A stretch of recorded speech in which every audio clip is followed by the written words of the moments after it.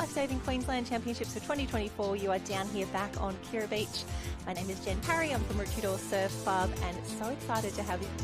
We've had some exciting racing already and you've come in at the perfect time. So down on the beach, the all-age relay is kicking off the competition for Saturday. You can see the conditions, it's a little grey out there at the moment, but that surf is still absolutely perfect. We've got the juniors out there warming up at the moment.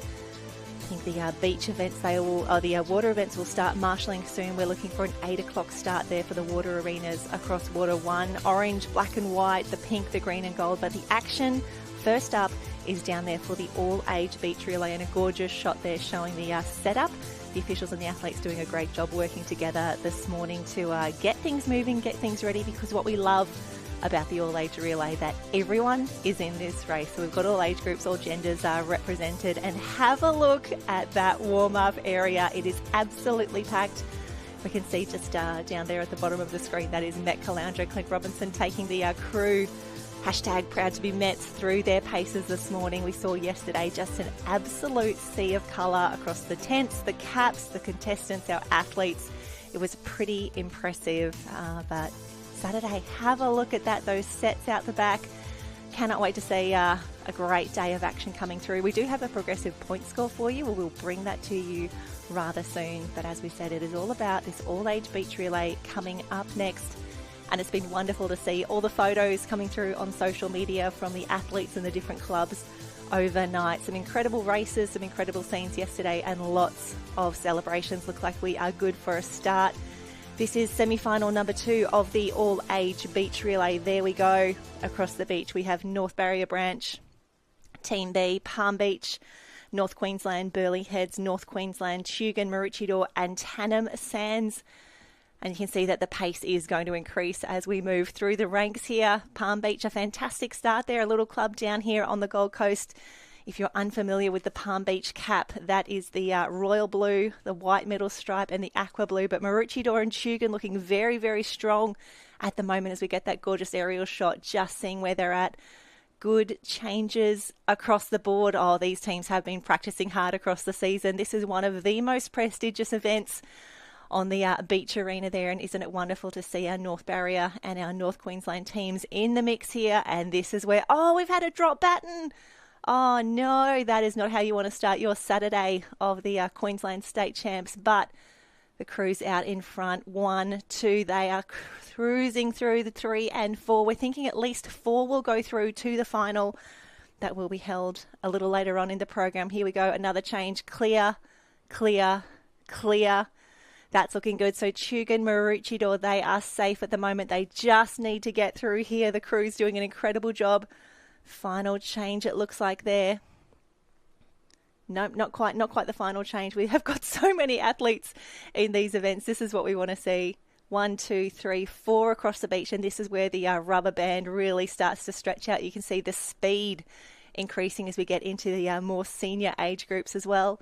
A lot of these athletes in action yesterday across the sprints, the flags and the relays. Are wonderful now seeing them combine with the rest of their teams to come through. This looks like a fairly decisive victory as we come through here across the line. Fantastic work for the crews. 1, 2, 3, 4. Now we're thinking that will be definitely the 4 that is through to the final. That will be held later in the program. Liveheats.com is where you can go to grab all of that information. And if we look back to semi-final number 1, it was the teams from Met Caloundra, North Burleigh A, Maroochydore B and Tweed Heads and Coolangatta, 1, 2, 3 and 4 from semi-final 1 earlier today. They are safely through, and now we anxiously await for the results of semi-final number 2 to see who is through as we get that gorgeous shot panning back. The beach sprints obviously already in action. The crew doing a great job down there to really get everyone in and moving very, very quickly. And then a little further down, you can see those water arenas. We've got at least 4 of those in action today. Tent City is absolutely pumping. If you had to fight for a park down at North Kira Beach this morning, we are sorry, but everyone is here celebrating the state championships for 2024, brought to you by Australia's Gold Coast, and they have absolutely turned on the perfect weather for us this weekend, which is glorious. We did have to relocate the program from Burleigh Heads Mowbray Park down to North Kira similar to the state championships last week, where we came from Kurrawa and Broadbeach down to North Kira here as well. But a huge thank you to the team from North Kira Surf Lifesaving Club. They have been the most amazing hosts for us across these two massive weekends of competition. We are just waiting. I can see now the athletes just lining up. The final athletes there. There we go. Those wonderful colours. And if those colours look a little familiar to you, that is the same colours that you'll see on the string of 7 or 9 swim cams that will be out in the ocean, starting with the red and yellow on number 1 there. It's a great way for our judges to be able to tell how they cross the line. Just very anxiously awaiting that verdict right now. And if you've been in the beach arena for a little while, this is where you start to learn the officials, who's on number 1, who's on number 2, or potentially who's in your lane as well. And you just hope that they are going to be coming across to give you the decal, give you the paddle pop stick, see who's going through to that all-age relay final. Now, we have had quite a few state championships, a few medals handed out already, as the boys just on screen there at the moment. That is the North Queensland cap, if it is unfamiliar to you, that aqua green with yellow stripe down the middle. They have picked up a few medals already across the championships, which is wonderful. 2 teams from North Queensland in the mix here. Maroochydore in the background there.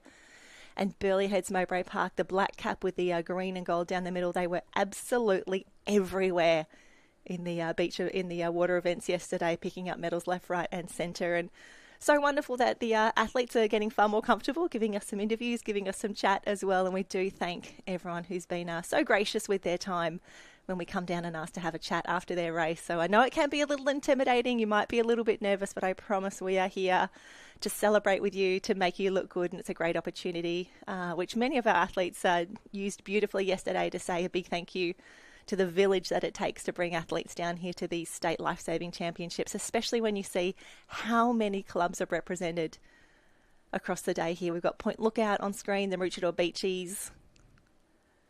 I know we had Bribie Island, the Currumbin Vikings in there. Ready, hello Redcliffe Peninsula, Sunshine, Tweed Heads and Coolangatta, or TH&C. Alrighty, there we go. The judges have made their decision. Jumping onto liveheats.com, I will tell you who is going to be through to that all-age relay final. A lot of pride on the line for some of our larger clubs here as they come through. Looks like Ty Dowker, he is on commentator duties today. He was on dad duties yesterday. A huge congratulations to the Burleigh Heads Mowbray Park, who had some incredible performances yesterday. Ty was down there in the thick of it, and today he's bringing us all the good news. And confirming the results now for semi-final number 2 in the all-age beach relay. In first position was Maroochydore Team A, North Queensland Branch Team B. The Killer Bees getting through there. That is fantastic. Just waiting to see who is next. So there's actually 10 athletes in every single team in the beach relay. So we've got 11s, 12s, 13s, 14s and 15s, a boy and a girl from each age group. It is absolutely packed down there. Just waiting for those next ones. Here we go. So it's Maroochydore, North Queensland Team B, Tugun Team A and North Queensland Branch Team A in the final as well. We've got 2 North Queensland teams in the final. How good is that? We'll have 2 Maroochydore as well, with Met Caloundra, North Burleigh, TH&C, Tugun. Oh, it's all on. And you can see it's getting a little grey down there on North Kira Beach. But here we have the official confirmation, the start list for the final in the all-age relay. TH&C is going to be in that red and yellow vest. Tugun, North Queensland, Met Caloundra, Maroochydore, Team B. And you can see, even though we only have 4 names on screen at the moment, there's actually 10 competitors in every team. North Queensland Team A, Maroochydore A, North Burleigh A. Looking forward to a very fast final coming up soon.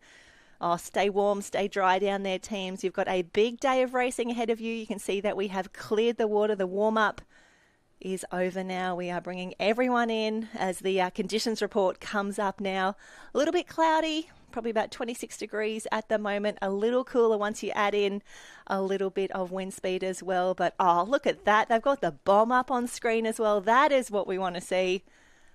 A little bit of rain expected across the day, but tell you what, that is not going to deter our competitors in any way. They are not only rescue ready, they are ready to race in any conditions that we present for them. And we can see down there on the beach as well, with the microphone in his hand, a huge welcome to Ralph Devlin, one of our on-beach announcers there, Life Governor of Maroochydore Surf Lifesaving Club. And you can see the teams on screen at the moment, just trying to stay warm down there. They're doing a great job. Oh, these beachies are quick. They are going to fly across the sand very, very soon. They've already done their semi-final. They're feeling good. They're feeling fast. They're feeling ready for a final, the all-age beach relay. And we spoke yesterday about all the merch that the different clubs are bringing down to state championships. Harvey Bay Surf Club, great to see them in the house. That is a red cap with the 3 white stripes. You can see a spectator there rocking the merch. And here we go. We're herding the cats. We're bringing everyone down here. 10 athletes from every single team getting ready to go. And this is where you'll see the athletes. They'll walk the length of the track if they're down the other end. And you might see a few of them just start to scuff the sand along the way. Obviously, lots of sprint action over the past sort of 24 hours. And if there's any divots, any potholes, anything, any debris on the course, this is where they'll kick it out of the way. Probably not into someone else's lane, but we'll just make sure that everyone is ready for a smooth run there. And again, our oldest competitors, the final run legs, they will be wearing the vests as well as they get ready to race. This is an exciting way to start water day 2 of the Queensland State Champs for our juniors. It's been a big day of program already, and someone who's been down there on the beach, in the water, checking out the conditions, checking out our athletes. Craig Holden, welcome back. Good morning, Jen. Oh my gosh, I've been down the beach for the water warm-up, and it is organised chaos to a whole new level. The swim warm-up was pretty good, but I tell you what, once all those boards hit the water at the same time, oh my golly gosh. Good luck finding your children out there because, it was chaos. It was chaos. But the water arenas, they are closed now. We're getting ready. The marshalling is coming up next, and excited to see what we have on the program today. Yesterday, it was all about the team events. We're moving into some of those individual races, but all-age relay, a lot of pride, a lot of bragging rights on the line first up. Yeah, I love the all-age relay. We talk about the Taplin relay at the senior state titles being, the true test of your depth in a club, and it's a bit like the all-age relay. It's the depth of your club when it comes to your beachy. So it's a fantastic event. 2 people from each age group, from under 11 through to under 15. New rule this year that you must have 50% of your team minimum must be female. So it's up to you how and where you run them, and it doesn't necessarily have to be 1 girl, 1 boy per age group. As long as in your team of 10, you must have 50% of them minimum must be female. So very interesting to see how it plays out this year. I do like that, because you've got to think for some of our smaller clubs where they may not have as many per age group or as many boys and girls per age group, it does allow that little bit of extra flexibility. And we're seeing now North Queensland team, 2 teams in the final as well. Wonderful that potentially these changes of rules allow more people to participate. Yeah, exactly. It's probably no surprise we're seeing the branch teams here with multiple teams in the all-age relay. They're probably bringing a significant team, and they have that ability to select as many people as they like per age group. So good to see they have 2 all-age relay teams from North Queensland. I'm assuming North Barrier would have at least 1, if not 2 as well. So probably much easier for the branch teams to have the depth across the all-age relay than the smaller clubs. And that's probably the only thing with the all-age relay, that the smaller clubs probably won't be represented as much. But hey, we've got some quality athletes here and can't wait as we see the start of the all-age relay. And this is what it is all about. The team's so excited to start the day like this. They would have had a little bit of a warm-up earlier, but North Burleigh, what a start they have made here. That was slick. And Harvey Bay, is it down on the bottom side? Miami having a great start. Oh, not Miami. THC. Here we go, getting our cap colours wrong already. But Maroochidore's got 2 teams, Jen, and they're coming through well. Tugun as well. So great change from Metropolitan Caloundra. Spit your words out, Craig. But Maroochydore looks like your young boy that you interviewed yesterday. Levi in there having a great run. Wow, it's Maroochydore and Tugun at the moment. It looks like some strong baton changes here. And this is where the speed starts to come through. Tugun doing so good. Look at the determination on his face, and he has come through a beautiful change over there. Nice and safe across the board there. You can see our officials lining each end there. And this is where it gets exciting. We've got the guys and the girls all in there together. Looks as though Maroochydore maybe. No, it's still Tugun in the lead. We have got a race on our hands. Met Caloundra coming through the field now. Yeah, I think Met Caloundra might have won this event last year, if my memory serves me correct, Jen. So we know they've got plenty plenty of depth. Maroochydore and Tugun fighting it out now, but this is the nerves for the parents and the coaches, the changeovers, so because what do we have? 12 people in the team, so 10 people in the team, so that's 9 changeovers, so 9 chances for things to go wrong. So, but at the moment, Tugun is looking very, very strong as Met Calandra comes through with a strong run. Another changeover. Go. This is going to be a great finish, Jen. North Burleigh just a little bit nervous on that changeover there. They've recovered beautifully, though. Maroochydore, no, they've just got to get this one more changeover through. Ooh. Safe. Not the best changeover, just quietly, Jen. That was a little bit nervous, but it's not going to matter. Look at that. That's a strong run to finish it off. And they'll be happy with that. We'll have to wait and see, but because, as I just said, 9 individual changeovers there, so we'll have to wait and see what the judges' final verdict is. But from what it looks to us, dominant victory from Maroochydore. So Swanee will be jumping up and down, doing cartwheels. He will be happy about that one. And I think a fantastic finish has seen North Burleigh come onto the podium just in those last 2 or so changeovers. They will be absolutely wrapped with that. Of course, we see so many North Burleigh competitors in the water. They were everywhere yesterday, medals all over the shop, and I think they may have just got one in the All-Age Beach Relay. What a way to start certainly Saturday. Looks like it, Jen, but as we always say, we do need to wait for the final judges' decisions because, 9 changeovers, that's 9 opportunities to be disqualified, so I shouldn't be so negative. But your glass is half empty this morning, isn't it? We do need, the officials have been watching closely every changeover, so until the results are final, we're not going to know the exact placings, but across the line it certainly was Maroochydore, and it did look like North Burleigh snuck themselves into one of the minor medals as well, but this is the nervous part. This is where you got to sit there and you've got to wait for the judges to say whether you got the big crossed arms for a DQ or whether you're safe. Oh, we can see the post-race debrief happening down there on the beach at the moment. This is where they're saying, did you see me do that? And then you came through and then they were there. How good was my changeover? That was so good. So, fantastic to see. And, look, we certainly don't wish bad luck upon anyone. So we'd like to hopefully say Maroochydore have hung on and claimed the gold medal. But let's find out. I haven't seen Swanee on screen. It's a wonder he's not down there bouncing around and jumping up and down. So that's all right. We'll have to wait and see. Plenty of people down there watching the All-Age Relay, and that's great to see because it really is a great indication of your club depth. Kids from every age group here today, so I'm sure there's plenty of people excited down there, and it's a shame we can't hear because I'm sure the roar of the crowd down there would have been fantastic as well, Jen. Absolutely. So I love that we do start Saturday with the All-Age Beach Relay, and if you come back tomorrow, the March Pass to kick off the final day of competition, and I know a few people are coming in just for tomorrow, some of our athletes who have just made their team's March Pass crew. So there's a lot of prestige. It's pretty cutthroat to make some of those teams as well. You know what? I love the March Pass at a junior championships because you get such a great depth of clubs doing the March Pass. So there'll be lots of colour down there. Can't wait to see Nick Marshall's Nobby's Beach crew here. We know we've got the, I always get it confused, what he calls his Albatross nippers down there. Albatross is the program, but it's a Nobby's Beach team that's Nobby's doing Beach the March team. Pass. So hopefully we'll see some of the kids from the different programs involved. So can't wait to see the March Pass. The colour and the spectacle will be fantastic. And there's something about that March Pass music, Jen. It just gets the toes pointing, doesn't it? You love yourself some bagpipes, Craig. That is what it's all about. And we can see the athletes who are down the other end of the track. They're making their way back down now. As we said, that nervous wait with the rest of the team now. But this is where you can see the final athletes there in the numbered jerseys. They are all still in their lane. They are the ones who'll get the official yes or no, and hopefully a 1, 2 or a 3. Remembering that we do pay points all the way down to 6th, and knowing how tight the point score has been in previous years, every single point counts. Every single point does count. So there's a bit of nerves on the faces of some of these competitors. They're still waiting to find out exactly what happened. So we'll just have to wait and see. And we had some tight finishes even in the water events yesterday, a few moments where the judges were going back to the iPads just to say, yep, who's number 1, who's number 2.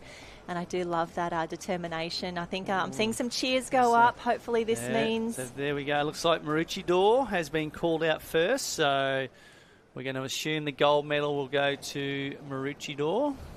Just refreshing liveheats.com at the moment. And we'll run through in a moment the events that we are going to try and cover on the live stream today, recognising that we didn't get coverage of every single age group yesterday, and that is absolutely our commitment to try and get to as many events across as many age groups and as many arenas as possible. So there you go, ask and things will be delivered by Big Voice. All age beach relay, tick, done. That is all done. And then we've got some board relays, some iron. So we're doing a fair bit of time in the 14s and the 13s arenas today. Cannot wait for those Ironman and Ironwoman races. And then, personal favourite, heading down to the under 11 arena. These athletes competing at their first ever state championships. The froth levels off the charts down in that arena. We've got about 600 11s here from my club, Elliot Heads, and we see our cap colours come up on the screen. So for those that are watching at home, if you're not sure, there's lots of different cap colours here. So there's just a rundown of some of the different club colours and what they exactly mean. So as we said before, there's so much colour on the beach, and that starts with the cap colours. So we do have the results of the all age relay, but so they've come through on live heat. So don't forget, follow along at home on liveheats.com. Gold medal to Maroochydore Team A, silver medal North Burleigh Team A, and the bronze medal to Tugun Team A. So well done to the three clubs who have medalled there. But great race, and we've been saying it all morning, Jen. Such a great event to watch, and pretty sure there's a trophy on offer for the all age relay too, if my memory serves correct. I think there might be I'll probably get it wrong now. Either Bonnie Elchin or Cole Elchin. I'm pretty sure there's an all-age relay trophy named after the Elchin family. So, and of course, Cole and Bonnie both done so much for officiating across surf lifesaving Queensland, particularly with the junior carnivals for a long, long time. So, if in fact the trophy is named after, I got a pretty good feeling it's named after Collie Elchin, but I may be wrong. So, great little accolade for your club to pick up that trophy as well. Absolutely. So, Maroochydore gets to take home a little bit of extra silverware and hardware down back to the club, but for now it looks like Ty is getting the crew together, pushing them all in, saying, come on, I need all 10 of you down here for an interview. And look at that, Swanee's in there as well. Ty, give us all the good news. Queensland State Championships, our all-age, real-age champions from the Black Swans of Maroochydore. And I've got, look at the smile. The smile says it all. Young Mitch, how was it going off first as a first runner for the Black Swans? It was hard. But, you got to put everything what you got into it. Now, you're the youngest age group as well, the 11s. We've got 5 girls, 5 boys. Who's faster, the boys or girls? Boys, definitely. No, I don't know about that, because you've got Alia over here. What about your run? The superstar, the speed star in the middle. Were you nervous going that run leg with the changeover as well? Yeah, it was really scary. The drop button. Yeah, well, I was going to say the drop button. What goes through the mind? Just the ability to reset mentally? I had to just think that we can do it and that we're a strong team to be able to do well. Well, you're a very strong team, and there's probably one man that drives the ship up there with the Black Swans. Swanee, here you come. Here he is. The smile says it all, mate. I love your passion with beach relay. I love your passion with beach events as well. It's something special, isn't it, to win an all-age relay for your club? Oh, mate, so much can go wrong, but yeah, very, very special. I say to the crew every year, it's the one event that binds the entire club together, age groups and genders and all sorts of backgrounds. So yeah, it's a pretty special one to win. Pretty special also, this the Elchin Memorial Trophy as well. That's something special for the club. Yeah, absolutely. It's nice to share, I guess, the history of the event and the Elchin Shield as well. So yeah, very, very special. Well, there you have it, Jen. What about that? Black Swans make some noise. Well done, team. They are the champions for 2024. Oh, fantastic work, Ty, and a huge congratulations to Swanee and the all-age beach relay team from Maroochydore, grabbing a gold medal. What a way to start your Saturday morning. We always say if you want to have a good day at a carnival, hang around with the winners. It just builds and grows across the day. Maroochydore 10 is where it's at right now, but North Burleigh, didn't they come through just at the close there? Yeah, they did very, very well. And how good is that? 3 minutes to 8 o'clock and 10 people already have a gold medal hanging around their neck, so that's great to see. It was an early start for the Beachies, but obviously the rest of the carnival can't happen while the all-age relay is happening because we're taking children from every age group. So over and done with nice and early. We'll kick off the water events very shortly. I can't wait. As I was saying before, Jen, the under-11s there. They are so excited. We've got 6 kids here from my club are just loving the atmosphere, and I really can't wait to see some of their races later on today. they certainly battled the conditions yesterday, but hopefully a little bit calmer down there today, and hopefully they do well as we see the weather pop up. I know. This is a new development overnight yesterday, Craig. Welcome to the bomb. We are sharing all the good information because we want to make sure that everyone has all the information. But, you know, when you're packing for a surf carnival, just bring everything. When in doubt, just pack a full bag. The first thing that goes in the bag is definitely the spray jacket or the rain jacket, closely followed by the umbrella. I never go to a surf carnival without a rain jacket, and I think it's going to be needed pretty soon because it is looking a little bit more gloomy down there than yesterday. Yes, I know. We had Brielle Cooper. She came into commentary last year, and she's one of our Race 1 athletes, so I'm expecting to see her around the traps this weekend. And we asked her for some of her tips that she would give to nippers, particularly to those 11s who are maybe coming down to their first championships. And one of her tips was you have to pack your bag the night before, and you need to pack your bag yourself, which we absolutely love, taking that responsibility. And now Craig's here with the packing tips as well. Exactly. I do the same thing. My bag gets packed the night before. I pack my son's bag. He probably won't appreciate me saying that, but I know if I pack it that everything he needs will be in it as well, because you do need to be prepared. There is a saying I won't repeat on the live stream, but about, you know, poor preparation leading to poor performance, and that's what happens. You need to be prepared, not just physically and mentally, but just the basic things, making sure all your equipment is in your bag. There's nothing worse than getting to the tent and one of the kids saying, "Mum, Dad, where's my live heats wristband? Where's my water bottle? You know, where's my water bottle? Did you pack my towel for me?" Like, these things need to be prepared the night before. So if you can get into that bit of preparation phase, you'll certainly do much better for being better prepared. So anyway, we're going to go to an ad break shortly, and we'll come back and talk very shortly.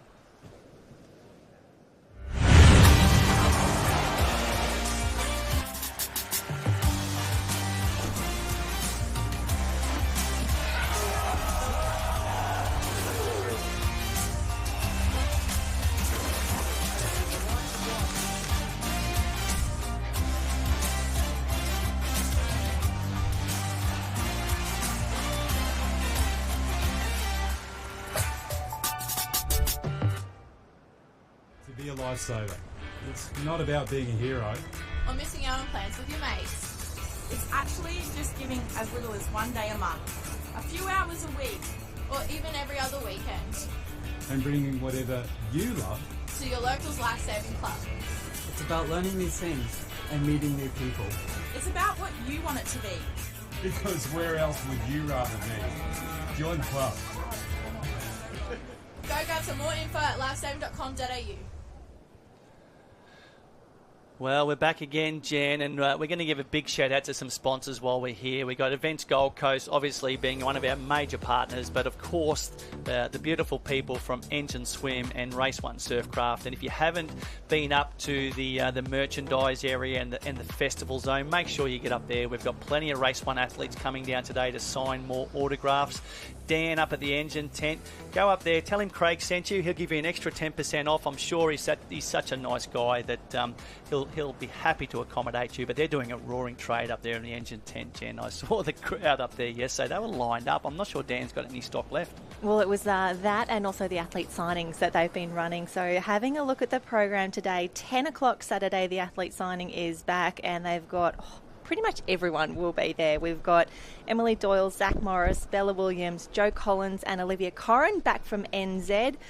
Jasmine Raywood, who had a little chat with us yesterday, Harriet Brown and Ali Day. And there you go, you were right, there is a trophy. There is a trophy. I'm not often wrong, Jen, but I am occasionally. So the memory gets a bit phasey, but I knew there was a trophy named after, I think, Col Elchin. So I do apologise if it's Bonnie it's named after. Maybe it's the Col and Bonnie Elchin trophy, but I knew there was something there. And how good.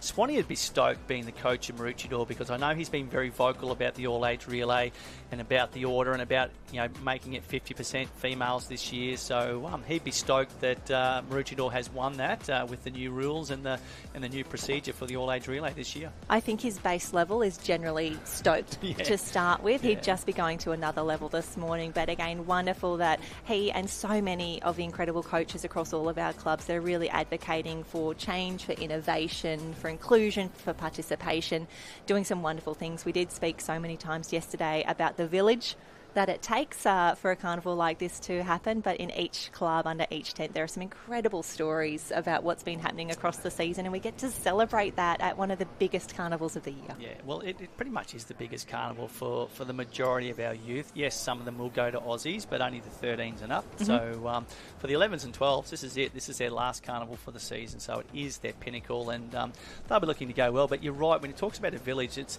being down on the beach with the warm-up earlier on, just seeing the amount of coaches, the amount of age managers, the amount of water safety, and there's not too many coaches and water safety down there that weren't some famous Ironmen and Ironwomen, some dads and mums that I know are still competing in Masters, so there's plenty of talented people down there, not just our competitors, but even the mums and dads and age managers and coaches that are floating around the beach as well. Absolutely, and we get some gorgeous shots there. A lot of orange down there, a lot of the water safety crews getting ready for another big day in the water. With this many arenas running, we've got a lot of people out there in the water keeping eyes on our athletes and making sure that everyone is safe. And I can see a little Hogben child down there. So Stewie Hogben, the Surf Life Saving Queensland surf sports manager, obviously very busy this weekend running the carnival with his sidekick Ryan Bennett. But I can see a little Hogben boy there with the green and purple and white dolphin board. Team Burley on the back. That's a little Jezza.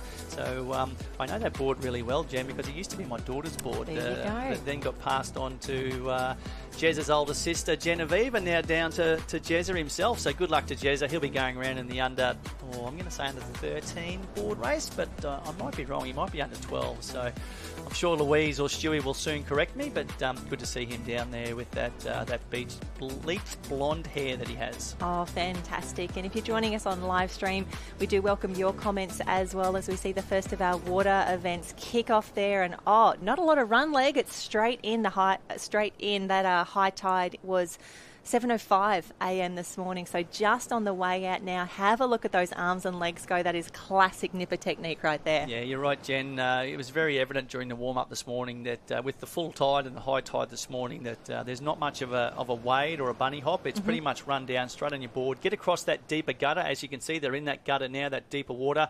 They'll very soon be hitting that inside bank where I can tell you the sweep is very up and down at the moment. It's coming and going. While the sets aren't coming across that bank, it's not too bad, but as soon as the sets and the waves come through and a lot more white water comes off that bank into the gutter, the sweep gets a bit more stronger. So, the biggest issue the kids are going to have to make sure they do is not sit and wait on the edge of the gutter getting onto that bank. You want to get onto that bank quickly and get across that bank as quick as you can. And some great shots there, just really showing the conditions that our athletes are facing into this morning. So it looks great out there at the morning. These drone shots absolutely changed the game, and we can see some of our athletes opting to sit, lean back, pop over the wave, get the nose over that white water there, doing it perfectly. And for some of our athletes here, they probably haven't seen too much surf over the season, but doing an incredible job just trying to get through this initial break zone, and I think a few of them nearly out if we can get them through this next one. Yeah, and the kids are doing really well here, the boys. That was where you have to work hard. That initial bit of wave motion coming off the bank onto the gutter, you've got to get through that white water with board speed. You've got to get that rating up. You've got to execute that sit and pop skill really well, because if you can get that nose up and over the white water, it helps you keep that momentum. As soon as the wave comes over the nose and hits you in the chest, you're getting stopped. So, but the boys out in front have done very, very well, and we've already got a lead pack of at least 5 or 6 paddlers there, with another one joining them coming from the south. Yeah, that's Alexandra Headlands at the top of the screen there, just making his own way there, getting some nice water. It'll be interesting to see if he decides to join the pack, get some wash, make it a little bit easier for himself as they go around one of the marker buoys there. So I'd say they're heading for the red and yellow. That'll be coming up on their left. Nope, just a green for today, just a shortened course it looks like out there, but no dramas at all for our athletes, even though the field is spread a little further out. The crew doing an incredible job getting out and around nicely here. Obviously had a bit of a change in course setup in this particular arena, and looks like the boys are just going around a shortened string of 9 that's only got about, I'm going to say maybe 4 or 5 cans on it. So interesting to see what's going on, and we see a couple of single cans there. So obviously this particular arena must have had a bit of a course change in terms of what colour cans and what setup of cans they're using. But anyway, the boys know exactly what they're doing. Obviously they listened to the starters' instructions and they're doing exactly what they were told, and they're now coming back into the wave zone. We've got a lead pack of 3 who have opened up a bit of a lead. Looks like a North Burleigh cap. Maybe, 2 Alex. And 2 Alex caps there. So those 3 boys are going well. But here comes a set now. So we'll have to see whether the boys can pick this up. The leaders should, but whether the ones behind them can get it will be a different story. And you can see the moment where they're like, yep, this is my wave. I'm going. Have a look at that rating. North Burleigh pushing down at 1, 2 and 3. You'll see they'll adjust their position on the board, move back a little bit, keep that nose up. No dramas at all for the crew for here. And now they've got to get over the double up. They've got to keep that board speed going. Yeah, that's the hard part now. It's easy enough to catch the wave across the bank, but it's when the wave comes off the bank and into the gutter that it fattens up again, gets full. You lose a lot of that momentum, and you've got to keep that board trim. And great work from the boy from Alex. He just milked that runner a little bit further, kept his body weight forward, kept that board trim and kept it moving. But here comes our second and third competitors. This is obviously a heat of the under-13 men's board race, so I'm sure these boys will just be trying to conserve some energy and just qualify through to the final. We'd like to think that they're probably taking 8 through, but obviously we're not aware of the cuts and the qualifying that they're doing down in that particular area. We'll grab that in just a moment. We'll see the crew as they come up. Beautiful dismounts, different technique there, but as you say, the boys, they've definitely done this before. This is a BAU race for them. So there you go, just an individual board race there. And we had some of our Race 1 athletes in commentary with us yesterday. It was wonderful. Hannah Scully came in the early morning, and we spoke about how important it is to listen to the officials when they're doing that pre-race briefing. She was quite open about the fact that last week at the state championship, she had gone around the wrong cans, and she was like, that was completely my fault. I didn't listen. And it's such great advice, and it's so great for our young athletes to hear this about the people who are at the top of their game still make these mistakes. These nippers, they are learning every single carnival, and they are just doing us so proud. I did have to chuckle about that when I heard Hannah talk about that yesterday, Jen, because I was actually announcing on the beach at the time, and we called it. We said, I think Hannah Scully's gone to the wrong cans. She's gone around the ski cans. And she did. But the good thing was she didn't cut any cans. She actually paddled further than she had to. So didn't get disqualified because she still went round the 2 cans that she needed to. She just decided to go an extra probably 75 to 80 metres because she was so far in front.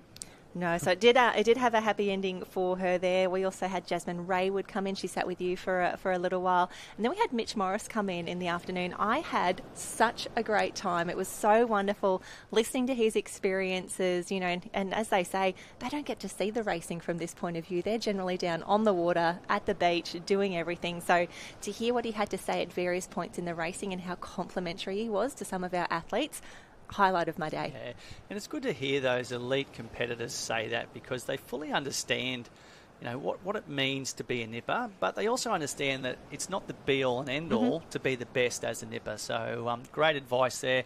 And we see the results coming through from that round 1 of the under-13 men's board race. It was Joel Rodd from North Burleigh, Byron Briggs from Alexandra Headland, Hunter Dykoff from Alexandra Headland, Finn Bowman from Alex, Jensen Ackerley, Maroochydore, Cooper Doe from Miami Beach, Jagger Imrie from Burleigh Heads, Melbury Park, and Charlie Dodona from North Queensland branch. So great to see a North Queensland branch competitor handling the surf on the Gold Coast and hopefully qualifying through to the next round. Absolutely. It looks like we've got quite a few heats here for the under-13 men's board race. Just seven in total that they've got to get through. So that's going to be round 1 for now, quarters, semis, and a final for the under-13 men's board. Yeah, that's a lot of racing. Jen, I wonder how many heats there are because obviously 12s, 13s, 14s don't need to qualify for their board races or surf races through branch champs. So this is an open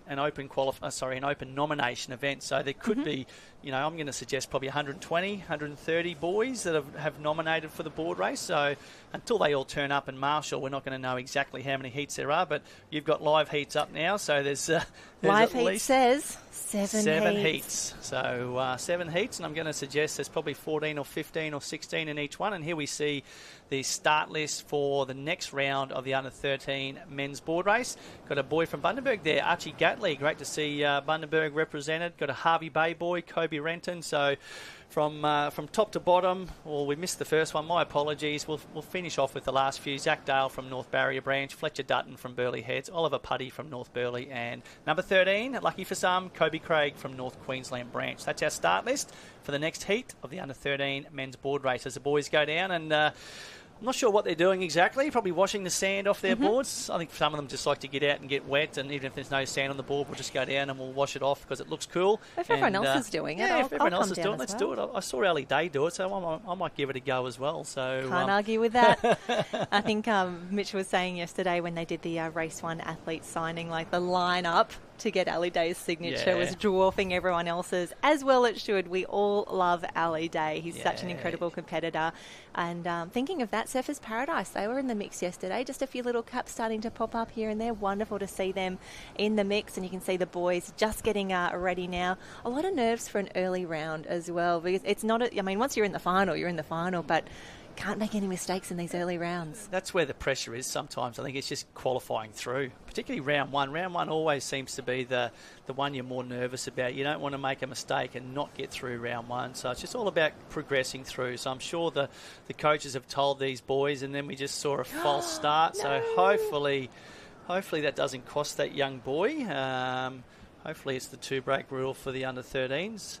But we did see the officials enforcing the one break rule where it was appropriate yesterday, and that's always really tough to see a team taken off the line. I think it was actually in one of the finals, the board relay finals yesterday, about lunchtime. That was pretty rough, but for now, it looks like, what are we doing down there? You can already see one of the boys taking a backward step from the line. I'm going to suggest he's waiting. He's going to run down to the south behind that lead group. Oh, no, we have seen a DQ. Oh, that's rough. That's heartbreaking, Jen. Absolutely heartbreaking for the young boy there. Nerves just getting the better of him. Mermaid Beach, Jen. Yeah. Anyway, we're off and running. So we see 4 boys cutting down to the south. They're picking that line to allow for the sweep, but the rest of the heat has got away reasonably well. Down on this northern end, the boys have got away well, but everyone seems to have got a relatively good start. So hopefully we'll see them all get out across this gutter fairly well. So big shout out and lots of commiserations to young Miller Stanley from Mermaid Beach, obviously getting disqualified then for braking at the start. So chin up, mate. Bigger and better things. Forget about it and focus on your next race, but we certainly do feel sorry for you. And here we go, the boys making their way out.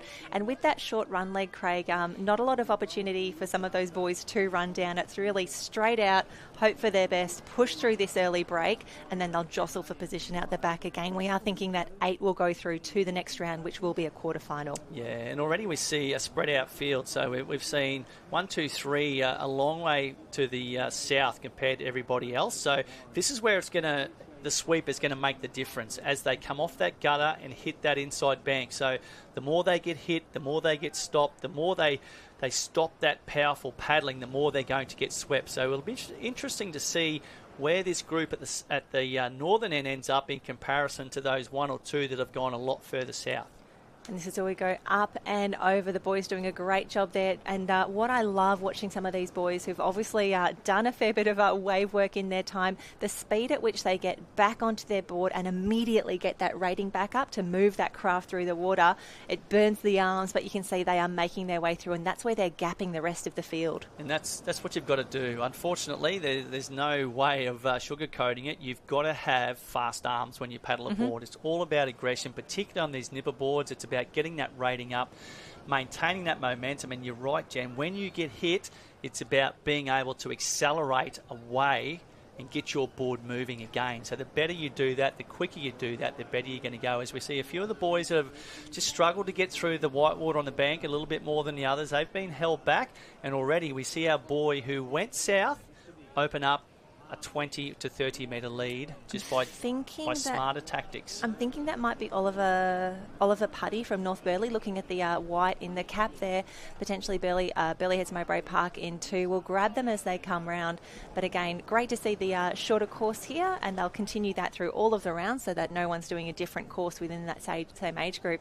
But have a look at the lead that this top 3 have now been able to gap the rest of the field. Jen. That's how huge. Much separation we've now seen just from that inside bank. And those who negotiated that bank better got out in the clear water and are doing it comfortably. So at the moment, we think there's only 3 boys that are out around the Cairns.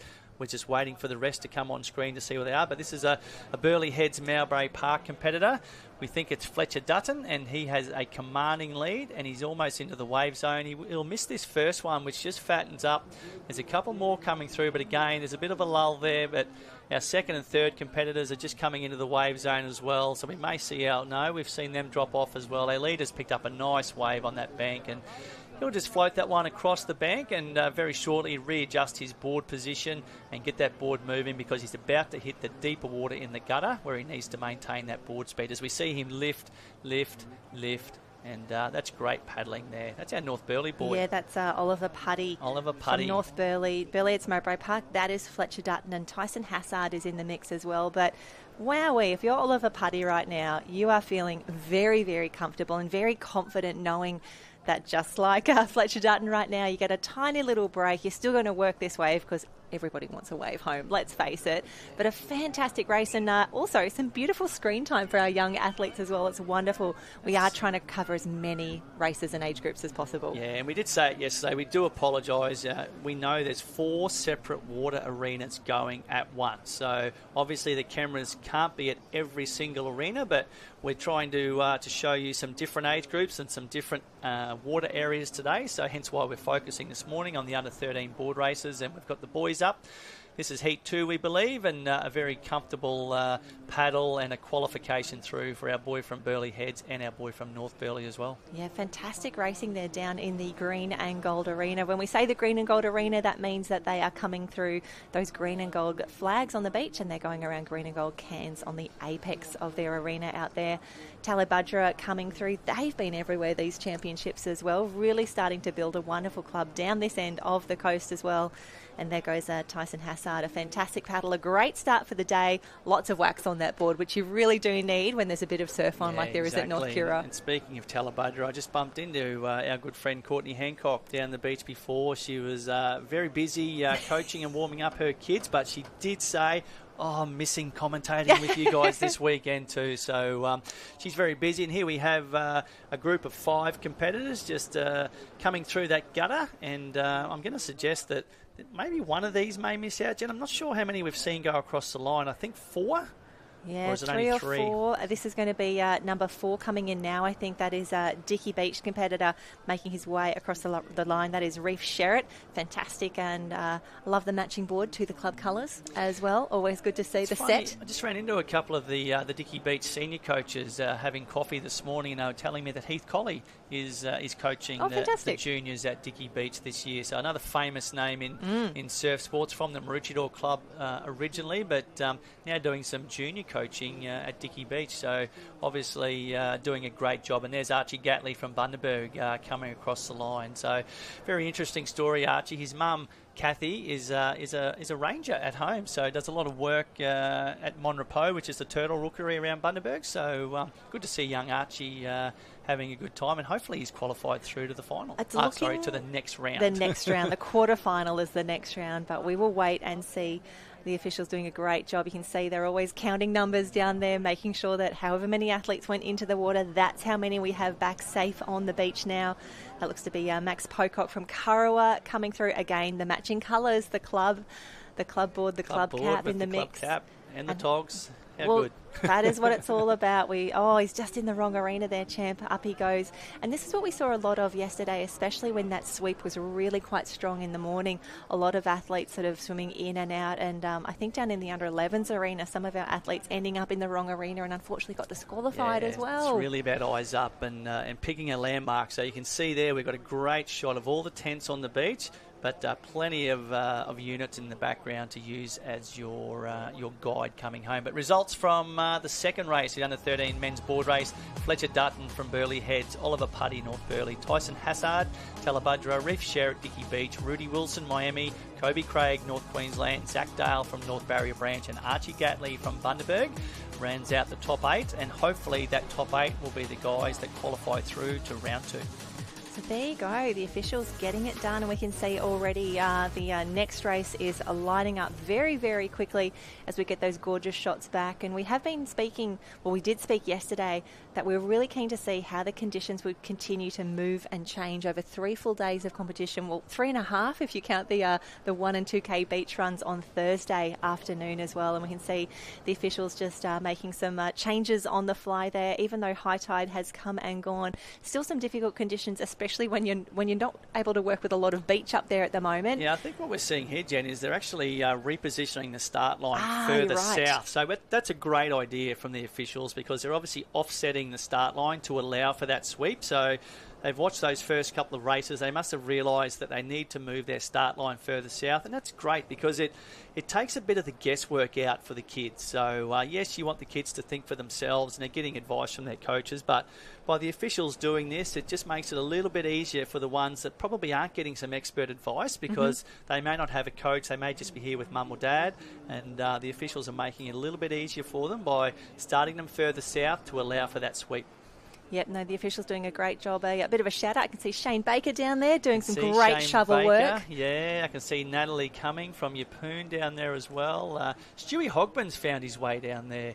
Jen, that's Stewie. He's everywhere in the on maroon the shirt, beach. and I'm going to suggest his young fella must be racing soon. He's just conveniently found himself down in that arena. Hey, so nice work, Stewie. It's always good. You're a busy man, working hard to make sure the carnival runs effectively, but you need to find time for your family. And great to see him down there watching his young fella, who must be coming up in a heat very shortly. But plenty of cap colours in this one, Jen. Yeah, I will let you know. This is heat number 3 for the 13 men's board. In the mix here, we have Aston Souter from North Burleigh, Koa Brody from Currumbin, Lewis Bear from Kurrawa, Jai Robson from TH&C, Xander Pine from Kurrawa, Jake Hodgetts from Emu Park, Sam Allison from Tannum Sands, Henry Miles from Alex, Jackson Wright from TH&C, Eli Hammersley from Sunshine, Marley Fritsch from Mermaid, Nash Wilson from Alex, Diesel Robertson from Tugan, and Harper Skelton from Burleigh Heads Mowbray Park. Another packed heat. Again, we've got 7 heats in total.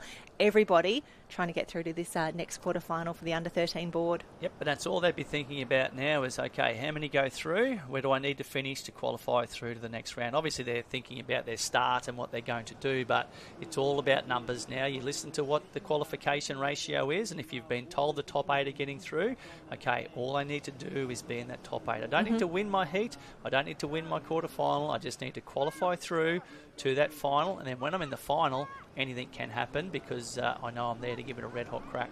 And here we go, the boys just lining up on that redone start line for now. The officials making some great decisions there to give our athletes the fairest competition arena, but probably also looking at the breaks and the surf out the back to figure out where it's nice and consistent and where we can get all our athletes through. And we are now right at the end of 10th City. When you consider how far along this arena stretches, it's pretty impressive. It is, and tough little start zone there for the boys. They're obviously just on a little drop-off where the sand has been eroded away by the waves and the water, so they're not exactly getting a flat surface to be able to plant that back foot, because a lot of them are probably using a bit like a standing sprint start. You want to get that back foot planted and dug in to drive off when you start. So yeah, a little bit of a funny predicament to be in, where you've probably got one leg higher than the other because it's up on that slope. Here we see the boys just doing those final preparations. Got to go down and watch that sand off, Jen. Hey. Got to get it done. Great to see another Tannum Sands cap in the mix there, and for sun safety, loving seeing some rash vests under the jerseys. And you'll notice that every athlete who's racing this weekend is wearing one of those pink rash vests. That's mandatory for competition. They'll also be wearing their Live Heats wristband as well. So as long as you're within the rules outside of that. I did see a few young athletes who are looking a little pink this morning after a big day in the sun yesterday. So please slip, slop, slap and wrap when you're down there on the beach. Something that we do reinforce with our kids, not just our kids, with everyone. Sun safety is so important. You saw me yesterday. I had the zinc cream on the nose and the lip when I was down on the beach. It's something I take very, very seriously, and great to see the kids doing the same thing. And here we go, the boys ready for heat number 3 for the 13 men's board race. Lots of nerves down on the line. We're thinking that it will be 8 through to the quarterfinals.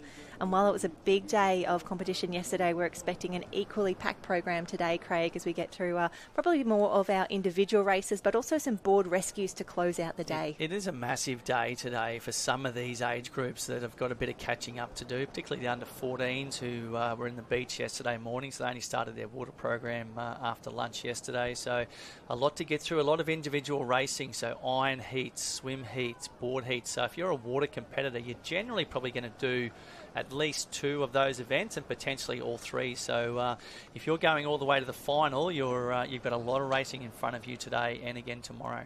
And a great start for 2 of our Kurrawa team here, Lewis Bear and Xander Pine. They're on the bottom of your screen here. They got out really, really quickly.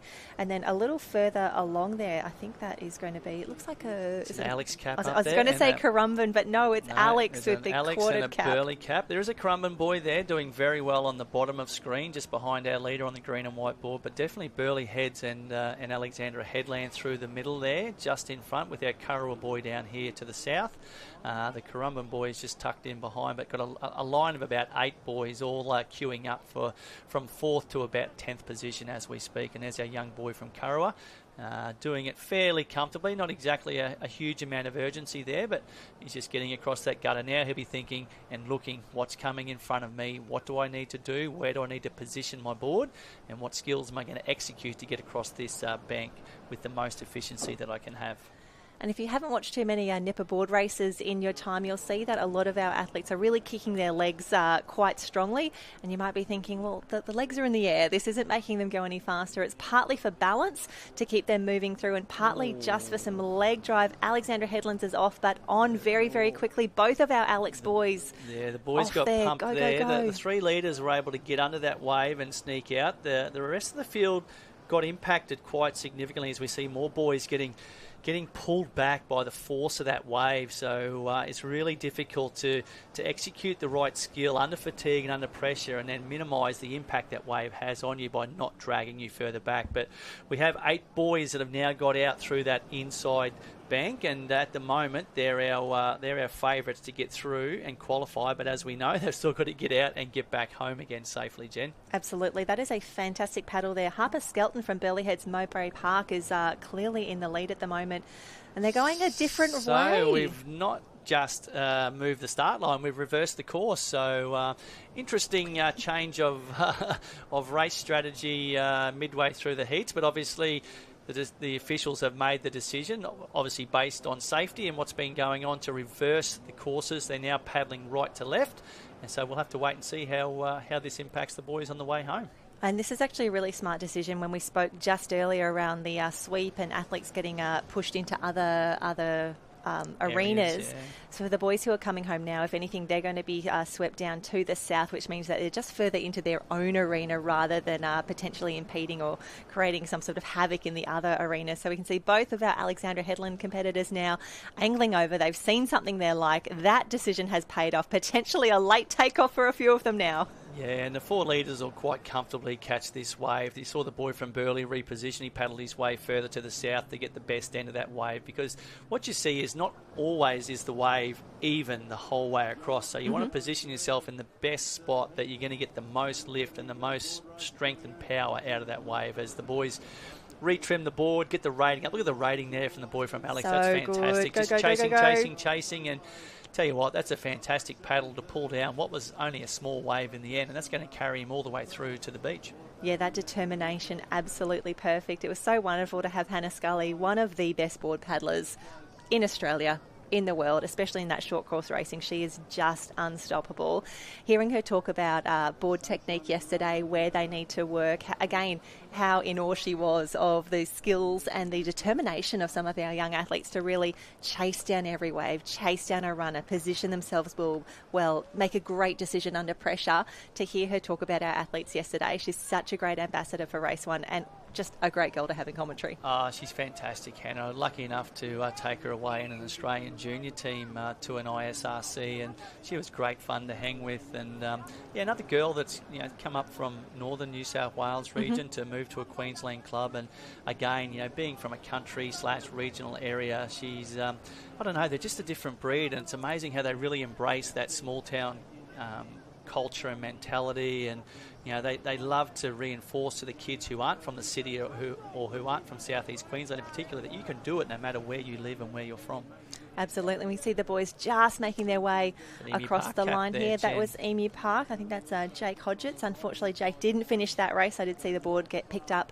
And that's a great time to give a bit of a shout out. The crews out there in the IRB doing an incredible job making sure that everyone is safe out there. And I can tell you that this is going to be heat number 4, because I can see some Dicky Beach action here. That's going to be Tano Campagna and Benji Little from Dicky Beach. Hello, Benji. Hello, Tano. Doing a great job out there, being challenged now. Alexandra Headland's in the mix. I tell you what, Currumbin, Joe Moritz and Rock Damro in the mix. This is a tough little heat. Harvey Bay in the mix there as well. Talabudgera as well. So that looks like young Huey Campbell from Harvey Bay. Good little fella, Huey. He used to drive up from Harvey Bay every couple of weekends and do some training with my squad on a Saturday morning. And great little fella, great family, and it'd be great to see him get through. He's a good little board paddler, so interesting to see how he handles the surf conditions today. And it looks like they actually may even be in a different arena to what we saw a little earlier. They look to be a little further down, or that just could be the different camera angle. But have a look at those drone shots, and you can see just how shallow it is where most of the pack is in the middle, and that's why we've got those waves starting to come through. But Alexandra Headlands, what a start here. The boys are going to have to duck. A few rolls as well. Hold that board close. Definitely a few rolls there. The 3 leaders have got out unscathed, but the rest of the field just been slowed up a little bit there by all that white water, and it's a tough decision to make when you're under fatigue, under pressure. Do I roll? Do I sit and pop? What am I going to do best to get through that wave zone? I think they've all made the right decision so far, a few of them having to sit back and pop now, and they'll be nervously looking around saying, I know I need to be in the top 8, because that top 3 have absolutely bolted. Just getting that great break early allowed them to move through and around. And as we see, this is heat number 4 in the water at the moment, but the results for heat 3 are up on screen at the moment. Henry Miles, Harper Skelton, they are all through safely, as is Xander Pine. Fantastic work. The crew from Karawa, Eli Hammersley is in there. Marley Fritsch, who we saw go through, Jai Robertson from TH&C, and Diesel Robertson, lucky 8th position there. That crew all through to the next round, but now all of the action is with Alexandra Headland clearly out the front at the moment. The crew doing a great job here as we get those glorious shots back down towards the south there. And here we see Alexandra Headland's looking around. He'd love a wave to bring him home. We'll just see what we can do. I think that's Tyler Johnson from Alexandra Headland, a fantastic paddle so far. And here you see down, down, down. Yes, he is through. Loving that. Readjusting on the board. That is the best way to come home. He is so clear of the rest of the field. He'll take a lot of confidence from this race into the next round, the quarterfinals of the under-13 men's board. Alexandra Headland's well out in front, but the drama, the action, the excitement is back a little further. And then we get that gorgeous panning shot back to see the lead that our wonderful competitor Tyler from Alexandra Headlands has managed to pick up. But the race is out the back. The top 8 will go through to the next round, the quarterfinals. There is no doubting our winner right now. Tyler Johnson, a fantastic paddle. He's going to have to do a fair bit of work on the way home, just in a little bit of dead water at the moment, but he is clear. Wonderful screen time for Tyler as they come through, just waiting until he touches the sand a few times, and he knows that he is safe to stand and up the beach here. But let's have a look. We'll pan back in a moment and we'll see just where the rest of the field is. He's clear. He's done. He's home. Let's find out where the rest of the field is, because the action is back in 2nd through to 8th. That looks to be Noosa.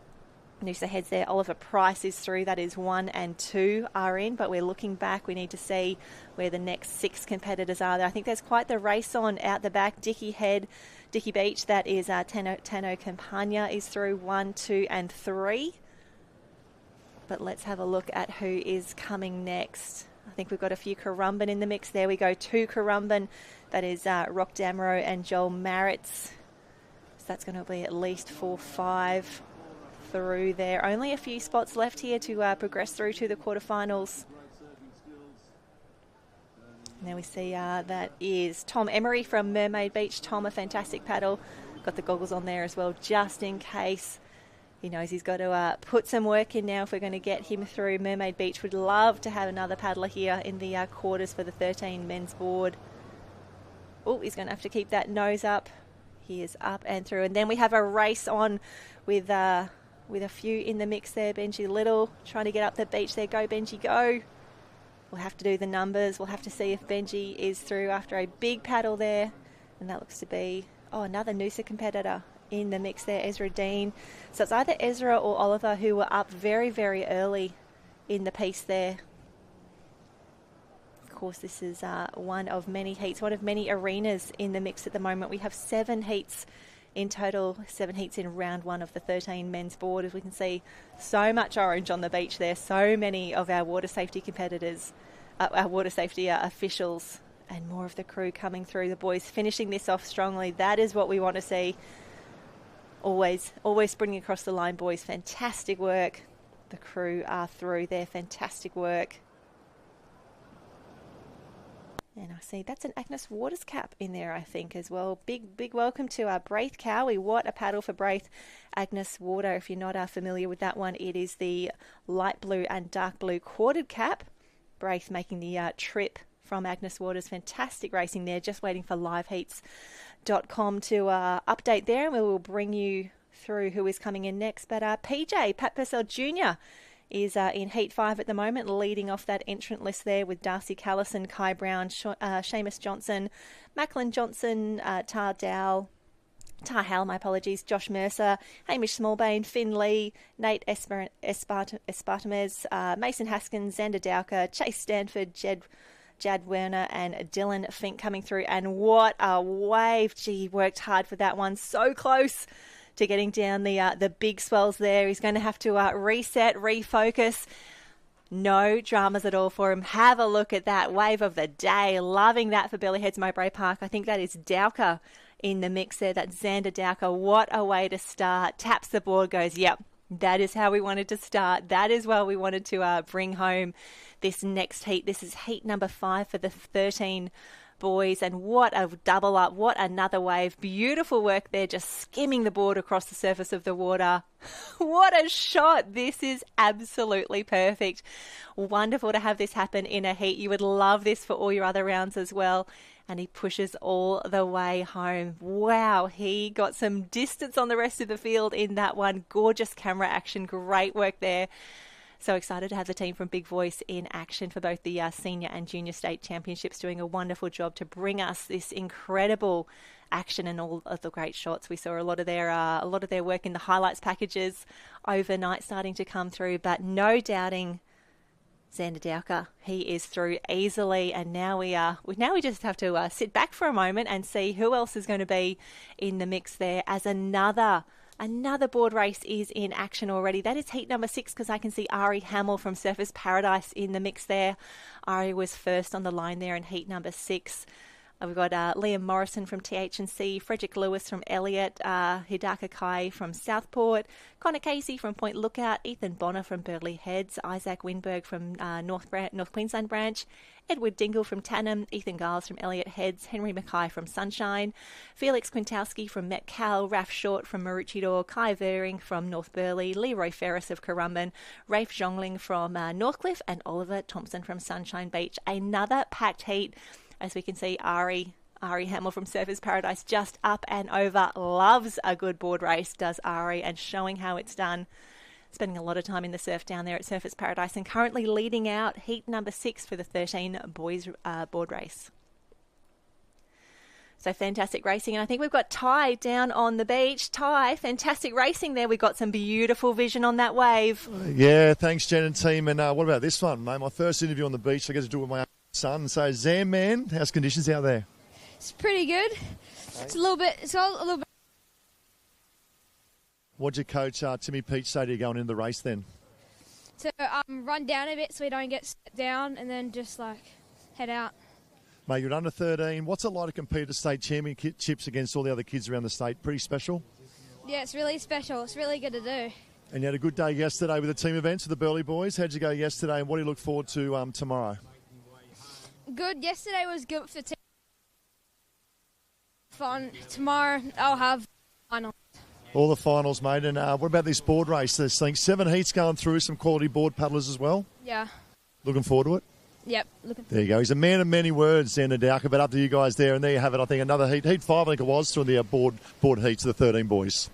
Oh, fantastic work. Thank you so much, Ty. Great interview. And Craig has just rejoined us. I cannot wait to watch that race back. Xander, he got this beautiful wave, paddled it perfectly through. And now Ari Hamill comes down a big one, takes the drop. No dramas at all. Has to be Zane Hamill's young fella, you would have to suggest there, Jen. So no doubt getting some great coaching from Dad, Zane. But how good to see Dowks down there interviewing his young fella. We saw his daughter, Imi, pick up multiple medals yesterday in those under-15 team events, and now he's got his young fellow out there paddling aboard. But great work by Ari. Oh, wow. Fantastic. And I can see one of my Elliot Heads boys coming through in this heat as well, Jen. So can't wait to see that. That'll be Ethan Giles, actually, so can't wait to see how he's going. And there's our Maroochydore boy coming through. That is Raph Short. I was going to say it looks like a little shorty to me. And Raphael Short, great little competitor. This is a hot little heat, this one. This is a tough one. I mean, let's be honest, there's no easy heats at a state championship, but the boys doing an incredible job. We've got some great vision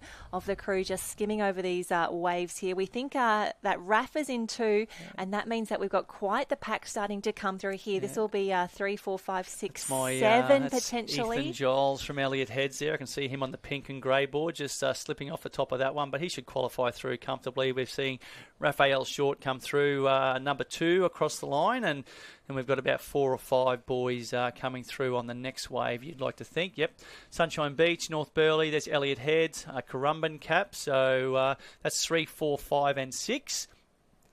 Lots of different caps in the mix here. Henry Mackay from Sunshine Beach. Keep your eye on Connor Casey as well from Point Lookout. We'd love to get him through as well, but no doubting Ari Hamill in 1, Rafa Short in 2 as the boys just make their way through. They know that they're safe in that top 8, but as we saw, no easy heats, and it's only going to get tougher as they progress next through to the quarterfinals. Yeah, exactly. And I think this is the 7th and final heat for the under-13 men's board race in the action. Finlayson Chatre from Mermaid Beach is on the far left-hand side, next door to Javier Norman from Tally, Cooper Saunders from Alex, and Owen Johnson from Southport. Tannum Sands boys had a great start in that particular race as well, but it looks like Devlin. North Burleigh out through the middle on that greeny sort of blue board. He's had a great start, but the boy from Tannum has had a fantastic start through the centre as well. But again, a very spread out field, Jen. Really, And we did see a couple go south again, and I'm not sure which arena we're in, whether we're in the one with the offset start line or not, but quite a few of the boys again choosing to go further south to allow for that sweep. 2 Tannum Sands caps in. 3 Tannum in the Sands mix. caps. Jack Padfield, it's the club chance. We spoke about this yesterday, didn't we? I don't know how this happens. Anyway, it's a random draw, we know that, but how often do you see 2 or 3 or 4 from the same club in the same heat? Well, I tell you what, we love a good club champs, and we love this little surf that's starting to pick up and just break through the field now. This is where it gets interesting. This is where the boys really do need to start going to work. They'll make their way through 7 heats for the 13 board. I'm so excited that we do actually get to bring you so much of this action as a big wave comes through. Great skills, all sitting and popping really well then. So these boys might just sneak across this bank without too much drama, as we see a couple of set waves still coming through at the back. But if they can get that board speed up and get that rating up, they should be out and through that as well. Lovely work from the Mermaid boy, just tucking the head down and sneaking under the lip of that wave. But these boys should all be out relatively cleanly now, as the boy from Mermaid just cops another one on the top of the head. But our boy from North Burleigh is looking very, very strong. Yeah, I think that might be Kai Thomas from North Burleigh out the front. But we did speak about the Tannum Club champs. It's also the Coolum Beach Club champs. They were next to each other on the line as well. A shout out and a big welcome to Patrick Woods and Rico Fonyip from Coolum Beach. That is the bright red, full red cap of Coolum Beach. Yeah, and we just saw one of our Tannum Sands boys having a little bit of trouble there at the back of the pack, but he's back on the board and going again, and we've got a real congested field now. Our leader has pulled away with a comfortable lead, but there's a big group of about 8 boys all coming through on the next pack, as we see a great shot there. Tannum Sands, Coolum, Tannum Sands, TH&C, the Tannum boy nearly going on the inside of that can. He did very well to get himself around it. So, but our leader from North Burleigh he's pulling away, Jen. He's paddling really, really well as the set starts to come through. The first one will be a bit too fat for him, but there's another set coming out the back. So this boy from North Burleigh should be able to get on possibly this one as it starts to stand up a little bit. Has he got the board speed to get over? No. But I'm going to suggest the next couple coming through are going to quite comfortably pick him up and carry him across that inside bank. And potentially for the rest of the field, a few nice waves starting to come through. They're not going to get away from the Cairns, even though they do look so inviting out the back. Should pick this one up, but Jen, this will be no dramas. Comfortable little ride across. I shouldn't say to the beach. It'll be across that inside bank because you've still got to get across the gutter. So nice cruisy ride. Now he's into the deeper water, but here comes a wave for our 2nd, 3rd, 4th, 5th, 6th and 7th. Only 3 maybe we'll get on that one. So we'll just have to wait and see how we've ended up as we go back to our leader who's now across that inside gutter, which is looking quite wide at the moment, Jen. So with the high tide and full of conditions, definitely a long paddle across that particular gutter as we speak. And thinking about the iron races that we've got to do later today, that is a huge swim home and a really, really tough swim home as well. There's nothing coming through.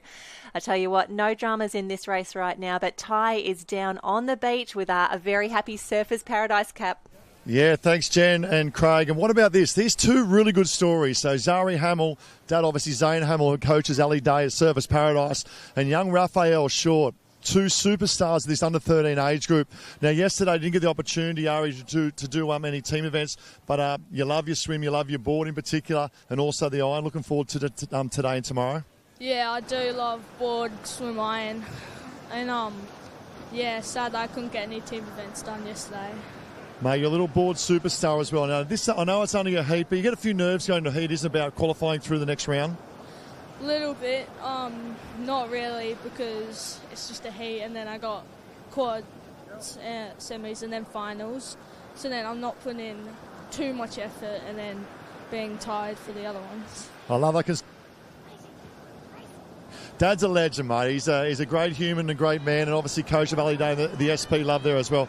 Do you get to train with the seniors at all and match race Ali Day at all? Yeah, I do train with our senior squad sometimes, but I get smashed by Ali. He's always way in front. Well, let's come over to Rafa. I'll jump in here, Rafa. Another great story from the Black Swans, and you talk about the Short family, you talk about the Black Swans of Rescheduled as well, mate. You've been around competing as well. He's another superstar coming through. Picked up a bronze yesterday. I think it was in the Cameron as well. How was yesterday team events? Yesterday was pretty fun. Definitely fun racing with the team. That's what it's all about, getting points for the club. Yeah. I love it. Team for the points for the club as well. He's small in stature, but he's huge in heart, this boy. And cousin, Sam Short, he's the 2nd quickest ever in 400 metres to Ian Thorpe in Australia. Leading up to the Olympics, he's going to get there, and how's he going to go? Honestly, he's going to get the world record, I reckon. We love that, eh? What about the support here from young Shorty Raphael? Look out for these 2 boys, not only today, but also tomorrow in the finals. They are the superstars of the under-13s. Raphael Short and Ariel Hamill, look out. Best of luck. Oh, thanks, Dax. How good is that? Plenty of confidence there from young Ari Hamill, but how good he loves training with Ali Day. I reckon he'd go all right against Ali, to tell you the truth, Jen. I think he was underselling his ability, saying that Ali smashed him. I think he might have him in a couple of years, but we'll have to wait and see. But how good. Shorty, Sam Short's little cousin, Raphael there, saying he's going to get the world record. There you go. Just lay it on the line. You heard it here first. The call's been made. Sam Short will break the world record according to Raphael Short. Absolutely love it. And here we have the results for the under-13 men's board race. Kai Thomas from North Burleigh, what a big win he had there. Cooper Saunders from Alex, Luca Borton from THNC, Owen Johnson from Southport, Javier Norman from Talabudra, Jack Padfield from Tannum, Fraser Caldo from Alex, and Cruz Devlin sneaks into the next round. Congratulations. Unfortunately, though, we will say goodbye to the rest of the field there. So that is a big start for the day. A lot of relief, I think. The boys knowing that they've done enough, they're through to the quarterfinals, but it is just the start of a very big day of racing. We do know that the program for Saturday is always pretty full on, and as we heard, some people have done massive days on Friday, all those team events. Some are probably a little fresher if they didn't have those teams, as Ari mentioned earlier. But just now we're going to take a very quick break. We'll be back with more action in just a moment. To be a lifesaver, it's not about being a hero. Or missing out on plans with your mates. It's actually just giving as little as 1 day a month. A few hours a week. Or even every other weekend. And bringing whatever you love to your local life-saving club. It's about learning new things and meeting new people. It's about what you want it to be. Because where else would you rather be? Join the club. Go grab some more info at lifesaving.com.au.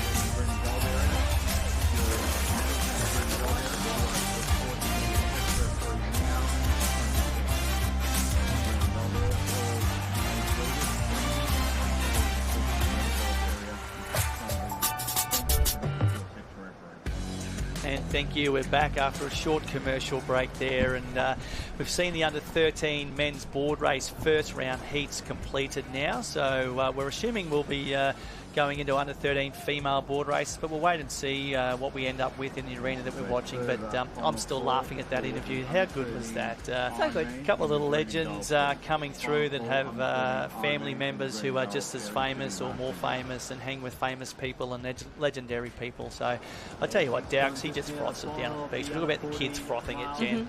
He's a big kid. You won't see a bigger kid than Ty Dowker. He loves it. He's getting amongst the people. We see some of the mums and dads down there.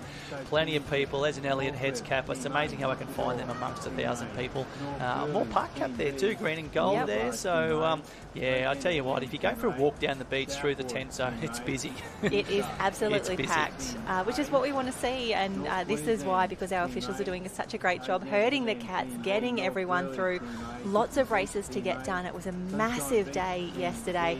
We are back in action already today. We'll be back tomorrow as well, starting with the March Past in the morning. Everyone is down here on the beach. Yeah, I'm getting excited for tomorrow already, Jen. I can't wait for finals day. I know today, day 2 always seems to be the hard day. It's a long day. You've been through day 1. You're not quite at day 3. You know that day 2 we're catching up on events we missed out from day 1. We already have a busy program.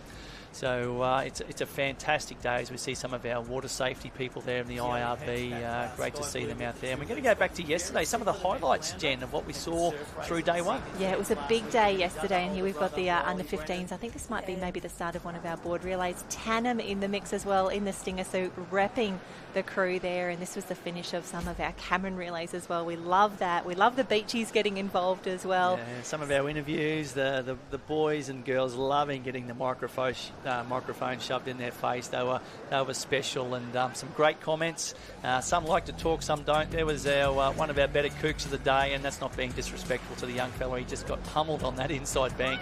Very happy little claim there from the girl from North Burleigh, and we saw some great racing, Jen. Absolutely fantastic racing today. We really did. Those fast tags as well there in the Cameron relay, the board relays as well. This was a great race. It was Burleigh, North Burleigh, everywhere yesterday afternoon. Some great sets out the back as well. I spoke to this crew after their board relay heat. They were having the best day down there in the 15s arena, and the officials really enjoying it as well. Mermaid nearly getting cleaned up on the side. She held that beautifully. She knew what she was about. I shouldn't have worried at all. You really did. And we speak about Ty Dowker. There's his daughter, Imi. Very successful day with the Burleigh Heads girls, yes, in the under-15 team events. And of course, the beach sprint action, our sand crabs, having a fat time down there. The flags. We unfortunately couldn't follow the under-12 girls all the way through, but we got down to about the last 30 before we had to shut the live stream down, and some plenty of smiling faces. It was just so good to see. It really was a great day all up. So that was yesterday. We're back in Saturday right now, and we talk about the wonderful team kit that everyone's got. Have a look at the deck coat there from Tannum Sands, and a man who is always in the middle of all the action, Ty Dowker, cannot get enough. King of the kids, hey? That's where everything happens, Jen. That's the marshalling tent. We talk about going to marshalling. That's the tents that the kids go to. They report for marshalling. They stay in the shade and keep themselves occupied. And that's where the banter happens. The kids are just having a ball. They're meeting kids from other clubs. They're probably having a bit of light-hearted sledging. And it looks like Dowks is maybe going to do an interview shortly. We'll just have to wait and see. He's giving us a thumbs up, Jen. Give it a whirl. Let's give it a whirl. Let's throw to Ty Dowker, smack bang in the middle of the marshalling tent. This is the third. It's a blue event of the 13 boys, and Rafa just jumps in front of us there as well. Paula Johnson, mate, one of the favourites going this iron. How are you feeling? Good. Now, you're an Alex boy, mate. They're up and about, the team Alex. What does it mean to be a part of the mighty Alex team from Alexander Headland? Oh, it means a lot. It's fun being down here with all my friends. Down with all your friends. And they do too. They're on the knees. Your colours here at Premier Club. So this might cut the difference back. Final call for the under 14 female Irons. You should be marshalling now. This is your class call. Under 14. Oh, looks like we've got a bit of a broken connection. Too much happening down there in the...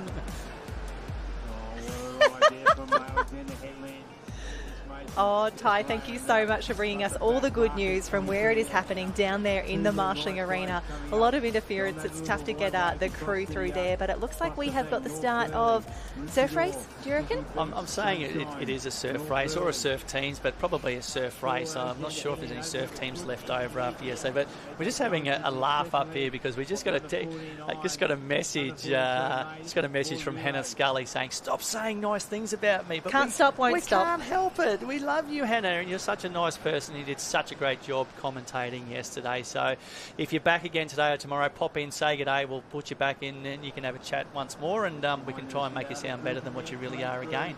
So here we go, the crew are lining up now, just doing a few arm swings down here.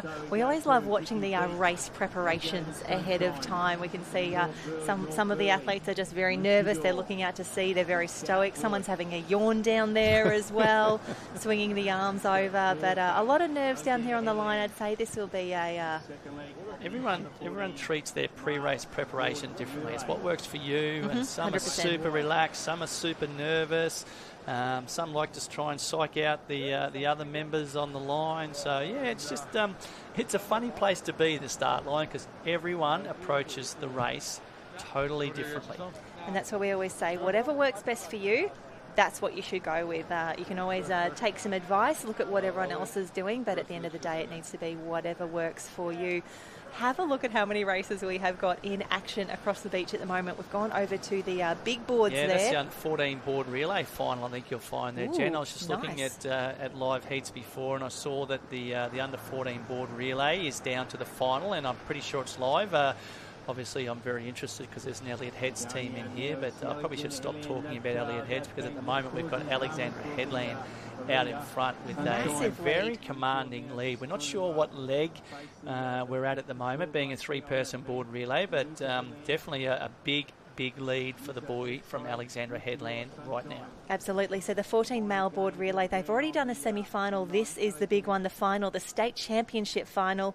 Teams in the mix here. We have Northcliffe A, Maroochydore, North Burleigh, Mooloolaba, Alex, Southport, Noosa, North Queensland, Alex B, North Burleigh again, Dicky Beach, Sunshine, Met Caloundra, another Sunshine, Elliot Head Teams A, and then Palm Beach. How good is it to see Palm Beach? Go the Elliot Heads boys. We missed out on a silver medal in the under 14 Cameron relay yesterday because our second runner was still doing a board rescue, and hopefully I'd love to see the boys make up for today and jag a medal to make up for that extreme disappointment yesterday. And they're sitting in about 1, 2, 3, 4, 5, 6th position, I think, at the moment. I can see the pink board, which is probably Drew Woods, but at the moment our boy from Alexandra Headland has a commanding lead, and he's already back in the wave zone. He'll miss that first one as the boys out the back get one across their bow and have to make sure they don't get spun sideways and flipped off. But the boy from Alex should be able to paddle over this one. If he gets the rating up, he's going to come straight down the front of this one, and that's what you want when you're on your way back to the beach. That is absolutely perfect. We've actually got two Alexandra Headland team in the mix here. We've got Ashton Briffa, Riley McCartney and Cody Stafford. That is Team A. And then the Killer Bees in the mix as well, Brodie Hughes, Kobe Sharp and Van Wright. And there you can see North Burleigh and Sunshine Beach. They've also got, I think, multiple teams in the mix here just coming through. Have a look how much said no, Sunshine Beach. That was a difficult wave to hold, Jen. That was a double up, which almost became a triple up. Because, it really did. And the boy from North Burleigh did so well. The boy from Sunshine did a great job too. He just couldn't do much about that. That was just unlucky. Absolutely unlucky. Wrong place, wrong time, and unfortunately, even in some tricky conditions like this, the wave wasn't too huge, but it was enough to make the difference, and I will never doubt the skills of anyone from Sunshine Beach. They are so good at what they do, training in that break day in and day out. But for now, it is Alexandra Headlands and then North Burleigh. That is your top two as they come through. And you can see how high the tide still is down there. There is not a lot of beach. There is not a lot of distance between the start line and the tents. No, exactly. It's very high at the moment, so limited space on the beach as we see our third and fourth. So Sunshine's dropped back to fourth. Looks like a Maroochydore team possibly coming around in third place. So definitely got our lead four as our fifth place getter runs around the flags in the background as well, and number 6 and number 7. So that's Dicky Beach, I'm going to say there, Jen, coming around to make the next tag. Looks like Noosa heads, another North Burleigh team potentially, or a Maroochydore team, but certainly not race over. I think you'll find this is our last leg. So this is our third paddler. We've already seen our first and second paddlers go. So this is where the medals will be won or lost. So the pressure's now on the third paddler to maintain the lead as the boy from Alex negotiates that break. Has a look across to see where the North Burleigh boy is, because he is coming up and making significant ground. But that wave, I was going to say he's going to stop him, Jen, but he did magnificently there. Great sit and pop. Straight up and over. The boy from Alex has just pulled away a little bit, but I'm going to say this boy from North Burleigh is going to be very soon right up on his wash. Yeah, Alexander Headland's doing a fantastic job. Probably needs to move just a little bit further up on his board, but no dramas now. He is up on the knees and working. But North Burleigh, this is the benefit of being in the chasing position. You can see where you need to be. You can chase him down, but also 3 and 4 also in striking distance. Look at him. He is making a beeline for the back of the leader's board. That's where he wants to be. He wants to wash ride. If he's wash riding the leader's doing all the work. The person sitting behind in the wash is doing less work, saving energy. So when they turn the cans, he can pull out and hopefully have a bit more energy in the tank, because he's already coming up on the outside. So great paddle from Alex the boy knows from he's there. North Burleigh. The boy from Alex knows he's coming. You can hear him, but tell you what, he is flying, the boy from North Burleigh. Oh, wow. Absolutely motoring. He hits the lead going around the string of 4. And I was intrigued then. I thought he would have tried to get up the inside and push Alex a little wider. He didn't need to, though, because have a look at the distance he's making right now. And there's a nice little runner coming. Wave. Go, go, Kenny, go. Kenny, get on this. Get that rating up. He won't catch it, but have a look at the beautiful distance he got there. Alexandra Headlands is now struggling to hold on to that silver medal. Here comes another wave, Come on, Jen. boys. Come on. This is what we want to see. This is the excitement of an under-14 board relay state championship. He's going to miss it. Our leader should get down the front of this, although it is starting to fatten up a little bit. He can't quite pull over it, so it's not race over yet. Let's see what's coming behind. Our leader from North Burleigh is approaching the wave zone, but here comes a wave. We're going to have 4 people here potentially. No. Fourth has fallen off, so we have a race in 3. Can the leader just get down the front of this first one? This one's going to double up, so second and third, if they can get over the front of that double up. Oh no, we've lost one. Alex, the Rescheduled boy has come through, so now we have a race in 2, Jen. And not the 2 that we were expecting at the start of this leg here. The boys doing such a great job. They know they need to work hard. Maroochydore and North Burleigh, it is neck and neck at the moment. And now we don't really know who's got the legs or the best position on the beach. The boys just caught in this really difficult dead water at the moment. What I love is that neither of them are giving up. Maroochydore just caught too in early. a little shory, a little double too up. early. Yes, the boy from North Burleigh probably deserved that, if there's such a thing, because he had a fantastic paddle to catch and pass the Alex competitor. But gold medal for North Burleigh in the under-14 men's board relay. Maroochydore bringing it home for the silver. Sunshine in 3. The boys from Alex have fallen back to 4th, Jen. Tough day there, but against a really, really tough crowd there. And I love that Live Heats is updated already, and we can officially congratulate North Burleigh Team A taking out the 14s board relay.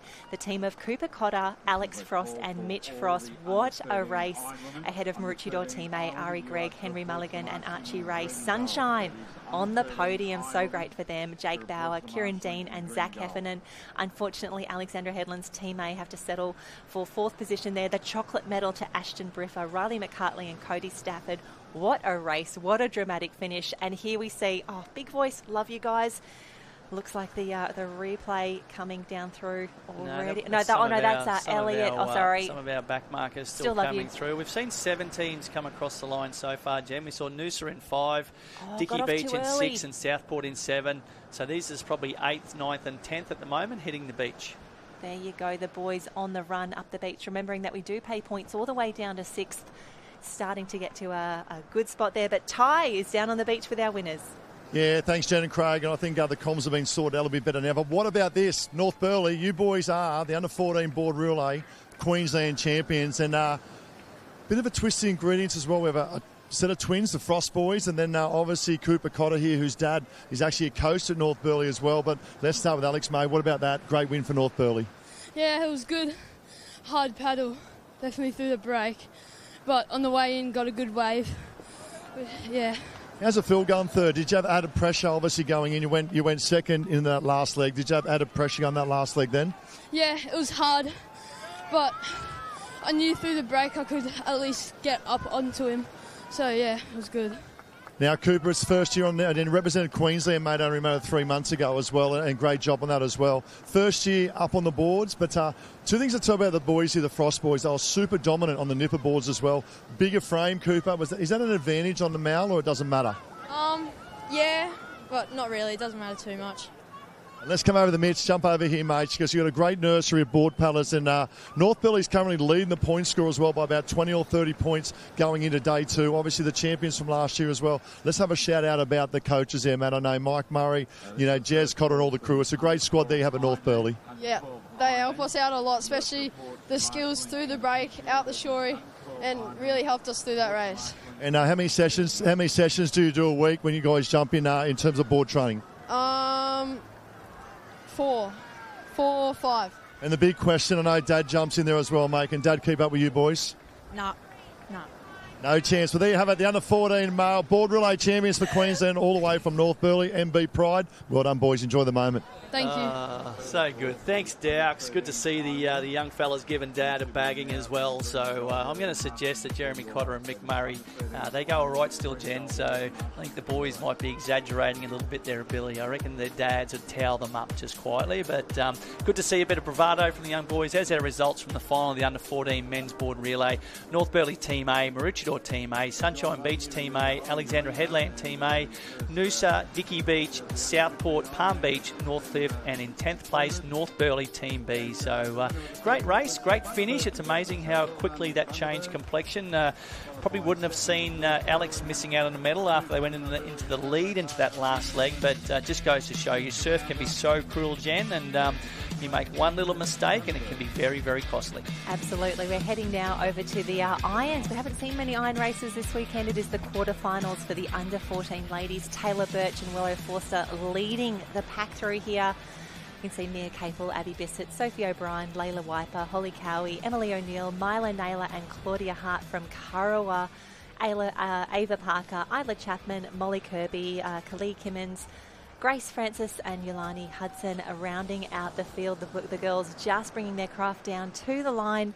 This is going to be a fantastic race. I'm so stoked that we got that under-14 board relay, but even more excited that we're starting the iron racing now. Yeah, and we know that the irons are straight to quarterfinals. They're one of the individual events you do have to qualify through your branch championships, so we know that all there will be is 60 competitors maximum. So we know we're starting straight at quarterfinals, and excited to see what we see here in the iron person events. We haven't seen any iron racing yet. It's all been team events, a little bit of individual board and swim. So this is where we now get an indication of who can string both legs together, who has a good swim and a good board. And once again, we always say it, with iron person racing, you must have a good swim leg. You cannot afford to be a poor swimmer anymore. You need to have a strong swim and you need to have strong craft. So, and with the swim being second, it's going to be even more crucial today. You're going to be tired, you're going to be fatigued after the board leg, so we need to make sure that we still have enough energy in the tank to crank out a good swim leg.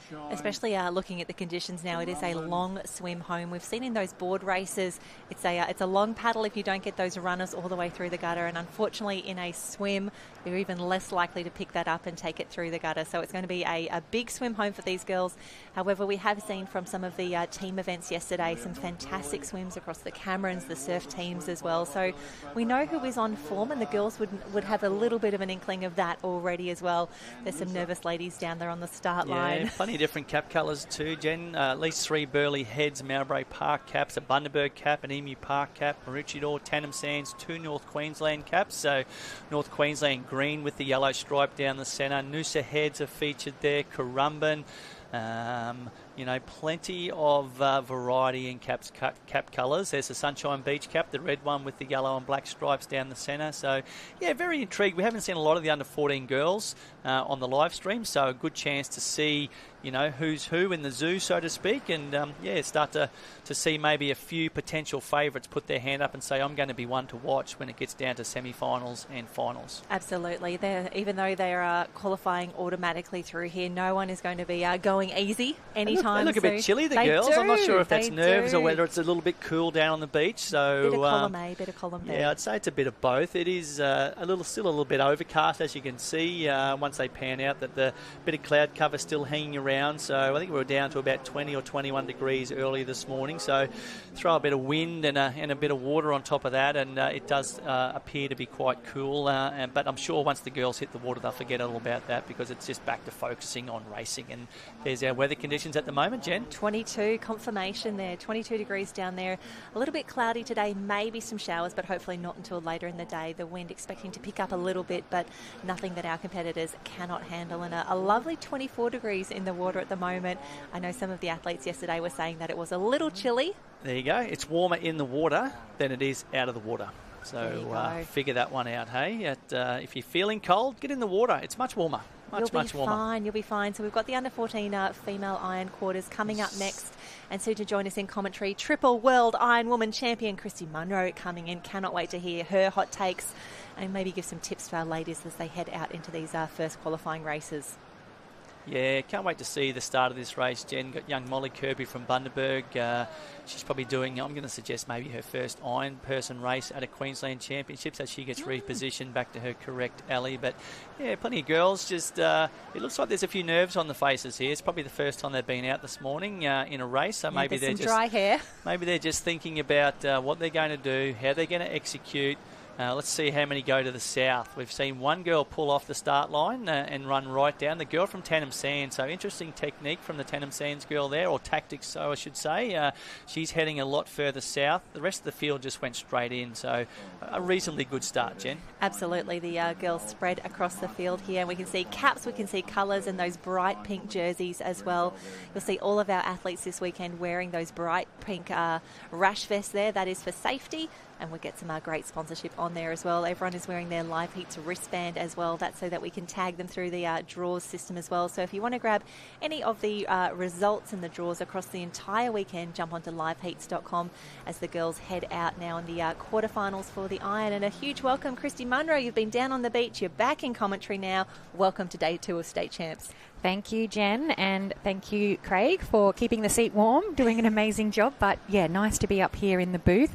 As you were mentioning, it is getting a little bit chilly down there on the sand, although I think all of those showers have cleared, so hopefully we're in for an amazing rest of the day. As some of the girls, unfortunately, having to roll under these waves, just being caught on the bank, we can see it's actually quite shallow there. Some of the girls even able to stand up as a board goes flying in the background. Tricky conditions down there today. They are, as we were going to expect, and changing really by every 30 minutes or so. When our athletes were warming up this morning, they weren't able to touch on that bank, so already in the first sort of hour and a half we can see the conditions really making a difference, and as that gets shallower you can just see it gets dumpier, and one of our athletes, she's still got her board, just having trouble negotiating through that back break. And she ducks under as well. And it's really important if you do need to roll your craft, and again, that's often the best decision to make. It's so important. You nearly want to have your forehead on the board and really holding that board as tightly close to your chest as possible. Yeah, and also holding that roll probably for a few more seconds, once really waiting for that wave to fully pass over your board before you try to flip back on. It's a common mistake from some of our nippers because they're so keen to get back on and get back into the race, but sometimes you do need to just hang underwater for a couple more seconds until that wave is completely passed over. but the girls doing a great job. And while they're battling the conditions down there in the break, our leaders have really done an incredible job making their way through the field. It is quarterfinals. We're thinking the top 8 will go through to a semi, and these girls leaving nothing to chance at the moment. We can see really difficult when you feel that wave start to take you and move you forward. Chrissy, it must be the worst feeling in the world when you just know there's too much water underneath and you're not going to pull down the front. Yeah, Burleigh Heads and Emu Park doing an amazing job. Burleigh just pulling down that wave. She looks sideways just to see she's the only one on that. And quarterfinals at state champs, they're going to be still going really hard, these girls. They're racing against other competitors that they haven't seen before, so you're not really sure where you sit in the field. We can see the following 4 chasing pack now, and I think the 4 behind. So our top 8 are fairly clear in this quarterfinal. They were just sort of lucky to get through that first break ahead of some of our other competitors who got stuck there a bit longer. So our top 6 approaching the shore fairly soon.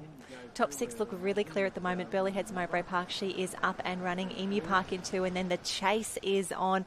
Remembering it is the top 8 that go through. And Christy, Burleigh Heads Mowbray Park, the absolute brightest togs on the beach. You can pick them a mile away. Yeah, they're great, and I also I find their cap stands out really well as well. So the black cap there with the green and yellow stripes. We can see another Burleigh Heads competitor coming around here with Maroochydore and Tugan. So that might be our top 6 for this first quarterfinal. Yeah, we've actually got a few from Burleigh Heads Mowbray Park in there, as you mentioned. Ava Parker and Layla Piper, Layla Wiper, I should say. The girls doing a fantastic job now as Kurrawa and Sunshine Beach come through. The girls knowing that they've had a fantastic setup for the race, but they really need to motor home now. Christy, it is such a long swim when we look at how high the tide is and how much they'll need to swim the entire way home through that deeper water. Yes, and you can see our competitors choosing to run a little bit further than they did on the board, and that's just really typical. The swim is the event that you'll get swept a lot further on the board, on top of the water. It's obviously a faster craft, and the sweep doesn't come into play as much, but the swim, especially when you're tied, that second leg, you're down in the water, it will take these competitors. And down on the shore this morning, I saw a lot of those early heats making those big mistakes and not running up far enough, and I think we'll probably see that throughout the day. It's something that as coaches we really drill into our athletes, but it is hard to be the sole one to run up an extra maybe 20 metres. It's a really tough decision to go out on your own and back yourself in those conditions. We can see our competitor from Burleigh just reaching that second bank now. She's able to get to her feet and dolphin dive, but sometimes this will give our athletes a bit more of an indication just how much they're being dragged. When you're swimming in it, you're not necessarily feeling it, but when you can feel your feet on the bottom, you can really feel the toe of the ocean. And it's also a great spot for them to maybe be able to see over this break and see where that red and yellow can is, to see if they have made the right decision early on, if they are lining up for that red and yellow can, because it looks as though our field is spread quite broadly, maybe 30-40 metres across the field there. But the girls doing a great job. You've got to go deep, you've got to go early to get under these waves. And similar to your comment earlier, Christy, around when you're rolling, maybe staying under a little bit longer, it looks like that could be a good decision when you're swimming as well. Yes, definitely. We could see just our second competitor there from Burleigh, as she was diving under those waves and jumping back up. Sometimes she was jumping up when that whitewater swirl was still really around her and just dragging her back that extra sort of metre and a half. And if you do that half a dozen times, that could be 6 to 10 metres that you're getting dragged back. Whereas if you had have just stayed under on the bottom, where we know the water is actually towing you out to sea, it can make the difference of those metres, and all really amazing learning experiences for our nippers over these next few days. And sometimes doing it in a race is the best way to learn the difference, sort of seeing where you're going and coming up compared to your competitors. Absolutely. We're seeing some big swells start to come through. I always think about the board rescue when we see this sort of vision, in that it's going to be really tough for some of our athletes from the beach to see those coloured cans out the back, to see where their swimmer does the signal to go and be picked up. But still, Burleigh Heads Mowbray Park out in front, looking quite comfortable at the moment, and we can see she has lined that up quite nicely. Didn't have to swim back too far onto that red and yellow can, and she might even have the opportunity now to take a quick little look look back and go, yep, I've still got a really good lead on the rest of the field. I'm feeling good in this quarterfinal. That looks to be the first 4 on screen at the moment, the top 8 to go through. And Christy, it must be beautiful to be swimming out there at the back at the moment. While they've had to come through a fair bit of surf to come through, it's nearly like swimming in a swimming pool out the back.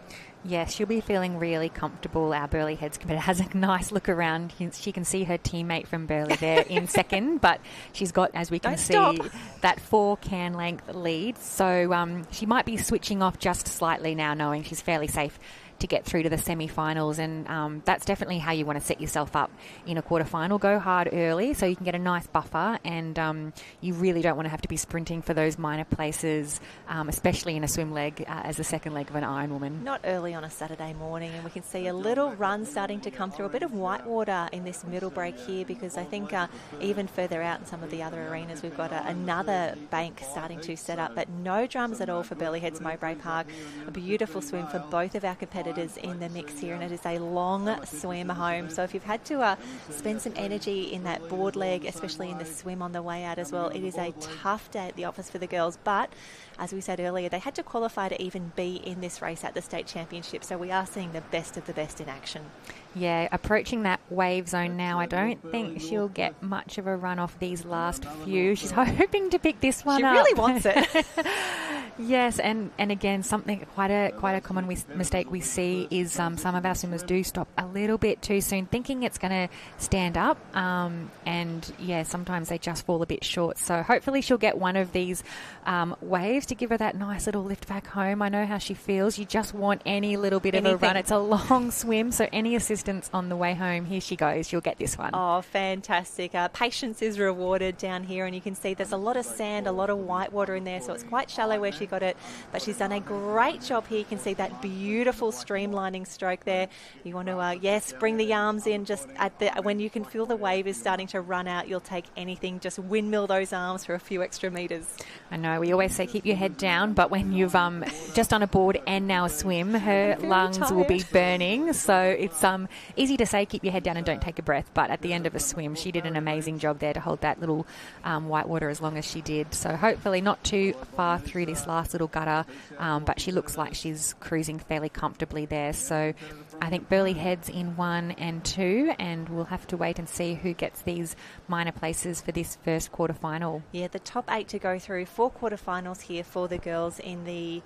Here we go. Yes, the under-14 Iron. The girls have had a big day yesterday. We did most of their beach events yesterday. They were in action yesterday morning, so probably a slower start to the program for our under-14 water competitors. But Burleigh Heads Mowbray Park, she is up and running. She will be the first to go around the field there, the first to go through the finishing arches. And you get a lot of confidence, Christy, taking a big win in your first quarter-final, knowing that everything's fine, you're doing everything right, you're through easily. Yeah, she's had a really dominant win, so we'll keep an eye out for this competitor come finals time, because she looks like she might have a fair bit more left in the tank, so I think she might be a real contender come the finals. So second place from Burleigh Heads running up now. She's also really happy with that race, or a little stumble on the shore, but she's comfortably through. So yes, congratulations, you've booked yourself a spot in the next round. And it was Layla Wiper from Burleigh Heads Mowbray Park who took that win. There's actually 3 Burleigh in the mix. Taylor Birch and Ava Parker also in there. But Burleigh Heads just loving being part of the under-14 Iron Quarters. Just cantering up the beach now, the girls, knowing that they've done enough. They'll get scanned through very, very quickly. Cheers all around, hugs under the tent, and then it's all about their recovery, because this is just a quarterfinal, Chrissy. We have got so many races left to go, but it's Karawa and it is Noosa as they come through now. That looks to be maybe 3 and 4, 8 to go through. We'll grab the girls as they come through. Such a big swim. They've been out there for such a long time. Yes, massive effort for our under-14 competitors this morning. It was Taylor Birch in second, as you mentioned. It looks like Kara will cruise across for third ahead of Noosa, Maroochydore, and I think we have a Sunshine Beach competitor who will probably take our 6th or 7th spot. And the girls coming through there, loving the war paint on the Black Swans there, the team from Maroochydore. A fantastic start to the day with a win in the all-age beach relay. We now are in the water events, just ploughing through the program, getting through the boards, the irons. A lot of individual racing today, whereas yesterday it was all about the teams. And Christy, you've been down on the beach. You did a big day yesterday. You're back again today. Interesting to see the weather and the conditions continuing to change. Yes, certainly very tricky conditions for our nippers across the weekend. And as we know, they've trained all summer for this, and a lot of clubs will move from beach to beach just to get some different conditions to their home beaches. So it's great to see their amazing skills on display all weekend. And we might have an interview down on the beach with Ty. Yeah, thanks, Jen. And what about this? Got Laser Wiper. I had the privilege of coaching these young girls as nippers as well, and they're absolute superstars. This age group in particular, under 14 girls, a very, very competitive age group from a variety of clubs. Now, Laser, obviously we've got 3 semis, mixing up here to qualify. Today's all about survival, isn't it, to get through the big dance tomorrow? Yeah, well, the bank was, really heavy, so on the board I was really scared I was going to nosedive, but lucky the sets didn't come through. So I was all good. Now, obviously you stepped up this year to the mouth from that of the nipper board. What's the biggest challenge going from the nipper board to that of the mouth this year? Probably paddling on the knees. That's a difficult challenge to, get up. And then we'll come over to Tara. They train day in, day out together, these girls as well. What's it like to train at Burleigh, obviously under John Andrews, but also when you look above on the beach there, or down the beach, you got Brielle Cooper, you got all the other girls, Claudia Rose Slavin, along with the guys there. Well, it must be pretty good to train side by side with them. Yeah, it's really good atmosphere with all the girls pushing me along, like Layla and Jess, some of the best in the age group, and obviously Brielle and Lily, who are some of the best Nutrigrain athletes. So it's a pretty good beach to be at right now. Shame it's not here, but giving it a good crack at Kira. So that. Well, it is Burleigh hosting this event, but more importantly, your father yesterday was in the IRB. And what about this one? He flipped the IRB yesterday. What was the talk around the dinner table last night? He was just as soon as I got on the boat, I flipped it. He was just as soon as I got on it. So I'm assuming it happened when he got on the boat. So I was like, oh. Well, look out, there might be some hydration for the IRBs. Well, there you have it, qualifying through the final. Look out for these girls. Layla Wiper, Taylor Birch, up and about in semi-final number 1. Oh, fantastic work, Ty, and congratulations to the girls from Burleigh Heads Mowbray Park. Layla Wiper in 1, Taylor Birch in 2, Claudia Hart from Karawa comes through in 3rd, Mia Capel, Sophie O'Brien, Holly Cowie and Yolani Hudson. With Grace Francis from Emu Park, she is our 8th qualifier there. Those are the ladies that will qualify through to the semi-finals. It's a big day already for Burleigh Heads Mowbray Park, the 1-2 there. And Christy, a big day for our Irons because we've got the next quarterfinal lining up already. Yeah, and that you can see that drone shot there just shows the length of that gutter that our competitors have to paddle and then swim across. So as we've mentioned all morning, just huge races while this tide is still so high. So here is our quarterfinal number 2 on the start line. You can see the cap closest to us is Point Lookout. There's a Tugun cap, Burleigh Heads, North Burleigh, Karawa, North Barrier Branch, Mermaid, Sunshine Beach, Tannum Sands, Sunshine Beach. Elliott Heads is in there, Maroochydore, of course, Burleigh Heads, Mermaid, Maroochydore, and North Barrier Branch. So a sea of caps and colours in there for our quarterfinal number 2. Just getting their final instructions from the starter, from our officials. But I think they look pretty set and ready to go. A sea of colours. I see what you did there. Do you like that? I do. And I also love seeing Charlotte Casey in the mix there from Point Lookout. That is the red cap with the blue and white stripes. Wonderful to see them in the mix, Point Lookout. One of our few clubs that isn't attached to the Australian mainland. They're all up there on the island doing an incredible job. A really tough but beautiful beach there as we see the girls just getting ready. A little bit nervous down there on the beach. The Black Swans from Maroochydore. They've got the blue zinc on there as well. And Christy, love seeing across the day. We've got the hair ribbons. We've got all the gear down there. Everyone really is celebrating being part of the state championships. The zinc, as you mentioned earlier, the war paint, and it is. It's a competitive weekend for some of our athletes, but for the rest, it's just a celebration of their season, of their summer. It's the last event for our Nipper Carnival program, so a lot of them won't see each other till next summer, next season, and I think for a lot of them it's just getting under the tent, having some fun, making some memories with your friends. So we can see the girls have just put their boards back down, so they might be just getting a few more instructions from the starter, or they might be waiting for the IRB to give the all clear from out to sea. But as you mentioned there, our point lookout competitor, hopefully we can see her board colour. I just loved her design, that Australian flag with the flames. I love checking out all of the designs that our competitors have on their boards. Lots of pink boards, as always, in the under-14 girls. We know Courtney Hancock, who's been joining us in the commentary, she's always got her signature pink craft going around, but lots of colour down there for the crew. All of the boards up there, and a big shout out to Race One, our sponsors, and a huge event partner for the Lifesaving Championships, both the juniors and the opens, as the girls get ready for a start. Lots of nerves, but the second semi-final underway.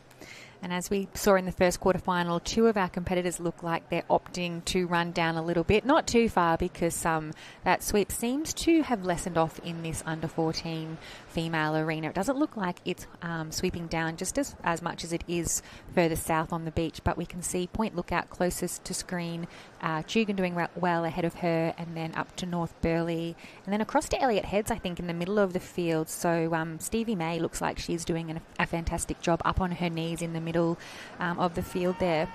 And it was Burleigh Heads Mowbray Park who went 1-2 in the previous semi, Layla Wiper and Taylor Birch. We've got two more in this next one, Caitlin Palmer and Jessica Conrad. They're in a fantastic position at the moment. It also looks to be Tugan in the mix there. Hallie Flint, a fantastic start for her, but the crew just starting to come into this Whitewater and Christian semi-final number one.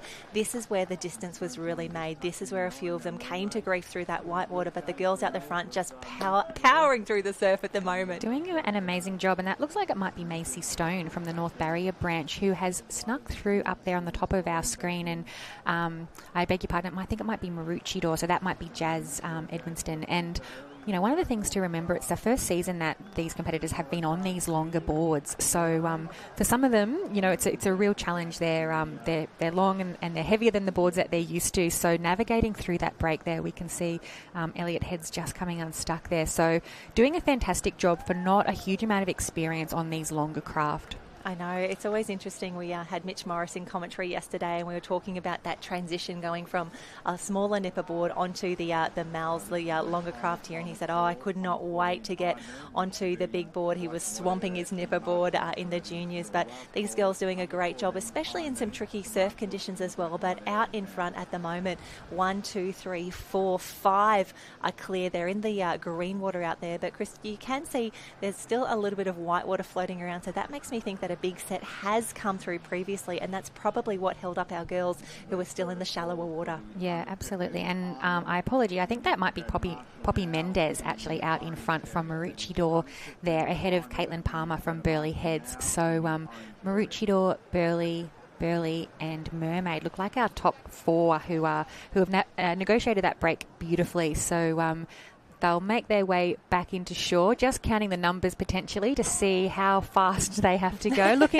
looking for some assistance is Poppy out in front there, and I'm sure something will come along shortly to pick them up. And we might throw down to Ty, who's on the beach. Love being down the beach, and the reason why I love it down here with the sand between the toes is because you run into so many great icons of surf lifesaving, and this man in particular, Harvey Allison. Mate, let's go back. When did you get involved with surf lifesaving? 89 was my first Aussies. I was in actually the IT industry then, gave away this great job to take photos of clubbies, which I absolutely loved, you know, being a lifesaver. 35 or 36 years. You're heavily invested with the Karawa Club as well. You're still involved with patrols and up there as well? Yeah, year 49, patrol captain at Karawa, that's for sure, and I love it. So many of the kids here racing just blows me away. It's quite amazing. Then they're back doing patrols with me, you know. It's great. Absolute magic. Magic. Talk about magic. What about the shots from the half picks as well? We see them go up on that of Lifesaving Queensland, social media as well. What do we look for in the money shot here at a state championships? It's very hard too. It's breaking so far out the back, we can't get those great shots on the way, but we're getting some really good stuff in the shorey and everything else. And just for me, it's you get a shot of the kids in 2 or 3 different clubs having fun. They do a pose for you, and it just says that camaraderie between all the clubs. It's like, you know, you're there to look after your friends. Well, there you have it. One of the best in the business, Harvey Allison, doing a wonderful job. Love seeing you on the beach and keep snapping away. Magic. Thanks, Ty.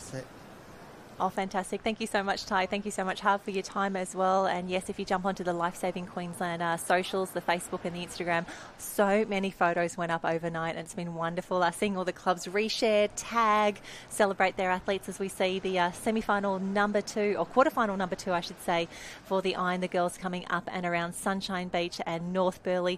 I think they're just in the top 8 for now, but we'll just need to see where they are, because it is the top 8 only who will progress through to the next level. And Christy, you can see the shot out to sea there. It must be a little intimidating sometimes, knowing that you've got to go all the way out and all the way back, but these girls are good at what they do. They're already in the quarterfinals. They had to qualify just to be in this race ahead of time for the carnival. So I think they'd probably be looking at some of this going, yeah, I think I'm ready. Yeah, bring it on. So I think that that high shot there from our drone, we can see that 7 athletes have entered the water. I think that's our 8th athlete just running around the turning flag now. And as you mentioned, that beach we had earlier the shot we had earlier from the beach really showed the size of the waves. Sometimes as beautiful as our drone shots are, it's hard to pick up the size of the waves sometimes, and so when you can sort of see it down from our competitors' angle and what they're actually looking at out to sea, it's really difficult to spot those cans. But also, as you mentioned, I'm sure a little bit intimidating, swimming out or paddling out, seeing just the size of some of those waves that are breaking on our back bank out there at the moment. So as we mentioned, there's North Burleigh, Maroochydore, Poppy Mendez just probably switching off a little bit. She did a fantastic job in that first board leg, but she's probably even stronger on the swim. I used to compete against Poppy's mum, Anna Killen. She was an amazing national butterflyer. So, plenty of talent being passed down there. And, the girls comfortably sort of through their first and second through that back break at the moment. Yeah, the girls doing a great job. It must be such I don't want to say it's relaxing, but nearly a relief when they do hit that darker green water there, knowing that they are through that turbulence of the white water and those initial breaks there. This is where they can really settle into their stroke, find some good technique. Potentially with that rhythm, they'll get a little bit of oxygen back, as well as they're just sighting that red and yellow can. Looks like the girls have done a great job and made some good decisions in terms of running up or down the beach to position themselves well on that red and yellow can.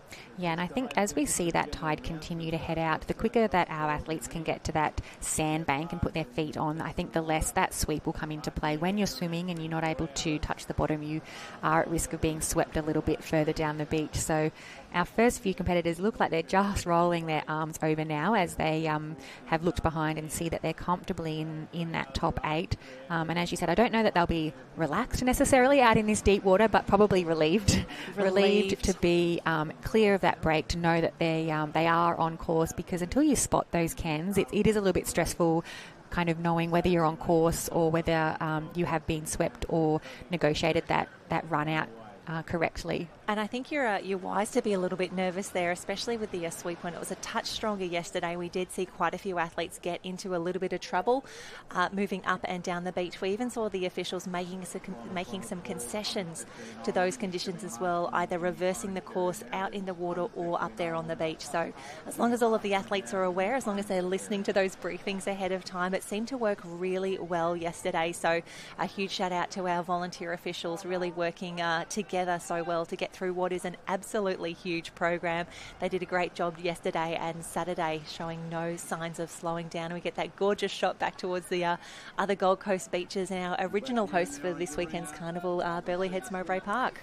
Yeah, it's a lovely long shot of the Gold Coast shoreline there, and we can see we've either got Jessica Conrad or it could be Caitlin Palmer from Burleigh Heads. They're in first and third anyway, and as I mentioned, Poppy Mendez is the competitor from Maroochydore, just splitting the 2 Burleigh competitors.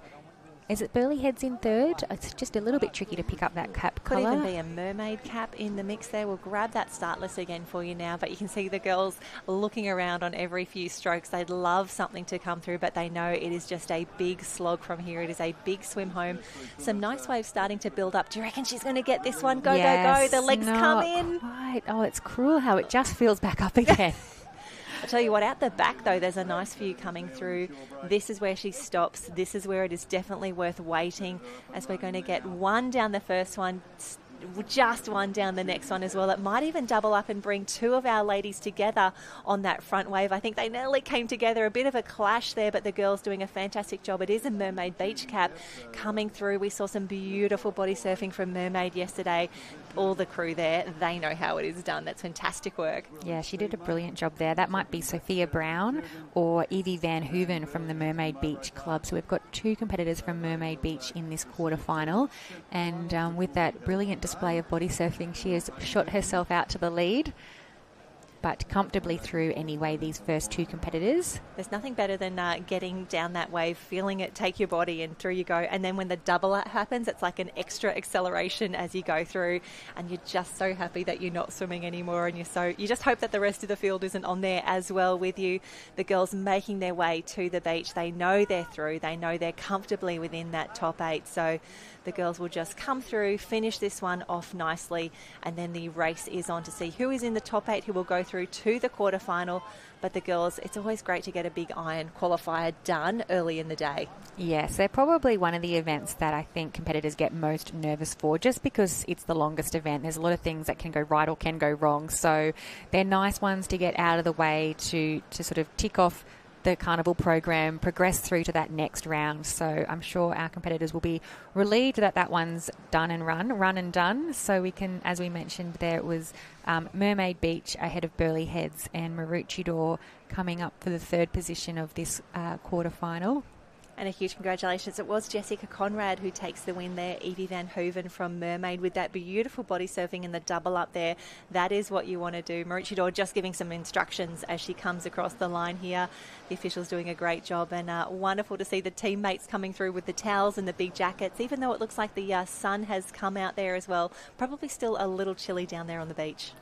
Yeah, it is. And they're also, they're so good at keeping their bodies warm, because they might have another event not too far away. So it's the cold, but also keeping those muscles warm. So as we finish that semi-final, Ty is down on the beach with the lineup for the next one coming up very soon. Yeah, thanks, guys. And what about this? One thing I love about this age group is there's the diversity of colours. And we're lining up here semi-final number 3. We've got the Maroochydore, into Alex, into that of Northcliffe, the Fried Eggs of Southport, Dicky Beach looking focused, Sunshine with a little smile. What about this one? Bundaberg, what a great cap, the white with a black lightning bolt there as well. Chugan from just up the road as well. Another one from Sunshine. What about this cap? Pacific, limited in numbers, but this girl's is up and about as well. Great to see Pacific on the lineup as well. Another Dicky Beach, Carroll were there as well. Another one, Sunshine, super focused under Wesberg. To that of North Queensland, isn't it great to see? And then down on this end, two superstars of this age group, but also Queensland representatives as well from this year. We've got Abby lining up and also Mary Thompson. Now, Abby, how are you feeling going to this semi-final?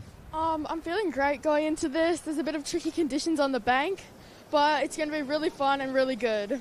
Really fun, really good from the Black Swans. And Mary Thompson, she's one of the superstars, the under-14.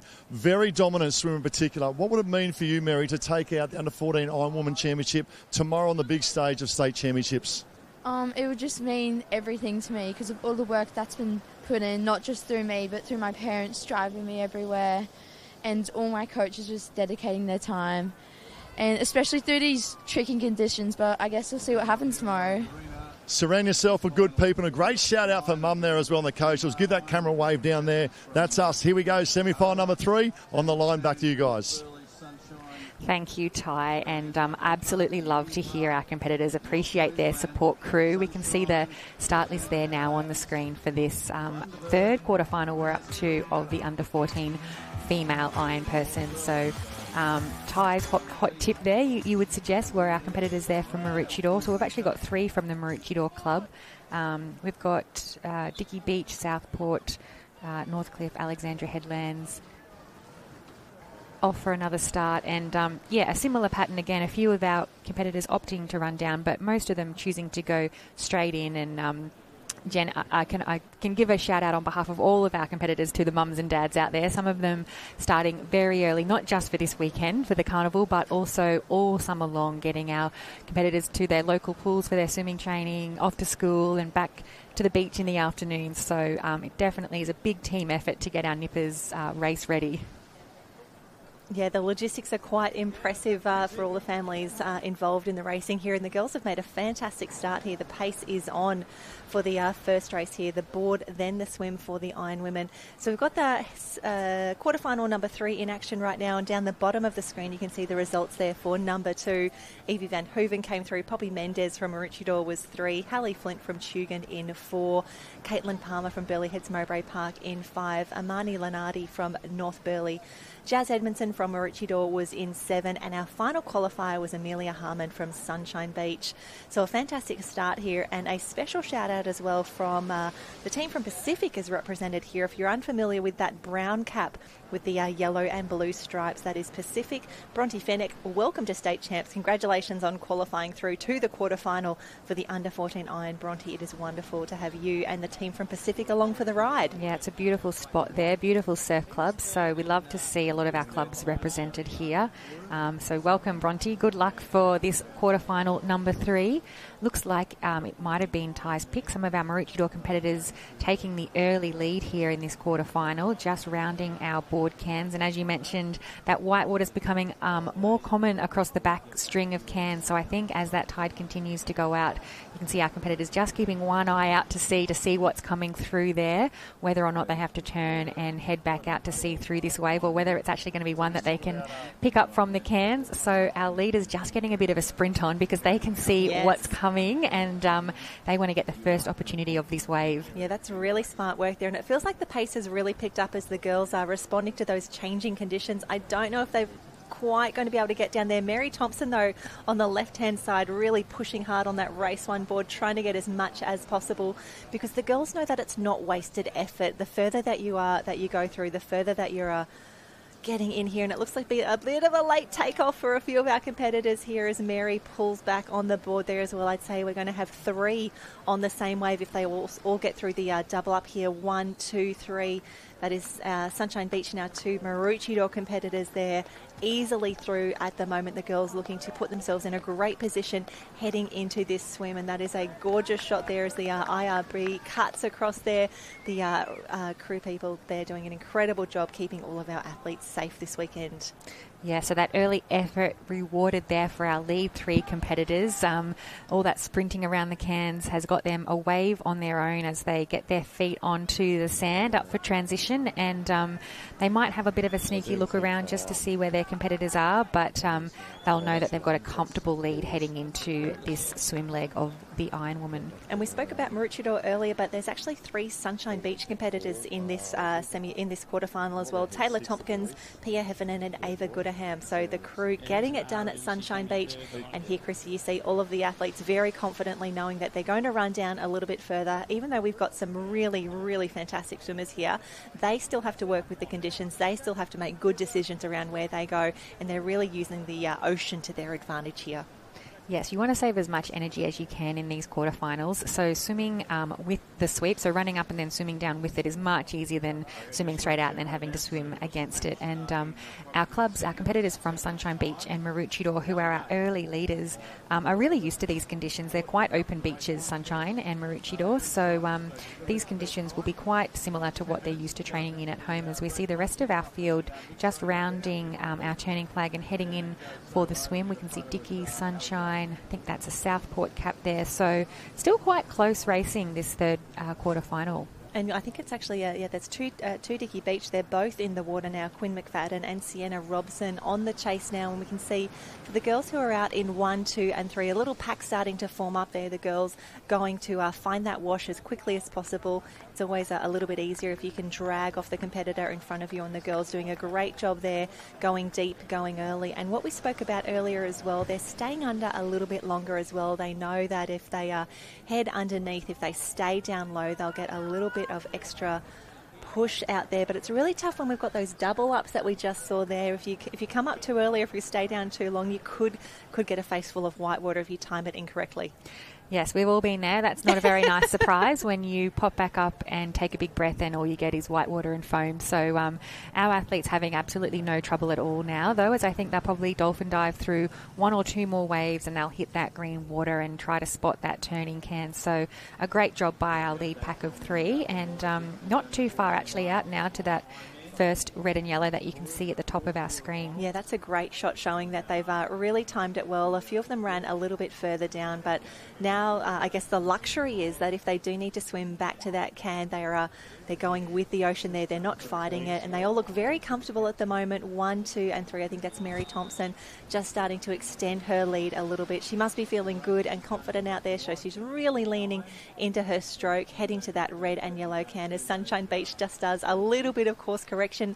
And this is the beauty of having the drones up now. We can really see these decisions being made real time in a race. Yes, our Sunshine Beach competitor just having a little bit of trouble spotting those cans. I'm not quite sure if she's swimming with or without goggles, but looks like they've all spotted it now. But just that sort of slight change or that slight correction, we can see that that gap has opened up massively now from first back to second, and we might head back down to Ty on the beach. Yeah, thanks, Jen. And down here, what about this? He's a good mate of mine as well, Boyce. He's the president of the Burleigh Surf Life Saving Club. Now, obviously, we go back 6-12 months ago, Boyce, you put your hand up for the club to host the state championships, but unfortunately had to be moved down to North Kira. But you've got a great workforce supporting you down here this weekend, haven't you? Yes, Ty. Morning, everyone. We have got a great workforce, and we had to have the trip from Burleigh down here with all our volunteers, with all our goods, all our supplies. So we've had a regular convoy up and down, restocking, but it's all come together, and it's a great event here for the kids today. Let's talk about the barbecue. Almost sold out so early. Had to go and restock. Had about 5 trips up the coast, but the barbecue's up and firing. Oh, mate, it's gone under control now, but we're using Sunday's stock for Friday, so we've got it all under control. The local butcher in Burleigh, he's gone out and he's cut a few more lambs and beef and everything, and we've got everything running again there, so it's all great. Mate, give us an insight. How many years you've been president of the club, and what do you love being a president of Burleigh Heads Mowbray Park?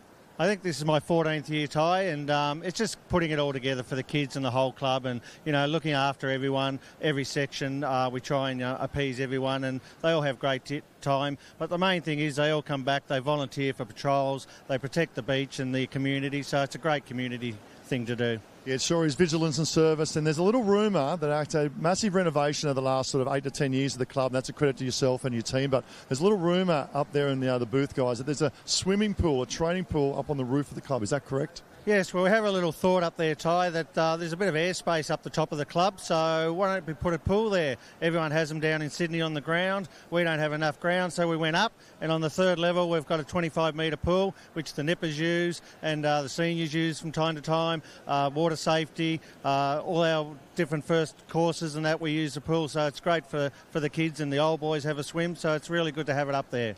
Great to have her there, and great to have you leading the ship as well, mate. He's the captain of the ship at Burleigh, doing a wonderful job, surrounding himself with great people as well. And once again, on behalf of everyone here, thanks for hosting the state championships. Great. Thanks, Ty, and good luck with everything.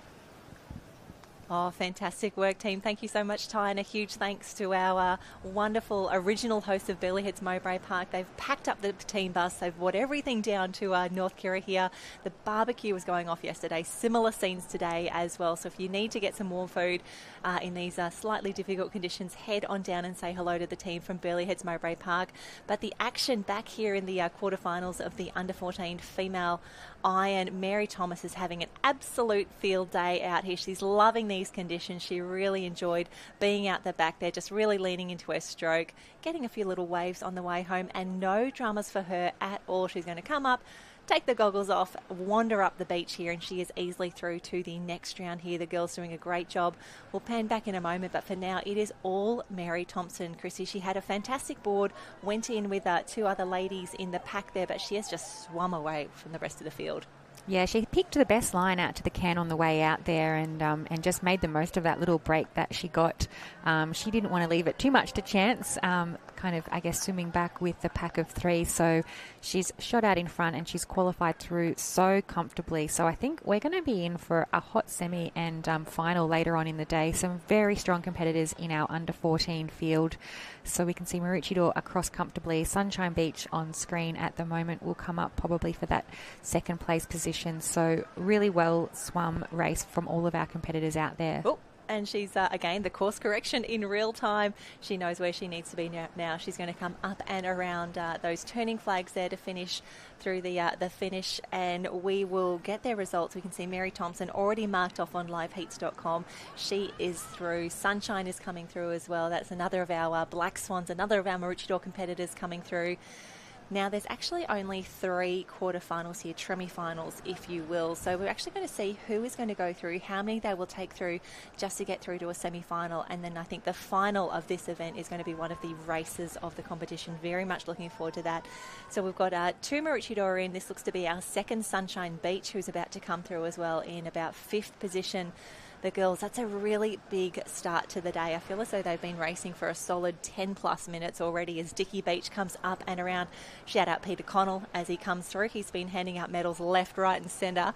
And I love that they're doing presentations on the line after those big finals. Oh, and so are the athletes. There's nothing better than taking your medal straight back to the tent to show off to your teammates. Well, you're still wearing it. You're still wearing it, hopefully, for the rest of the day.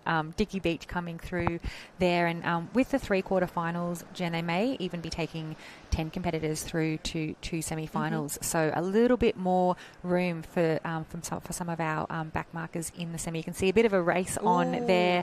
Competitors are really not too sure where they're sitting until you cross the line. You can't see sometimes the whole field, so you're not wanting to leave it to chance and making sure you do book yourself a spot in the final there. So we could see, Mary Thompson took out first, Ava Gooderham from Sunshine Beach in second, Abby Novosel from Maroochydore in third, Quinn McFadden, Dickie Beach in fourth, Pia Heffernan, Sunshine Beach in fifth, Mia Finley, Northcliffe in sixth, Bronte French, Pacific in seventh, Sophie Hebron, Maroochydore in eighth, Taylor Tompkins, Sunshine Beach in ninth, and it might be Demi Molins taking out that 10th position from Alexandra Headland. So if our guess is correct, that might be our 10 through to our next semi-final. You can see the results just up on screen there at the moment. And how good is it to see Pacific in the mix there? Bronte Fennec, she is through the brown cap with the blue and yellow stripes. Pacific through to the semi-final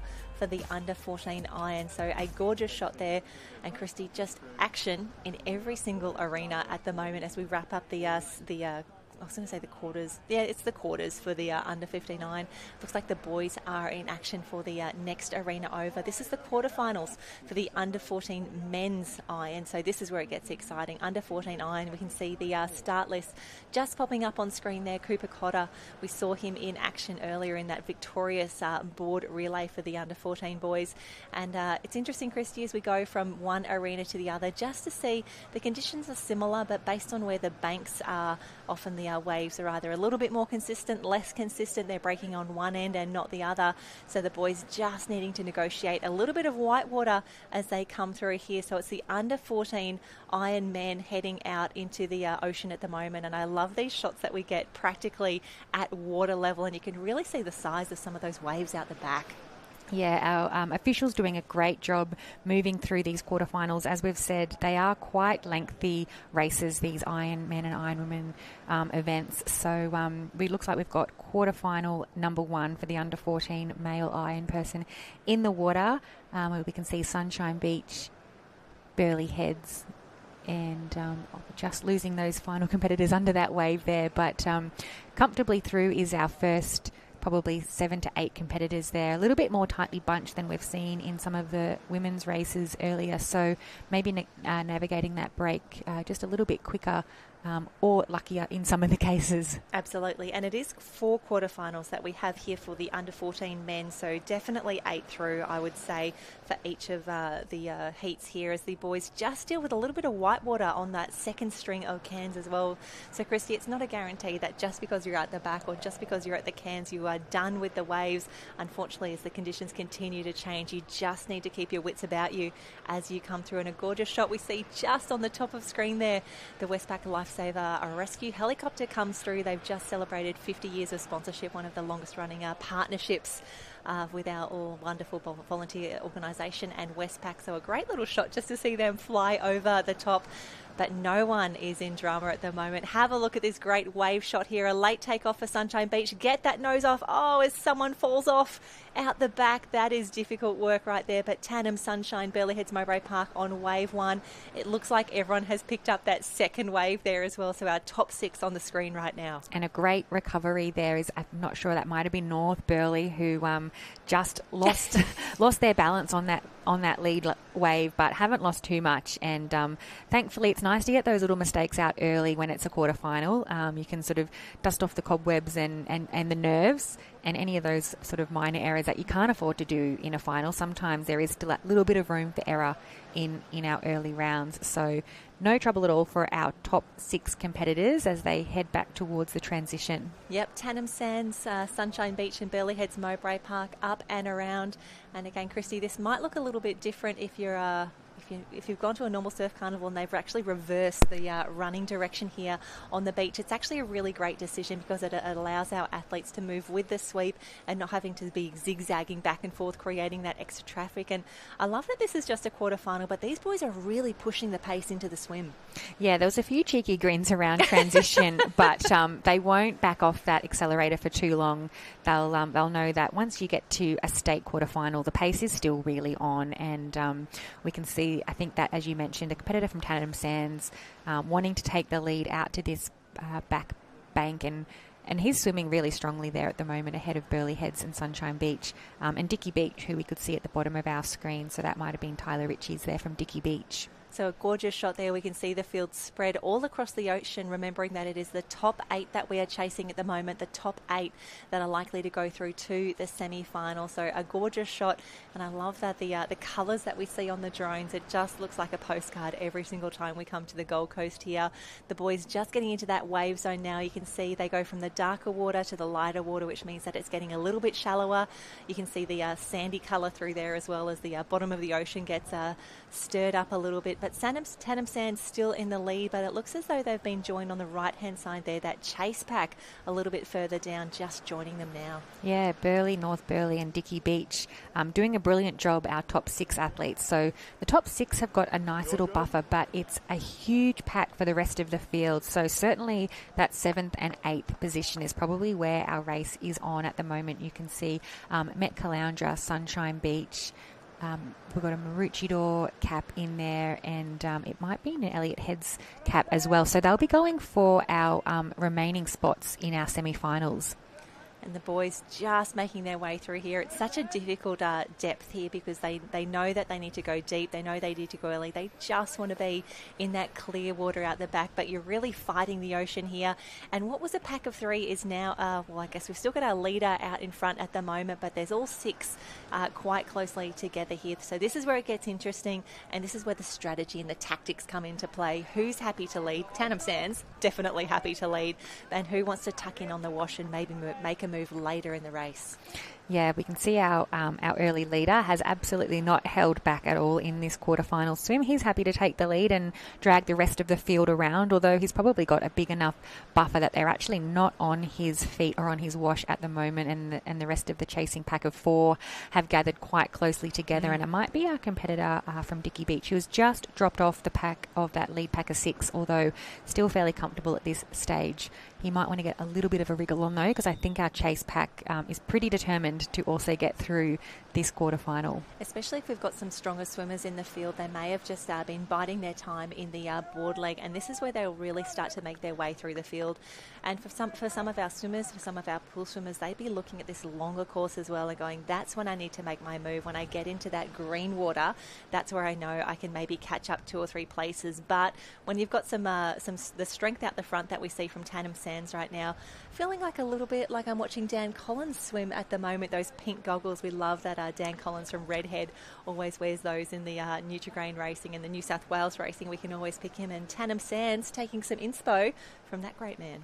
Yeah, and you can see our top 6 competitors strung out along the back of the cans there, and very relaxed is our Tannum Sands swimmer. He had a few looks underneath his arms just to see where the chasing pack was, and he was also our athlete who was smiling around in transition. So he's having a great time and obviously feeling really comfortable and really confident, which is a great sign in these early rounds. Yeah, if you're not having fun at state champs, you're not doing it right. But wonderful to see Tandem Sands having a field day out there as we see the swells start to make their way across the ocean. And you can see the boys doing a little bit of backstroke, keeping an eye on the waves and heading a little bit down to their left-hand side just to negate that sweep a little bit. It has been great, though, when we were watching the ladies in their quarterfinals earlier.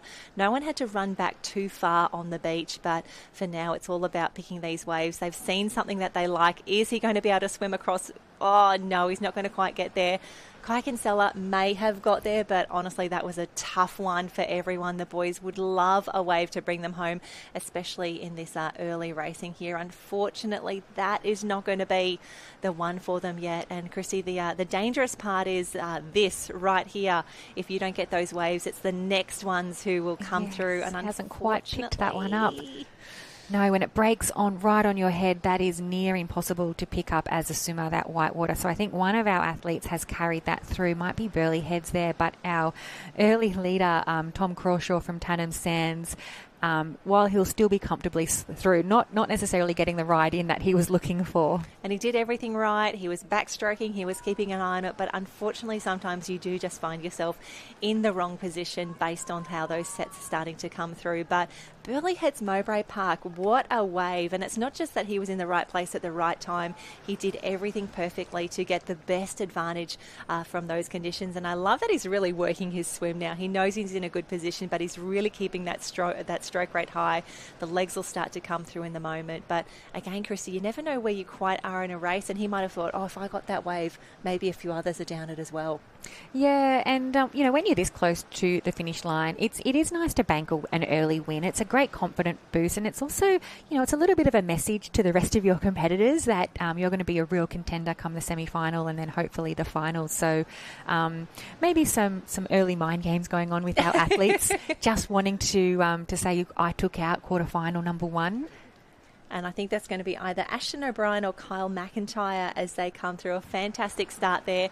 And this must be the best feeling in the world, Chrissy. You've done this a few times, coming up and just being able to jog around through the finish line, bank a race, know you're doing well, and then just come back up to the tent, grab a bite to eat and get ready for your next race. Yes, and we can see teammate here from Burley Heads coming into second or perhaps third with North Burley. That's Cooper Cotter from North Burley. So just jogging really along. Social race. Maybe even, are they having a conversation or a bit of a chat or a congratulations? And then we can see there Tom Crawshaw from Tandem Sands going to get another chance in the semi-final. And I think he might be one to watch. He was had a very commanding lead most of the way in this quarterfinal. Fantastic. And Sunshine Beach coming through in 6th position now. Jump onto liveheats.com and search for SLSQ. And while you've got your phone in your hand, make sure if you're posting on social media, if you want to be sharing anything with us, we'd love to see what you're up to. Hashtag this is Lifesaving at Lifesaving Queensland. We're on Facebook, we're on X, we're on Instagram. And Christy, I've been loving seeing all the photos come through overnight. But here's where the run is on. Here's where the boys aren't quite sure where they are. A fantastic job there from Noosa Heads, Met Caloundra, and then Elliot coming through now. The boys absolutely exhausted. That is a big race right there. No doubting our winners, but we're going to find out very, very soon. I think you've actually got the results up for who is officially through. Yes, and it was our competitor Finn Grant from Noosa Heads just taking the last position there for quarterfinal number 1. So yes, it's a tough race when you just miss out on those. And we saw Drew Woods from Elliot Heads probably knowing he'd just missed out. So a bit of early disappointment, but plenty more races to go. And we're seeing, I think this is another semi-final already in the water. The boys nearly having to stop and pop over some waves out there, out the back. But for now, let's head down on the beach and have a chat with Craig. Yeah, thanks, girls. I'm here with Tom Crawshaw from Tandem Sands Surf Lifesaving Club. Easy qualifier through there in the under-14 male Ironman quarterfinal, mate. Tell us about the conditions out there today. Oh, yeah, it's a bit choppy. That gutter there, waves, massive, mate. Hard to get out there. Mate, we saw you come around the transition. You had a big smile on your face. You're obviously happy with your board leg. You slipped back a little bit in the swim, but I'm going to say that there was a bit of a lack of urgency. You probably did the numbers. You knew you were going to qualify through quite comfortably. How'd you find swimming out there compared to board paddling? Oh, yeah, I'm a pool swimmer, so I got a bit of a strong stroke to get out there, but, just had to take it easy. Just getting out there and in for the swims. Hey, mate, being from Tannum Sands up there in central Queensland, how are you finding the conditions? Obviously, you don't get surf like this at Tannum Sands too often. How are you finding it down here with the sweep and the gutter and the bank? Oh, like, it can happen any day, Tannum. Like, yeah, it's pretty good. No worries, Tommy. Well, mate, congratulations. You're through to the semi-final of the Ironman. Good luck with the rest of your events today, mate. Good job. Cheers. Oh, fantastic work. Thank you so much, Craig. Tannum Sands having an absolute field day down here at the Queensland State Championships, and we can see now the next semi-final already, or the quarterfinal already in action. The officials doing a fantastic job moving things along. Jump onto live heats and we'll grab the results for you. But I think that's either Lachlan Walker or Zach Heffernan having a fantastic start here. And the chase is on. This is where it gets interesting. Great to see. I think that's Palm Beach in the mix, as well as our North Queensland competitor as well. And Chrissy, it's definitely the pace continuing to pick up as it gets really competitive to make it through to the next round. Yes, and sometimes being in the second, third or fourth quarterfinal, it's quite nerve-wracking watching those first few go through, and you see some of your maybe teammates or competitors qualify through, so you don't want to leave your spot to chance, and that's what we can see our athletes doing here on screen. They're racing around in transition, eyeing up their line for their swim, and trying to jump on the feet of those competitors in front so that you do get that little bit of a drag out, and they'll be monitoring that top 8, making sure that they're in amongst it. Absolutely. Sunshine Beach still in the lead, looking really strong at the moment, really forcing his way through the field here. And interesting that we haven't really seen a pack start to form up in that top 6, all of the boys swimming in their own water. Yeah, which is also, not a bad idea. Sometimes when it is a bit sweepy and a bit choppy, you don't want to be bumping into the competitors too close to you, because that can slow you down. So finding the feet of someone is always a good idea, but having some clean water until you're actually out the back, it can be a nice position to be in. And to your earlier comment, there's also a real confidence in choosing your own direction through. If you've got a race plan that you want to execute, if you know exactly where you want to be in the race and you're going to back yourself to stick with that plan, it's really, really impressive, especially with some of the maturity that we're seeing displayed by our junior competitors. It makes me super excited for the future of our sport. Yeah, and we'll see that a little bit more in our older nippers as we're watching the under 14 males at the moment. They're a little bit more confident to back their own race plan and the race plan that they've come up with their coaches on the beach. So sometimes our under 11s and under 12s are a little bit more nervous to maybe pick a different line out. It's a little bit more comforting to go with the pack, but you can see as our nippers get older and gain that knowledge and that experience from their younger years where they may have made some of those early errors, they're really becoming very experienced lifesavers. Absolutely. I think one of the best examples that I can think of is from the Australian Championships last year over in Perth. J.O. Prey was in one of those junior surf races, an Aussie final, and unfortunately majority of the field went to the wrong can. They kept swimming a little bit further, but Jay, she knew, she had listened to that official's briefing, she knew where she needed to go. She was the first to course correct, and Australian Championship rewarded immediately for holding her nerve. I don't know if I could have done that. I think I would have started second guessing myself, but J.O. Prey knew what she was doing, and she's now and forever an Australian champion. Yes, it's definitely that battle of your own mind, isn't it? And we can see here our competitors probably ran a little bit too far to compensate for that sweep, but with how fast it's running, they'll be back on that red and yellow in no time. It's definitely the better of the two options, running down a little bit too far than not running far enough. So a good job there from our Sunshine Beach competitor. He spotted that can, and sometimes when you're swimming out and it's a little bit hard to spot, we do see some of our athletes heading for the red can, which is more in the middle of our string. So I'm not quite sure if that is what happened then or whether they just had run down a little bit too far, but plenty of time. You can see that red can there. Sometimes that does trick up our athletes a little bit when you're trying to spot the cans on the way out, but we can see our pack of 5 and with our 6th competitor just turning their cans there now, Jen. Yeah, and if I want to give I will give a special shout out here. The North Queensland cap, they're really moving his way through the field. That's going to be either a Logan Lockyer or the other competitor in the field here, that is going to be Beau Westacott. So they have done an incredible job moving their way through the field, now challenging Sunshine Beach for the lead. And as we spoke about earlier, this is where our specialist swimmers really come to the fore. This is where they can back themselves. This is where they're feeling really good. And interesting here, he's actually decided to go on the inside of Sunshine Beach, so the boys just jostling for position, and wonderful to see that bright red cap of Sunshine Beach. 2 of them in the top 5.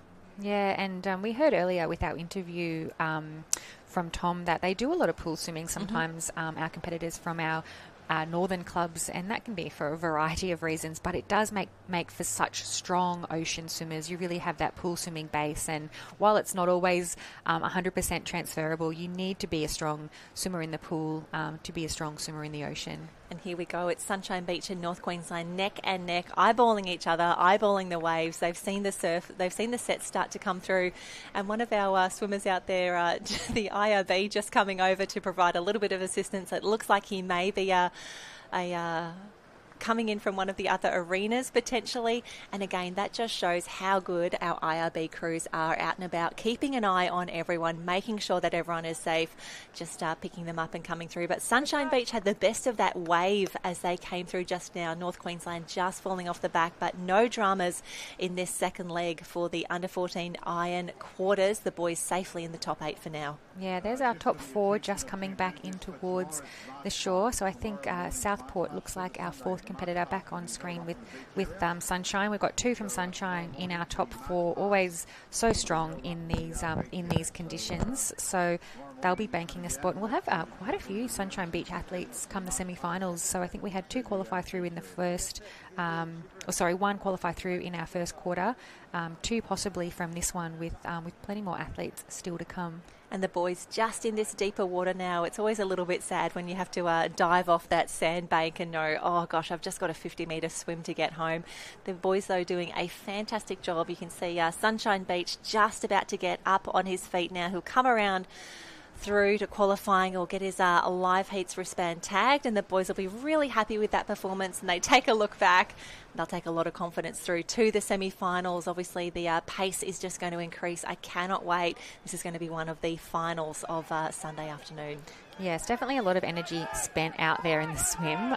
While they don't have to sprint up, they do look like they're a little bit spent. So nice not to have a sprint finish in the second quarter finals. Sunshine Beach and our North Queensland branch just jogging up towards the finish line. Sunshine in 3rd, Maroochydore in 4th, and Southport Southport now in Southport could be 3rd, let's face it. Love a run on to finish. And just having a look at the program that we are roughly following for Saturday down here at the State Championships, because I just wanted to see what finals we do have on offer today. It really is moving day. It's all about the qualifiers, the quarters and the semis.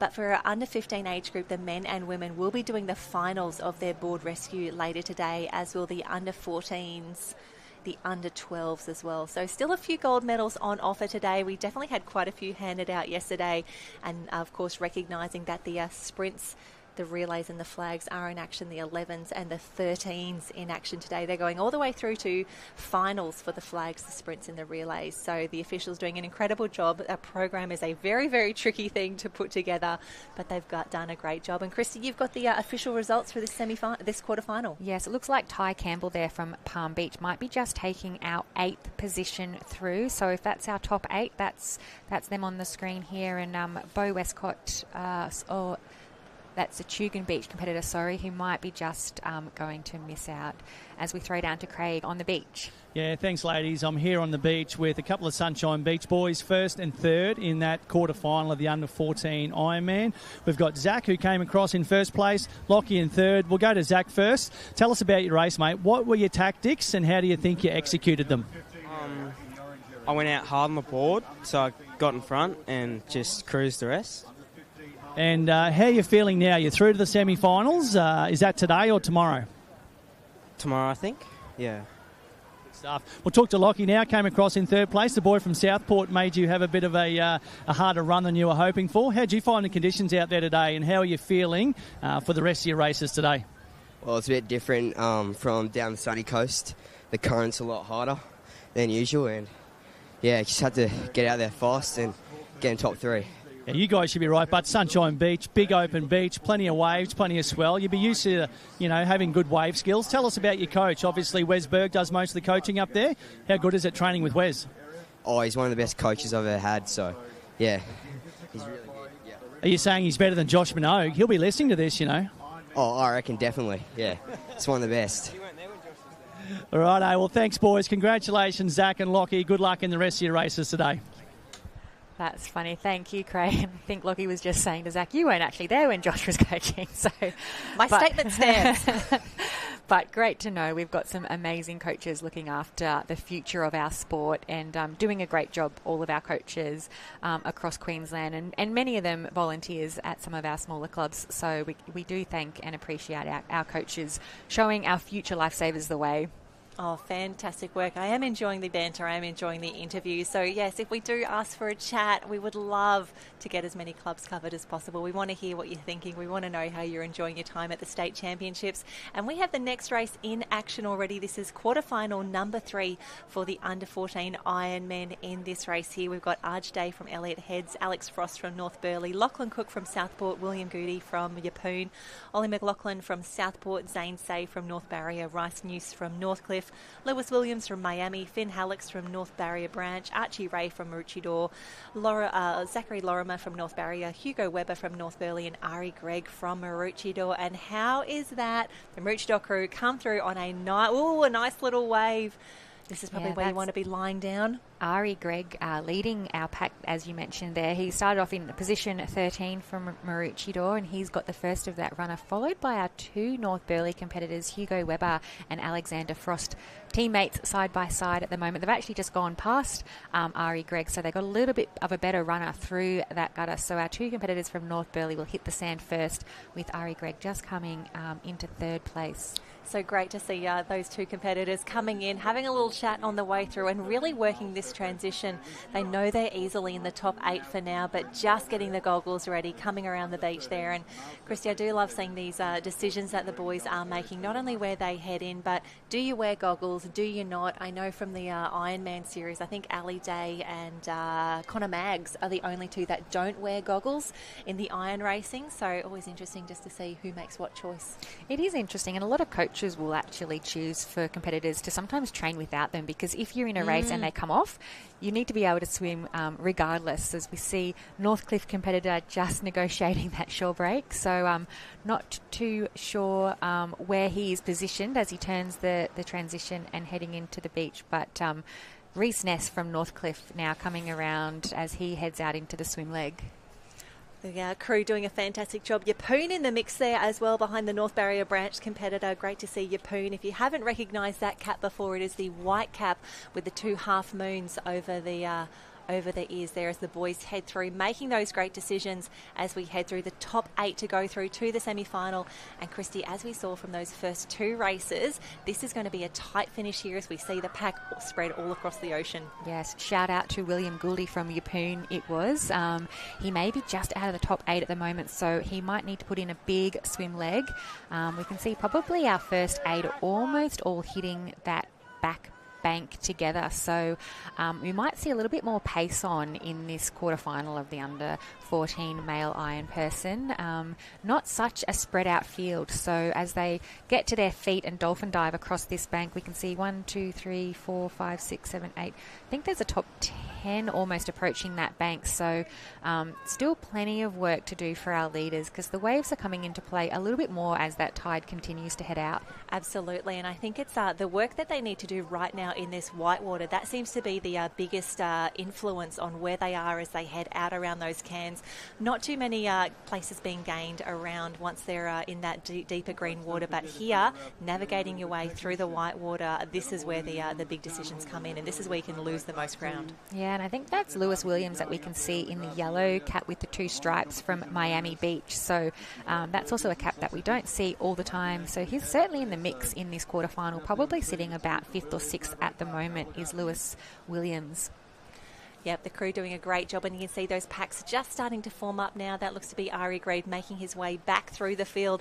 He was caught on the waves in that board leg earlier, but a pack of 3 starting to form up. The 2 from North Burleigh still in the mix there, but the top 8 going through, and this is where it gets interesting, the jostling for position as that second pack will start to form up. The boys heading out towards that red and yellow can. That's where they'll make the sharp right turn, make their way back home, and then they hopefully will be through to the semi-final, joining a pretty impressive list of athletes who have already booked their spot. Yeah, as you said, Hugo Weber and Alexander Frost from North Burleigh, fairly neck and neck as they get towards that first swim can. I'm just trying to pick up that third cap. North Burleigh. 3 North Burleighs out in front, or we'll bring that to you when we can see it. It's a little bit tricky to see at the moment, but certainly now, like you said, Jen, a breakaway pack of 3 are taking the lead ahead of probably 4 or 5 competitors who have just dropped off the back there. And I do love that North Burleigh and Maroochydore not giving each other any space here. The boys happy to swim a little bit more, a little deeper, a little wider around the can here so they get their own water there. They're about to turn for home. This is where it gets interesting. This is where those waves start to come into play. So the top 8 or so looking fairly good at the moment, but there could be a 9th just coming into that backpack. Yeah, we can see Maroochydore, 2 competitors from North Burleigh now safely around that green and gold can, and a wave on offer. They'll start to pick them out further out to sea, but I think they're still a little bit too far out to get down the face of that one. So we might see our competitors backstroke starting to look for something, but the 3 competitors, you can see the stroke rate is a lot higher than some of our other quarterfinals that we've seen. So not wanting to back off the pace, knowing that that chase pack is very close behind them. And also knowing that these waves are starting to come through now. This is where it gets interesting. Can we get all 3 down the front? 1, 2. Oh, it's only going to be 1. And I think that's actually Elliot Head coming through. What a swim and what a body surfing display there. Fantastic work, champ. Don't stand up and look around. Just keep on going. Yeah, Aj Day from Elliot Heads. Hasn't he come through the field? So shot himself out into the lead with that body surfing. He's got a little bit of time to stand up, catch his breath and dive onto this one. So he'll extend that if he can pull through this gutter.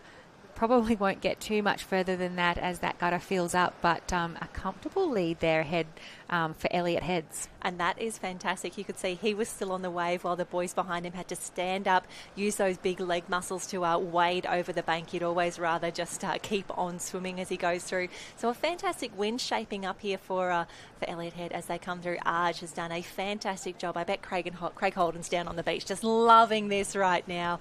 The Wide Bay Capricorn branch having a fantastic showing along with our other combined branch teams of North Queensland and North Barrier branch. Really mixing it with our southern clubs here, but the boys just making their way home. They're about to come through, and this is where it gets exciting, Christy. We're pretty solid on this top 3, but we need to see the top 8.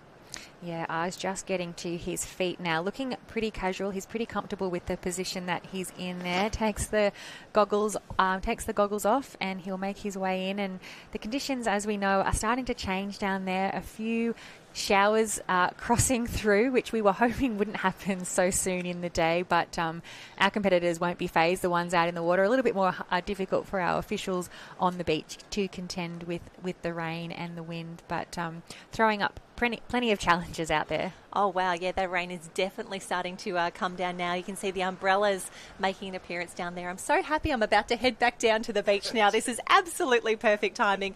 But for one of the widest ladies on the beach, this is good for my sunscreen plan as well. But the boys, 1, 2 and 3 across. And there you go. Southport is in the mix. That is going to be 4. 5 is North Burleigh. 6 Maroochydore.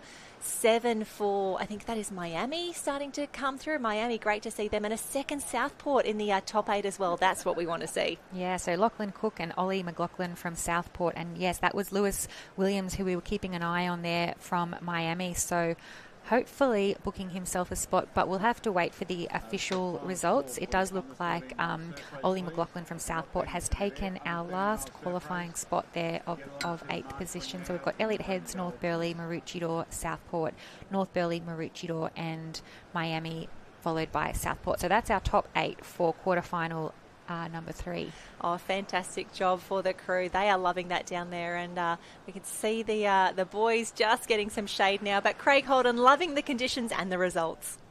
Thanks, Jan. You knew I was going to grab the Elliot Heads competitor for an interview, and yes, you were right. I was jumping up and down. Great race from Aj Day, winner of the quarterfinal of the under-14 male Ironman. Mate, obviously, Bundaberg's best beach, Elliot Heads. How are you finding the conditions down here? Because we don't get these waves at Elliot Heads, do we? Yeah. Oh, I enjoyed it a bit more, to be honest. I like the waves. But other than that, yeah, pretty good. So, mate, talk us through the race. Obviously, swim is your stronger leg out of the board and the swim, but you had a reasonably good board leg. But tell you what, that was a magnificent swim, mate. You backed up your great swims from yesterday in the Cameron Relay. How are you feeling in the water? Yeah, real good actually. It's just that bank really there that's struggling over to get a bit. All the tall guys just get through it. But yeah. Hey, mate, tell us about how good the coach is at Elliott Heads. Does he go all right? Oh, I don't know. I suppose he's all right. It's pretty good, but I must admit, the young boys coming through that are in my squad at the moment, obviously my son Kobe's there training with them, and the boys really look up to Kobe. So anything you want to say to Kobe, mate, that's probably sitting at home watching you race today? Yeah, thanks for pushing us. Thanks for kicking us in the arse, telling us when we're training shit and pushing us, yeah. Righto, mate. A couple of expletives there we probably didn't need to hear, but congratulations. Good luck in your semi-final, mate. Well done. Love that interview there. Thank you, Craig. You never know what these juniors are going to throw at us, but Aj, he's psyched up for his semi-finals, so we'll be keeping an eye on him, and we can see just there's our quarterfinal results there from quarterfinal number 3. So Elliott Heads, North Burleigh, Maroochydore, Southport, North Burleigh, Maroochydore, Miami, Southport, and a couple of competitors from the North Barrier branch. Looks like they've just missed out on going through there, our 9th and 10th competitors, but still an incredible achievement to be racing here at the state titles. As we know, we have to qualify for these events, so yeah, already ahead of so many others just to get a start here at state titles. And a big hello. I've jumped into the box. I want to say a big thanks to Jenny Parry, done a wonderful job yesterday. Tidalka here with Christy now taking over the commentary, and I think Craig's down the beach there. A little bit of rain coming through as well, but for those on live stream, big welcome. And great to see Elliott Heads. And I think the young boy yesterday in the under-14, Cameron, unfortunately didn't have their runner there. Their younger age group runner was still doing board rescue. They come to the finish line to finish second, and unfortunately couldn't finish off the race. But looks like another qualifying round coming through, that of quarterfinal number 4 now, Christy, in the water in action. It is, Ty, and a huge welcome to you, and well timed. Did you see those rain clouds coming? It was quite a strategic move, I think, actually, for Jen. But no, it's great to have a live stream as well. And the vibe down the beach is great. So obviously, yesterday's finals was unbelievable in terms of team events. A big shout out to all the clubs and all the competitors.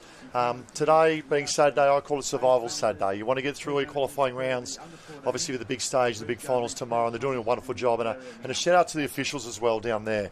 Obviously 4 water arenas, and as you can see in the picture there at the moment, so much colour in terms of caps and so many clubs represented. Right from right north, I think the furthest club might be Port Douglas up north. Over 1,500 competitors, Stewie Hogman just informed me, as I grabbed some data on the way through, and it just shows how healthy surf sports is. Yeah, absolutely. And we can see Riley McCartney from Alexandria Headlands. Looks like he's just porpoising in the lead out in front there, followed by Charlie Rowland, and I think it's Kai Harvey from Palm Beach. So Dickie Beach and Palm Beach, I think, sort of sitting in that 2nd and 3rd position. And as you mentioned, Ty, it's just about getting through the Saturday. Lots of rounds, lots of quarters, lots of semis. Probably sometimes where some of the most important racing takes place, because you can't afford to lack concentration and just miss out on a final. Yeah, most definitely. You need to be switched on, especially in these conditions as well. And conditions are changing. So we've got the lower tide. You can see now starting to porpoise across that back bank. That'll be a waiting opportunity, another probably hour and a half to 2 hours. And I know the young boy of Riley McCartney there leading from your club of Alex. Now, let's go back some history. When did you start as a nipper there back in Alex? Can we go back that far? And I know having you in a state team many, many years ago as well coming through, but the club has always been strong, has a strong history in terms of surf sports. It does. It does have a really strong and proud history. I've been a member there since I was 6 years old, so some 35 years ago. Yeah, a little bit of time, and as you mentioned over the weekend, it's our 100 year this year. So 1924 is when our surf club started, and obviously a lot of history over that time, and a lot of pride. And it's great to see, the young nippers, like we can see Riley out there in front, I guess taking control of the club's history. Yeah, 36 years yourself, and then what do you love about surf sports? Well, I'll say life-saving, not surf sports. Surf sports is only one component of the great movement we're involved with, but what do you love about life-saving? I just love that sense of belonging. So, I can always turn up to the club no matter what's kind of going on outside of, surf club life. And there's just always someone to say hello to, someone to chat to, something to get involved in. So whether you're competitive or whether you're more on the volunteer side of things, there's always just some way to have that sense of belonging. So I think that's what I really love about it. And it has that ability to kind of keep you fit and healthy as we move on from our less competitive years. I'm still really involved with the coaching, which I love, and just being able to pass on a bit of my knowledge and experience to some of the lifesavers of the future. Yeah, I think that's great. And you talk about the connectiveness, but also the community for all of us involved. You see at the moment, Ali's coming around in one, looking very comfortable. Do you know much about Riley yourself? Obviously, coming through in the family involved with the club there, Alex. Yeah, Riley's a fairly quiet competitor. And I think as we can see, Jen and I have been talking all day about some of the athletes who are opting for or without goggles. And Riley's got the goggles on. But he's a real quiet achiever, and he's a phenomenal person and athlete. He'll always help his teammates around him. He's just a really all-round amazing club person. So a huge shout out to Riley. I'm a massive fan. He's certainly not one to big note his achievements, although they are fantastic at such a young age, and he pulls down that beautiful, beautiful body wave, not quite holding it across our bank, but he's going to be a real star to watch in the future. Yeah, and also being under 14, coming up in the mouths. He's a big frame of a young man too. You're looking at the ability to porpoise there. And that, where he is now, I can see that being a big factor tomorrow in the finals as well. The ability to drop off that back bank into that gutter, but more so going out.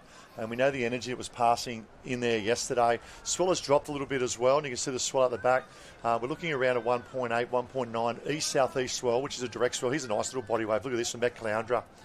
I love seeing, and this is the important part, is that, I call them thrills for free. You can go out any time you want out in the ocean and catch waves, and there's no better sight than seeing a young man coming through. We just saw in terms of body surfing on that wave as well. But back to Riley there, and he looks very comfortable, doesn't he? He does look very, very comfortable. So he'll be, as I mentioned, I think he'll be certainly one to watch come the semi-finals, and then hopefully the finals later on. And as you mentioned, those body waves are just as fun as they look. And I think that's just, the real thing, like you said, what keeps us involved in the sport. It's just a playground, the ocean. There's so much fun you can have, whether you're a swimmer, board paddler, ski paddler, the guys out there in the IRBs.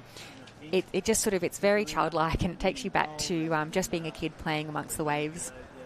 Yeah, most definitely. And Riley's coming up, and in a couple of minutes we'll give an update on point score from this morning as well. So I've got the top 5 in terms of point score, which is great. I know a few clubs look at that very, very closely, and others, just it's more about smaller numbers in their team getting in and having a real crack in terms of qualifying, which is great to see. But I know Alex, being a powerhouse in surf sports, are in the mix of the top 8. But I love the body surfing of this young man. I'll pick up his name in a moment on live heats, but from Met Caloundra. And these conditions, and obviously having the opportunity to go around with the Nutrigrain Ironman and women, and there's the Summer of Surf, the Strong Partner Summer of Surf. To me, I love events, and this typifies this as well this weekend. We have your fitness and the hard work you've done, but also the skill sets, what typifies that of surf lifesaving. Yeah, Kai Harvey, I think that is there from Palm Beach, and he did a brilliant job pulling down some of those body waves on our back bank, and it's lovely to see the skills that are on show from our junior competitors. Some of these have been in the sport for many, many years, so while they're still very young, they've got a really elite level of skill to show us. So you can see our 3rd and 4th competitors just coming across the line now in heat number 4. Fletcher Hart, I think it was, from two from Palm Beach. We got to see. I saw the sky blue and thought it was Met Caloundra, but well done to Palm Beach. They've had a strong history for many, many years. I know Peter Dorries many, many years ago was heavily invested there at the Palm Beach Club as well. And obviously we have 2 Palm Beach surf lifesaving clubs. We have one down in New South Wales on the northern beaches, and then obviously the blue, the sky blue here on the Gold Coast. And there's the other one coming through as well. So that's great representation. That's Kai Harvey coming through now with that of Fletcher Hart. But good to see the mix of clubs. Riley McCartney coming through in 1, Fletcher Hart from Palm Beach, North Queensland, and Cooper Hudson. He's had a great performance as well. And it's great to see the brands coming together. Look at the size of young Cooper Hudson there. The big, tall frame and paddling boards. For me, having those big levers makes it a little bit easier too, doesn't it? Yeah, it's definitely an advantage having those long arms. So, he'll be certainly another name to watch in the future. We can see Noosa just coming around the transition now, but I think Craig's down on the beach with our winner from that quarter. Yeah, thanks, Christy. I'm here with one of your favourite clubs, Alexandra Headland. We've got Riley here, who won the last quarterfinal of the under-14 Ironman. And speaking of big lads with big levers, he's certainly not small, and he had a very dominant performance then. So, mate, talk us through how you felt out there today. Quarterfinal, obviously. You know you've got more races. Were you trying to conserve some energy, or were you going pretty hard? It's obviously like getting off to a good start, setting up the race. But once you get into the lead, you can kind of go a bit cruisier, but never go too slow because there's always waves out there. People just come straight past you.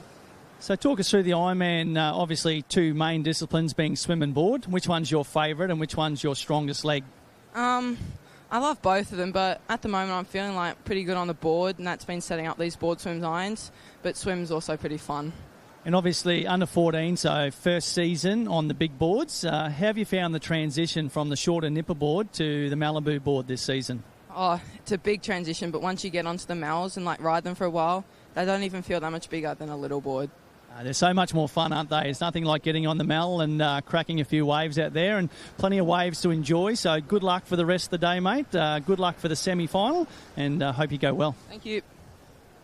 Yeah, well done, Riley, and great job down there as well, Craig. And see the results there. Roy McCartney, Fletcher Hart, well done, mate. Young boy from Palm Beach. Cooper Hudson, love seeing that from North Queensland branch, Dicky Beach. They're up and about Dicky Beach. Cohen Modlick, that's a good story. Young boy from Southport under the guidance of Pierce Leonard, 2-time Australian Ironman champion and an all-round legend as well, Piercey boy. And Cooper Clark from the Mighty Vikings of Currumbin. Looks like we've got the under-14, I'd say this is the under-14 board heats coming up for females. And a very, very competitive age group. It is quarterfinals. We'll run through the start list there. We've got Rogers there, North Burleigh, Mooloolaba as well, Sampson for Pacific. Love seeing the club of Pacific there. Capel from Noosa, Leonardi, Amani Leonardi from North Burleigh, Flint, Kate from Mooloolaba, Chapman North Barrowband, Sunshine for Goodall. Look out for Ava, Goodaham I should say. Mary Thompson, the superstar from Rescheduled, in particular the Iron tomorrow. Katie Palmer, the pocket rocket from Burleigh. Parkinson from Currawa. Van Hooven, hasn't she come leaps and bounds this summer from the Mermaid Beach Club. Langwigan from North Burleigh. Wilson, and a few other extras there wrapping up. Looks like that. The potential Emu Park tour there in Noosa, which is great to see. And shout out to that of Emu Park. I know it's Jen Parry's original club, and young girl Hooten last week and partners picking up medals in the open ski race or double ski, I think it was. But great to see is the variety of caps out there, Christy. Yeah, and some real strength coming through from some of our northern clubs there, as we can see. The competitors all just preparing slightly differently. Some like to have a chat, some like to just be in the zone and focus on the water in front of them. So, yeah, it's really interesting to see all of those different techniques. Yeah, great to see you. And a big shout out to those on live heats. Thanks for joining us. Give us a comment who you're cheering for. Give us some shout. We'll try and engage you guys as well with the live stream. And this is the under 14. This is heats. It is qualification. I'd say we'll look at potentially, I think if they run with probably 5, they'll probably look at 8 going through. We'll just see the number of heats we've got rolling up at the moment. Looks like we have quarterfinals. Four quarters. So I'll take 8. 4 8's 32. Mass numeracy never takes a holiday, and they'll roll with 2 semi-finals of 16. So 8 is the magic number. Look out for so the young girl, a couple from Richardor. Look out from that of Sunshine and also Burleigh. Katie Palmer, she's very explosive off the beach as well. Yes, Emu Park you can see just closest to our screen at the moment. So Tasman Stig from Emu Park on that grey and white board. So the starters got them away, Ty, and all choosing to run fairly straight out to sea. Yeah, I think as that tide comes in, this morning with a higher tide, a lot more volume of water inside the gutter, which causes the movement from right to left. Now we can see that bank come into play, and that's the young girl we spoke about there. She is Katie Palmer. Really good story with mum and dad as well. They're from originally South Africa. I think spent a bit of time in England as well, and only transferred the opportunity to coach her as a nipper. And you could just see so much potential. She's a very good runner, very good cross-country runner and triathlete as well. So looks like Thompson up there as well and Van Hooven. And shout out to Kai Hurst and Matt Poole from the Mermaid Club. Done a wonderful job in the growth stage, as Hursty likes to call it, of rebuilding Mermaid Beach. And Evie Van Hooven doing a wonderful job. Decides to stay up on her knees. You see Katie probably got off a little bit early as well. Looks like Mary Thompson on the left-hand side there coming through as well. Yeah, Mary Thompson, as you mentioned, on that pink board, just getting through that white water there. She did a fantastic job in her early rounds of her Ironwoman. So Mary looks like she might have that early lead, just ahead of Mermaid Beach. Yeah, Evie Van Hooven, I'd say that's coming through, and she's improved the swimming phenomenally, Evie. I think she picked up a third or a fourth in the summer of surf racing under 15s down in Manly, so in the Manly Open 10,000 rounds. So a great young girl coming through. So looks like we got the Black Swans and Richard Orr in 1, Van Hooven for Mermaid in 2, Katie Palmer back there in 3. And there'll be young Ava, and she's a great up-and-coming superstar from the Sunshine Beach, obviously under the guidance of Wes Berg there. And once again, he's taking over from Josh Minnie Minogue, and Josh did a phenomenal job there as well. But it's good nursery of the young kids coming through, and their club for the future looks very bright. Yeah, and we've been mentioning all morning Maroochydore and Sunshine, 2 clubs that are just doing really well in these conditions and probably similar to the open beaches that they train on. So we can see Mary there just lying down as she goes around the back of those string of 4. And we can see those waves just breaking behind the board cans. So the competitors keeping an eye on those. It should fill up again before it gets to the gutter where our cans are situated. But something certainly to keep an eye on. Another element for our athletes just to watch as they're rounding those cans and hoping to pick up one of these waves. Be nice to get one from the swim cans. Yeah, love to have a bit of an armchair ride for the girls coming in. So we'll pick them up coming in, and it looks like Mary Thompson in 1. She's a very good swimmer. So if she can be close enough tomorrow in that of the Iron, the blue ribbon event for the under 14 girls, Mary Thompson and that with Jess Conrad, probably the 2 of the standouts at the moment in terms of iron person racing. But this is a board race, and they love the board race. Obviously, the individual disciplines of swim, board and iron, and Evie Van Hooven. What about that for a shot? How good are these shots? And a big shout out to the Big Voice as well, doing wonderful shots, not only on the beach and up in the towers, but also the drone shots as well. Yeah, those girls making these tricky conditions look so easy. Evie did a great job. She had to angle her board a little bit sideways just to navigate the drop of that wave on the bank there. So Evie from Mermaid on the left-hand side of the screen there, doing a great job. Sunshine Beach and Burleigh Heads, our top 4 competitors, as we know Mary's on that wave just a little bit further out ahead in front. Yeah, Evie Van Hooven left, like you said. Evie, Ava and Katie. And Sunshine Beach there, Ava. Mum's actually an official in the area down there as well, so she's got a great viewing spot. But a shout out to all the officials doing a wonderful job. And that's heat number 1. So what are we going through their mind here, Chris, in terms of, you've been through this moment, as a young girl, being a young nipper, but also right through those of opens and seniors as well. What goes through in terms of a heat and just getting through and qualifying and surviving through that next round? Well, obviously you're keeping an eye on the competitors that are around you and just how you're faring compared to those, your fellow competitors, but also you're really tuning into how you're feeling yourself. So you're kind of thinking, have I got much left? How am I feeling today? How are the muscles? How's the heart rate after all of that? So quite a lot will actually be going through the mind of these competitors. And, you know yourself, when you finish your race, you're either feeling great and can get your breath back and your heart rate down quite quickly, or if it's the other way around and you're feeling quite laboured, you might be a bit more nervous then about how you're going to fare when that pace steps up again for the semi-finals. Yeah, most definitely. It starts to just rise in tempo, doesn't it, from round to round. And this ability to, and being very young as well, it's a major experience for a lot of these young boys and girls, not the 11s and 12s coming through, because they've never been in this situation. And a 3-day carnival, the importance of trying to get off your legs as much as you can, but also the ability to conserve a bit of energy in terms of eating well, drinking well as well. So it looks like 115 male irons now are lining up, and we can see man in the background there, the white with the blue and the black. That's Stanley Jarrett. He has been an absolute standout this whole summer. He went through all the summer of surf rounds. I think he raced about 7 rounds, and he only lost 1 iron in terms of 7 rounds of racing. He represented the Queensland interstate team as well. He's a great boy, good character. Look at him here, generating a bit of love for all the boys. And isn't that great to see? Right before an Iron quarterfinal, there they go again. The boys are up and about and ready to go. And you can see Stanley Jarrett leading the pack there. That's a great leadership from the big man from that of Rescheduled. It is very nice to see, and we've mentioned, it is a serious event. It is the final event for particularly our under 15s. It's their last year as nippers, so while they're taking it seriously, it's nice to have a fair bit of fun with it. Yeah, some really good quality of kids there. You got Jared there, and then on the far right-hand side, just next to the official on the right, that's Nicky Carter, and he's from your club as well. He represented the Queensland team as well. 2 from the left-hand side of Jared, and that's from the Burleigh Cup. That's Zach Moyer. He was the last leg of the board relay yesterday. So this quarterfinal coming up in this iron, I think it's a quarterfinal coming up. It's a very solid stacked quarterfinal with some real superstars of our sport coming through. And there's the under 15 coming up. Stanley Jarrett from the Black Swans. Chase Friedewell, he's a good character from Belairs Mowbray Park. We've got Liam there from Diggy Beach. Zach Moyer looking for this young boy. The longer this race goes, the better he'll come into his own. He took out the 2 kilometre beach run as well, Zach Moyer, on Thursday afternoon. Hunter Anderson from Tugun. I tell you what, the Anderson family's got a great older sister, chasing Olympic dream in triathlon. Cosgrove, Beatty Cosgrove, Pageant there as well. Notley from Alexander Headlands, Tarrant from Sunshine Beach. McFarlane there as well from North Burleigh. We've got Ware there from Tugun. Paxton Tucker, good story, old Paco there, well done, mate. Charles Nelson there from Matt Caloundra. Nicky Culler we spoke about. And Kobe Daniel, he's probably been a big improver throughout this summer as well. So this iron coming up, many great stories, and I love that about Surf Life Savings. Many great stories, insider stories as well, isn't there?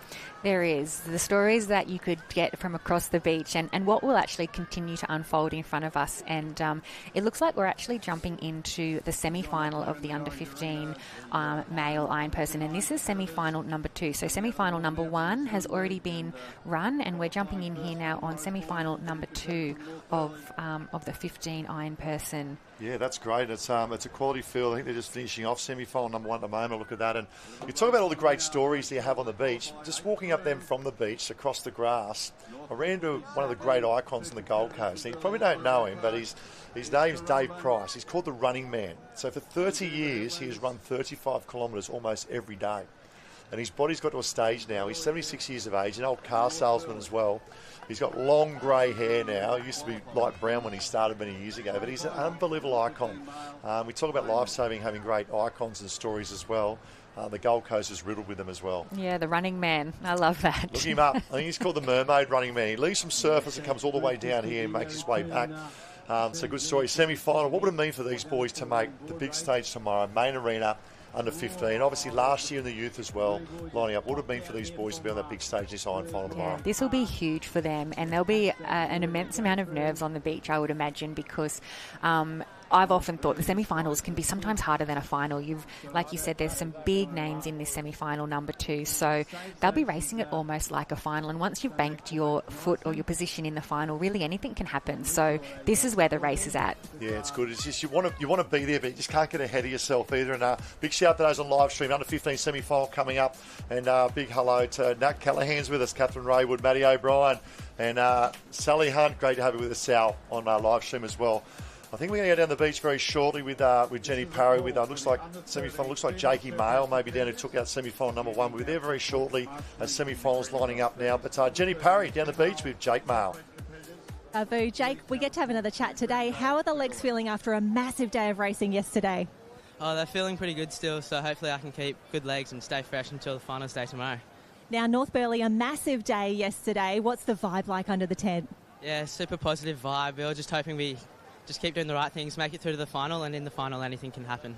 Cannot wait. Good luck. Big waves down the camera. We'll talk to you soon. Thank you.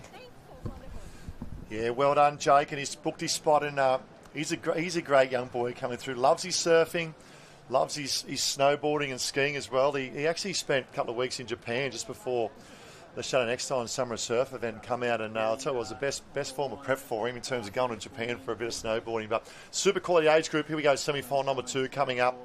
And we'll try and get, once again, jump on live heats and have a look who has qualified. We've just got a little stall in our results at the moment to run through the top 15, or the top, should say, 8 that's gone through in the under 15s. But quality field here, Christy. Yeah, absolutely. And I love that our athletes aren't specialising just yet. Still plenty of action sports going on. And there is a bit of science behind that, saying that if you don't specialise too soon, you'll go better all around. So. Yeah, I love that development. This is semi-final number 2, and some serious board putters in this one. And good start, Kobe Daniels. We can see a great start there. And North Burleigh, they're up and about, leading the point score at the moment. We'll have an update on the point score very shortly. But it was from semi-final number 1. We just heard with Jenny there, Jake Mail. Well done, mate. Qualified through. Kingston Lowe from North Fifth. He's a phenomenal board putter, Kingston Lowe. And went very close to winning the Australian Ironman title as under 14 last year as well. Very, very close. Aaron McQuaid, if he's close enough, he can run like to win that boy for a sprint finish. Dane Raywood, younger brother of Bianca Raywood, and also Jasmine Raywood, top of the Raywood family. Jackson Brennan, well done from Crumman. Archie Mayfield, Christian Howes, And Taj Murray has just snuck through to the state Ironman final. But Stanley Jarrett, top of screen, up and about. Yeah, as you predicted, Stanley Jarrett doing a great job on the blue board there from Maroochydore. And we saw Chase, I think, from Burleigh Heads also up there. But that wave just splitting the field there. Look at that. He's got probably a 15 to 20 metre lead just from making the break through that last shore, or I should say mid-break. We can see, I think that's Dicky Beach and perhaps Tugan also clear of that whitewater now. You're doing well. So Stanley Jarrett would lead round, and look out for the red board of Zach Moyer. Great little story. He spent a bit of time in Brisbane. Dad's originally from South Australia. I was going to say from Africa just to stir him up a bit, but he's from South Australia. Every time I say Brisbane, he goes, we're South Australia, we're South Australia. So there you go, Matty. That's third there at the moment, Zach Moyer. And he took out the junior Coolangatta Gold down here just up the road of the Coolangatta Gold Beach in November. But Stanley Jarrett, I just love the way he goes about his business. And a shout out to Bugsy as well from Richardor, because he doesn't get on the board very often, but he's had massive improvement on his craft of board. Looks like Chase Friedewell in second there from Burleigh as well. So it'll be Jarrett there from Richardor 1. Chase Friedewell, good board paddler. He needs to hang tough in the swim leg because I know he's got some serious swimmers behind him. Yeah, Stanley doing a great job, and if you mentioned he's not normally as strong on the board, like he's looks like he's made some massive improvements this season. So Stanley looking like he might just pull down the first of this little runner. He can feel it underneath his board now as he lifts up his rating, and yeah, he'll be down that wave clear on his own. So setting himself up really nicely probably for his strongest leg, the swim that's coming up. Yeah, he's a very, very good swimmer, Stanley Jarrett, and a great young man as well coming through. And big frame of a boy. He does a lot of pool sessions, I think 6 or 7 pool sessions a week, and maybe jumps on the board once or twice a week. And this is it's all about the numbers here. Beat Cosgrove, that's second from the right-hand side as well. Off to a very, very good start. So well done to beat. It might be Kobe Daniel there, tucked in the bottom there as well. North Burleigh, we talk about the strength of North Burleigh, currently leading the point score by about 30 odd points at the moment, but Stanley Jarrett at the moment goes round in 1. Looks strong, doesn't he? Yes, keeping those goggles clear of the water in the transition there as he's got them on now. So most of our competitors, as we mentioned, opting for the goggles. It's a really long swim, so I think that's probably a sensible choice. I think sorry to cut in. I saw Mum. She's an official. She's got the orange cap on with officials. We saw the transition there, Nat as well. So she's giving back the sport, heavily involved with that of being an official. So well done to Nat Jarrett. And she was also the female liaison for the Queensland team. So this is it. So what's going through the boys' mind now? You've had your board. Now obviously going to more resistance to swimming. But it's tough, isn't it? If you haven't done the work, you'll come undone this swim league. Yeah, that chase pack is really flying and certainly very, very condensed. So Stanley out in front, probably pretty comfortable, maybe the second and third competitors. But that chase pack, they'll be the ones where probably the most nerves are coming. And as you mentioned, if you're not really a strong swimmer, as we see a board paddler doing good just to negotiate his way through our swim pack there. But the swimmers who probably know that this is not their stronger leg, they'll be looking for the feet of a competitor that they know will maybe just drag them out there, drag them through the field, pick the best line out, and you really probably maybe just want to narrow it down to a race out to the can. So I would have probably said, I've just got to get myself out to the can, because once you've turned the can, all you've got to do is get home, and everyone can get that done. Yeah, look for an armchair ride coming home, be nice, a little bit of body surf. This is the toughest part I can see this weekend coming up. It's the ability to come across that gutter to get on that bank. There's just so much water surging. I use an analogy of when you have that hose on, you squeeze the hose, and that pressure starts to come out of the hose.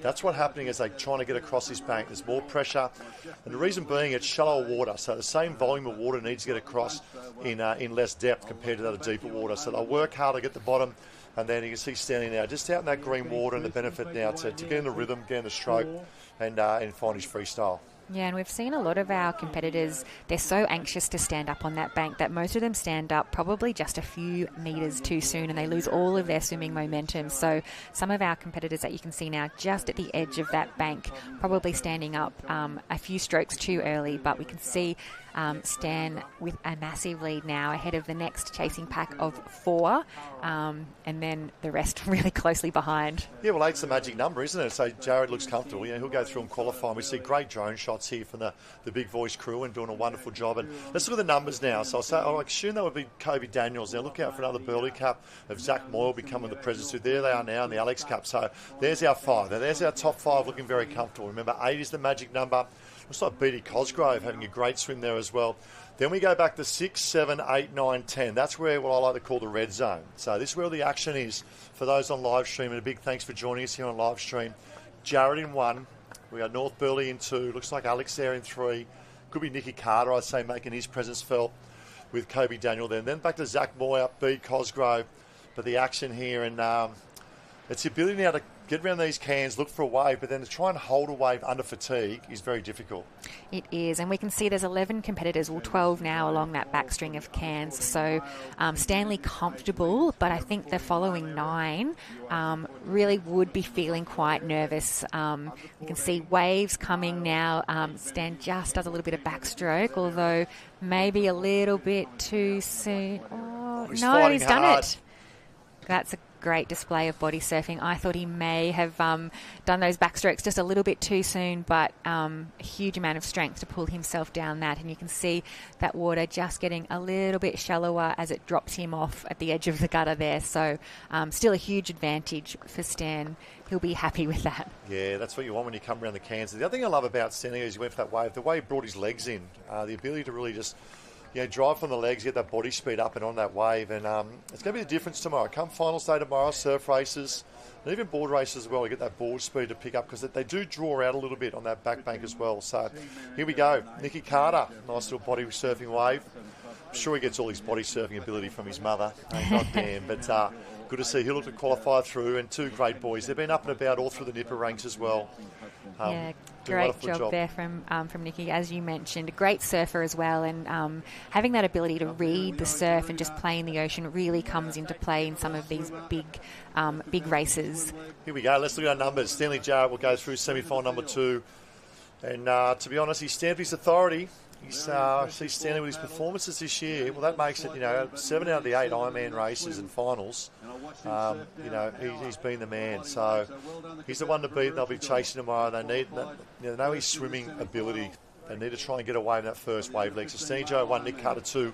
8 is the magic number. Here we go. Now we start to heat up a little bit. They'll be swimming across the bank coming in. If we go to the drone, we can see now the numbers starting to come in and pick up. So Nick Carter now comes around in that of 2. Yes, they've booked their spot along with the semi-final number 1 qualifiers. We can see there Burley, Alex. Zach Moy coming through. There's 3, 4. B. Cosgrove. Well done, mate. You're in the Ironman final. 5. Kobe Daniels, potentially 6. Dixie Beach could be 7. Leaves 1 spot. Chugan. Looks like the young boy from Chugan coming through. Yes, that looks like it'll be our top 8 qualifiers there. So we'll leave that for Take aware, probably. I hope I pronounced your name right. But well done. You see the boys just falling short.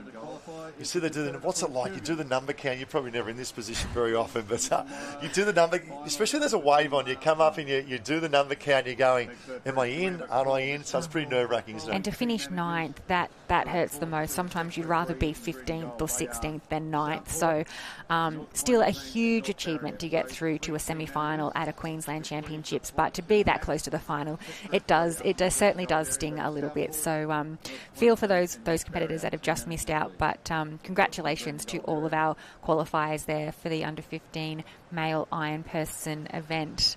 And we might throw down to Jenny on the beach, who's with our winner, Stan. Oh, team, thank you so much down here with Stan. What a race. A bit of backstroke out the back as well. Yeah, just trying to look for those waves and trying to get down them, yeah. Just turn those cans just where they are. It's the waves are flowing through, so just trying to get on a wave as soon as I turn them. And setting yourself up for a very big final program. You did the all-age relay as well this morning. How are the legs feeling? Yeah, legs are pretty good. I've got some ice in the tent and just been elevating them. But yeah, that was fun, so it was good to do. And a great race to win with your teammates. Yeah, it was fun, yeah.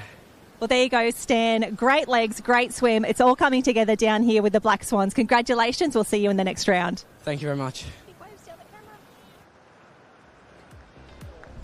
Yeah, well done, Stan, and well done to that of Jenny Parry as well. And we see the race replay here. And board leg in the swim, and Stanley Jarrett really set up a really solid board leg, then transferred his transition into that from the swim to the board and play. It's all about athletes playing to their strengths. And I love this bit of body surfing. Bit of an armchair ride for young Stanley Jarrett. And cross the line to Stammy's Authority, semi-final number 2. of the under 15 Ironman, as our under 15 females are now lining up in their semi-finals. And Christy's jumping down the beach, and it gives me great pleasure joining here in that of the commentary booth, Harriet Brown. How lucky am I to have Haz in here? So big welcome, Haz. Race 1, Harriet Brown, big welcome. Thanks, Ty. I feel like I'm lucky to be in here with you. No, I don't know about that. And race 1 competitors, and we've got a number of competitors that are here as well. And thanks, more importantly, thanks for giving up your time of your busy schedule as well. And this is our under 15 Ironwoman starting to get up and about at the moment. So semi-final for the under 15 Ironwomen. Let's go back. Harriet Brown is an under 15-year-old. Where were you?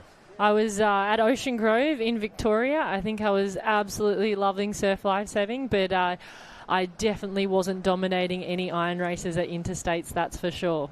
And I know we had a chat about a few years ago about your history of growing up, obviously Ocean Grove there, and you started, I think your older sister was involved with Nippers, an opportunity, you were playing in the sand. I mean, I don't like playing in the sand, I want to jump in and let's talk about growing up in Victoria. Obviously, you had a lot of people down there, like MG, that had were critical in your life and development as a surf sports athlete as well. Yeah, I absolutely love surf lifesaving. I think that I wasn't that good to start off with, but I think the reason why I stuck around was because I made so many friends, and I think that's the best thing about this sport is the friendships that you make, the trips that you go on, and the adventures that you have. And yeah, I had definitely had some mentors around me, some coaches like MG. He was a coach for a really long time that really got me engaged in the sport. It's great, isn't it? And surround yourself with good people to talk about it. It's the under 15 Ironwomen at the moment, and this is another great age group. So it's board into the transition run and that of swim as well.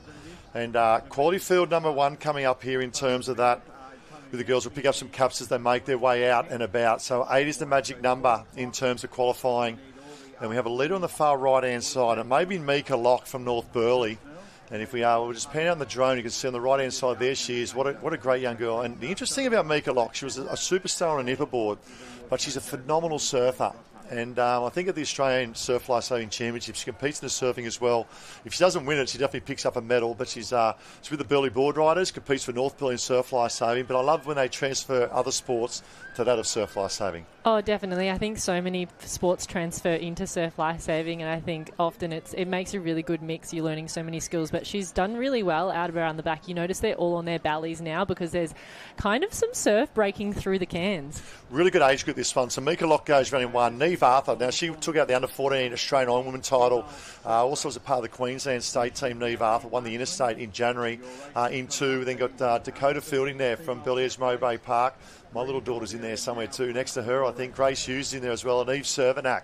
So very healthy age group, the under-15s, and it's great to see, isn't it, the future superstars. A big shout out to Race 1 as well, because the Race 1 arena through the Summer of Surf this year has been great for these girls. Yeah, definitely. It looks like she's out on the front in a wave, but yeah, Race 1's been awesome. We just came from the Race 1 signing tent where so many nippers came up. We're getting signatures hanging out. There was actually a few that were racing coming up, and they're like, "We've got to go, Marshall, but we really want your signature."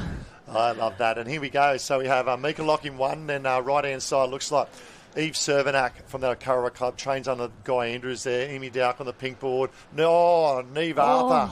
That was last year's Australian champion, just missing the double up. And it's a critical and tough little inside gutter, isn't it? These kids need to negotiate. Yeah, it's so tricky at Kira. Sometimes you think you're on a wave and then it starts to fatten up and you have to really try and work through it to try and get on that wave going through. And eight go through this, so yeah. I think these girls out in front are quite comfortable, but they still have to push hard in this swim. Yeah, the one thing with Mika, like taking nothing away, she probably hasn't done the swim work of the other girls behind her. She does a lot of surfing, a lot of board work, might jump in the pool now and then, but I know from behind, in particular that of Neve Arthur, phenomenal swimmer. Look to see some big moves from that of Neve Arthur. It's Grace Hughes coming through, another great girl, phenomenal board paddler, trains under Kelly Margits Linzo there, and Dakota Felding.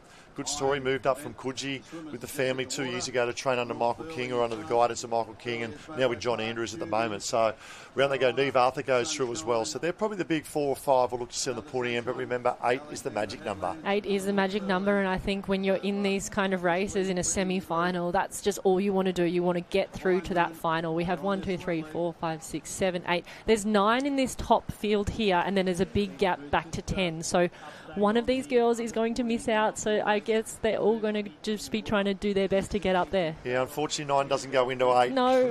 Now let's With the swim league coming up now, let's just go back 7 days. State championships last weekend, and in that twilight of our career as well, a little bit there has, and what a career it's been. I love senior race. I never want you to retire, but that's just my personal opinion. But how was it last weekend? Obviously a lot of team events as well, but you were racing very on point last weekend. Thanks, Ty. Yeah, I felt really good last weekend. I did so many races. I think that's what state titles is about, is just being out there doing as many races as possible.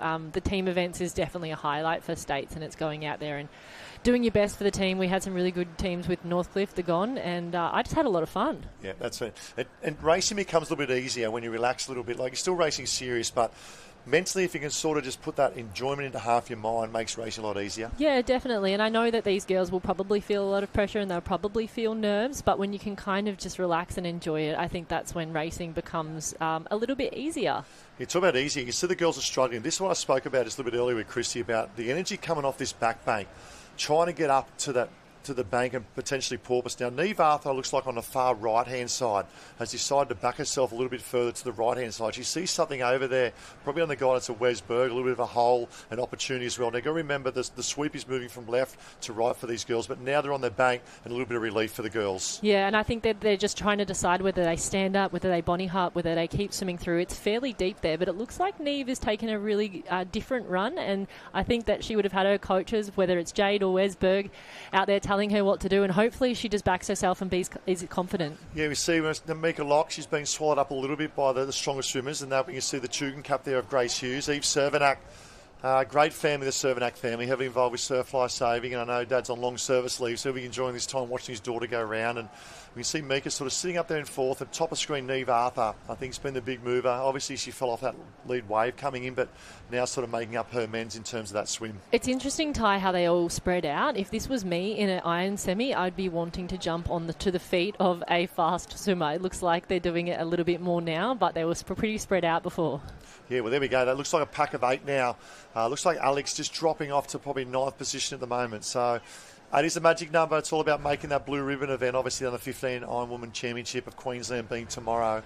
And when did you make the move up to Queensland? What age were you? And then what was the difference between being, like I mentioned, I never sort of got many results, between not making many results to then the success that you've had?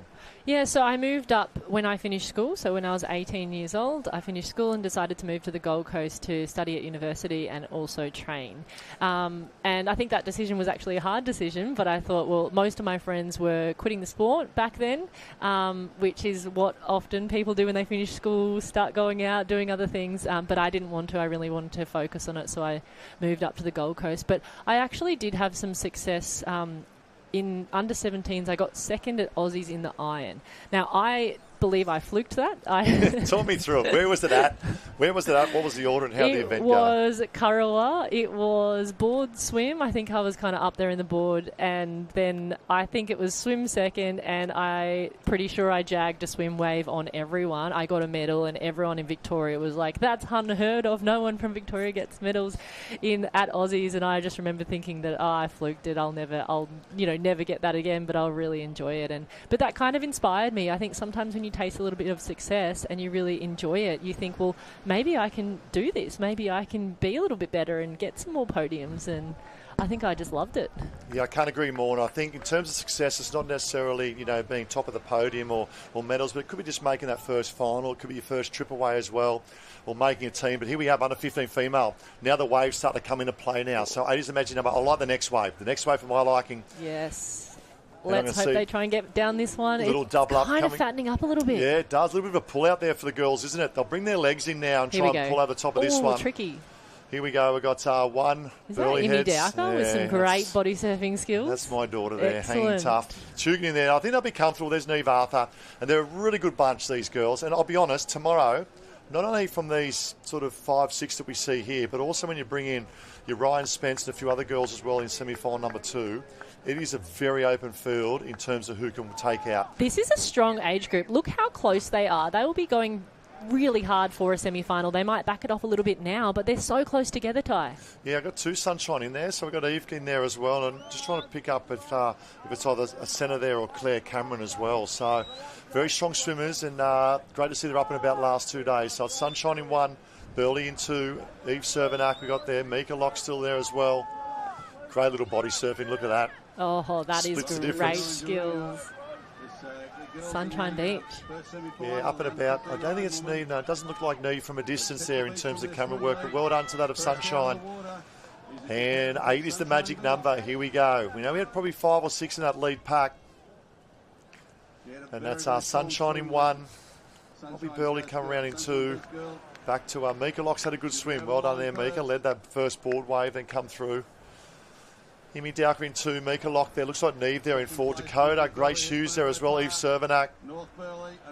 That's Ryan Spence coming through there, actually. So that's actually, I thought Ryan might have been in semi-final number 2, but she's actually probably didn't have the board leg she wanted, had to swim away back into place there. What's the numbers we're looking at there? That's 7 through now, Ty. So we are waiting for one more to make it through to the final. Sunshine Beach, is this? Could be another Sunshine. What about that? 3 from a club into a final. It's going to be close. There's a Alex Headland coming up just behind her, but it looks like she's going to be comfortably in.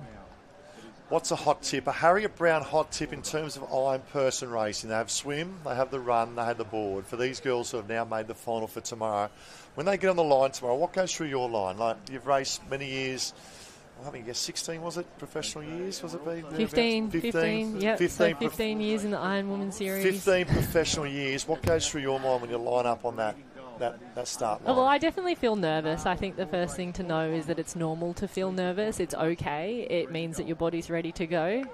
And I definitely feel nervous when I'm about to go, but I think what I try and think about, sometimes it's hard, you have distracting thoughts, you're thinking like, how am I feeling, what am I going to come, I hope I do well, but I try to not think about the outcome, and I really try to focus on what I have to do. So with that, it's the start. If it's board first, I'll be focusing on my board start. I'm not thinking, what am I going to come?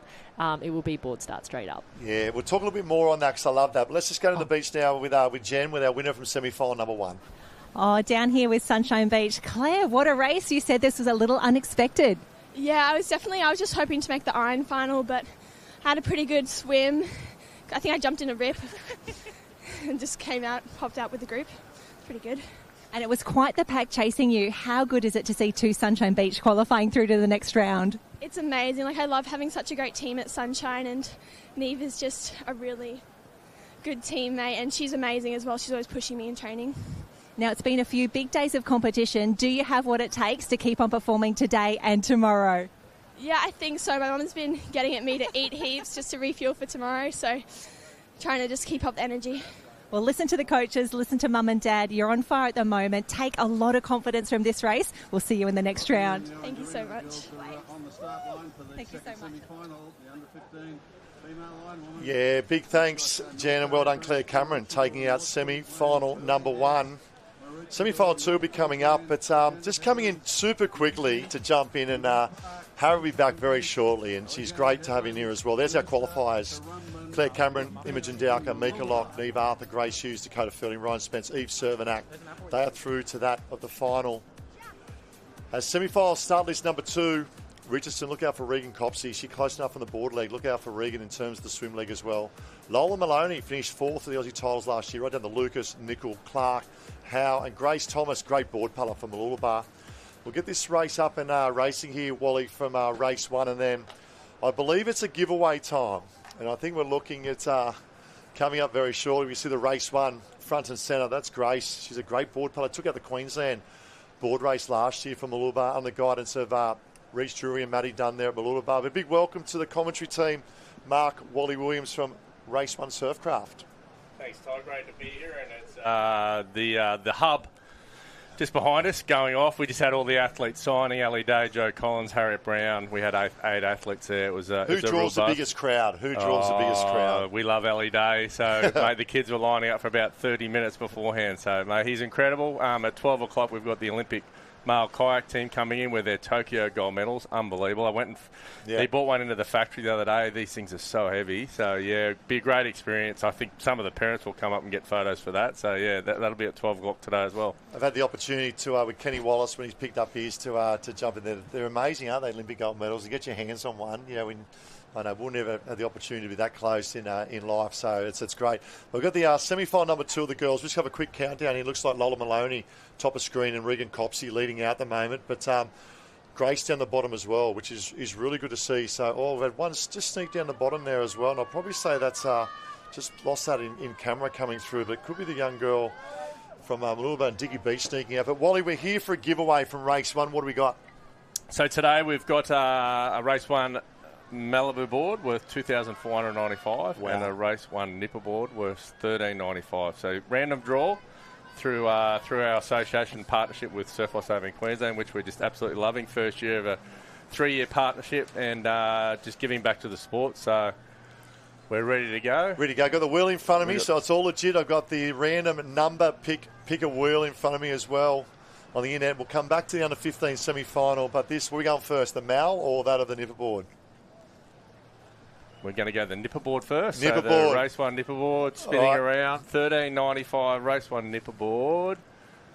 Ooh, number 700. Number 700 has been chosen. We'll go to that of the random draw now, looking up for a number for 700.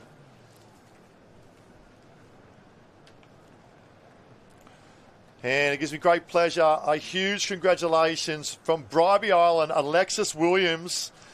11 years of age, I believe, female there from Bribie Island. You have picked up a brand new race 1 Nipper board. Wow, what about over $1,300 worth of surf incredible. So good to go to Bribie Island, one of our very good clients. So we help support Bribie and put something back into their club as well. Small club and not overly competitive, but unreal. So excited for her. Alexis Williams, well done for Bribie. You've won yourself a race 1 Surfcraft of the Nipper board. We will now go to that of the race 1 Mal as we've got Grace out in front on the race 1. Look at the timing of this. Great board putter from Mooloolaba. Took out the Queensland under 14 board championship. We spoke about that of last year as well. So well done, Grace. She'll come through. This is obviously the first lead. Dicky Beach up there as well. So I'm not sure that's Mahoney Howe or it could be Kayla McConkey actually as well. So 2 great competitors from there from the Dicky Beach. I know Kayla's mum's heavily invested as the beach coach there at Dicky Beach. But back to the random draw. Here we go. This is for a race 1 Surfcraft Mal. And the number picker wheel is spinning here in the live stream box. And the winning number is 292,292. We'll now go to that of Stewie Hogman, Chief Official from Surf Sports. 292.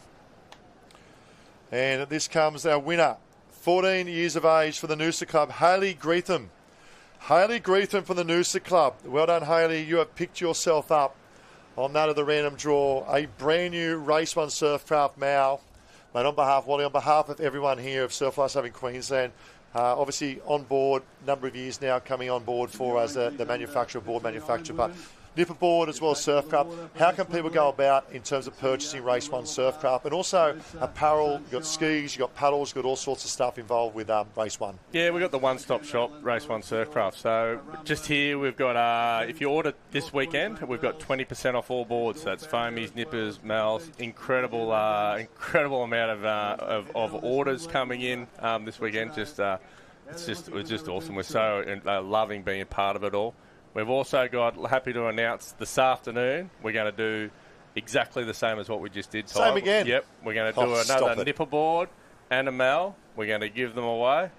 Tomorrow, we're going to double that. We're going to go 2 Mals we're going to give away tomorrow. Lucky door prizes, random draw. How's that? Mate, Santa Claus has arrived. Yep. Santa Claus. And what I love also about, you've been heavily involved, when did you start your surf life-saving career? North Burleigh, I know it was many years ago. Yeah, Northcliffe, and then went to North Burleigh, then back to Northcliffe. So when I was 5 years old, so heading into, that's 45 years of being involved. Very similar to you, mate. We've been around a long time and just love it. We love the sport. Our kids have gone through it and just full circle. So. Mate, love it. Love having you involved. I've got to kick you out now because Harrod's coming back into this semi-final number 2. But we'll have you back later on for random draws. Mark Wally Williams, Race 1 Surfcraft, doing a wonderful job to you and all your team, mate. Thanks for your support with Surf Life Saving Queensland. Thanks, buddy. All right, semi-final number 2, and isn't it great to see giving back? And for those who ever witnessed the Race 1 arena at the Shaw and Partners Summer of Surf, it was something special. And stay tuned for bigger and brighter things. But this is great. Here we go, semi-final number 2, and we spoke about Grace from Mooloolaba, come off the first leg in that of the board. Grace Thomas from Mooloolaba, and now transferring that into a swim leg. So well done, Grace, here from Mooloolaba, heading out.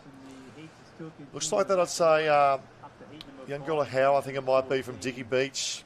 She'll make her way. Look out for a big move from Burleigh's Mowbray Park. I'd say Lola Maloney finished 4th for the Australian Under 14 Ironwoman title last year. Now going to the strength of the board paddling as well. But Grace would go around. We can see that sweep. It really started to make its presence felt. But these drone shots from that of the big voice. Well done to the drone team down there. The camera crew as well. Big 3 days of racing for the camera crew as well. And bring us all the great images on this beautiful part of the Gold Coast and experienced Gold Coast. Obviously, the Queensland Surf Life Saving Championships are proudly supported by that of experienced Gold Coast. And we spoke about race 1 there as well, but up in the festival zone, the big screen's there for those watching on the big screen. A big hello to you out there in the barbecue, the Belly Heads Mowbray Park, under Nevi, Huth and Gordo. The barbecue is up and firing. They reckon there's some of the best burgers, Harriet, best burgers going around the barbecue as well. But good racing here, semi-final number 2. Yeah, it's excellent drone footage there. It's so good that we're able to get this kind of footage to see, and it's actually great for these girls. A lot of them will watch it back later tonight to see what they can do to improve for tomorrow's final. Yeah, I love that. Visual feedback's one of the best forms of feedback as well. Thomas goes around Diggy Beach into. Here's the move I spoke about earlier pre-race, and that's about Regan Copsley. She's a very, very strong swimmer. You can see on the left-hand side from that the white cap with the blue and black and Richard or the black swans. And Lola Maloney started to make the big loathing left arm of Lola Maloney coming through as well. And different sort of techniques there, but it's all making their presence felt in the water. Yeah, they all are swimming slightly differently. They're looking behind. They just need to kick a little bit more to rate up, but it looks like those waves aren't quite breaking yet. I think they'll really want one on this back bank just to move ahead and be comfortable. Here we go. Turns from swimming into may pop over the top. Looks like Maloney's on it, and that of Regan Copsey as well. Yeah, so now comes in the skill sets. And this is great to see, isn't it? The young girls. Oh, a little bit back rider. They're on top of each other. Back rider there from Maloney over the back of Regan as well. Yeah, it makes the magic number. And this intensity will go to another level tomorrow in the under 15 Ironwoman State Final Championship of Queensland. But it's Copsley there in 1, Lola Maloney in 2, and I know Dad Nick will be watching very closely. It's all about just qualifying through and surviving as well. And Diggy Beach making their presence felt. I can see that of Sunshine in the mix there as well, and also that of Malulabar Grace Thomas doing a great job. So well done to the girls at the moment. I say 1-2 in front. That gives us 6 there, leaves 2 spots remain. It does. Those last couple of spots will be highly sought after in this kind of race. You can see it's kind of pulling out there. They're really struggling to get into that zone where they can stand up and run. Yeah, Regan, we've also got also in there as well is Ruby Twiggy Williams. And coming around now, it looks like that might even be, it is Ruby actually, yeah. So I thought Regan Copsey was swimming through, but Ruby Twiggy Williams, what a swim. She looked really strong swimming, and she was also able to hold that body wave as far as she could. And there's a little bit of a bump there, but she got through. Yeah, one thing I'd tell you about Ruby, she was a phenomenal nipperboard paddler. I would say between Ruby and we saw earlier with Miko, there's Regan Copsey coming through now, back in 4th place. But Ruby Twiggy Williams, as a nipper, was an absolute standout. Between her and Mika Locke, I think over a number of years, were probably the top 2 that had many ding-dong battles. But great to see now transferring that to the Mal as well. But she's really picked the swimming up, and that's a credit to her and obviously the team that gets around her. And swimming makes a big difference in the Ironwoman especially. Give us an insight. Yourself, obviously 15 years professional Ironwoman. What was your average weekly routine in terms of swimming to board and even ski these days? I mean, these days, it's probably around 12 to 13 sessions a week. It used to be a little bit more, but I'm having to back it off a little bit as I'm getting older. Body maintenance. That's it. But when I was this age, I was probably swimming 3, trying to do 4 a week, and I was trying to get to the beach. And when I say trying, I used to beg my parents to drive me half an hour to the beach in the afternoon, but it wasn't always the easiest thing to get to, so maybe a couple of times a week as well. Yeah, and swimming, you look at all your great Ironmen and Ironwomen, you're a past world champion as well and heavily involved, in terms of all your craft and irons. But to me, of your 3 legs, where you are now with your swim, your board, your ski, to me, you've got to have your swim there. You look at all your past champions, your swims are so important. Talk about great swimmers. What about this? Jenny Parry's down the beach with Ruby Twiggy Williams. Oh, stop it, guys. I'm down here with Ruby. What a paddle, what a swim. You're through to the final. How good's this? Oh, it's really good to get through to the final. Those were the hardest races there. When it gets to the final, you just let all loose, which I'm ready for tomorrow, and it's going to be a great day. And you've got a few friends along for the ride, a few Black Swan teammates. It's so good. Regan over there, she moved from Tannum Sands in about under 13s, and having her, she trains hard, she trains well, and it's good to have another person in the final. Now, talking about the club culture part of the Black Swans, can you just turn that way a tiny bit?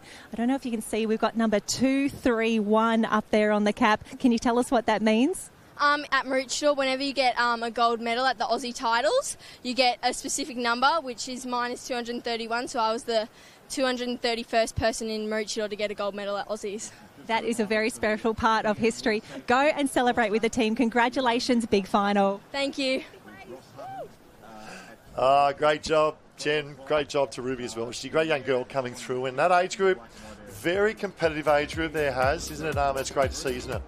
Oh, it's so good to see the depth throughout that whole race and both semi-finals as well. It was so close. I think it's going to be a really exciting race for tomorrow. Yeah, there's the update there. We can see, we're just looking for some through. I don't think, surely they haven't been disqualified. There's the results popping up. Ruby Twigwell, Mahoney, Howe, Lola Mahoney, Copsey, Ortega, Grace, and also Harney Shelley's coming through. Top 8 was the magic number. So Lucas there, 8th qualifier through the final. And back down the beach, looks like we've got Tannen Sands down there as well, Jen. I do. Team, I've got a pretty special story that we just told about. Billy, can you tell us in your own words what happened?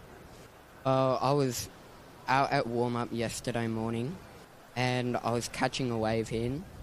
And everyone was paddling past one of the really young nippers. Must have been under 11s. He'd lost his board in the big waves. So I got him onto my board, paddled him in and found his board for him. Look at that, a rescue performed in your warm-up. Were you nervous when this was happening? I wasn't really nervous. I knew what I was doing. Yeah.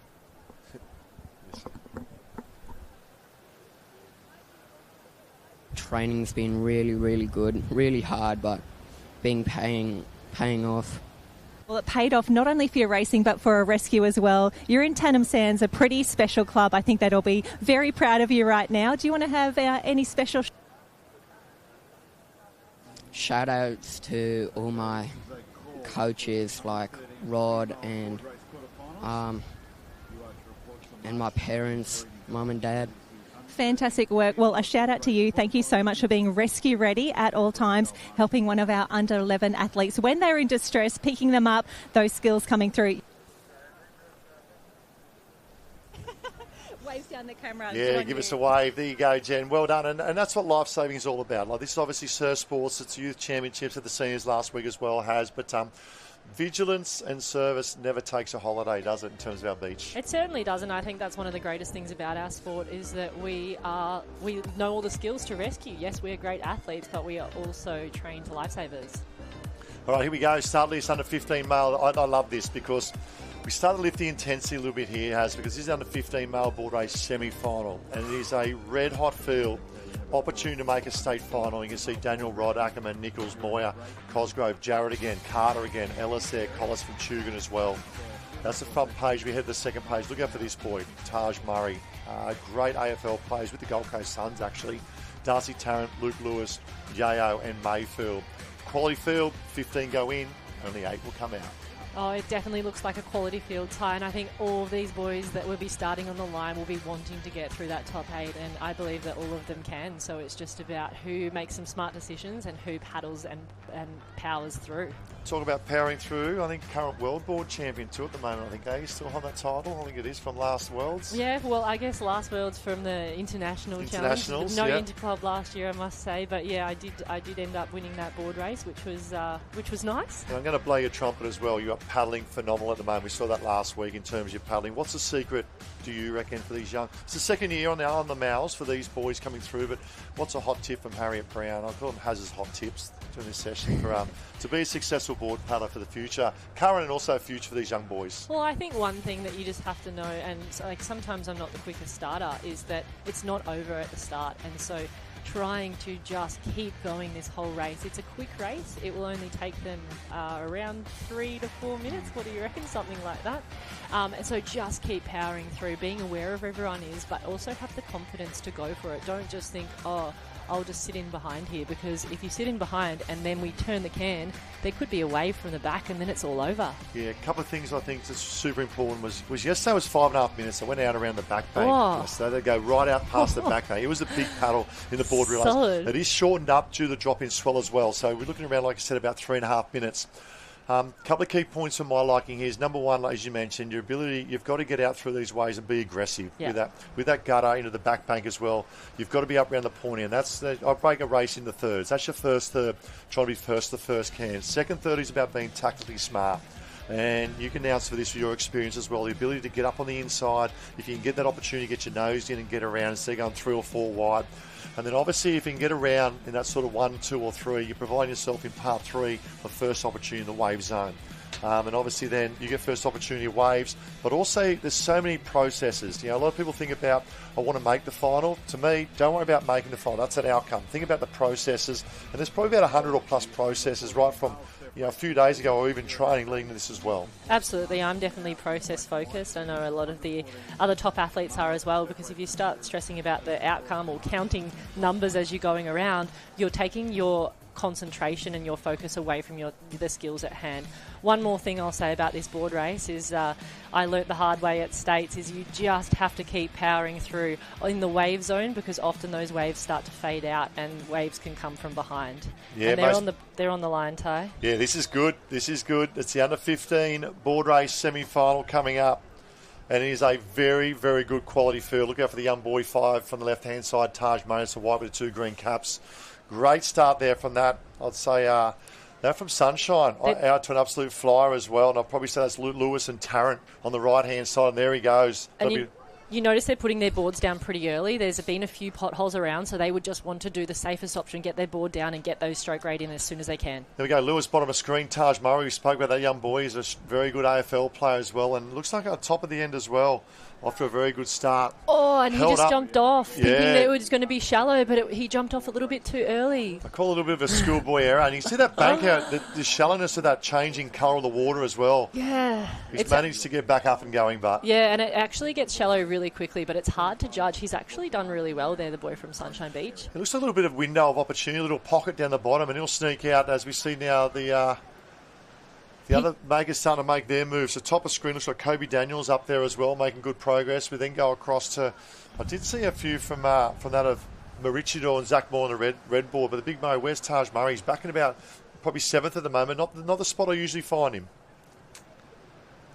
Sunshine Lewis now makes his way out. There's Moya there on the red board. He's a bit of a loathing stroke, isn't it? We see Noosa tucked in behind him as well. That'll be Brady Ackerman from Noosa. Looks like Daniel now sneaking across. Here's the tactics we talk about. Now we're going that second third of the race. You can see the boys setting up for those who go around the cans. Yeah, definitely. And it's interesting to see that there's only 3 or 4 of them, now 5, on their knees at the moment. Most of them are just opting to laying on their belly. It's probably where they feel the most comfortable. But by the time you get to opens, most of them are on their knees, because that's where you can get a bit more power using your core and your hips. Yeah, look at this. Got 8 into 10 and then 12 at the back. And it's still Lewis. Looks like they're going potentially out towards the back cans as well. So Lewis now starts to find his stroke, starts to find his rhythm. Daniel's in 2. Moya tucked up on the inside. I like the move of Moya on the red board up on the inside to give himself opportunity to sneak round. Yeah, he's done really well there, and I think he probably knows that they're going left to right around the can, so you want to be on the inside if you can. There's a bit of a wave now. They just really need to power through it, and they'll clip some of the back markers there, which makes a difference. Oh, not the first one, it's the second one, and look at that. All of a sudden, up and over they go. So remember, 8 is the magic number. It is the under-15 semi-final championship of Queensland. And what have we got? 7, there's 8 out. Could that be the 8? It could be. It could be. This is where it all makes the difference. And they did some really good skills there. A lot of them. Oh, they're rolling. They're rolling on the back bank. That is challenging. Oh, this is good. This is what surf sport is all about. It looks like Cody Ellis. Oh, someone's turned around. Cody Ellis upside down there at the moment. He's backing around. So it looks like Stanley Jarrett making his way out as well. So this is a quality semi-final. And all of a sudden the back markers go around. It's still Lewis in 1. Daniel in 2. I'd go Moya in 3. There's the top 8 tie. You know what's interesting? Stanley Jarrett just won the Iron. He's not in that top 8. So there is a lot at stake at the moment. Stanley Jarrett is not in the top 8. He's just taken out the semi-final of the Iron. You see Moya make his move. There's waves coming. You see the boys look over their shoulder and start to lift the intensity. Yeah, you can see them all start to look, but they don't want to sit. Oh, one of them sitting back. He must see something we can't see. Yeah, that's Murray. 2 of them, 3. Yep, Taj Murray sees us out the back, and there it is there. So all of a sudden, there is our 8, and Jarrett now sits in that of 9. Jarrett now sits in 9 coming through as well, so... And this is where they need to rate up. through here because it starts to fatten up, and if you see the 3 that were on that front wave just got passed by the others because they had that momentum, and that's what's so brutal about racing at Kira. Yeah, watch this in position 9, Jared coming through, because Kobe Daniel actually got caught on the can. He thought he had to go around the black and white can, but he doesn't have to in this board race. All of a sudden, Jared now has come from 9th up into the back of 8th here. This is very, very interesting. May get the link as well. Oh, with momentum too. Oh, this is good. Alex in 1. We then go back potentially Alex in 2 as well. Alex has done that really nicely. He's just hovering on the top of that wave, not trying to get down it, just trying to sit there comfortably, and he'll probably look behind at some point when he stands up, but he's done really well. Yeah, Nick Carter, he's a great young man, good surfer as well from the Alex Club, represented Queensland only a matter of probably 6-8 weeks ago. Zach Moyer's through. There's the battle. Here we go. You can see Jared. What a paddle from Stanley Jared to pick up that wave. He's still not there yet. Yellow so the board. yellow board is number 7. Yep. So we're looking for one more after the yellow board. I love how they still run up hard, some of them. It's good. They want to get interviewed. They want to get interviewed by Jenny Parry, I reckon. Or but get Nick, the good shot as they're running up. The money shot. Nick Carter 1, Zach Moyer 2, Lewis looks like 3, Taj Murray in 4. We then go back to, could be that of Walter Nichols there, of Alex, or Archie Mayfield coming through. Stanley Joe, looking to do the number count. Another North Burley. Kobe Daniel, B Cosgrove may have fallen short. Unofficial. But at semi-finals, there's so much at stake, isn't there? Oh, there is. I think semi-finals are always the most stressful. I think once you get to a final, you can relax a little bit more because you don't have to get through. You can just do your best. Yeah. And the other thing, too, is sometimes kids, they get to a semi-final, make a final, they go, oh, I've made it, and they relax too much. Yeah. It's an opportunity to go, you know what? I'm a chance, like everyone else, of these 15 or 6, these other 15 with myself as well, being 16 this final. In these conditions, we can see anything can happen. Definitely, and you saw that out there. The leaders that were on the front wave, there were 3 of them. They got passed by the others that just swept through with more momentum, and I think that's the lesson that you have to learn. And going into any of these races, that anything can happen. Semi-final number 2 coming up. We'll get the results of semi-final 1, but what a quality field it was in under 15 boys. Last year, as the Youth Championships, they'll step up in the big stage of the Opens next year as well, and what a great weekend last weekend was. Yeah, I think a lot of these boys will be really excited to race at Opens. It becomes a bit of a bigger stage with that atmosphere of the big kids. Yeah, and here's a replay. You see Bottom Lewis off to a good start. I'm not sure we picked him up. No, he sort of let out. He got off a little bit early, didn't he, on that bank, and then managed to get back on, but the wave's coming off, and I love the work of the boys in the back. They just stopped and propped and waited for that swell to come through and picked it up. But Stanley Jared, credit to him, from 9th. He had to work hard to get back in. It was a great performance. We spoke about last weekend as well. Obviously proudly supported by Experience Gold Coast. And last weekend we had over 1,000. There's our semi-final start that's coming in a moment. But we had over 1,000 open competitors and also close to 600 masters. But let's go down the beach now. Nikki Carter with that of Jen Parry. Yeah, down here on the beach. Talking that was such a tough race and a great field. Yeah, it was. The semis got a lot of good board paddlers in the field, and you got to work a little bit harder than you want to in the semis, but sort of get into the final. And because in the semi you just want to make the final, but in the final, like, anything can happen, so anyone can win it. And it was like just trying to stay on the little runner behind the wave, trying to just rate and stay with it, stay in front of it. So, yeah, it was tough though. It's tough. Work. We'll see you in the final. Thank you. All right, well done, Nick Carter, and he's up and about on day 2 of the Queensland Youth Championships as our semi-final 1 just finished. He's a great young boy from Alexander Headland as well. The results come up. Nicky Carter, well done, mate, from Alex. Zach Moyer, great young boy as well. Luke Lewis, great start, mate, and he'll be up and about. Taj Murray, one look out for in the final tomorrow. Walter Nichols, Stanley Jared, Kobe Daniel. I think B Cosgrove just got through, but more importantly, in the live stream, and those with us in live stream, and great supporters of Surf Life Saving. They're our official swimwear and teamwear sponsor. That of Engine Swimwear. Big Andy's in with us, mate. Mate, look at these guns on you too. How do I get a pair of those? But big welcome, mate. But Engine doing a wonderful supporters of Surf Life Saving Queensland. Yeah, it's great to be partner with such a great event and organisation.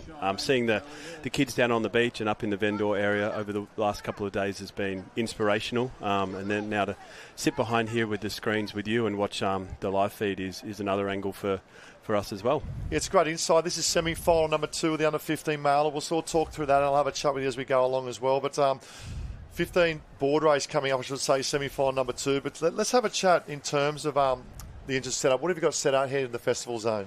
Yeah, so we've got a relatively large setup today. So we've got I think it's a 8 by 9 metre marquee that we had built on Thursday. And then inside we've obviously got all of our performance swimwear, goggles, accessories and clothing. So we've got the stuff for the athletes to do in the water, but then also for off-beach stuff we've got as well, so the deck parkas and jackets. I want to hear more about the history of it, but that's we go back to semi-final number 2, and what a great boy. I had a privilege of coaching him as a young nipper. Archie Harrison. He took out the Manly Open Classic down there in the 10,000 round of the Shore and Partner Summer Surf, and a great young board paddler, bottom right. He saw something there on the bottom bank that sort of played to his advantage. Then we go to Northcliffe. That's Kingston Low. Phenomenal board paddler, Kingston Low, from that of the Northcliffe Club. And they'll head out to the back bank now. And I know your history, mate, in terms of swimming has been phenomenal, and they can look it up on Google. But how would you go on a board racing in these conditions? Pretty terribly. A few years ago, we entered a team, the engine guys, for the Coolangatta Gold in a team, and I was the board paddler. Didn't really make it off my belly. I did the whole gold laying on my belly. But, yeah, it's a great sport, but I didn't do it when I was 11, 12, 13. Didn't build up the skills and technique like what these guys have here today, so struggled to get up on the knees. Yeah, it's great to see. Obviously, they're 15s, the second year as well. This is the back bank they'll come across now, so it's school set time, decision time as well. We've got Harrison there, got Northcliffe, 2 from North Burleigh. Strong presence to North Burleigh Club in terms of board paddling, obviously under the guidance of Mike Murray and Jezza Cotter as well. But quick history, mate, in terms of the swimwear. I love the swimmer myself. It's the best in the business in terms of athletic performance, swimwear performance and everything as well. How did Engine start back in the day with Tobes and yourself? Yeah, so Toby Haynen was the founder of Engine back in 2004. And at the time, I was just a young swimmer swimming at a pool just near where Toby has his Learn to Swim centre in Melbourne with Toby's best friend, actually. And so Toby started off with swimming caps and goggles, and he came to his best mate's training session and asked Glenn Baker. He said, "Hey, Glenn, I want to sponsor a couple of athletes. Have you got anyone that would be suitable?" And Glenn said, "Oh, yeah, Andrew in the water here." And Toby's like, no, not the best swimmer that you've got. We want the best swimmer in Australia. I want to sponsor the best. And Andrew goes, go Andrew, that's him, that's me. So I was the first sponsored athlete from Engine and Toby, and then kind of, here we go, wave time. Oh, wave time, we'll come back to that. And it looks like Dane Raywood has come from the clouds, third from the bottom as well. Yeah, Kingston there as well, and probably North Burleigh, might be Jake Mail in the mix there as well. I know we got a couple of North Burleigh, could be Pagan in there as well from that. And Noah Putty as well, I'll come across. We'll just call the finish of this and we'll come back, because I love the story of Engine. And also the history of your swimming as well, for great people to understand. And Toby as well, knowing that swimmers giving back to their sport. I think right-hand side, that's Kingston Low. I actually teach him at school as well. He's a great boy. He's got a bit of character about him too, and that's what we love with these young boys coming through. Semi-final, number 2, Archie Harrison, left-hand side. He's full of confidence at the moment. Looks like Chase Harris, I'd probably say that's in the mix there as well. Trying to see, is that maybe Chase? I just see from a distance there coming through. We'll pick him up at the moment. No, it's not Chase, next to that of Archie. So well done. 1-2 coming through. A little bit of a Burleigh, North Burleigh smorgasbord at the moment as the boys come through. And there's top 4. There's Kingston in 5. So 8 is the magic number. 5 looking to go through and qualify comfortably at the moment. So he goes to stamps their authority. You see Jake Mail just coming up to stamp his authority and says, are we Kingston and Arch? And says, all right, boys, I'll take that semi-final lead. But well done to those boys. And we'll see the next race. I think we've got 3 coming through. It could be potentially 5. As we pan off the drone, you see those 5 will go through, and I think 3 for the next 2, and that'll make up the 8. And there they have it coming up now, make the 8. But back to that, mate, the history.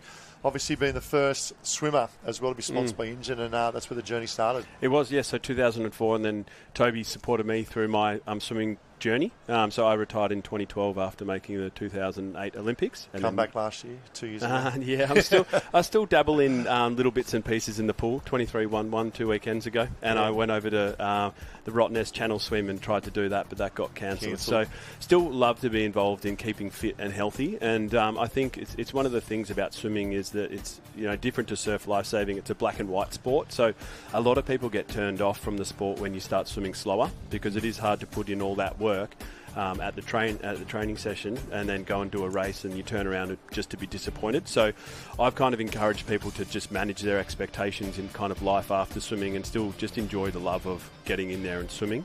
Whether or not it's super fast, it's just a good sport to be involved in. Whereas that's why I love the sport of surf lifesaving, is the greyness in, you know, the conditions, you know, getting a little bit of luck. It is, yeah. And I think that community-based piece that surf lifesaving has is something that the swimming clubs, you know, on the Gold Coast do a really good job about it. But you know, Australia-wide is something that the surf clubs are really leading the way with. Yeah, most definitely. And obviously, Toby just spoke about starter, but just quickly yourself, what's your greatest achievement? Also Toby as well, because a lot of people won't know about the great success you've had as a swimmer, and Toby as well. Yeah, so Toby went to the 92 and 96 Olympics, so he swam in the 4x2 freestyle relay in 96 and got a bronze.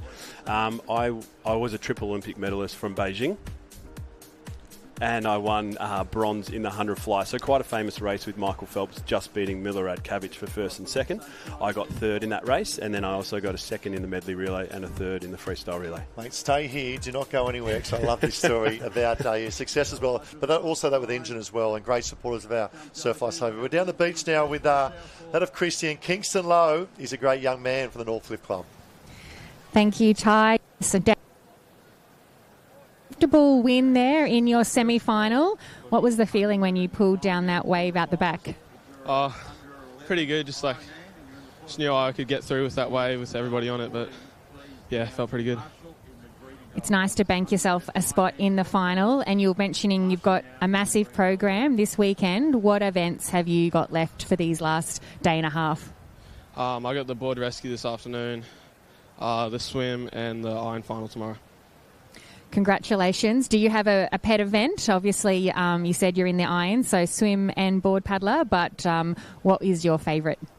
Probably board. Prefer the board, just a lot more fun. And yeah. Well, all the best of luck for your semis and finals still to come. Yeah, great job. Great young boy coming through the Northcliffe ranks there as well. Kingston, well done, and Christy as well. And Ian, just before you head out, mate, as well, Ian, like I said, great supporters. And you're the swimwear and teamwear sponsor of Surf Lifesaving Queensland as our official. But where can we purchase the gear? I know that the quality is unbelievable. You see so many clubs, nearly, I'd play 90% of clubs wearing the attire as well. I know Burley in particular looks phenomenal, the glowworms. But for those who are on live stream watching, how can they go about purchasing some of this great product? Yeah, so day-to-day, engineswim.com is the best place to find it. Obviously, being partners with Surf Lifesaving Queensland, our Queensland sales manager, Dan Moray, is at a lot of events up and down the coast. So most weekends over summer, you'll see Dan at those events. But then obviously during the state championships, we're up in the vendor area.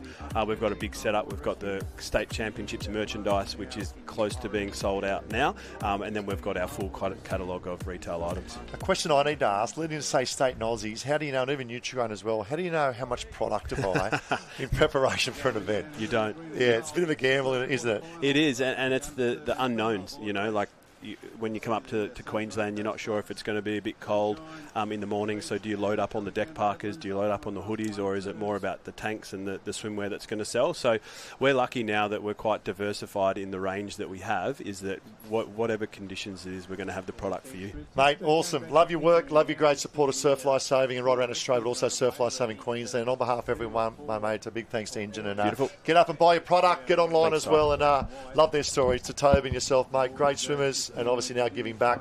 A semi-final number one up and about, and Southport off a good start, Burley's Mowbray Park. And top of screen, Dakota Felding there from Burley. Off to an absolute flyer. She's a great board paddler from that of Burley's Mowbray Park. She'll sit and pop that one. Looks like Imogen Dowker down the bottom, Neve Arthur in the mix there as well. So they'll sneak out now. Looks like Burley 1-2 under the guidance of John Andrews. They took out the board relay yesterday, the girls, with Lola Maloney as well. So Dakota in one. Imi Dowker tucked in there in two. It's very hard to call my own daughter, I can tell you that much, ladies and gentlemen. But around we go, Neve Arthur. It looks like Neve Arthur. Grace Hughes, look out for Tuga making their presence felt as well. Very, very strong age group, the under 15 girls. This is a semi-final. 8 is the magic number. You finish in the top here, 8 here, ladies. You are in the final, the Championship of Queensland for tomorrow. And it just shows how healthy our sport is in reference to our girls at the moment. As on screen, that's Imi Dowker at the moment in one, Dakota Felding left-hand side. As they head out towards the back bank. Now, we're going to get some waves potential on the back bank as well. And the girls starting to spread out. You can see the deeper water as they go across that back gutter. They may sneak out. We see the wave zone, a little bit of froth coming from that waves zone at the back bank, but it may be a little bit low. No, waves coming. You see Sid and Prob all of a sudden. The sets have arrived. Dakota Fielding, top of screen, has had to roll that one from Burley. Imi may sneak out on this one, and she'll sneak out that one. Grace Hughes back to Neve Arthur as well. Very competitive age group. It's Dowker in 1 from that Ability Edge Mowbray Park semi-final. Number 1 in the under-15 girls. And Craig Holden. You actually interviewed him yesterday, mate. Great job as well. Welcome to live stream. You're loving this. Seeing a Dowker out in front, you're nervous. Come on, mate. It's only a semi-final. She's looking good so far. I've got my unbiased lens on at the moment. I'm looking for a little girl from Bundaberg I coach, Ava McCaig, but she might be in the second semi-final. I can't see her here. So, Imi Dowker, mate, she's doing it well. A chip off the old block, eh? Oh, yeah. Her Uncle Bear was a very good board paddler. But it's all about Sunday. We had a chat last night with Imi and Zam. We said, here's a wave. If she gets found this one, this is the one you want. She's in a very good position at the moment. Happy days. It's called an armchair ride. That's what you want. No, made a good couple of phone calls with Huey this morning, and well done in his semi-final start right. But good battle here. It's made number coming through, but having a chat this morning, and so similar to athletes, Saturday you come in, it's all about survival, isn't it? Getting through your rounds, because these conditions, you can't, if you're sitting around 6, 7, 8, things can happen, and all of a sudden you miss out on a final spot. Yeah, things can change very, very quickly, as we've seen, mate. But you're right, today's about managing your load and trying to conserve as much energy as you can. You want to qualify through, but you don't want to spend all your bickies on day 2, because day 3 is an even more important day tomorrow. Yeah, we can see coming through from Tugun as well, is that of Grace Hughes, great Dakota Fielding now on the sort of maroon and white board. Neve Arthur, so there's your 3. Grace Hughes coming through, Neve Arthur, and that of Dakota. Just doubling up, little bubble up, isn't there? We're just watching a different camera angle. Schoolgirl error, probably from my daughter Shaw. And Imi's been watching Dad fall off the waves at Burley, and she just took a little tumble close to the water's edge, but she's so close in, it's not going to matter. They may catch her, but she's still going to qualify through very safely, mate. So Harriet spoke about it earlier. It's a little bit of wobble you see coming through, and that's a drop in tide. The water really starting to pull out and cause a little bit of disturbance in the gutter as well. But changing conditions throughout the today as well, isn't there? Yeah, we saw the same thing yesterday, mate. Hey, we saw a lot of sideways water movement in close and a lot of inconsistency in the wave. So it wasn't coming in straight, as you can see there. It's different angles within the wave and lots of water movement. So you're getting pushed sideways, getting pushed off your board, losing your balance. And she won't come through in first place, mate, but she is safely through to the final. Looks like Neve Arthur from Sunshine I think Beach. it might be, sorry to interrupt, I think it's Reseda Ortega there that's come through. It doesn't look like Neve from a distance in coming through. Dakota Fielding there will qualify. That's Neve there Neve in third. 3. Yep. Third coming through. But Sunshine very strong. Imi's there as well. Grace Hughes. Grace is took out the under-14 Australian board title last year. Grace, I'm pretty certain. And looks like Emu Park may have snuck through there as well. I was just going to say, mate, is that an Emu Park cap there? That'd be one of the Harney girls, I'm going to suggest. Yeah, Michaela Harney. So she'd be ecstatic with that through to a Queensland championship. And she's a very good board paddler. And that's a good sign for me, coaching Ava from Bundaberg. I know Ava and Michaela are very, very similar when it comes to ability on the board. So that makes me happy for the next semi-final. But no, some great paddling there, mate. And that was a pretty hot semi-final. A lot of the big names we'd expect to be talking about were in that first semi. Yeah, very competitive age group, under 15 girls. And as mentioned with the irons a little bit earlier, there's probably 8 that could win that iron final. Very similar to the board as well. And great to see Emu Park, for those who don't know. And it's about a 9-10 hour drive from here. It would be, mate. Yeah, it's about 5.5 hours to Bundaberg, so you may as well add 3.5 on top of that. So, yeah, probably a good solid 9-hour drive. So they do it well, but they do it at all the carnivals. They've been bringing their younger children, well, not children, but their teenagers down for the Summer of Surf carnivals and doing all the big carnivals and giving them some experience. They've got a great squad. Ted McLeod does a fantastic job coaching up there, and a really strong group. They amassed over 1,000 points at the Senior Branch Championships. They had that many competitors there. It's great, isn't it? And a bit of an insight for yourself, obviously, up there at Elliott Heads as well. And a bit different in the Gold Coast. A lot of Gold Coast, the clubs have it's a one-club pony in terms of club culture, but up there you share the love across a variety of clubs as well. Yeah, we do, and I know for myself, the squad I coach, I have Bundaberg kids and Elliot Heads kids. We get the odd Moore Park child come over and train. Kids from Harvey Bay drive up and train. We've had some of the Tannum guys come down. A couple of the girls from Tannum who are now down here, the Philpott sisters at Curra and Northcliffe, they come up on holidays and they train with me as well. So anyway, back down the beach, Christy Munro's got an interview. Thanks, Craig. Yes, I'm down here with Rosita from Sunshine Beach, the winner of that first semi-final. Tough conditions out there. We saw Imi had an early lead, but how tough is it coming in across that bank? Yeah, it's pretty tough. The sandbank is a lot deeper than it looks, so couldn't actually get up and run or do anything on that. But yeah, even in the gutter, the waves kind of die off, and you just got to try and stay on. Well, you executed that perfectly in the end. What will be your race plan going into the finals? Yeah, definitely trying to go with the sweep. I have gone against it a couple of times, but I'm going to try and go with it and just do my best, I guess. And go back to the tent? Yeah, hopefully. Cause it's been on and straight away every race for the day. But what's your favourite treat in the esky? Definitely the lolly snakes. Yeah, they're always good. They're the first to go. Well, best of luck for your finals. Thank you. Great job. And shout out to Wes Berg, doing a wonderful job, and Jade Berg as well. And there's qualifiers. Ortega there from Sunshine. Fielding as well, Burleigh. Arthur Dowker from Burleigh. Great shoes. Look out for her tomorrow. Great to see Marley Clark from Currumbin. Harney, we spoke about from Emu. How great to see. And Hal from Diggy Beach. And Craigo, your lunchbox, mate.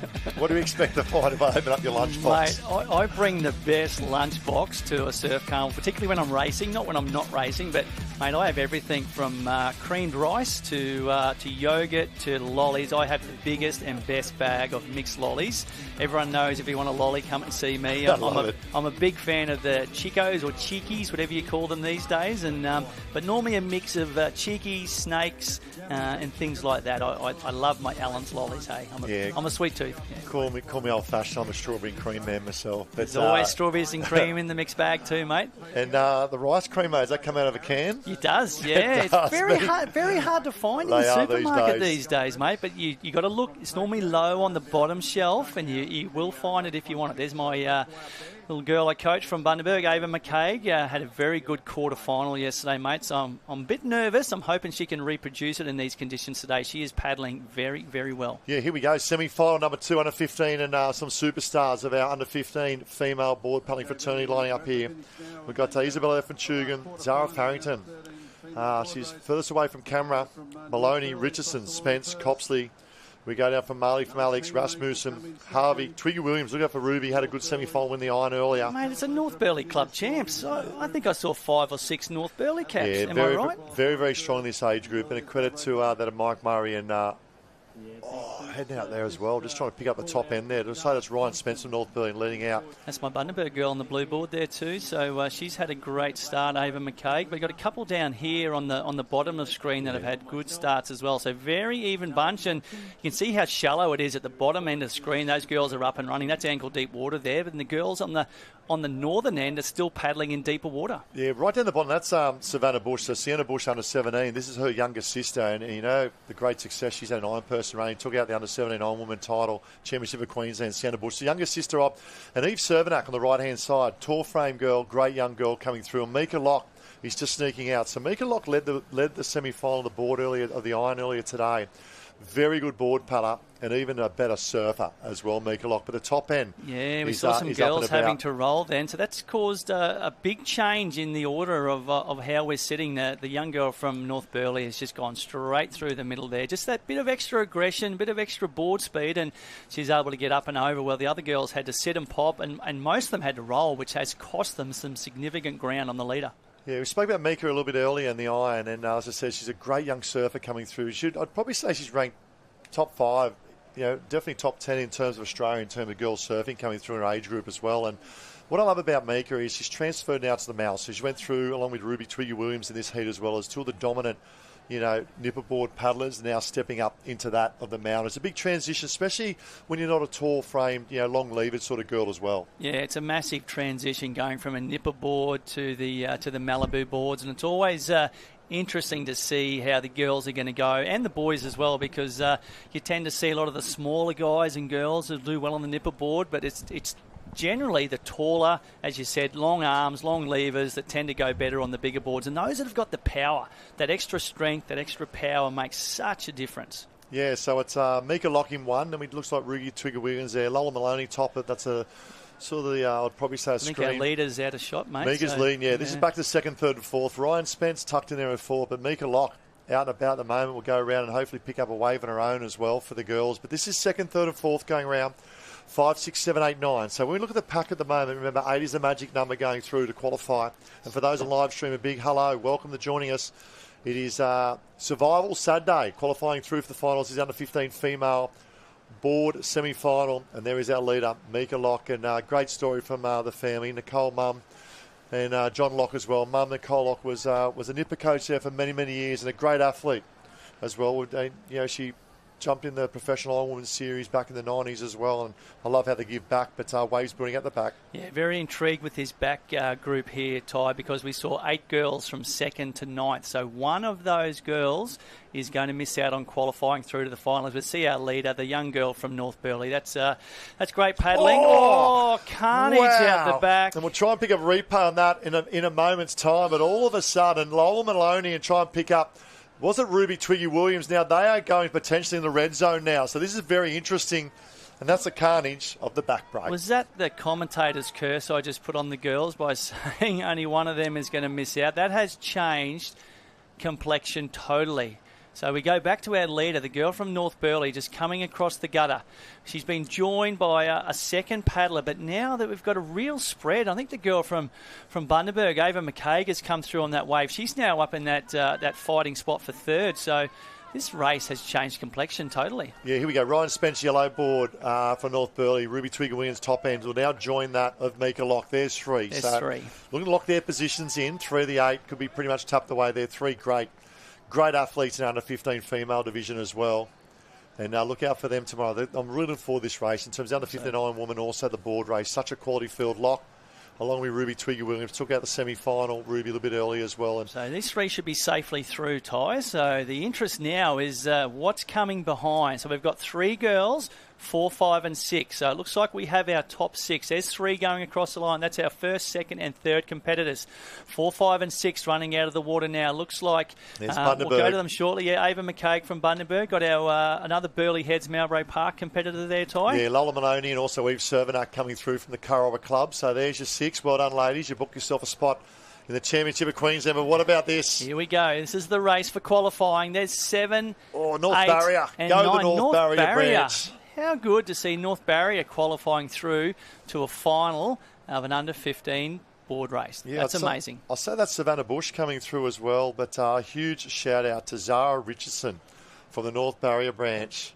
What a performance. Great performance. And I just saw that the 2 girls crossing the line now, Regan Copsey from Rescheduled, one of the North Burleigh girls, they were giving each other high fives running out of the water. They didn't care. They missed out. They were having fun. They said, how good was that? We're going to run up together, give each other a high five, and we'll just move on to the next race. And talk about races. What's some great race we've seen. Team events yesterday, wrapping up with Survival Saturday today, and making a move down here. And I'm a proud Burleigh boy as well. I know a lot of discussion happened in terms of, I know that the club didn't want to move, but in the best interest of conditions and also be able to get through a program and athletes, it's 100% the right decision. And my hat goes off to Surf Life Saving Queensland Surf Sports, to Stewie Hogman, to Big Shrek and also Dan Homer. And, they probably had many a sleepless night as well heading this weekend. But well done to all the team from Surf Life Saving Queensland Surf Sports in making the right decision. Yeah, you're right there, Ty. I think everyone agrees it's been the right decision. We've been able to get through the program relatively well so far. Still a long way to go.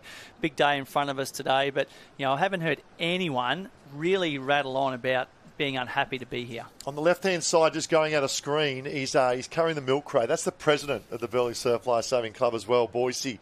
He has not stopped. I interviewed him on the beach earlier today as well, and a crowd, and then I see Christina there next to the ATV as well. They do so much for the club in the volunteer status as well. I think 16 years or thereabouts he's been the president of the club. I might be a bit shy of that. And Chris Walker tucked behind as well. But we're going to go down the beach now. I've got Christy there with the little pocket rocket from North Burleigh, Mika Lock. Down on the beach here with Mika. What's spot in the final? Pretty good, yeah. It feels pretty good, especially to know some of my teammates are also in there. Yeah. Is that the best part about teammates? Yeah, definitely. I've got such a great group of girls who we all push each other, so yeah, it's pretty good. They were all in the final. And are these your conditions out there? I know it gets pretty rough at North Burleigh. Yeah, I like the surf. It's definitely more fun and can change it up a bit, yeah. And who would you like to give a shout out to for getting you this far through the season? Oh, Mike Murray, he's my coach and he's really good. And yeah, he helps us all so much and pushes us and he's a great coach. Big shout out to Mike.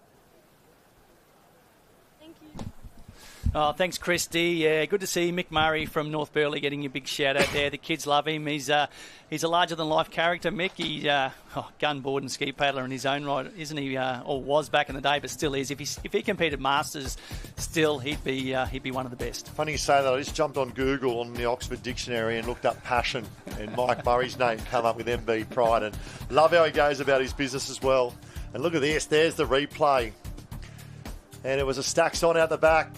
And mates qualify through to the girls, which is good to see. And I want to have a shout out now for those who are in the festival zone. We see semi-final 2, just the race replay, and great job to the big voice as well. Mika Lock should be one very hard to beat. And we just spoke about yesterday her board puddle in the, they fell short of just getting second in the under-15 female to that of board relay to Burleigh. But her performance yesterday was outstanding as second paddler. Yeah, she had a gun paddle. She actually took her team to the lead for that last changeover. She had a phenomenal paddle. And, it just goes to show that your board relay is only as good as all three legs. And that's I suppose, the excitement that it brings is that you never quite know what's going to happen. The lead keeps chopping and changing. And luckily for you, mate, the girls from Burleigh Heads were able to come back and wrestle the gold medal. So, yeah.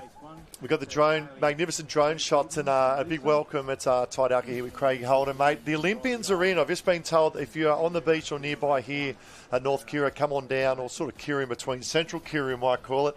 Come on down the festival zone, because the Olympians are here with their Olympic gold medal. Question, Craig, have you ever held and touched an Olympic gold medal? I have actually, believe it or not.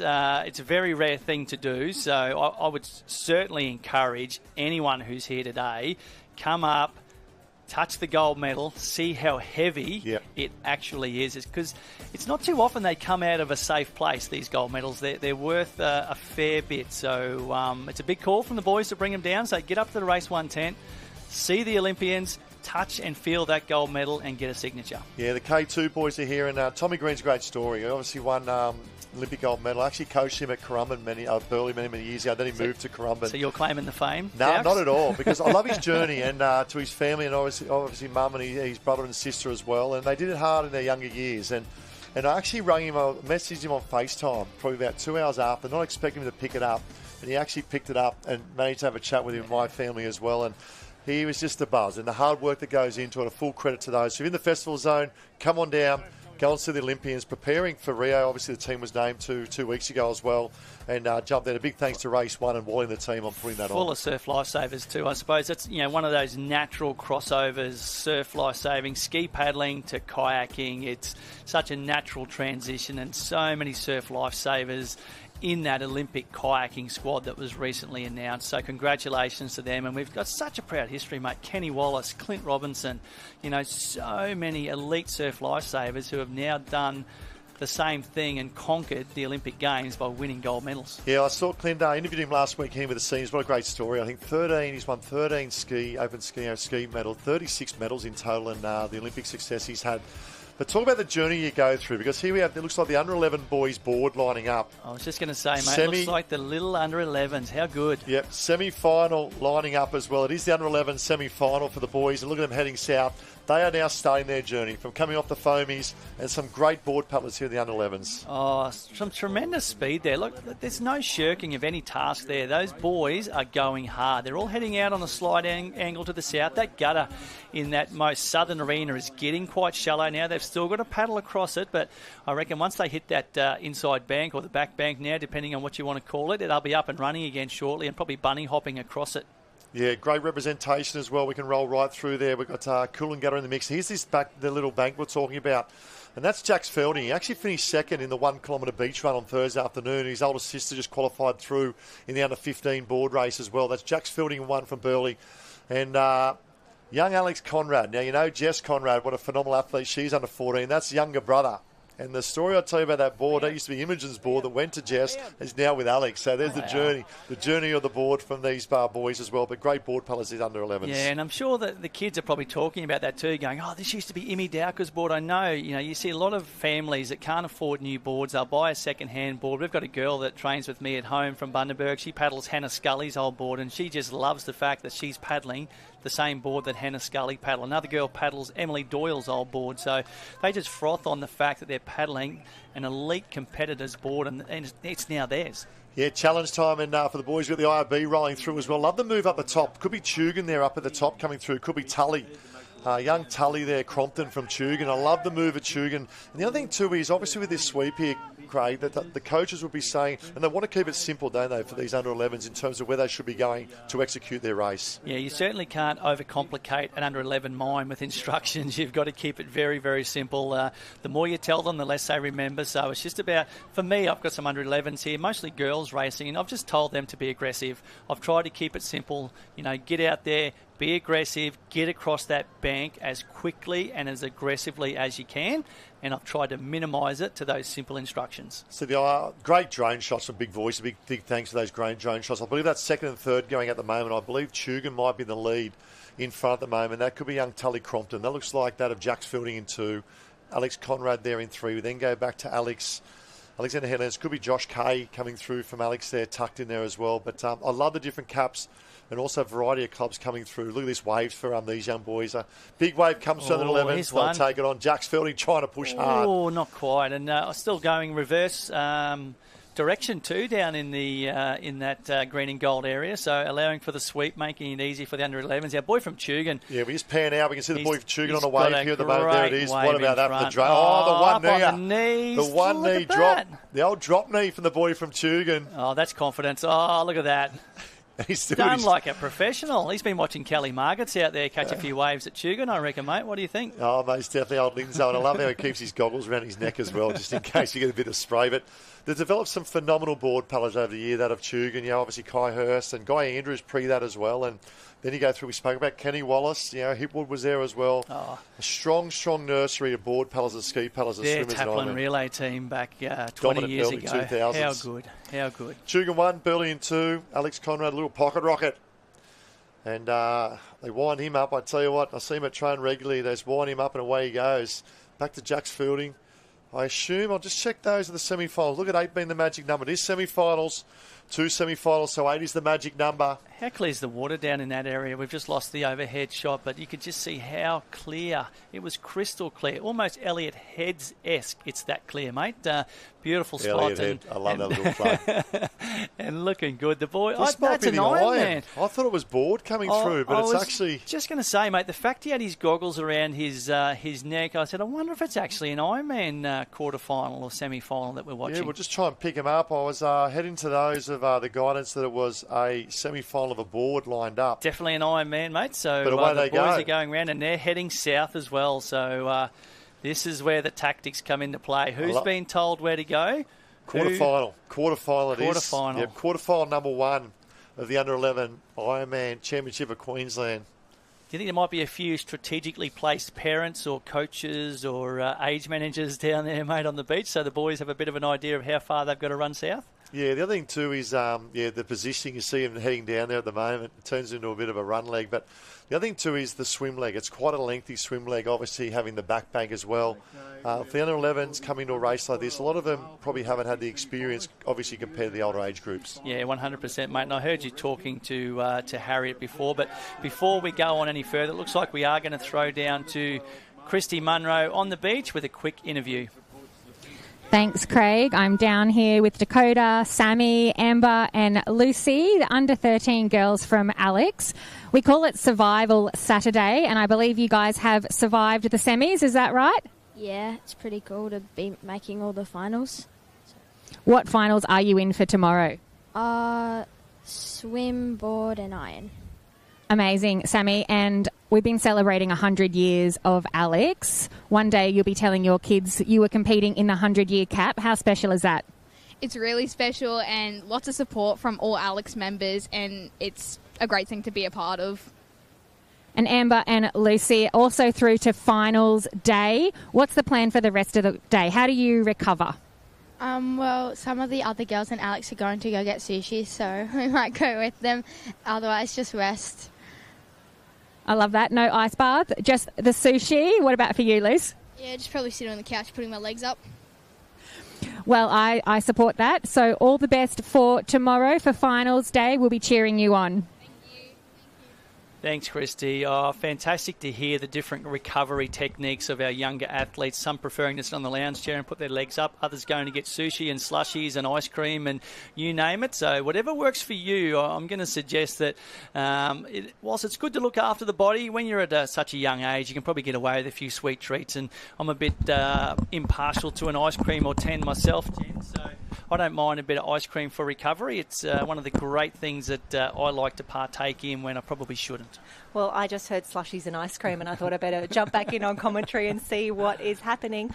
Also, I've been hearing there's some great racing happening at the moment. We've got the under-11s on screen. So excited. We didn't get to see them yesterday. They are back and they are putting on a show on Saturday. They are, yeah. We've got the under-11 Ironman Quarterfinals. So we're just watching our competitors head out in the swim league now. So for those that aren't aware, the order or the draw for the Ironman or Ironwoman racing this weekend is board first, followed by swim second. So board, run, swim, run. Very similar to our Cameron Relay yesterday, but that was a team event. This is the actual individual Iron person event, and these boys are doing a great job here. We see that far southern area where they are, Jen. It's got very shallow on that bank. It's almost showing bare sand. It's getting so shallow, and the inside gutter is obviously getting shallower as well and getting narrower as the tide goes out. So, but these boys are having to work hard. You can see them trying to fight back there. They are going reverse direction, so they are going right to left with the sweep. So these boys are now trying to make their way back and around the swim cans, and already we see our leaders making their way back to the beach. But at the moment we're focused on it looks like an Alexandra Headland and Dicky Beach cap there, and they're doing a great job to fight their way out towards those swim cans. Yeah, it's a really, really tough quarterfinal. We can see the crew just starting to come through now, the IRBs out the back, keeping everyone safe. And these under-11s doing a great job in some really tough conditions out there. And add to that the nerves and the excitement of competing in your first ever state championship, something that you've heard about from all the other athletes in your club. And it's finally your turn. You get to come here. There's a bit of surf on. And now, Stand Up Tall Champ, you're getting some great live stream coverage as well. Yeah, exactly. And I suppose the under-11s have had a bit of a break today. Well, if you're a beacher, you haven't, because they stopped their water racing this morning. They all went down to the beach area. So under-11s did all their beach sprints, beach flags and beach relays, and they've just got into the water in the last half hour to hour to start their water program. So the good thing, I suppose, with under-11s is we know every single event they do is a qualifying event from branch. So, you know, we've got limited numbers. So I think all the water events are 60, so we go straight to 4 quarterfinals, you know, in board races, in iron races. The surf races will be 2 semi-finals of probably 30. So, you know, less racing and less rounds to get through with the under-11 kids. Yeah, so this is quarterfinal number 1 for the under-11 irons. And yes, you were saying just how shallow it is on that bank, and so disheartening now you have to do that swim over the final gutter there. But wow, Burleigh-Heads Mowbray Park, they've got 2 in this race here, Alexandra Conrad and Jax Fielding, both in the mix there, both doing a fantastic job. And if we think about Burleigh-Heads just across the board, across every age group, they're so strong, and it's so exciting to see their under-11s continuing that proud tradition. Yeah, they're having a great weekend so far, Jen, and it's funny how we keep mentioning Burleigh-Heads and North Burleigh. They seem to be very dominant so far this weekend. 2 clubs that are on the same beach, just at different ends of it. One at the southern end, one at the northern end, and they're probably 2 of the clubs that we're going to be expecting to see at the top of the point score at the end of day 3. Absolutely, and look how gorgeous this water quality is at the moment, just taking a look out there. And it's such a tricky depth here. This is where the athletes need to make a decision.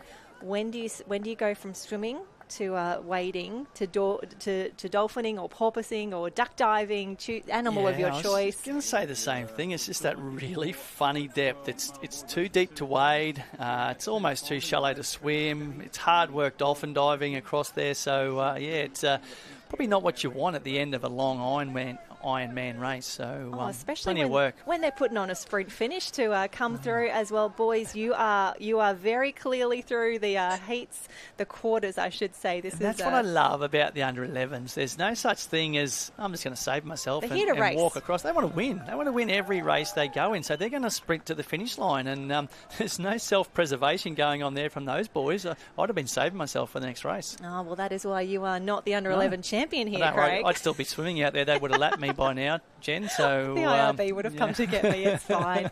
But we can see we've got 2 from Burleigh Heads, Mowbray Park through, 2 from North Burleigh as well. Dickey Beach is in there, Tugan as well. And you can see all of the athletes just lining up there, the officials just herding them along. They actually draw a line on the sand most of the time just to line you up easily. We'll get the live heats tags as they come through as well. This is quarterfinal 1 for the under-11 irons. Seven so far, so one more spot up for grabs. A boy from Alex coming across the line. Fantastic. Right that now. might be Joshua Kay in the mix. I think Josh is the only Alex competitor. He was number 1 on the line, and he is going to go through to the semi-final. The boys doing a great job, and we can see this is definitely the end of the arena here. The tents start to peter out. All the parents, the coaches and the officials just making up the numbers down here. Just going to say, you can tell that we're in the far southern arena. The fence line has stopped. The tent zone has stopped. There's a lot more people on the beach close to the competition than what you would normally see in the fenced-off areas. But, hey, that's all right. That's probably creating a bit of atmosphere for the kids down there, and I'm sure there's plenty of positive cheering going on. Oh, absolutely. I think that's Ethan Campbell coming through from Nobby's Beach. The Nobby's Beach cap is the white with the blue stripe and the red dot on top. Fantastic work there as liveheats.com is updating, and a huge congratulations to Braxton Truman from North Burleigh is taking the win there in quarterfinal 1. Alexander Conrad from Burleigh Heads, Mowbray Park. Dylan White of Sunshine Beach. Jax Fielding, a fantastic race there, Burleigh Heads and Mowbray Park. That is the top 4, and they looked really comfortable in that race. They did look really good, Jen, and very, very solid race first up for the under-11 boys in the first quarter-final. And we can see before, you could see just how strong that wind was down there. Obviously, it's a bit of a south-southeast to east-southeasterly, but being where we are on the southern end of the Gold Coast, it's blowing almost offshore and across. So, but yeah, those flags are really fluttering there, and I'm going to suggest that coming home on the boards is going to be tricky work because you've got that cross-chop and crosswind to contest with. But, yeah, we'll wait and see. We've got quarter-final 2 about to head out into the water if they haven't done so already. But we're just getting a great sort of overview shot there, seeing what's going on. Plenty of buildings in the background, and away we go. And I'm about to be joined by Riley Fitzsimmons very, very shortly. But we'll just go through the results of quarterfinal 1. We got Braxton from North Burleigh in 1, Alex Conrad in 2 from Burleigh, Dylan White from Sunshine Beach in 3, Jax Fielding in 4, Tully Crompton from Tugan in 5, Ned Harrington from North Burleigh in 6, Xander Hilditch from Dickey Beach in 7, and Josh Kay from Alexandra Headland in 8. But Riley Fitzsimmons, welcome to the commentary booth, mate. How is it out there in the festival zone? Yeah, cheers. Thanks for having me on board. It's it's pumping out there. I mean, I couldn't even find a park. I was driving around for about half an hour trying to find a spot somewhere. I found one in the back streets, but yeah, it's absolutely pumping down here. The future looks bright here in Queensland. There's a lot of volume of talent getting around. Yeah, I can feel your pain trying to find a car park, mate. I was here at 5:45 this morning to try and get one, and I managed to get one, thankfully, but you've got to get in early. There's limited parking around here. But anyway, as those that probably do know or don't know, just been named in the Australian kayaking team to go to the Paris Olympics, your 3rd Olympics. Mate, how special? Yeah, it's super special. I mean, anytime you get to represent your country and don the green and gold with the coat of arms on your chest, it's super special. I mean, growing up, I was just like these kids. Started surf life saving when I was 4 or 5 years old. Got on a surf ski at 16, and then took on into the kayaking around the same age.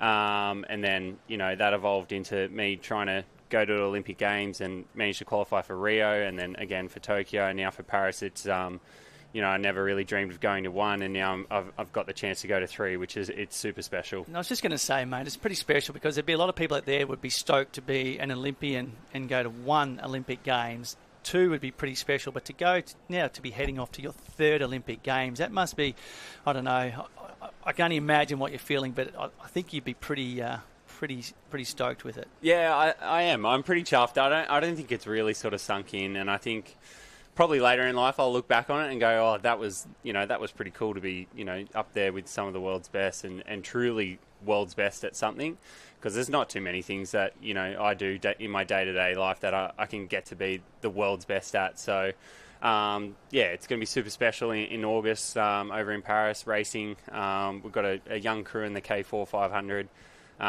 We started off in 17th last year and ended up 4th at the World Championships. We were 0.7 of a second off winning the race. So really excited about the opportunity we've got ahead of us, and we're just knuckling down at the moment. That's fantastic, mate. And we know that obviously your fiancée Georgia Miller, you're the most famous in the couple. Obviously, Georgia hasn't done much apart from a couple of Ironwoman wins here and there. So, what's it like being in a relationship with another elite sports person? So both elite people. So you both do a lot of training. Do you get to spend much time together? Yeah, we do. It's really nice that we both sort of are in the same realm of high performance sport and trying to be the best at each other's at my sport, and she's trying to be the best at in surf life saving, and we've both got that mutual understanding of what each other is going through day to day with training and the pressures and the highs and the lows. So it's good that we can come home to each other and we can support each other that way.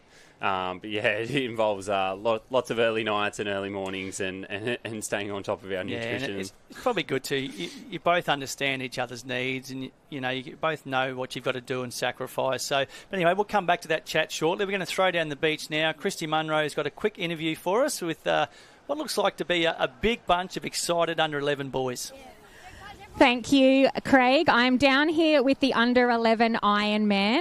There was just a bit of discussion with whether that was a heat or a semi. We think that was a semi, and we're through to the final. Tough conditions down here in the under-11. Yeah, it's really tough, and it's basically just like a wade. It was really tiring going out. You guys did make it look easy. Sometimes I think the under-11s have the toughest area on the beach. How does it feel to be through to finals day? Exciting. Jax. Shout out to your teammates. What's the best thing about being a nipper? Just having fun with all your friends. I mean, it's a bit tiring in the morning, but I just like it. It's good. It's a long day on the beach. You've come from Townsville. All the way down from Townsville. How are the conditions for you out there? Pretty bad. You did amazing. I think the under-11s are our future champions of the sport. We just heard from an Olympian. What is the dream? Is it to be an Ironman champion, a patrol captain, an Olympian? What's the dream? An Olympian, for sure. Yeah, probably being an Olympian. Future stars. Well, all the best under-11s. Oh, thanks, Christy. How's that, Riley? Some future Olympians in the making down there. So let's go back to your journey, obviously from New South Wales, an Avoca boy, come through as a nipper. What was your favourite event as a nipper? Were you a board paddler, swimmer, Ironman, beachy? Yeah, I was pretty lucky to be a pretty good board paddler as a junior. I was won a couple of New South Wales state titles there as a nipper, and then followed it on to the senior ranks at the Aussie titles. Got a few junior medals in the board race there. So always loved board paddling. I grew up with a really strong age group at Avoca Surf Club. There was probably 6 or 7 of us that all fighting for the A board relay there, all the way through nippers. But then we as a group we just had so much fun together that before training, we were going out for half an hour catching waves, doing the session, and then staying out another 40 minutes to an hour just catching waves after. It does help when you've got such a strong group there to push you as well. But you probably hit on the most important thing there is having fun. And it's something I do as a coach now. You talk to the kids and all the parents want to know about training and what are you going to do and what should they be doing. And I'd say to them, get out on your board and have some fun. the more time you can spend on your board catching waves, the better you're going to get your surf skills, your balance, your confidence. Then we'll focus on the other stuff at training. 100%. And I mean, when I was a young nipper, I was trying every single sport. It was all about sort of, playing with my friends and being, having fun with them and hanging with them on the weekend. And I'm sure, just listening to a few of the kids then on the beach, they might be tired now, but they'll probably enjoy a Macca's feed later on. I was going to say, I don't think the under-11s or any of the kids get tired. They feel a little bit during the day, but it's amazing how tired they tell you they are on the beach when you want them to do another race. But then you go home and they're in the pool, they're running amok, they're at the ice cream shop, they're at Macca's, you name it. It's amazing how the energy comes back very, very quickly. Yeah. But anyway, we'll go back to the under-11 male Ironman quarterfinal. So we've been doing a lot of talking and not much commentating. We can see a boy from Tallabudgera coming around the Cairns there, making his way back to the beach. Obviously, we're going reverse order in this particular area, so they're swimming from right to left. Obviously, a modified course as well. We've lost the string of 9. We're just going around 2 single cans for the swim leg, and it looks like their board leg has been a modified set of about 4 or 5 cans out the back. So obviously the boys have been taking notice of what the starters told them, and they've had a very good race. And look how shallow that bank is. We can't see it on the shot we're looking at now, but once we pan out, the boys that are in close, so you can see the water safety officer there standing in knee-deep water there, Riley, and it's probably not what you want, although it's probably better than swimming, running, but it's going to hurt a lot at the end of an Ironman race. Yeah, I know. It definitely looks like a long course there. Pretty funny. I've just looked through the start list then, and I saw one of my own teammates' little sons, Nixon Wallace, out there. So Kenny Wallace's little son, Nixon, going around the swim cans there from Tugan. So, yeah, it looks like a long race, and he's a pretty tall little kid, so he might be running across that bank, I reckon. It's great to see the famous surnames coming back into surf lifesaving through their children. We saw an interview earlier today, Zane Hamill, who coaches Ali Day, of course, at Surfers Paradise. His young fella, Ari, winning a board race earlier today. So plenty of gun lifesavers and Olympians like Kenny Wallace and their children coming through the sport, which is great to see. So I tell you what, it'd be pretty cool if you are just a parent of a child and you're rubbing shoulders with parents of the calibre of Kenny Wallace and people like that. So, yeah, it's awesome. And I think for me, getting older, like, this sport has given us so much, and I think a lot of guys that have had kids now, they want to get their kids involved in the sport, just because we love the ocean, we love being down the beach on the weekends, and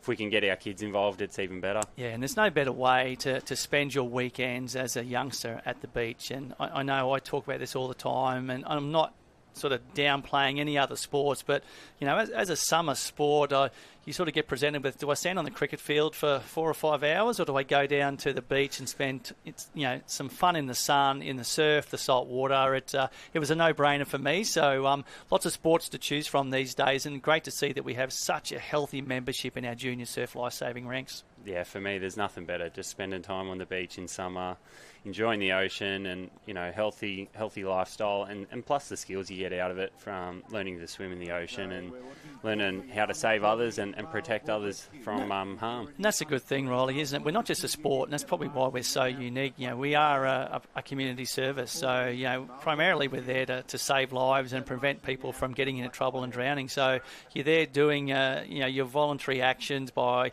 keeping the public safe, and you can also then go and do some surf sports competition to keep fit and to hone those rescue skills as well. As we see the young boy from Tallabudgera, another Currumbin boy coming across the line, followed by North Burleigh. So it's amazing. Hey, these under-11 boys, they don't give up. There's no such thing as saving yourself for the next race. They're going to work hard all the way through and make sure they qualify.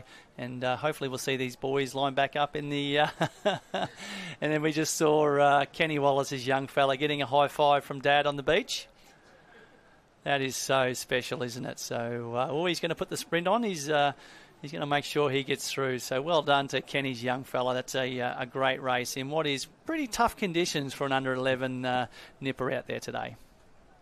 Rightio, we're going to say thank you very much to Riley Fitzsimmons. So if you want to grab Riley, he'll probably be hanging around for a bit longer. So if you're here at the beach watching, go and grab Riley for an autograph. Make sure he shows you what he's got on offer. There's plenty of Olympic medals floating around up there from some of the other boys as well. So you can touch and feel and get some autographs, and away you go. But thanks very much, Riley. Enjoy the rest of the day, mate. Thank you, and good luck to everyone out there. Cheers, mate. So we're going to be joined very shortly by Riley's partner in crime, Georgia Miller. So Riley told me before he is the most famous of the relationship. He is by far the best athlete in the couple. So heard that. Sorry, G. Welcome.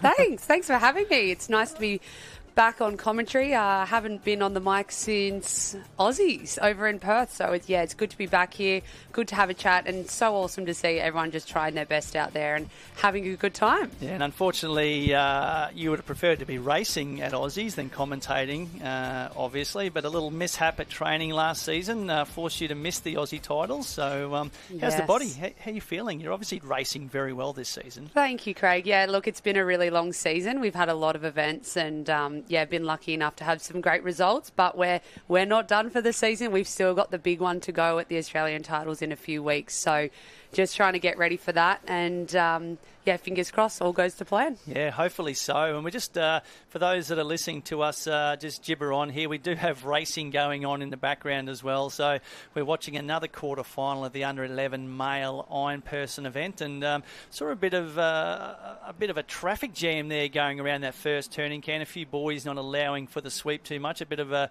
dipsy doodle on the first turning can, but they're all making their way back to the beach now. Obviously, we mentioned before the order for the iron is board swim, so these boys are just on the first leg of their iron, and that's a boy from Coolum by the looks of it. The cap we haven't seen a lot of this weekend, so the plain red cap. So talking about the order of an iron, G, what's your preferred order, or don't you have one? Oh, look, when I was a nipper, probably at this age, under 11, I used to love doing swim board. I just used to love trying to get out in front in the swim and then trying to hold on in the board, but I've learned that you have to do it all. So why have a favourite when you've got to do, at now my age, I have to do 3 legs with the ski as well. So, look, these guys will just be getting out there, running across that bank, making sure they do the little things right. You obviously want to make it through, but you want to save some energy as well. Yeah, and I was having that same conversation with Riley before. I don't think the under-11s know how to save energy. Hey, it's just full ball. Go. Yep, they just want to win, which is great. You know, they're having a fat time. It's their first ever Queensland Junior Championships. Well, I shouldn't say that because maybe some of the under-10s last year raced up in team events, but first time racing individually. Our boy from Coolum Beach, he's extended that lead coming across that gutter at the moment, and he's going to stand up and hit the transition first. But got a boy from Alex, looks like Burley Heads, Mowbray Park. There's a little Northcliffe boy in there. Yeah, a little Northcliffe boy. I thought you'd find the Northcliffe cap pretty quickly. It's pretty easy to spot that one, and that's Jack Slater out there doing a great job for Northcliffe. But you'll see them run up, and I think it's so great that the officials have made the call to do the course in the opposite direction. With this sweep, obviously, it's really tough out there, and you'd hate for anyone to get swept all the way down to Tugun. So it looks really great what they've done. We had that discussion too with Riley before, because when we talk about giving kids instructions, they don't retain too much information, and I think the under-11s are probably retaining even less, so that the less things you have to tell them and make it as easy as you can for them, the better they're going to go. So obviously this is going to help them not have to make too many adjustments, but they obviously know where they've got to run to in that swim leg, because they are allowing for that sweep. Even though they're going right to left, they're still making sure they're not getting swept to the north of those cans, because it's so much harder to swim back against the sweep than it is to swim with the sweep. Yeah, they would have had some instructions from their coaches, and obviously their parents are all down there as well, so it's so great to have those people there helping them out, and they're doing a great job of it. I haven't seen too many kids get swept all the way down the beach, so they know what they're doing. I mean, even us as opens, we get it wrong sometimes, so these kids are doing it, they're getting out there, they're practicing it, so that's what they want to do. And I mean, what a beautiful shot that is of Kira. Crystal clear. Crystal clear. You can see the banks, and I mean, see a few potholes there, which is very, very tough on the legs. You want to try and hit those potholes as best you can so you don't fall over. But the kid from Coolum there did it really, really well. He dolphin dived once he fell over, so that's what he's got to try and do. It's a really awkward depth, that inside gutter at the moment, isn't it? It's too deep to wade, probably too shallow to swim, so most of the boys just dolphin dive their way across it. So I reckon their legs would be burning by now. Oh, absolutely. My legs are burning just thinking about that. We were very, very lucky that we didn't have to deal with these sort of conditions last weekend at the Senior State Championships, but they're now into their swimming, which is good. They'll try and catch their breath, and really get into a nice rhythm to try and get out to the cans and then turn and jag a wave home. And they're back on another bank. So oh, my goodness. The conditions have really changed. And look how shallow that outside bank is now. You see the water safety personnel, knee-deep water. But we're going to go down the beach. Christy Munro has another eager and enthusiastic bunch of under-11 boys. Eager and enthusiastic. That's one way to describe it. I'm down on here with the under-11 Ironman, and we've got Henry. Henry took out that heat pretty easily in the end there, Henry. Yeah, it was pretty fun, and the sweep was like really hard out there. You had to like run up all the way up the beach down there, and you had to go out, and then when you were going down the cans, you would go with the sweep, so you would go super fast. And it was super fun as well. It's all about making that sweep work for you. Well done. You're through to the next round. I'm also got Nixon Wallace. We talked about your dad during that race. He must be so proud of you. Yeah, he is. It's really inspiring watching the Ironman on TV, the Neutral Grain series, to see them down here today. We've got like Ali Day down here. We saw a few people get signatures. And it's really fun out there. So, yeah. Well, you've got just about the biggest smile on the beach. Now, I heard you guys talking that we're looking forward to board rescues coming up. Yeah, because of the big surf, it's really going to be like a comedy show and just really fun to get smashed. Well, we have complete faith. So what was the tip? What's the idea that you guys were saying coming in that board rescue race? What's the aim? Like, try get near the back because those waves are really steep onto the bank and shallow. So you just try to get far back as you can. Yeah, the key is win, move back and hang on. Yeah, that's about it. And lean as far back as you can.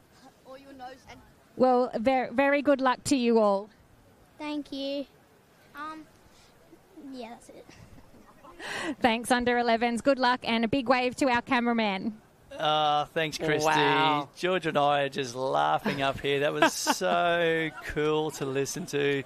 So many different responses and answers. But how good was Kenny Wallace's young fella? I tell you what, I reckon he's a better Ironman than Dad ever was, just looking at that race. Definitely. No wonder Kenny switched to ski paddling. His young fella's going to have him covered, I reckon. Yeah, that was fantastic. That has put the biggest smile on my face, seeing how much fun they were having all together. They're all from different clubs and they were all getting along so well. So, yeah, well done, fellas. You've done a great job and we can't wait to see you in some races later. Yeah, and I just said the same thing earlier on today. You go down to the beach at a junior championships and what goes on in that marshalling tent and that marshalling area is just so special to see. It doesn't matter what cap colour's on your head. They all talk to each other. They make new friends. They support each other. A bit different to a senior championships, but not that no one supports each other, but the kids just froth it. They love meeting someone else, and I love seeing them walk around in their brand new state championships uniforms their clubs have given them. There's so much pride and passion there, and it's great to see. It really is, and I think some of these kids will have friends for life now from other clubs, which is awesome. I know I do. I grew up on the Sydney Northern Beaches, and I still have friends from Nippers that compete or have finished, and I still catch up with. So it's such a great community, social sport, and we're so lucky to be a part of movement. That is so much fun. It is different every single day. And it's so challenging as well. I mean, look, the kids are in the under-11 male line person now are dolphin diving and dolphin diving and dolphin diving, trying to get back to the shore, and they're so close now. So close, but so far so still. Far. It's so hard to get.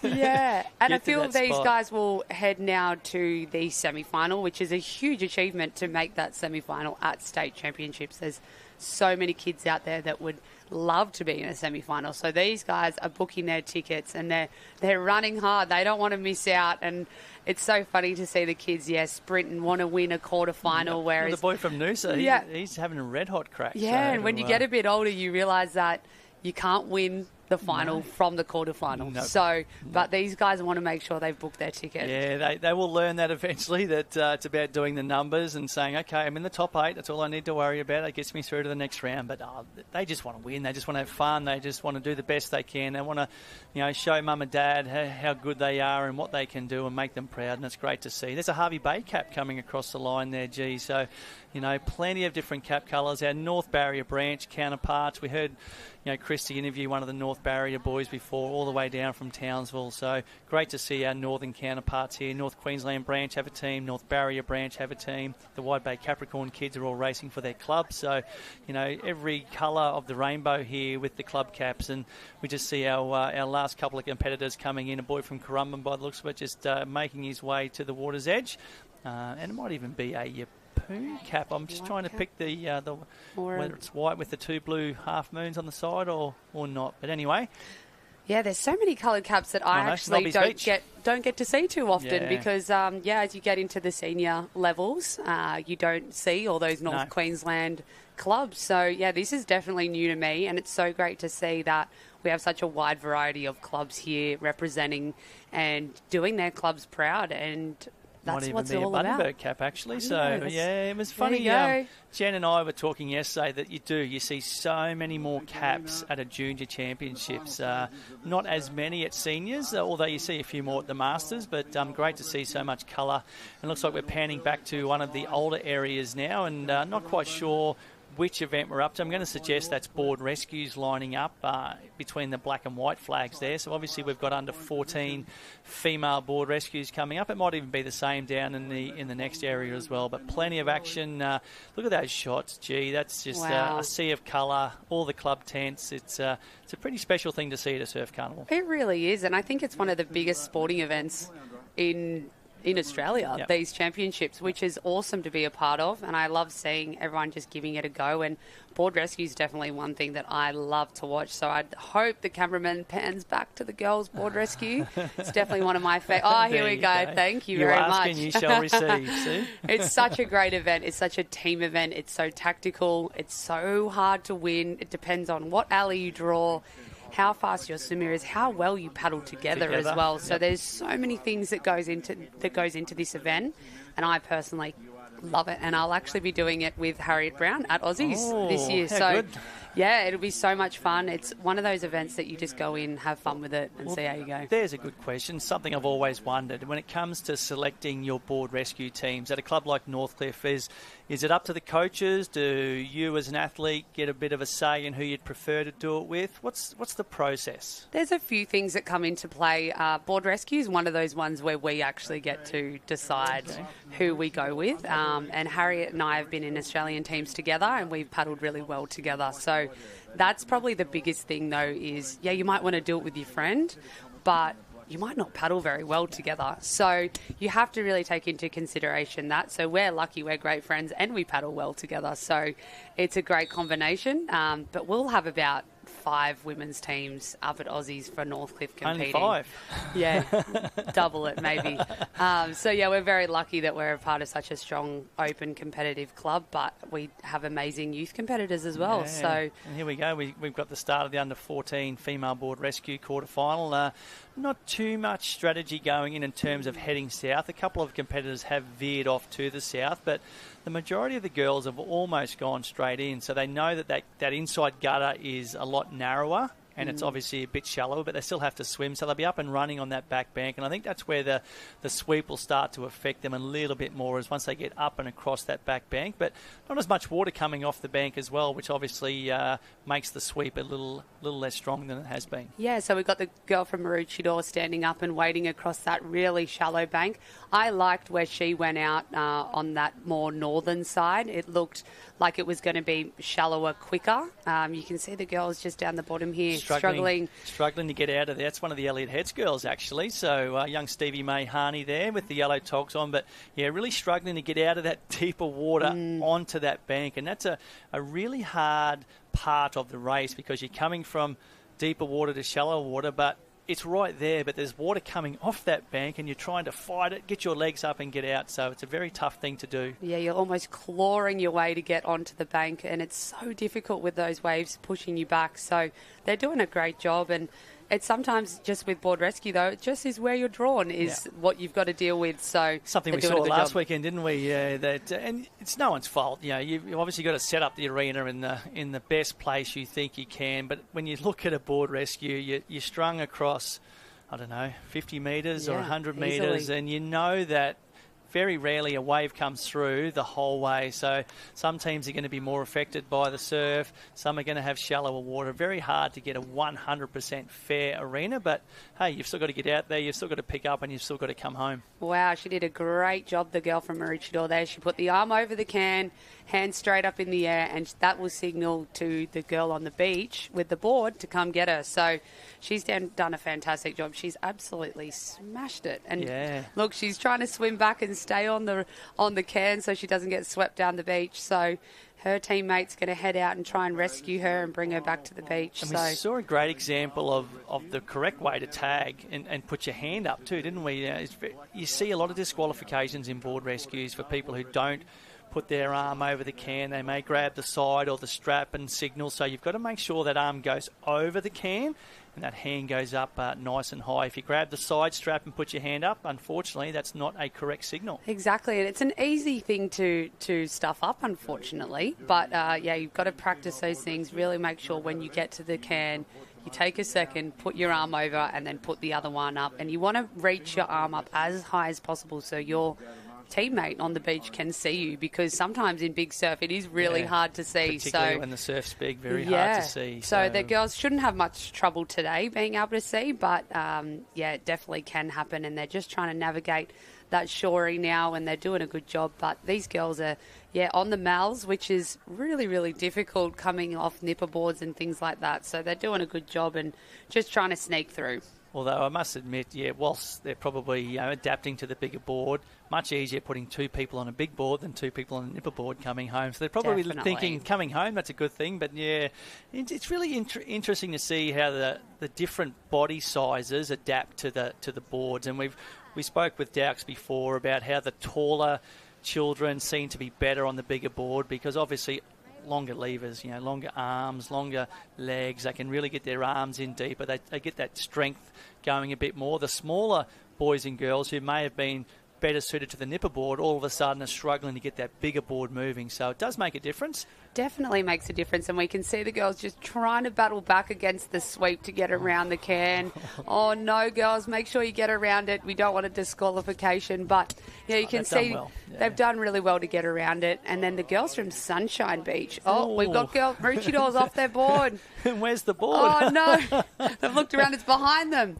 So they're headed back out to grab the board, and the swimmer will just run in and the board paddler will bring it in. As long as they cross the line together, doesn't really matter how you get in. That's right, G. As long as you affect that pick-up at the cans with both people on the board, it doesn't matter if you lose contact with the board coming home, as long as you've both got contact with the board when you cross the finish line. So we saw the swimmer from Rescheduled take off and wait for a board paddler to catch up. They'll jump back on together now and get across the inside gutter there. But the girls from Mooloolaba have come through, so I reckon Maddie Dunn might be excited down the beach now. Georgia, one of your former training partners and teammates, now coaching at Mooloolaba. So great to see the Mooloolaba girls have a good board rescue quarterfinal. Yeah, Mooloolaba is doing fantastic, and I know Maddie would have taught them well. We actually had some wins at the Australian titles together doing board rescue, so that's awesome to see that the girls are doing well. And it's funny to see, though, a lot of the timing's a little out, unfortunately. So we'll see how they go. They're probably just warming up, I think. This is just still the quarterfinal, so they've got a semi-final to go and a final. And now I can welcome my dear friend. Hello. Jenny's back. I'm back. I'm back just in time for some board rescue action as well.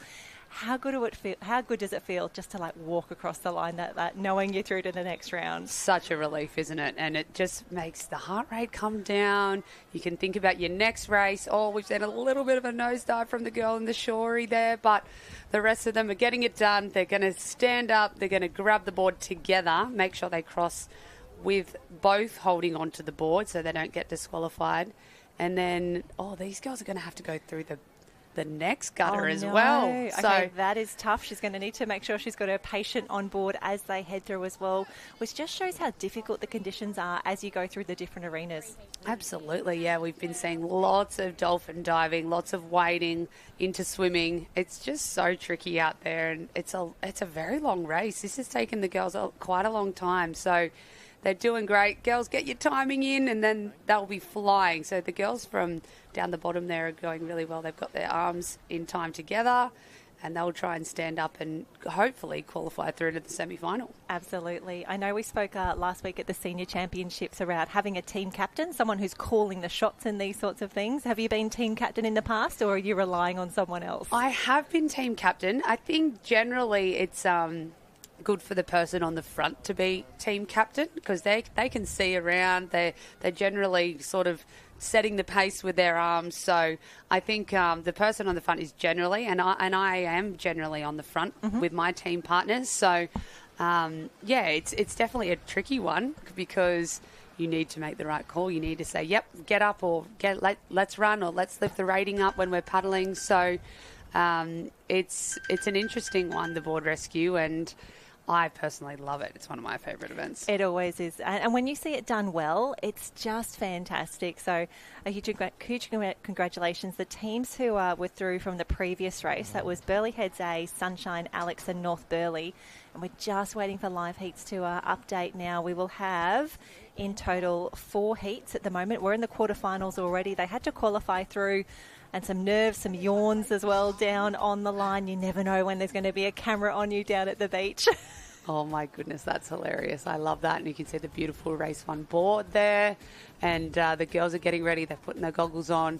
It's a really tough one. They have to wade, swim a little bit, wade again, and then swim. So they'll get a little rest out of the cans, though, which is always nice being the swimmer. Oh, that does feel like always an unexpected bonus. Oh, have a look at the wading on the far right-hand side of the screen there. The girls are doing a great job because the longer you can stay on your feet, you're always going to run faster than you can dolphin dive. So that is a great, also an advantage of being up that end of the course. Definitely. So, yeah, we'll have to see how it pans out because in the heat before, we actually saw the northern side actually be out quicker to that next bank, but she is just flying. She's trying to get to that bank. You can see the water really pushing the girls back, but she's doing a fantastic job to try and get onto that shallower water. And having a look at the start line, that's Maroochydore Team B, Jazz Edmonston and Kalei Kimmins doing a great job there.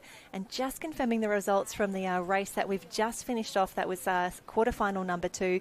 Congratulations to Mooloolaba Team A, that is Chelsea White and Kaya Wills-Rawling. They are through. Maroochydore C, Sophie Braun and Evie Livingston. From Tannum Sands A, we had Mila Caniff and Mia Liston, and then Sina McCabe and Mila Taylor from Currumbin Team A. We think they're through to the final as well, but a tough race, but well-deserved qualification through to the semi-final. Yeah, the semi-finals are always so tough, so it'd be good for the girls to now have a rest, go back to the tent, have a drink of water, have some food, and really get ready for those semi-finals because only 4 can go through, I believe. So it's a really tough racing. It's really cutthroat. So the girls are going to have to be at the top of their game to make sure they're in that final.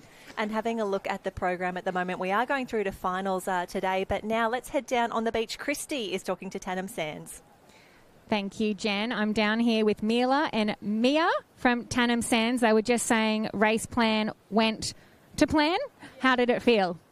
I think it felt really good. Caught a little wave there. The sandbank was a bit of a trouble, but we got through it. So, yeah, that was really good. It's always very nerve-wracking in board rescues. One of the trickiest things to not only navigate the surf but combine together. Have you guys done a lot of training together? We've done a couple competitions together. Not many big ones, but we've done a couple. We've done some trainings over the past couple of weeks to just freshen up our skills together. Amazing. And how's the trip down been with the club, with Tannum? Tannum is always really good. Everyone helps out to take the trailer and all the equipment. I think we towed the trailer down and it was good. It's a pretty long drive, but yeah, it was pretty good. It's a huge club effort, I guess, no matter where you're coming from, but particularly from Tannum. Anyone you need to give a shout out to thanks? Yeah, our coach Matt, he's been a big help for us since we were little. He's been there all the way. Yeah. A big wave down the camera to Matt. Thanks, guys. Oh, fantastic work, Christian. Fantastic work, Tannum Sands, doing all the right shout-outs. And in heat number 3, quarterfinal number 3, I should say, for the under-14 female board rescue, the patients have signalled for assistance. The swimmers are all out at the cans, and the girls are now heading out to rescue their patients. And the top 4, we believe, are going through to the semi-final.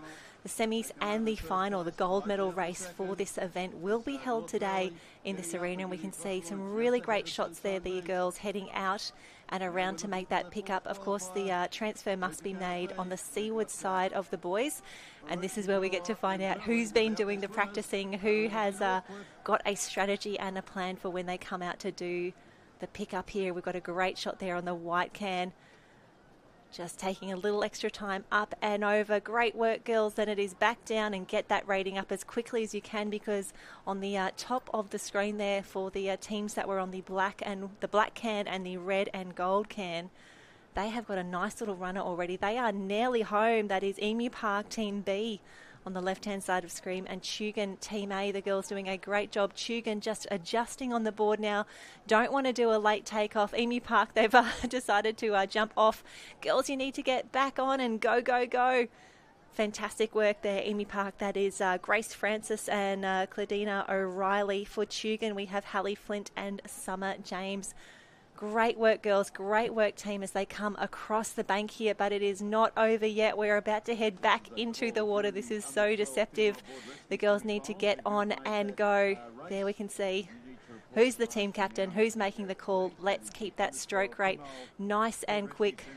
1-2, 1-2, girls. That's the way. Emu Park and Tugun seem to have the best of it at the moment. I think more of the other clubs are coming over that bank now. There we have, that is the team from Maroochydore, Jazz Edmonston and Kalai Kimmins, as they jump on. Oh no, she's nearly gone without her paddler there. This is really tough racing, and probably very different conditions to what the girls have experienced in the past, having to do this double break situation with the second swim. So a lot of getting on and off the board there. But Emu Park, they'll be really, really happy. Hashtag Parkies on tour if you want to see what they've been up to on their travels down from Emu Park to North Kira. We're just bringing up liveheats.com. Jump on there for all of your draws and results. Oh no! Oh, Maroochydore. The little black swans coming up the beach there. And of course, both of our athletes need to be in contact and in control of the board as they cross the finish line. So that's definitely 1, 2, 3 are over. Looks to be second Emu Park cap in the mix here. My apologies. It may be Emu Park Team A who are already over the line. Lexi Goodwin and Tamsin Steeg will grab those as they come through. Still a little deep there, but the girls deciding, yep, now is the time that we're going to be up and running as they cross the line. Would be great to see 2 Emu Park teams in the semi-final coming up next. And I can see already heat number 4 is lining up already. The officials doing a great job moving everything through, making it all happen. Oh, a different decision here. This is great. This is what we like to see. Bundaberg, I think that is Bundaberg Team B. That is going to be, please hold, Daniela Giesel and Molly Kirby actually deciding to split up here.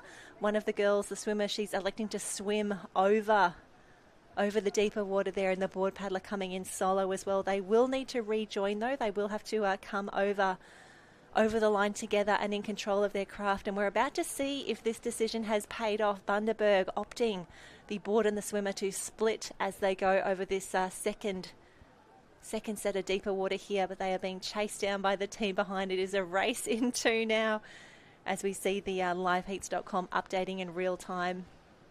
And here we go, Bundaberg. It's all good. The team from North Queensland hasn't quite caught them just yet.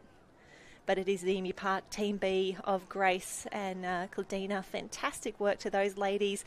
They are through to the semi-final of the Under-14 Board Rescue. And it's starting to look a little bit grey down there on the beach at North Kira. A little overcast as we come into the afternoon session here. Lots of racing happening across the beach at the moment as our athletes continue to adapt to these conditions. It's pretty tough out there, but our athletes are tougher. at the State Championships of Queensland for 2024. Fantastic work there. I think Christy's already keen to line up an interview, but we're ready now for a start in the fourth and final quarterfinal of the Under-14 Board Rescue. We'll bring you that start list in a minute, because I'm very excited to see two teams from Pacific in this quarterfinal. Number 4, Bronte Fendick. We've seen her on screen a bit today. Bronte pairing up with Pip Thorley there. Fantastic work. And Ziva Lunn combining with Ruby Sampson. That is the B team for Pacific. But for now, let's head down to Christy on the beach. Thank you, Jen. I'm down here with Kalina and Grace from Emu Park, Jenny Parry's home beach, the home ground of many, many champions. You cruised through that. Thank you. Yeah, it was a pretty good race, yeah. We just tried to get on the sandbank and run across it and everything and just get good to go to the semis. Is this one of the events that you're aiming for this weekend? It wasn't really, we haven't really practiced together that much, but we just went out and had a crack, and we did pretty well, so hoping for a good race in the semi. Well, you looked really comfortable. We wouldn't have picked it that you haven't been paddling together very long. How's the weekend been for the club of Emu Park? Yeah, I think it's gone really well. We just wanted to have some fun, get some finals, and I think we've really done that, so that's really good. What's the highlight been? Definitely watching one of our teammates come third in flags. It was really good to see her do so well as a small club, so yeah. And are you getting Monday off school, or is it back for the drive home? No, I'm actually flying home tomorrow, so I don't get Monday off school.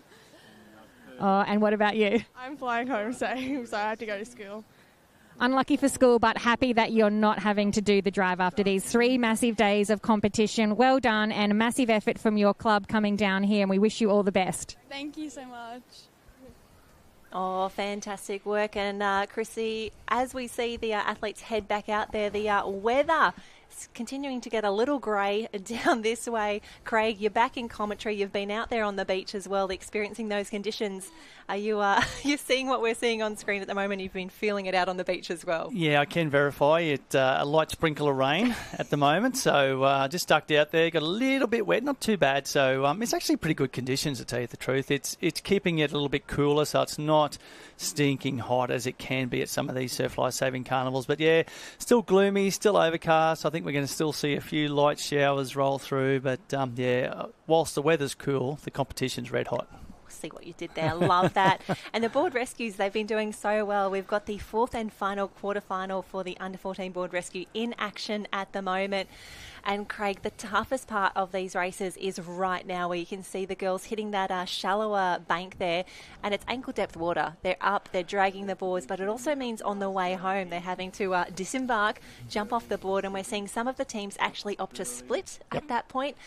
The swimmer goes for a swim, the board paddler goes for a board, and we just hope that they are combined together. Meet back up together when we need to. So, yeah, we are certainly seeing some different tactics, and different ends of the arena are obviously getting different parts of the sandbar too. So it does look like that southern end, the northern end is a little bit shallower than the southern end. So, but our girls from Burleigh Heads, Mowbray Park there have had a great swim and a great board paddle. We've got our 4 leading crews there at the moment on screen. Looks like Burleigh Heads, Mowbray Park, potentially Pacific is in the mix Pacific here as Surf well. Life-Saving Club. How good's that? I know. So we've got from Bronte Red and Pip Can. from Pacific. Yeah, how good. So across from the Red and Yellow Can downwards, and we're seeing some great pickups here. We've got Tugun, Maroochydore, Pacific, Burleigh, Pacific Team B, North Queensland Branch Team A, and then Burleigh Heads and Mowbray Park Team C to round out the field. Great little paddle from the girls in the middle. Was that the Pacific team? Oh, no, the girl on the back just slid back a bit too far. They had a great run on that wave. It looked like they were going to pull down the front, but just slipped off the back, and it's so key when you're on a board rescue board together. You stay in time, but you keep your body positioned in the right spot. So great work from the Burleigh girls, trimming at the front of the board there, trying to avoid the nosedive. They're back on that shallow bank now, so they'll probably hop up and run. Yep, they are. Dipsy Doodle. We saw that in one of the earlier board rescue quarterfinals as well, Jen. A couple of girls losing control of that board on the bank, and they've been very lucky they haven't lost it and hasn't washed into that inside gutter. So they've been able to reclaim, and they'll get back on. Oh no, don't forget your board paddler. Bit deep. and this is where it's so different. And I don't think many of the teams would have raced in these conditions, and they definitely, they may not have. A high majority have not trained in these sorts of conditions either. So I think where they're coming into trouble on that bank, they have to get off because the rudder is actually hitting. The fin of the board is actually hitting the sand. The fin is definitely digging in. The Maroochydore girls in the centre there, probably a bit too far back on their board. They've got the nose pointing up. It looks like Dickie Beach. I think that might be there's a different cap colour, Jen. Hit me with that one. That is... Please hold. Is that Rainbow Beach? No. Rainbow Bay? Or is it Pacific? Pacific. Okay. Maybe it is. Have doubted yeah, Pacific. It looked maybe not as faded as the caps we saw yesterday. Yeah, the Pacific caps we were looking at yesterday looked a little bit more faded than that. So, yeah, girls from Pacific there. So, my apologies. Great paddle from the girls from Pacific. They're going to qualify through easily, along with our Burleigh Heads and our Maroochydore girls. And we'll just have to wait and see exactly who was in fourth place there, as we see another Burleigh Heads Mowbray Park team come across the line there. And that was the last of our quarterfinals for the under-14 female board rescue. And it looks like coming up right behind them will be the under-14 male board rescue quarterfinals. Yeah, we're pushing this through. We've got quarters, semis and finals today in this arena for the board rescues. We're going all the way to finals for the 15s, the 14s, and then in a moment. Oh, no. Here we go. I shouldn't say oh, no. This is the North Queensland team actually opting to split here on the craft, just guiding the swimmer home there. Oh, good work to our girls from North Queensland. I know we keep talking about it, but we love to promote our regional clubs. They make a big commitment, a large financial investment to bring a team down here to a Queensland Championships. It's a long way to travel. They come down as a team, the North Queensland branch and the North Barrier branch. So obviously some great camaraderie. And, what's special about this, Jen, is it's actually out of season in North Queensland. They're about to start their season soon. So, they've been trying to train and race through Stinger season. So they haven't been able to get to the beach as much unless it's between the Stinger nets. So I'm assuming they're doing a lot of their training in those inland lakes and waterways that they have up there to stay away from the crocodiles and the jellyfish. Yeah, it's always interesting. We need to remember that what a season looks like for us isn't actually what a season looks like for our northern friends. And it's always interesting. I see it on the social posts every year. They're like, first day of patrol, and you're like, what? It's winter. What are we doing here? Yeah, big shout out to North Queensland branch. Hopefully Cole Sparks is listening up there. Cole was recently awarded an OAM earlier this year back on Australia Day. So big shout out to Cole, great mate of mine, former employee of Surf Life Saving Queensland, also a branch president, club president, done a lot of work up there in North Queensland branch, life member of Cairns, North Queensland branch, Surf Life Saving Queensland. So bit of a legend of surf life saving up there, Sparksy. So well done on your OAM back early in the year, mate. That's a pretty special privilege to have bestowed upon you. It really is. And we see now back in action, the officials wasting no time at all. The racing is back on here. The under-14 men's board rescue. This is heat number 1 on the far left-hand side of your screen there. On the top of the screen, on the red and yellow can, it's going to be Surfers next door to North Barrier, Burleigh Heads, Mowbray Park, Palm Beach, Northcliffe, Southport,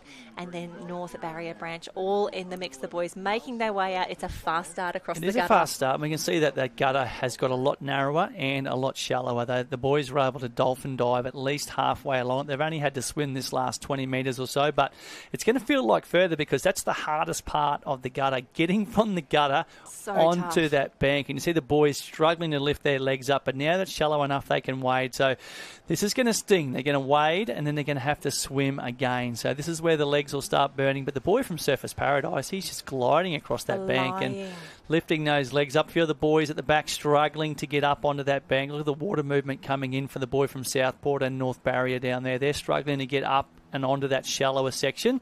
They're now getting a bit of clean footing, but already our boy from Surfers Paradise, I was going to say he's flying, but he just stopped there. So I hope he's all right. I'm not sure what's going on. I hope he's okay. Maybe just a little correction, readjust the cosies, fix the goggles up, and have a bit of a navigational correction and say, righto, where's my can? Well, I was actually thinking it's actually quite the advantage as they do get to stand up there just to sight their cans again. They know before they head out what can they're heading towards, and that's the peg that their board paddler is back on the beach lining up for them. So they need to be very careful too, Jen. With that sweep out there today, you can make the the option of straightening up too soon. So it really takes that mental toughness to say, okay, I know there's a sweep. I know I need to hit my can properly. So I don't want to go straight to it and have that sweep push me away from it. I want to allow for a little bit of leeway so I can get pushed back onto it. No, but they're doing a great job. Surfers Paradise lining up that red and yellow can. It does look like he may have lost his goggles on the way out, but up and over. Get nice and high, champ. That's what we want to see. Big arms up in the air. And also, if you think that you've had your arm up in the air long enough, just give it another 5 or 10 seconds. Exactly. We spoke of that with Georgia before. She gave that important tip of keeping that arm up nice and high, nice and straight, but keep it up for an extra 5 to 10 seconds just to make sure your board paddler on the beach can see it, particularly when the surf's getting quite big. But, I think the swell size has dropped off a little bit here, Jen. So very shallow bank in the middle. We can see our North Barrier competitor signalling for his board paddle to come out. But already Burleigh Heads, Mowbray Park have taken a pretty substantial lead here with the team from Surfers Paradise going across the bank in second. Looks like we're going to go down the beach butt now. Here's Ty Dowker with a few happy faces. Oh, talk about the smiles and the dial. And if you look behind the girls, we've got the headland there of Burleigh. And just before Burleigh, there's Talabudra Beach. And then before Talabudra is this beach, Pacific Beach. But what about this? 2 teams through the next round. Pretty exciting there, Bronte. Yeah, it was great. We all did so good. Talk us through it. How many do we have from Pacific competing here this weekend at the State Youth Championships? I think it's around 20 competitors. 20. We've got 4 here. And I love the smiles. In the same... We had 3 semi-finals, so in the same sort of tri-semi as well. Pretty impressive to get 2 teams through the next round. Yeah, it was so good. To get us both through was amazing. Now, talk me through the team. You got your partner in the A's, and then what about the Killer Bees? We've got Ziva and Ruby, and they're both an amazing bunch. So. Well, let's grab Ruby over here, because Ruby, it's out of camera, but Dad's actually doing water safety as well. How good is it to make it through the next round for that at Pacific? It's really good, to have both teams go through. And what do you love about the Club of Pacific and coming away with the girls to compete here at the Youth Championships? I think it's really good that a small club like ours can go compete against other clubs. So yeah. Good stuff. We'll get around each other, share the love. Well done. What about this Pacific up and about? They're through the next round. Go get them, girls. Ta-da. Oh, how good. Ty Dowker. He is the king of the kids, Jen. I think he loves being on the beach more than being up here in the commentary box. He just froths on getting amongst those kids, and he is the biggest kid you'll ever come across. He's never short of enthusiasm, never short of exuberance, and he just loves being down there. Absolutely, and so great to chat to the team from Pacific. Great interviews there, and it's always wonderful to showcase as many different clubs and caps as we can. And this is what has been the most interesting part of these board rescues, just watching our crews navigate this shallower bank. It's like, come on, off you go, because you don't want to jump off too early. You don't want to miss it. And what are we doing here, champ? You got to make a decision. We're seeing some really interesting choices of what goes on here. I don't know, if I was a swimmer, I'd be telling my board paddle to go. I'd be saying, hang on, wait till I get on before you start paddling. So, but anyway, it's not going to matter too much, because it looks like we do have our lead 4 crews all paddling across the gutter now. So, barring disaster, they should all qualify through to the next round. And I can't wait to see what happens in some of these later races, because they've had a chance to experience the conditions now, make their mistakes, try different things in the quarterfinal before they rectify.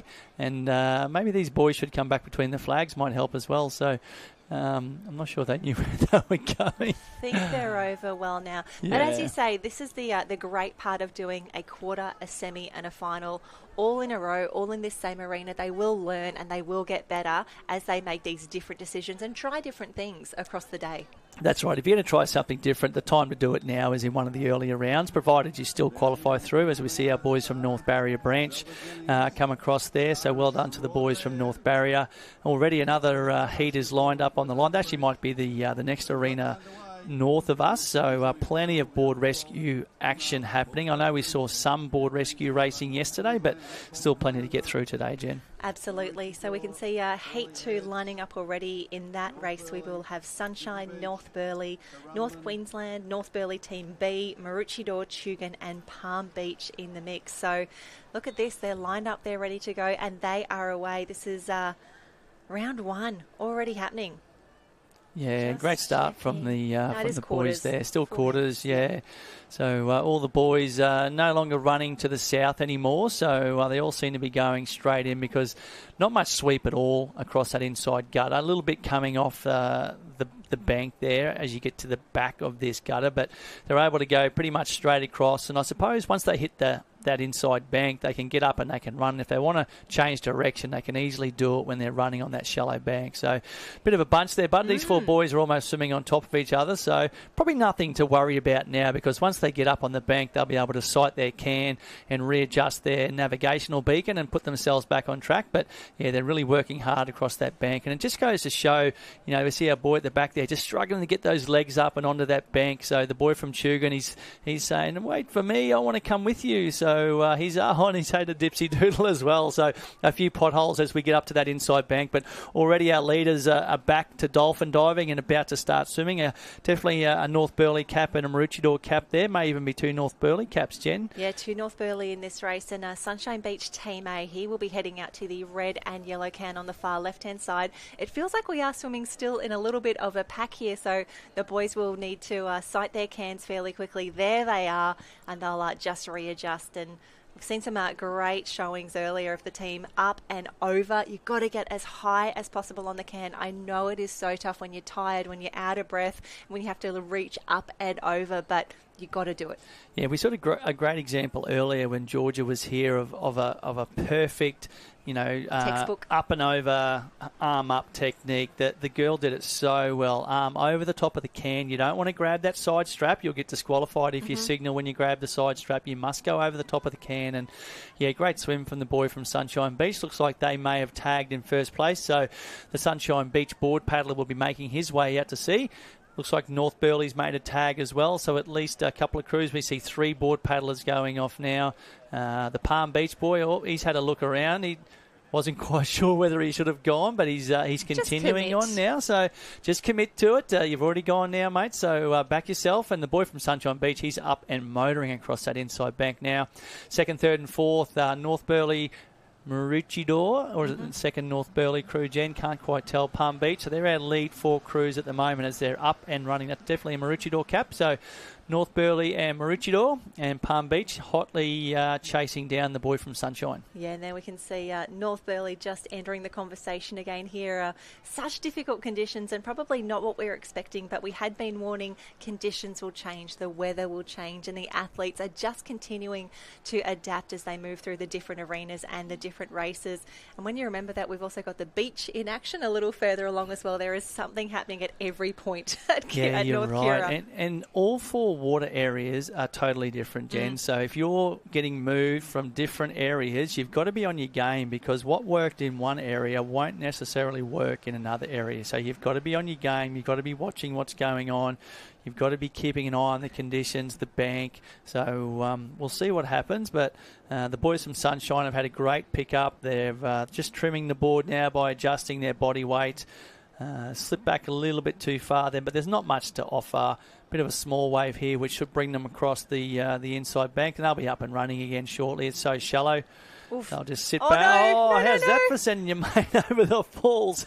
He's like, yeah, I'm out. I'm bailing. All the best. That's gold. Jake Bauer and Zach Heffernan. Fantastic work. The boys coming across this bank now. Let's see what they do going into the gutter. Everyone's done something different here. He hasn't put his goggles back on, so I'm guessing that they are going to jump back on there together.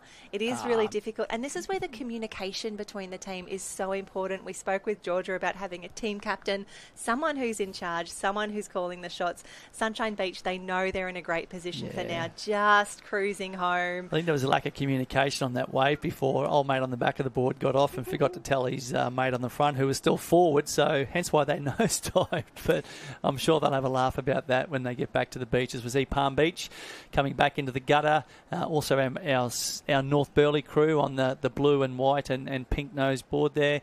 Maroochydore coming through in 4, and potentially our second North Burleigh crew coming across the bank now in 5th place. So we're assuming only 4 will qualify through from each quarterfinal. The second North Burleigh crew has decided to... the swimmer started swimming but chose to get back on the back of the board, and I think they're going to, unfortunately, finish in 5th place and miss out as we see North Burleigh Maroochydore and Palm Beach should come through and fill our 2, 3 and 4 positions. Absolutely, but we do know that regardless of where you think you are, please always sprint to the line. Make sure you get that extra place, because unfortunately in heat number 1 or quarterfinal number 1, we actually had a team disqualified. North Barrier Branch Team B are out, so unsure what happened there. Commiserations to the crew, but Burleigh, Surfers, Northcliffe and Southport are through from heat number 1, and we're about to find out officially who will be going through for quarterfinal number 2 as quarterfinal number 3 lined up and ready to go. Yeah, we're not mucking around, Jen. They're racking and stacking them here today, and which is good to see. There's our Elliot Heads combination there. That's Aj Day standing on the line. He's going to swim. Drew Woods will be his board rescue partner, so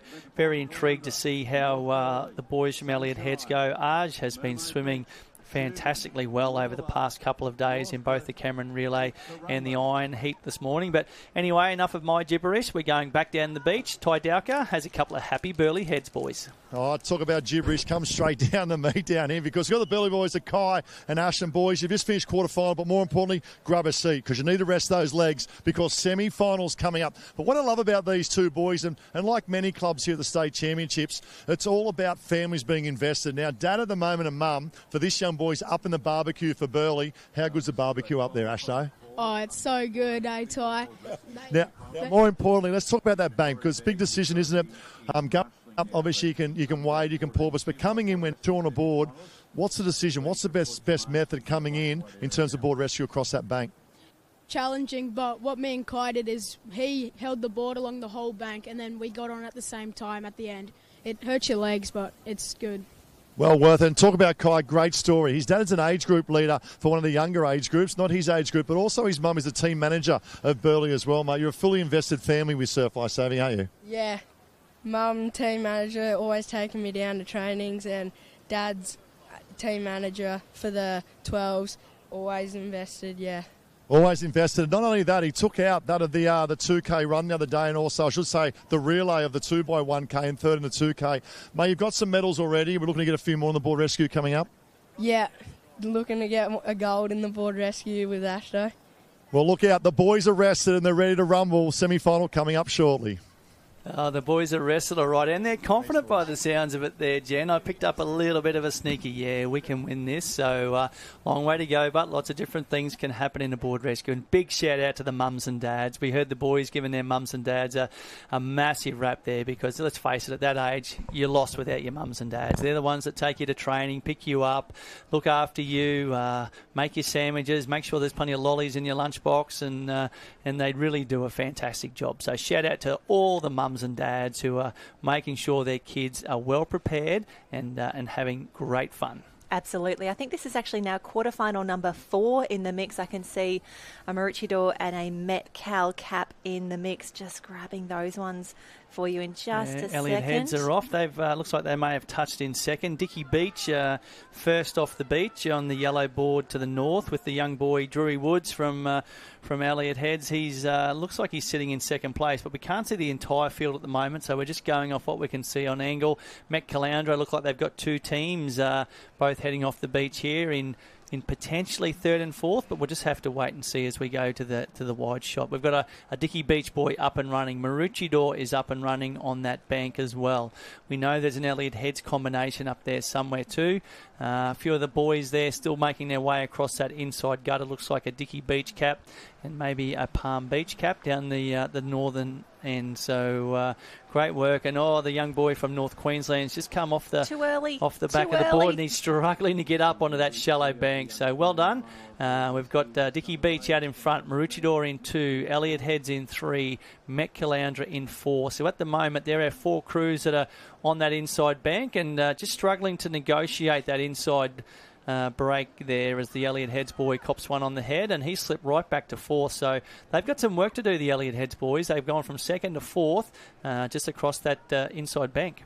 Yep, need to get motoring to stay in that top 4 to get them through to the semi-final, and confirming that this is heat number 3. Palm Beach, North Queensland, Met Caloundra, Maroochy B, Dicky Beach, Met Cal B, and Elliot Heads Blue. And this is where we see who's done the good practicing, who can get that good timing right together, who can get the rhythm happening on the way home. Yeah, that's right. And the Dicky Beach boys are doing it well at the moment. They've already turned, they've picked up, they're back into the wave zone. They're going to just fall off the back of that one, but there's one coming behind which should carry them through onto that inside bank. Maroochydore has affected their pickup. They've turned, they're paddling back towards the beach as well. Looks like they're sitting in second place at the moment. We see some other crews out the back just hitting the cans now, spinning the board, doing their pickup as our leading crew from Dicky Beach are back in the wave zone. There's another nosedive and a smack in the face as well from the boy at the back. Tell you what, some of these crews are lucky that when they collisions. Some of the crews are lucky when they lose their board that the board is staying beside them. But anyway, the Dicky Beach boy, he's taking off. He's saying, come and get me. I'm going to swim. Pick me up on the way past and we'll get our way back to the beach. But they're still in front. Maroochydore sitting in 2. And another interesting technique.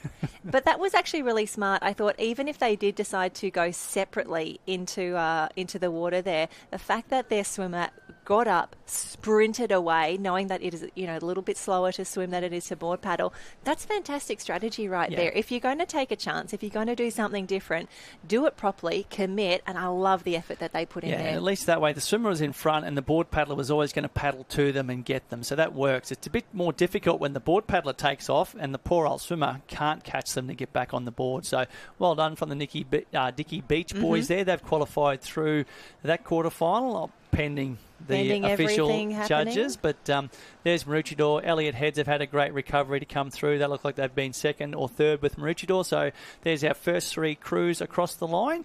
And hopefully all of them safely through to the semi-final. Absolutely. That'll be Dicky Beach Team A, Tyler Riches and Charlie Rowell. And fantastic swim, fantastic paddle. And they combined really well together to come through there. That is quarterfinal number 3 for the 14 board rescue. And confirming the heat that we saw previous to this one, heat number 2, the qualifiers there. Sunshine Beach Team A, North Burleigh B, Palm Beach Team A. Great to see them through, along with North Queensland Branch Team A. But unfortunately, another disqualification, Craig, in that race there. Maroochydore Team C are out. So lots happening. The officials being kept on their toes as we line up the 4th and final quarterfinal here for the 14 aboard rescue. It is Maroochydore, Alex, North Burleigh, Southport, Pacific, Noosa and Pacific Team B. Yeah, unfortunately disqualifications have become a bit of a thing today, haven't we? We've seen a few breaks and a few DQs. I suppose when it gets to board rescue, it is a more technical event, so there are a few more opportunities to be disqualified. So you'd probably, if you were hazarding a guess, you'd say maybe the board paddler left before the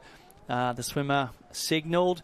Potentially they didn't affect their pickup correctly behind the cans. Potentially maybe the swimmer didn't signal on the can correctly, as we spoke about before. But that's really the main probably issues you're going to see. I'm going to suggest hopefully they all did the pickup in a clockwise direction, going left to right. So maybe that's another opportunity. But anyway, what's done is done. They've been disqualified and we'll just concentrate on what's in front of us now. And that's the 4th and final quarterfinal of the under-14 male board rescue. So a North Burleigh team out in front, closely followed by, looks like a Maroochydore cap, an Alex cap, another Pacific cap, Jen, if I'm correct. Pacific Team A, that is Joshua Ashman and George Clark having a great swim so far as they head through. But yes, that Pacific cap, sometimes a little misleading. That brown looks a little navy on the side there, but that is our job to pick these caps up as best we can to bring you all the good news, and loving that we're seeing some different age groups in action today. And we do apologise to all the Pacific members out there. It's funny, the Pacific caps we were looking at earlier this morning and yesterday were a lot more brown, weren't they? So the darker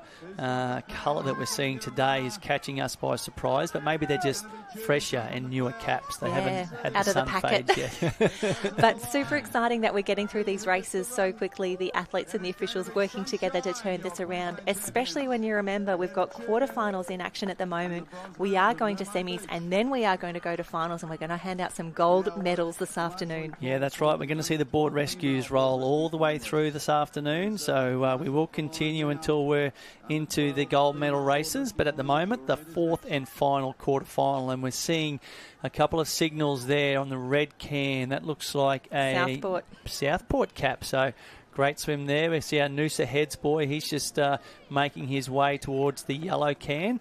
But already North Burley's board paddler is out, and they're on that inside bank. He's up and running. So the North Burley swimmer had a great swim to touch in first place, as we see a few more board paddlers making their way out as well. But at the moment, North Burley doing it well, but still a long way to go because they've got to affect that pickup and get back to the beach safely. He actually rolled under the double up there, which looked to be a smart decision. It's actually the North Burley A team of Cooper Cotter and Mitchell Frost heading out there at the moment. Southport have got their A team in the mix as well, Lachlan Cook and Cohen Modlick. So no dramas at all for the boys at the moment. Pacific Team A in the mix, Joshua Ashman, George Clark. We've also got Noosa and Pacific Team B. Can't forget about them as well, Henry Harris and Lachlan McRae. So lots of Pacific in action at the moment, but it is all North Burley out in front. It is at the moment, Jen. Yeah, North Burley doing it very, very well. Looks like they're taking it reasonably comfortably. They know they've only got to finish top 4. But it was a good pickup. You could see the sweep was starting to push them to the north as they were trying to paddle against it to the south and get around that can, because you've got to make the pickup behind the can and get around that can and get back to the beach. So plenty of different techniques in terms of the board rescue pickup as well. We're seeing some teams keep that board sort of horizontal or parallel to the beach, and it is a lot harder to turn that board. And there's another nosedive. The boys from North Burley, I was about to say they've done very well to hold that, but again, it just goes to show how shallow that bank is and how much the waves aren't big, but they're just really sucking up and standing up and dredging onto that shallow bank. So lots of mistakes being made, but we're going to say that we'd all be making the same mistakes probably, because it's very difficult to control a board with one person on, let alone two of you trying to prevent it from nosediving. Absolutely. Really difficult conditions out there, and we can see some of the teams just making their way back. Alexandra Headlands look like they are splitting there. That is the A team of Riley McCartney and Cody Stafford. Maybe having some second thoughts about staying the board and swimmer separate. It looks to have we have 4 on screen at the moment. We think that this is the top four with Southport safely through. No doubting North Burley as they come up the beach. This could be our qualifiers through to the semi-final. Yeah, and it looks like we've got a little scud or a shower of rain coming across down the beach as well. I can see the girls lined up there shivering, and as we said before, it's warmer in the water than it is out of the water, so we can't wait to get there. But here's Ty Dowker on the beach in the rain. Yeah, talk about the rain. I'll tell you what, forget about the rain. This is an under-12 female board rescue championship of Queensland. Burley Heads, look at this, ready, focused to go. Matt Caloundra lined up as well. We go through then to, this is Maroochydore A. Now, they finished second in the semi-final because Maroochydore B actually won semi-final number 2. Currumbin Vikings ready. Look at the focus of the mighty Vikings up and about. Mooloolaba there as well. Look out for the dangers from here. The North Burley Dangers. Give them a smile in the camera. The under-12 championship. And these are the killer bees. They won semi-final number 2, but also look out for this club. The Northlift Club finishing second in semi-final as well. Best of luck, under 12 final on the line. Yeah, thanks, Ty. How exciting, a state championship on the line there. And I saw a couple more famous surnames in this lineup, Jen. One being the Holmes name from Currumbin Beach Vikings. Has to be Zane Holmes' daughter, or one of Zane's daughters. I believe they might have picked up a board relay gold medal yesterday, or at least a medal. But definitely one of the Holmes girls in the Currumbin crew. But I'll let you run through the list once again and tell us who we're looking at. Oh, absolutely. So excited that we are at finals time. Northcliffe Team A is Atlantis Morris and Sophia Richards. From Maroochydore Team B, Havana Gregg and Isla Latham. North Burley Team A is Tanika Good and Blair Murray. From Mooloolaba, we have Abigail Byrne and Florence Smith. Currumbin is Hunter Gaffney and Nava Holmes. Olive Ray and Clara Short representing Maroochydore. Met Caloundra have Lola Haynes and Parker Kunkel. And from Burley Heads Mowbray Park, Rosie Maloney, Poppy Richardson. They are your state finalists. We've got Maroochydore on screen at the moment. Yeah, we're obviously in a different water arena now, so we've panned down to where the under-12s are. So it's funny, that inside gutter looks a bit wider where this particular group is. They did seem to dolphin dive across the gutter a lot further, but it seemed to be a lot further out to that inside bank. And we can see our Currumbin girls going very well through the middle. She's up and running, and she's running hard across that inside bank. Our Maroochydore and North Burley crews are up and running. Both Maroochydore girls look like they're up and running. Met Caloundra, Mooloolaba as well. So we're going to have a very, very close race. But from what we can see at the moment, the girl from Currumbin looks to be in front of the 5 girls we can see, but we obviously can't see the entire field at present. And I think it's actually going to be tough for the girls in the water right now to see their cans. Just having a look at the chop that is starting to stand up in front of them. When obviously we have a beautiful view where we are right now, but when you're actually at water level, it is really, really tough to see up and over. So you'll see the girls as they take a stroke and take a breath at the top of those waves. That's where they'll be looking forward, trying to sight those cans, and you'll definitely see a burst of speed on there when they know that they're on their can. They know there's only 5-10 strokes to go. The girls know that they need to get nice and high because, again, the board rescuer is having that same trouble down there on the beach. Yeah, and the girls are approaching the cans now, so we're not far off from seeing our first arms go up the centre. So the yellow can looked to be one of the first arms to go up. Maroochydor's off and racing, and look at that rating. That girl is on that board and she is moving. We may even have both Maroochydore girls in the water. We do. A couple of crews standing there. Currumbin, after such a great start, they've slipped back a little bit there with their board paddler just taking the water now, but she has that rating up. The girls are making their way across this inside gutter and about to head towards that shallow bank where no doubt they'll be up and running again.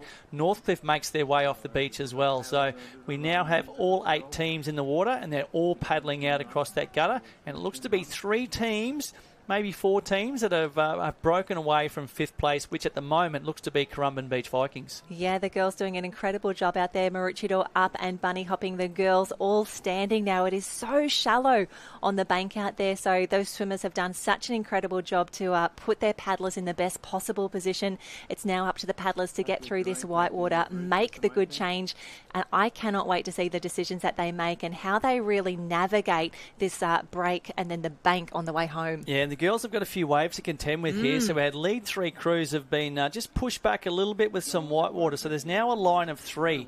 It appears to be both Maroochydore teams and a North Burleigh team at the moment. Currumbin has made their way back up to be almost equal 4th at the moment. We have a crew down to the south there, which I think is Metropolitan Caloundra. So it's a race in 5, but as we've seen before, the race is by no means anywhere near being over because they all have to affect their pickups and safely navigate their way back to the inside bank and then back across that gutter to the finish line. Absolutely. I'm really impressed with Met Caloundra. They've made their way through the field now in the board paddle, and the swimmers who are out on the cans, they need to jump off those cans, move a little bit further out to sea so that we can make these changes safely. And of course the rule is that you have to make that change on the seaward side of the cans. And Currumbin, it looks like she may have got caught on the can there or just had an extra moment, but as soon as they got together there, they have done a fantastic pickup. It looks to be Maroochydore in the lead. Well, Maroochydore maybe 1-2 on the bookends of the arena here, but Met Caloundra on the far right-hand side, they're in the perfect position for a nice little wave. Go, girls, go! Currumbin in the centre as well, are down a wave. So we're going to have potentially 5 crews. No, the girls at the northern end have just slipped off the back of that wave. That may have been one of the Maroochydore crews. Keep the nose up, girls. It looks like we have one Maroochydore team coming down that wave. It appears to be Currumbin up and running. We've got Met Caloundra down to the south. There we go. I think that's Clara Short just holding onto the board there. She's taken a stumble. She's one of the more petite paddlers in the field. And Currumbin takes a stumble. This is what is on the line. This is how tough the conditions are out there at the moment. The girls need to get back on the board. Currumbin just having a little bit of trouble connecting back up there. And this may allow Maroochydore or Met Caloundra to come through and steal that silver medal. And that's an example of what we spoke about before in those older age groups doing the board rescue. When the board paddler goes and the swimmer gets left behind, it's very hard for the swimmer to catch back up to that board. So we saw the Currumbin board paddler have to stop and wait for the swimmer to get back on. Maroochydore at the moment, but has a commanding lead. You'd like to think from here, Jen, they're going to come through and take the gold medal, but we have a race in 4 for silver and bronze. Oh my gosh, this is where it gets exciting. A huge congratulations to the Maroochydore team. They've done everything right out there in front. That's Olive Ray and Clara Short. I think they're going to come through and claim a state championship. This is super exciting times for the Black Black Swans, but have a look at the race that is on behind. There you go, Clara, Olive. You are absolute superstars and state champions, but come on, girls! Oh, no, the Currumbin girls had a tumble. She needs to grab that board. Here's a chance for Maroochydore. Oh, Currumbin may have just held on for the silver. Maroochydore in 3, so well done to Maroochydore. 2 teams in the medals there. Well done to Currumbin as well. That was a fantastic race. Met Caloundra coming through in 4 and North Burleigh in 5. Oh, Currumbin, they had me so nervous on the way home. Oh my gosh, girls, you can't do that to us. But for your efforts, congratulations. You now have a silver medal at the state championships. That's Currumbin Team A, Hunter Gaffney and Nava Holmes. What a fantastic race. And we think there's Burleigh Heads Mowbray Park, the brightest togs on the beach, coming through now, doing a fantastic job. This is what we want to see, the girls finishing off strong and tied down on the beach with the Black Swans. Black Swans, talk about the smiles on the dolls. Girls, you are the Queensland State Champions in under 12 board rescue. How does that feel? Feels amazing, especially after last year. Talk me through last year. What happened last year, Clara? Last year we won and then we got disqualified because, well, I pulled on the rope, but this year we finally got it back. We were so hungry for it. How good is it? And this is little Shorty. We interviewed Raphael earlier, and your cousin, he swims all right, but I reckon you swim quicker. Is that true? Do you swim quicker than Sam? Of course it is. And Clara, how is it going out there picking up as well? I should say Ollie picking up Clara. How is it out there? Throw her on the front and away we go. But more importantly, what about that wave? You know, on the whole 1.5 days of competition, your wave has been voted wave of the day so far. How does that feel? Amazing. It's just so good. All right, quick little shout out to all the Black Swans. Who has helped you get here today to be where you are, top of the podium right now? I guess all our age managers, our coach Jake, he's really good. In other words, Jake O'Lantern. How good is this, girls? Congratulations, you are the state champions. Awesome, great job. There you go, the Black Swans up and about. Oh, how good, Daux. That was just gold. Obviously, those girls, they had a little burning ambition, and that was to redeem themselves from last year. Young Shorty there, she hadn't forgotten they got disqualified, so I think they were pretty hungry to come back this year and win the gold. So well done. Great interview as well. It's so good to hear these girls give us their insights, and I love to hear that the nicknames they've got for their coaches as well. Yeah, shout out Jake O'Lantern. Great work there. Maroochydore Team A, that's Olive Ray and Clara Short in 1. Currumbin Team A, Hunter Gaffney and Nava Holmes, they got the silver medal. And Maroochydore Team B on the podium as well, Havana Gregg and Isla Lathan. Congratulations, that is all the crews in the under 12 female board rescue. And we're going back down to another arena because we are turning board rescues around. Yeah, we're back in the under 14 female area for the under 14 female board rescues. I'm going to suggest, Jen, it's probably their quarterfinals unless they're up to semi-finals already. I can see quite a few different cap colours. There's our favourite cap of the day, Pacific at the moment, at the bottom of screen. So I'll go from right to left. Got Pacific. Can't quite pick up that cap colour, whether it's Emu Park or whether it's one of the Maroochydore or North Burleigh caps. I'm side on at the moment. Maroochydore here we go. Yep. Sitting beside them. So, yeah, it was Emu Park. So, Pacific, Emu Park, Maroochydore, Bundaberg's there.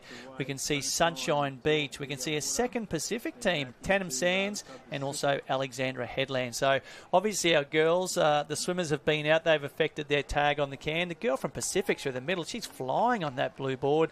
We can see Sunshine Beach board paddler making her way out towards that inside bank. Pacific is flying. They've moved up into second. Maroochydore back in 3. And already we're just about, we definitely are over halfway through this race. Absolutely, and this is a semi-final, so the top 4 do go through to the state championship final. Semi-final number 1 is done. Burleigh Heads A and B are through, Tugun and Maroochydore. This is now semi-final number 2, the top 4 to the final. And again, that middle bank, so difficult to negotiate. Yeah, it'd be really stinging these girls too. They've obviously run off the beach, jumped on their knees and paddled across the gutter. Now they've got to get up and run again. Then they've got to get back on their board and up on their knees or stay on their belly and paddle out to make that pickup or that board rescue that we're going to see affected behind the swim can. So already a fairly clear-cut group of 3 that's made their way out and across that inside bank. But we've got another 3 crews sitting from 4, 5 and 6 who are going to still be in contention to qualify through. Remember, top 4 going through to the final. And I'll tell you what, nothing better than making a state final. Absolutely. Sunshine Beach have had a fantastic paddle out on the red and yellow can. And we can just see there's still some waves coming through the middle of the field here, and it's really holding up Emu Park and Pacific. The girls just being super patient at the moment, popping over a few more waves, but it did make a difference, didn't it, Jen? We look at our fourth team right down the red and yellow can. They were able to sneak out to the north and avoid the few waves that unfortunately our fifth and sixth teams copped on the head. So we've now got 4 teams about to make their pickups, with fifth and sixth slowly slipping behind. Oh, and a nice little wave coming through. I think, is that Pacific on the wave? The butterfly strokes have paid off. This is where it gets so shallow so quickly, and this is where the other teams have nosedived. Pacific, though, not a drama at all. Fantastic work, ladies. And I was just about to give the girls a rap and say, well held. That's probably one of the first teams we've seen not nosedived on that bank, and then they did the hard part, held the board through the difficult part, then they rolled off on a little gentle part of the wave. So I am really impressed, though. They have kept their speed up so well across the bank. They kept the good comms up, and they actually got back on that board super quickly there. I think that's probably one of the best displays we've seen there across the day. The good comms, the quick movements, and they are back and moving. Yeah, definitely. Great skills from the girls. They've kept an immaculate timing as well. They've stayed in time, which is so important on a board rescue board. It doesn't matter if you're not necessarily going fast. What is important is if you stay in time. There's nothing worse than having one paddler paddling in a different pace to the other. It just ruins the board trim and you lose all that speed and momentum. But well done to the girls from Pacific. They're safely across the line, and it looks like they may have qualified through to the final, pending any decisions from the judges. Absolutely. So we've got Pacific A, Bronte Fennick and Pip Thorley in the mix. Pacific B is also in the field, Ziva Lunn and Ruby Sanson.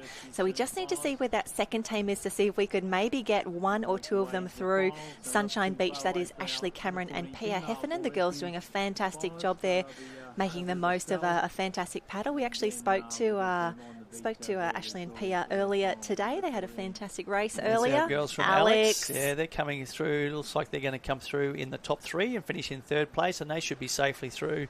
And that may well be our 4th team from Maroochydore, but they do have another team, maybe the Tanham Sands girl, closing fast behind them. So it appears we have Maroochydore coming through to claim 4th place. The girls from Tanham Sands up in central Queensland, they're going to come through.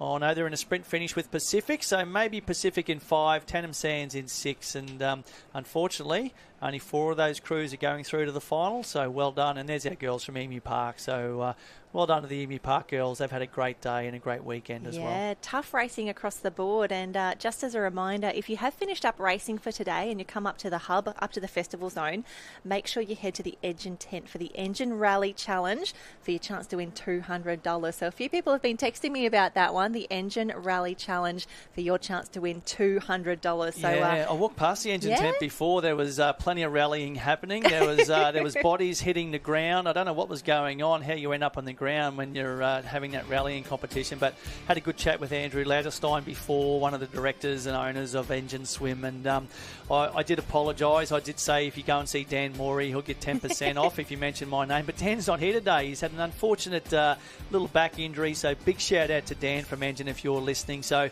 looks like Andrew's going to give you an even bigger discount maybe if you mention Craig and Jenny's name, but we'll have to wait and see.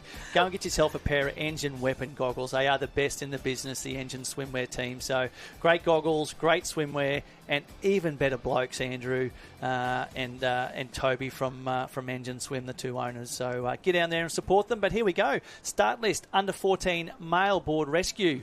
We got a Maroochydore Team B, North Queensland Team A, North Burleigh Team B, Northcliffe Team A, Burleigh Heads Mowbray Park Team A. So there's our first 5 crews in this board rescue semi-final. Dickey Beach Team A, Southport Team B, and Surfers Paradise Team A. There you go, semi-final number 1 for the board rescue. The nerves would be high down there. These boys have done quite a few races already across the day. They know that they need 2 more good ones if they can get through this semi, if they can make it through to the final. A great shot there. That is North Burleigh Team B on the line there. That's Alexander Frost and Hugo Webber. The boys just getting ready, waiting for the start.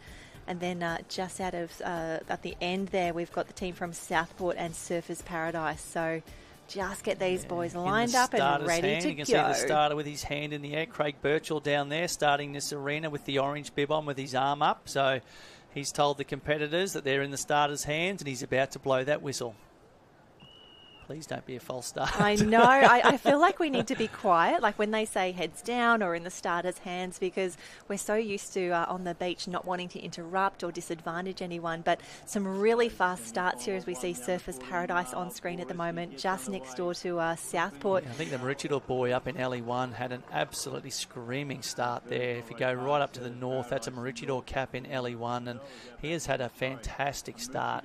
And he's almost going to be first to his feet. He's about to get right to that lip of that sandbank. He'll very shortly be up and waiting, and that's where he can easily turn what might be half a body length into maybe 10 metres. Absolutely. Surfers Paradise on screen at the moment.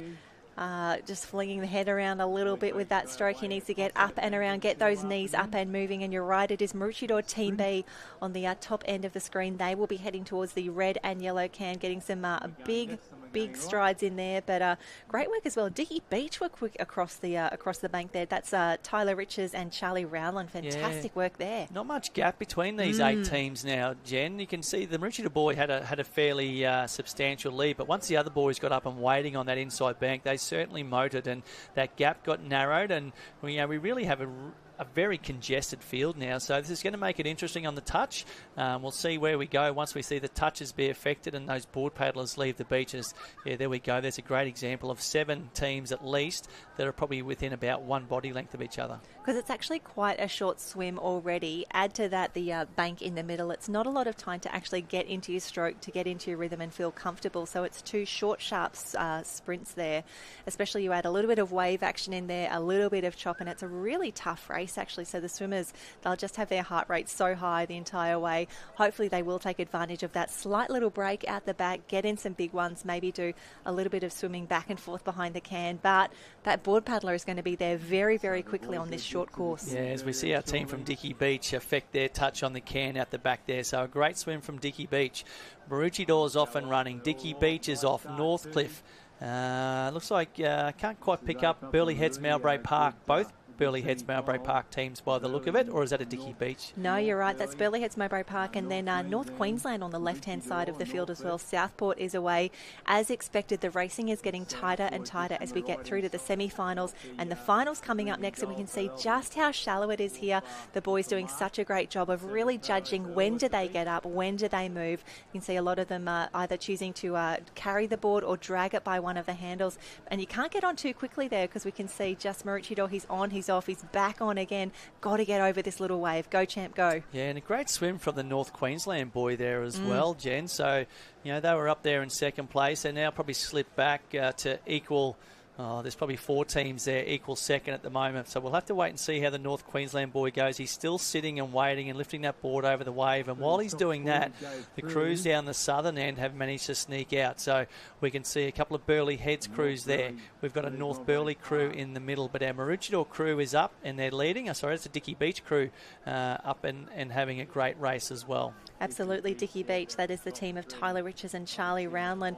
But the North Queensland team, that's James Langtree and Logan Lockyer, doing a fantastic job. As Maroochydore, they have already made their pickup. They are up and around. But keep your eye on North Burleigh. They've been so strong on their technical skills all day. That's Alexander Frost and Hugo Weaver. They have turned for home. Burleigh Heads, Mowbray Park making the change. Dickie Beach is away as well. You want to have first crack on these waves, and you need to keep the nose up. We've seen too many nosedives today. As Dickie Beach take a wave.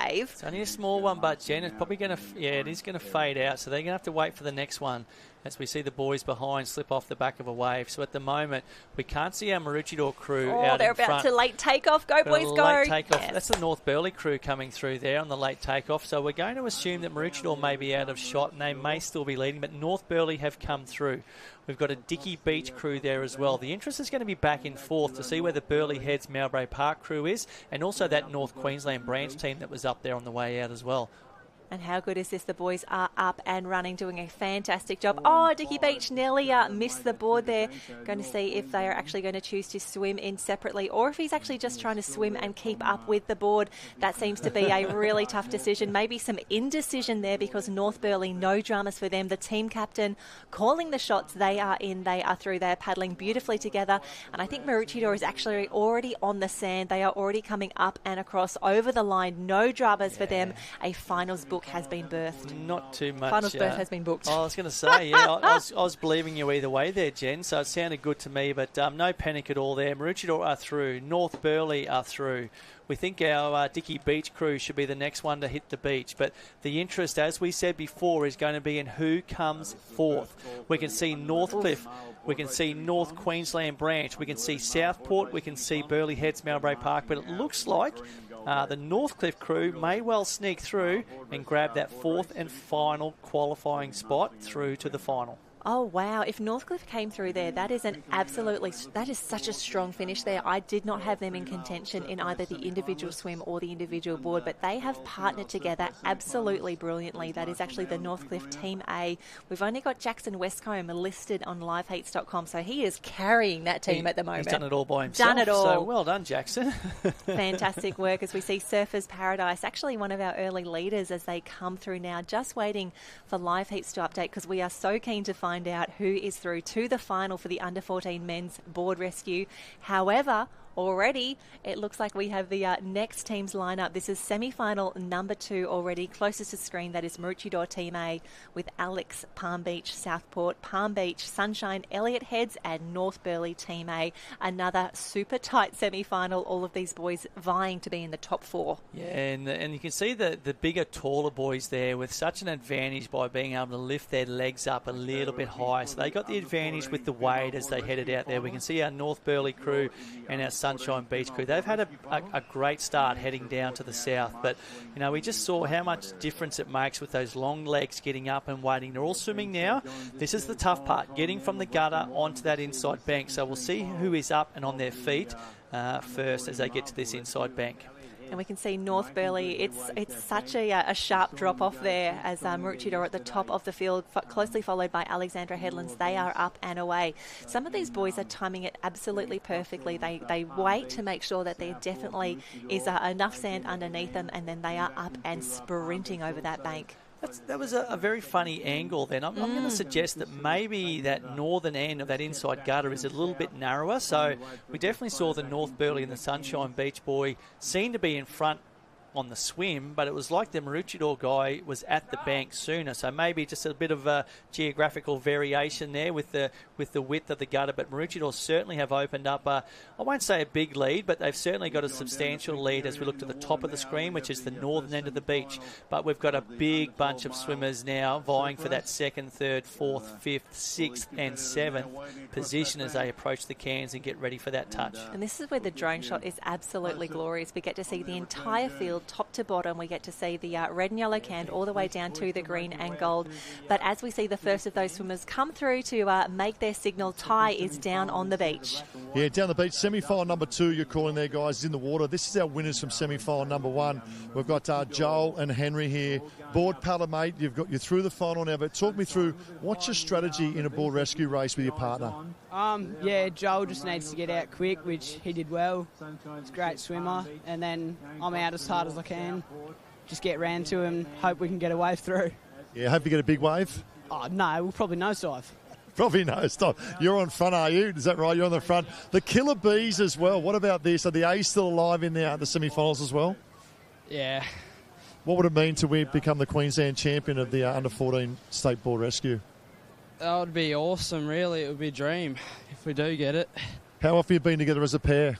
Oh, this is our first time. First time? Is that why we know potential nosedives coming up? Well, listen, boys, you're in the final. We're coming up. We've got the girls' final up next, then the boys on the line. You going to do it? Yeah. Bring it on. Let's go. Rescheduled, the Black Swans. One of your own there, Jen. Up and about. Yeah, the boys doing an incredible job. And back on screen right now, the other crew is in the mix there. They've actually been caught by Alexandra Headlands just in that paddle there. We can see Pacific still pushing hard and Sunshine Beach a little further down the field here. The race is not over yet. If anything, is getting more and more exciting.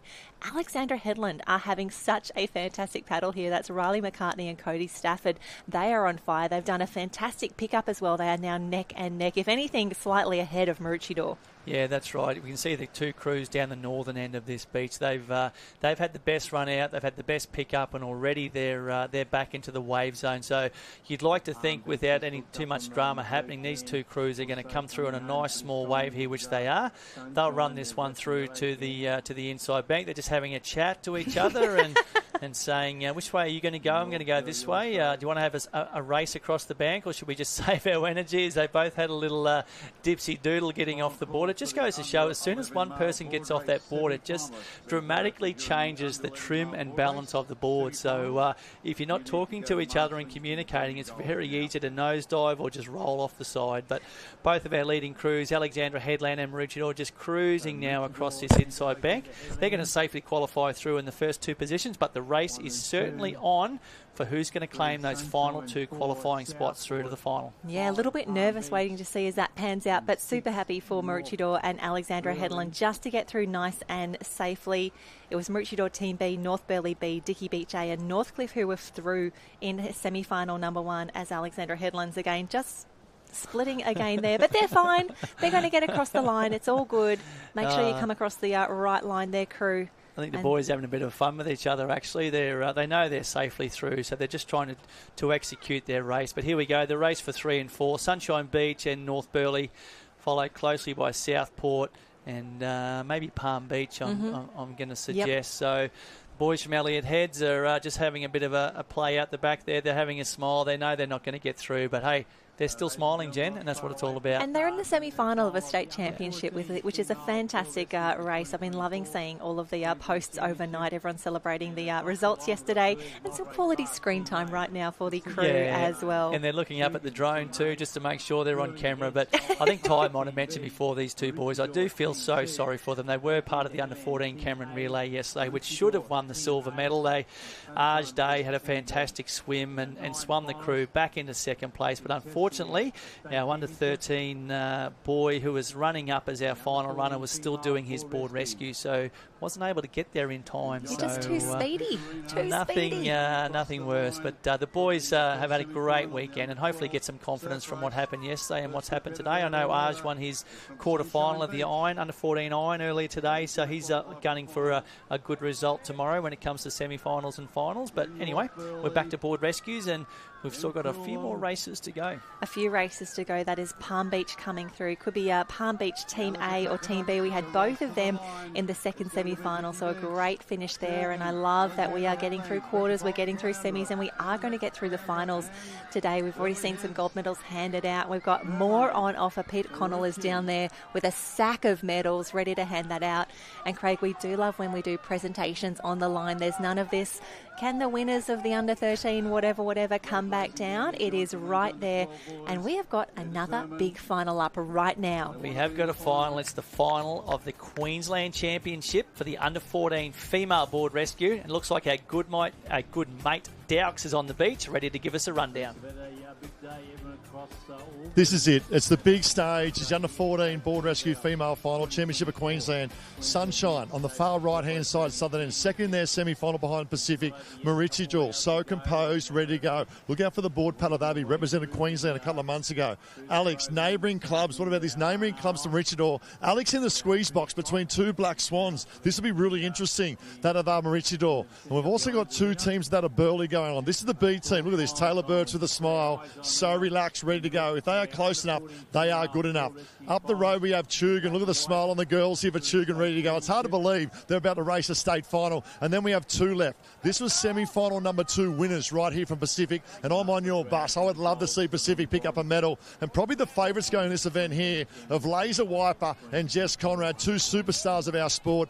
Took out semi-final number 1, and look out, they're up and about. Here we go, state final. Thanks, Daux. And yeah, Jen and I, a bit like you, we're on the Pacific bandwagon as well.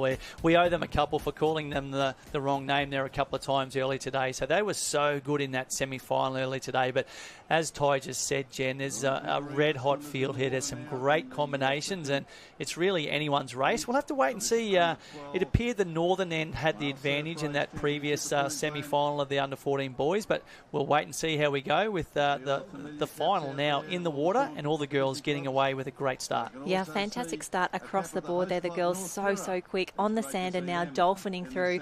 They'll start swimming once it's deep enough there, and there we go. The swim is on, but the girls know that they'll be back on their feet soon enough from here. It's going to get super shallow super quickly.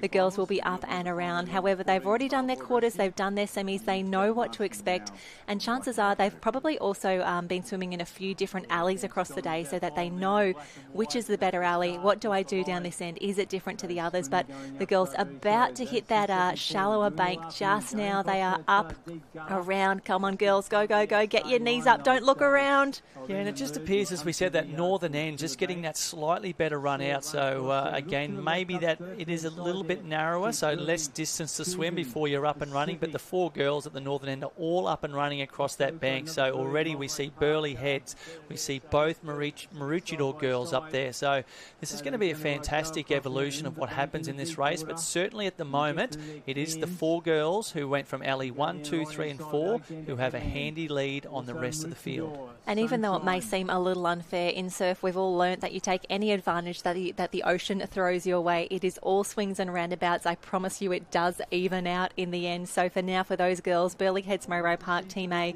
Jess Conrad and Layla Wiper. Next door to Pacific, that's Bronte Fennick and Pip Thornley. Take the advantage that's being given to you. But also Burleigh Heads Mowbray Park Team B are absolutely in the mix here. That is Taylor Birch and Caitlin Palmer, the girls having a fantastic swim coming through the middle of the field. Thanks, Jen. I love how you're so positive. It's all swings and roundabouts, and you're right. Everything evens itself out in the end, because that's what happens in surf. That's why we do it. It doesn't matter where you draw it. Your luck swings your way eventually. You just got to keep putting yourself in the right position, and luck will come your way. But very interesting now. The girls are getting close to the cans. Looks like Burleigh Heads Mowbray Park are there. Both Burleigh Heads Mowbray Park crews, or is that the Pacific crew? No, they're both Burleigh Heads. They are away. Burleigh Heads. So a great start from both Burleigh Heads combinations. Pacific are away in 3. Tugan as well has just left the beach, and I think that might be maybe one of our Marucci caps just heading out now on that whiteboard with the red tip there. The girls will be up on this bank so quickly. I think the first of our Burleigh Heads team, yes, she is up and around so quickly. No mucking around for them. But Craig, thinking about that luck and the swings and the roundabouts, even though you know it evens out, you're like, please let my luck come at Aussies. Please let my luck come when it counts, and I really need it. It doesn't help when you don't get the luck. It's very hard to tell yourself that luck will come your way. But, you know, I think that's why that everyone keeps doing surf. You know that eventually you will get your turn. You will get your time to shine. The luck will keep coming your way. But as I keep saying, just keep putting yourself in the right place and you will get the luck. It's just about telling yourself that. But already we've seen our crew from Burleigh Heads down the northern end. They've already opened up a big lead there. So could this be a 1-2 for Burleigh Heads? It's looking that way at the moment. And again, that alley to the northern end definitely paying off. Burleigh Heads Mowbray Park loving that. They were able to sneak around some of the waves and some of the white water.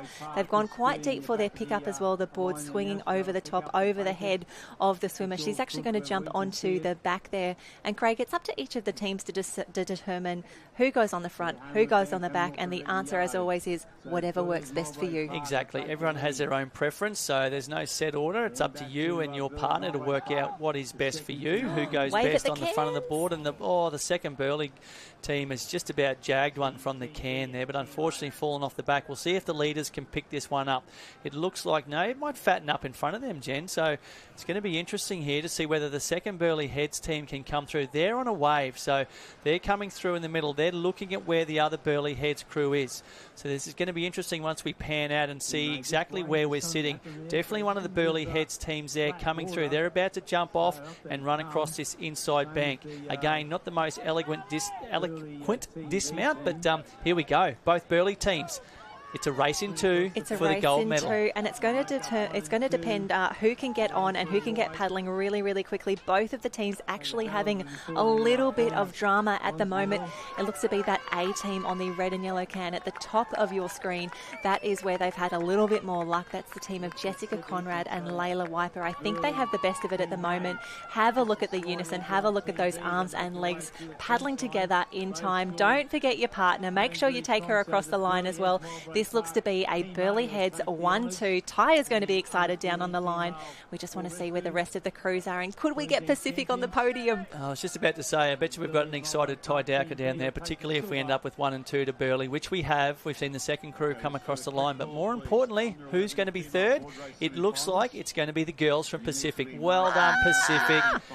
Oh, how good to see a medal going to the club just up the road here in the Point Danger branch. Pacific Surf Life Saving Club. Plenty of smiles and hopefully a bronze medal going to the girls from Pacific. Oh, fantastic work. And there's lots of hugs down there on the line. I think Pacific may have got a medal there, which is absolutely phenomenal.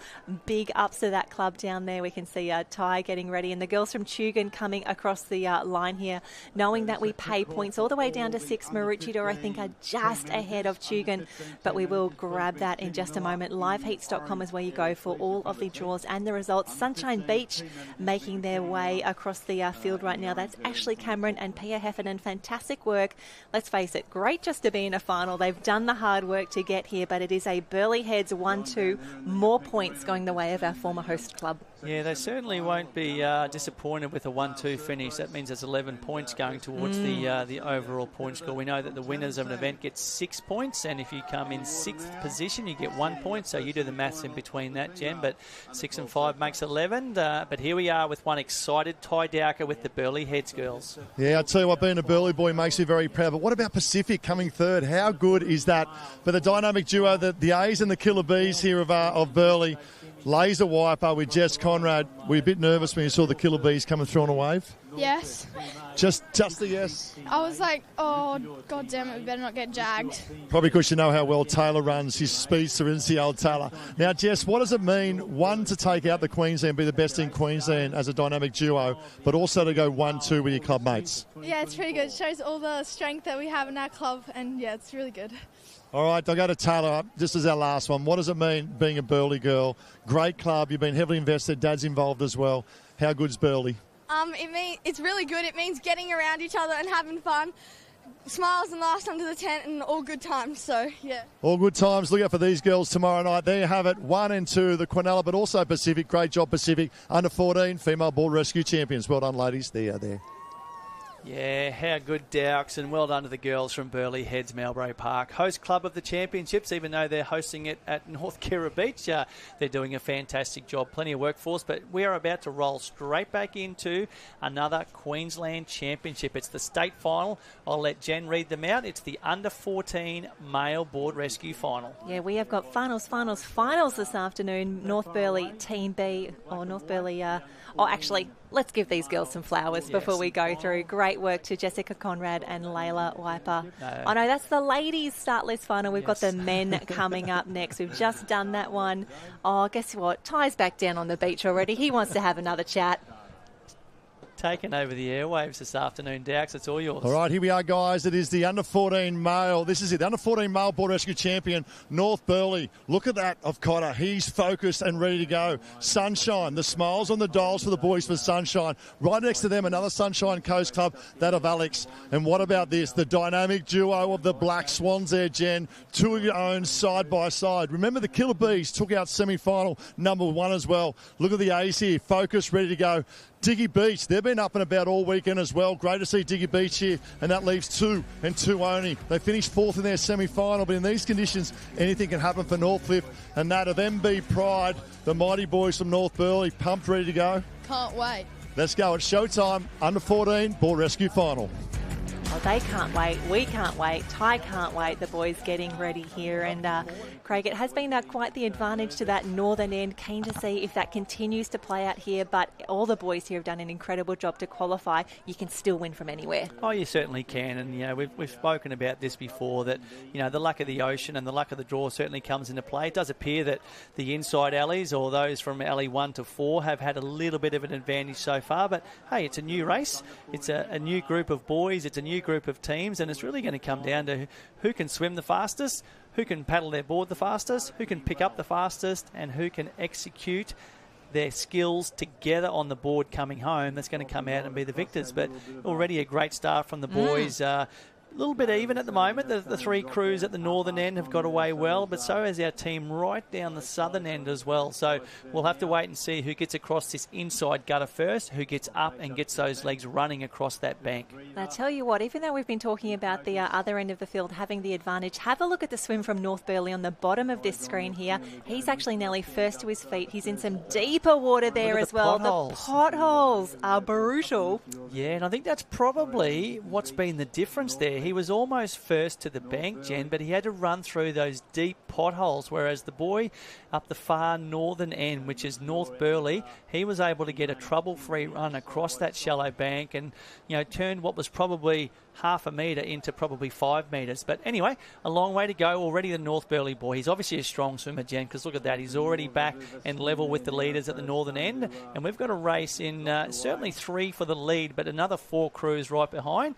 And just our boys from Alexandra Headland just slipping back into 8th place at the moment. Yeah, have a look at the stroke rating for North Burleigh, just swinging those arms over, knowing it's an absolute sprint. If this was a pool race, it's the 50-metre freestyle right now. The boys so quick out to the can. They can see the cans. They know they're in sight. They know there's only maybe 20, 30 strokes to go. It's still advantage just to the top end of the screen there, but the crew, they are determined. They know what they're about. They're going to come through. We're going to see the first of those tags, and the board paddlers are very quickly going to be up and around for the signal.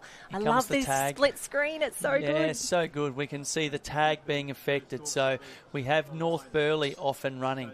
We also have, was it a Maroochydore team there, Jen, that was up and running as well. So this is going to be a very, very close race. And we've got not much between those lead 7 crews. Just as we said before, Alexandra Headland just leaving the beach in 8th place now, but the race is certainly not over. Absolutely. When we think about how difficult it is as the board paddlers now come over and they're in the shallower water, they've got some nice little bunny hopping happening as they come through. They'll get back into that deeper water. They'll go out for the tag. It's currently Dicky Beach look to be in the lead ahead of Maroochydore. We'll get those wide shots in a moment, but this is where it gets tricky. The white water starts to come up and over.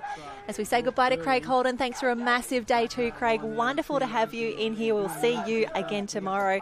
Christy Munro is back in the mix. Christy, you have joined at the perfect time. We're about to give away some gold medals in the under-14 men's board rescue. Oh, exciting. I've jumped right in on finals time. It's yes, I've been down the beach at some of the younger age group areas, but seeing lots of action happening down at this north end of the beach. So excited to jump in at the final time. And is it Maroochydore heading out in front so far? Maroochidore's looking good at the moment. Dicky Beach is in the mix, and it all comes down to this really, really tricky middle section.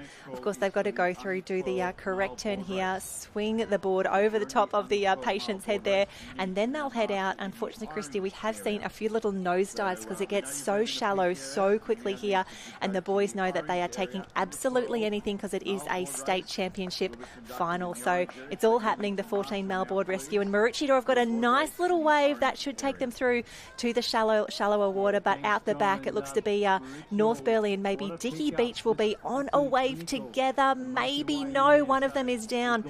Oh, the boys have been practicing that. How good did that look? The boys up, away, they are running, but of course, Christy, you just have to finish with your board and your 2 competitors intact. Yes, North Burleigh there on the wave behind, and I was wondering what they were doing. Are they going to jump back on? Or they did. Has anyone been opting to swim across that gutter? Yep, 1 or 2 teams have tried it, but Maroochydore, they combined perfectly together there. They got on, their second paddler got on while the boat speed was still really high, and that is what has made the difference.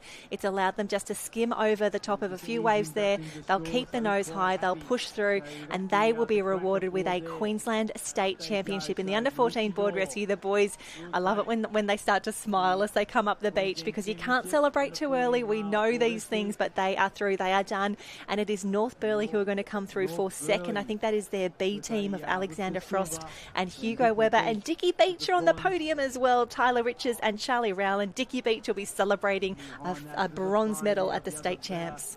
Well done. You can see Ari Gregg and Archie Ray. They are pumped with that gold medal, and as they should be. Northcliffe coming in for fourth, we think, and some of the minor places, Maroochydore also crossing the line, Sunshine, Alex. So a fairly tight race, but they did it well, the boys from Maroochydore, clear winners in that under-14 male board rescue final. Yep, the boys doing an incredible race, and we've seen someone's got a calf cramp down there. Ty, we need some we need some warmth and some ice down there, I think, as the boys come through. But a fantastic finish, just getting all of our athletes safely across the line. But it has been a fantastic race. We love handing out gold medals at a state championship. We love all of these amazing competitors that we're seeing at the moment, starting to come through, celebrating with each other. It's only day 2. We've still got a massive day of competition yet to go. But for now, Ty celebrating with the Black Swans. Yeah, talk about celebrating. What about this, boys? You are the under-14 Queensland. Let's draw a quick map. There's Queensland. Look at that. You are the best in Queensland for board rescue. Archie, how's that feel? Yeah, good. Good or real good? Really good, yeah. Talk me through Ari as well, mate. Did he do his job on the board for you as a swimmer? Yeah, he did better than I did. Did better than I did. What makes a successful board rescue team? Teamwork. Just cooperating together. Teamwork makes the dream work. What about that? The Rescheduled Black Swans, they are the champions. The under-14 board rescue. Well done, boys. Go and celebrate. Thank you. There you go. Queensland champs. Back to you guys. Oh, fantastic. Thank you so much, Ty. Great work there. The Black Swans getting a few more medals. And, Christy, I think the rule is if you get a medal at the state championship, as soon as you've got it, you really shouldn't take it off for a little while. I want to see athletes wandering around the tent village there. I want to see them in the festival hub wearing their state championship medals. I have seen a fair bit of that happening Yes. down under the tents, a few medals being passed around. Not everyone's lucky enough to get a medal at state championships, so they are very, very precious. Obviously, we don't encourage it if you've still got a race to go. Might need to take it off. It might slow you down, but yeah, we'd love to see our nippers wearing their medals with pride. Yep, they've earned them. You may as well flaunt them while you've got it. So that was the board rescue for the men. It was wonderful to see so many finals starting to roll through, and the those officials, they are making everyone work for it at the moment. And just confirming, yes, it is official on live heats. We had Ari Gregg and Archie Ray, Alex Frost and Hugo Weber from North Burleigh, and Dickie Beach Team A, that was Tyler Riches and Charlie Rowland. Also picking up some points, though, we had Northcliffe Team A, Maroochydore B and Sunshine A. And it looks like we're going back to one of the younger age groups at the moment. There you go. Older, under 15 female board rescue in action at the moment. And it's the semi-final now. We can see the girls lining up on the board line there, just waiting for their swimmers, for their patients to head out to those cans, loving the split screen action so that we can see the swimmers. The first of those hands to go up, someone is signalling, and yes, the board paddler is away.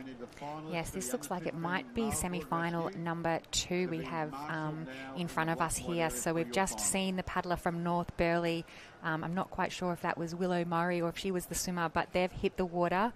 We can see also the team from Noosa Heads, and is that Met Caloundra just waiting to spot their swimmer. It's so tricky down in these northern arenas. Those waves are really standing up now on that shallow bank. You can see how shallow it is, so it's a tough job for the board paddlers who are only at sea level down there to try and spot the arm of their swimmer. And that's also why it's so important for our swimmers to keep that arm so high for such a long period of time. Even if you think that your swimmer's seen you, even if you think that they're already going, just keep it up there for a few more seconds just for us. As we see the first of our paddlers. She ducks the head. She gets through. North Burleigh, fantastic paddle there. If she can get over these next 1.5, the 2 that come through, she is in green water, and that means she's putting herself in the absolute best position to do the pick-up first and then turn for home.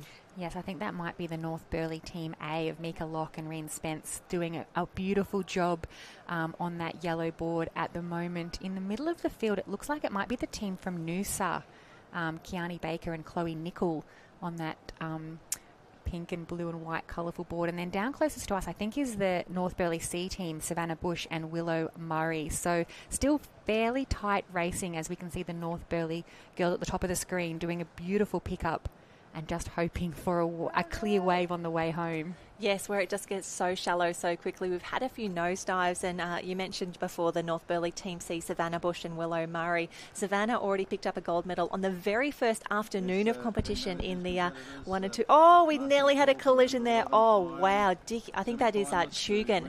That is some great navigation, some great safety skills right there. Chugan, hats off to you for avoiding that collision. That was really well done. Well done, girls. That looks like the team of Grace Hughes and Isabella McGarity. So, the Burleigh girls just getting into a little bit of deep water there.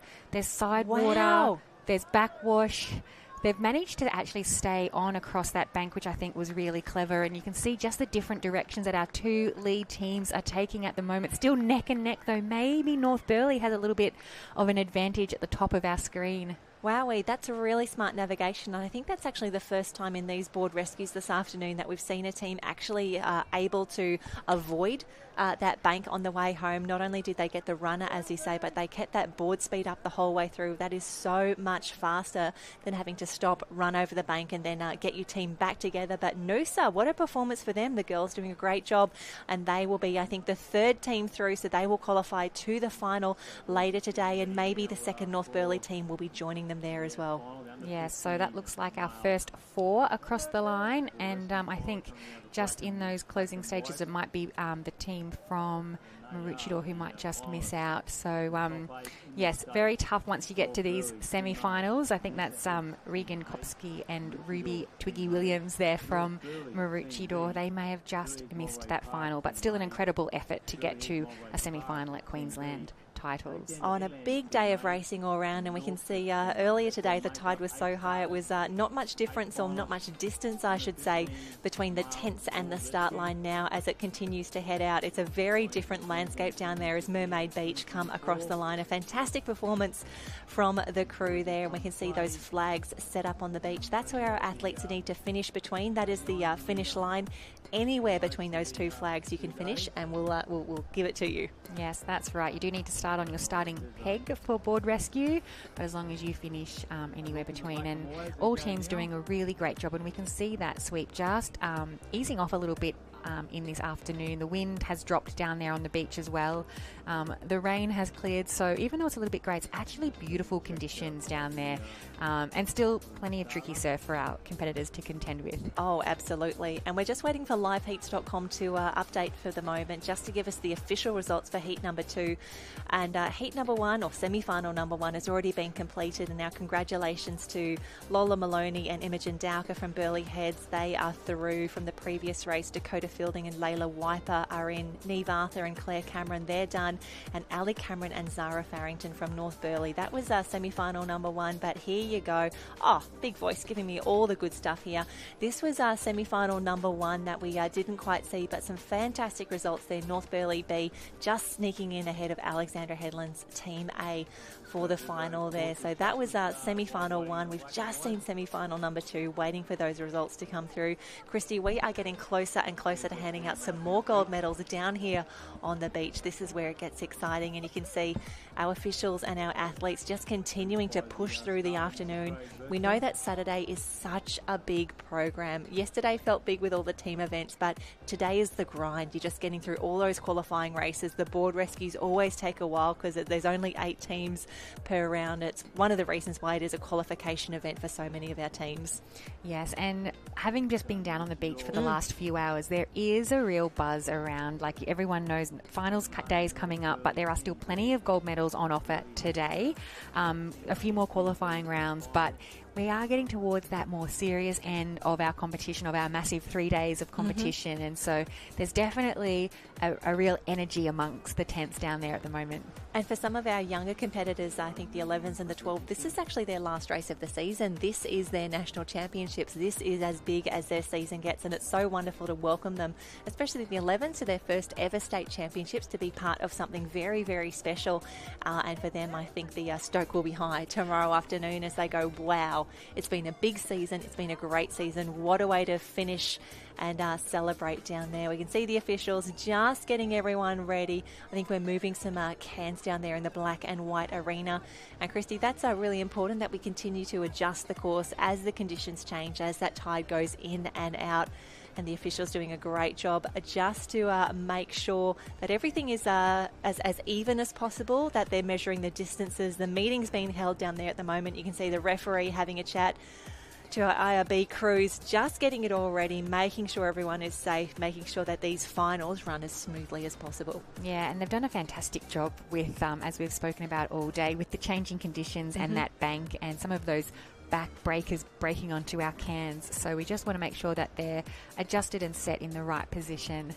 And here we have fantastic work. That is the semi-final that we just saw for the under-15 female board rescue. North Burleigh Team A took the win ahead of Tugun, Noosa Heads and North Burleigh Team C. Unfortunately, Maroochydore Sunshine, Mermaid and Met Caloundra, they are saying goodbye here. So the top four, they will go through to the final. That will be held this afternoon. And you can see from the shots in the background, the whole beach is starting to congregate around a few arenas here. Have a look at the depth in that crowd. Everybody wants to be part of the final action. Yes, they are condensing some of our arenas. Some of our age groups have finished up for the day, but some with plenty of finals racing to go. And as I mentioned, the buzz is real down there. Everyone wants a taste of the action. This is where it gets exciting. And here are some of the athletes who we'll see in action very, very soon. Getting ready. We'll bring you all of the draws and the results as they are available. If you're posting some photos now or overnight, make sure you tag us. We'd love to be part of the conversation and help you celebrate your time down here at North Kira as part of the state champ. So hashtag SLSQ, hashtag this is life-saving, and it's about 25 degrees down there on the beach at the moment. We've been monitoring the weather. We've been checking the bomb all day and are very keen to see what tomorrow brings as well. I think there's a few more showers on the horizon predicted for tomorrow, but until we wake up tomorrow, we just don't know what's going to happen. Never know what you're going to get when you come down to finals day, but I think we've had a little bit of everything over the past few days, and our competitors, they'll be ready for anything. They will hope, if it was me, I'd be hoping for a little bit more swell, or at least for the swell to continue. I think that's been creating some really fun racing and some fun atmosphere, and we don't really mind the rain as long as it brings the waves. Oh, absolutely. And the waves have been so consistent across the day. That bank, though, that gutter in the middle has really been playing havoc. I'm interested to see the arena that we're about to go to for some of these final races of the day. What's the conditions like down there? Can they paddle through that bank? Can they move up or down the field to maybe adjust it to their liking, to use the beach to their best advantage? We're going to take a very quick little break. We'll be back with all the action in just a moment.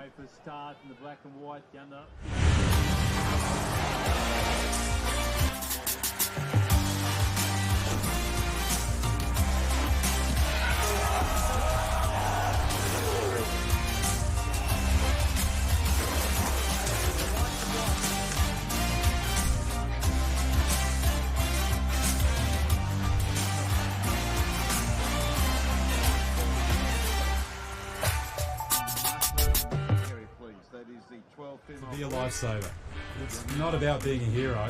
Or missing out on plans with your mates. It's actually just giving as little as 1 day a month, a few hours a week, or even every other weekend. And bringing whatever you love to your local lifesaving club. It's about learning new things and meeting new people. It's about what you want it to be. Because where else would you rather be? Join the club. Go grab some more info at lifesaving.com.au. And we are back. As I adjust my microphone, we are back. This is day 2 in the water for the state champs, brought to you by Australia's Gold Coast, and Experience Gold Coast have been incredible partners, allowing us to put on this sort of event where legends are born. And Christy, some nervous competitors down here on the line for some of these under 15 board rescue competitors. It's a big final, and the last time they'll get to do a board rescue at Nipper Champs. Yes, the under 15 male board rescue final. Everyone's just preparing as best they can. They're fairly eager to get going. Some of them just having a joke amongst themselves. We can see 2 teams there from Burleigh Heads have made the final. Running you quickly through the teams, we've got North Burleigh A, Noosa Heads A, Maroochydore Team A, North Burleigh B, Burleigh Heads, second team from Burleigh Heads, Alexandra Headlands, and a team from Northcliffe. So all set and ready to go, waiting in the officials' hands at the moment. Yeah, everyone's just getting ready down there on the beach. And the longer you stay on the line, the more those nerves start to build. And that's when you're thinking, do I get my jacket? Do I get my towel? Do I need a little bit more water? However, these boys have done a quarter, a semi and a final together already. They know what the conditions are like. They are pumped to be in this final. They know it's about to be a good race. And what we've seen is they are fast racers as well. Our man down on the sand, Ty, take us through all the action. I love this. What is it? 2:37 on a Saturday afternoon. They've raced all day. Now it is showtime. Last year's champions right here, Northcliffe, Kingston. Look out for this boy. Swimming normally a board paddler.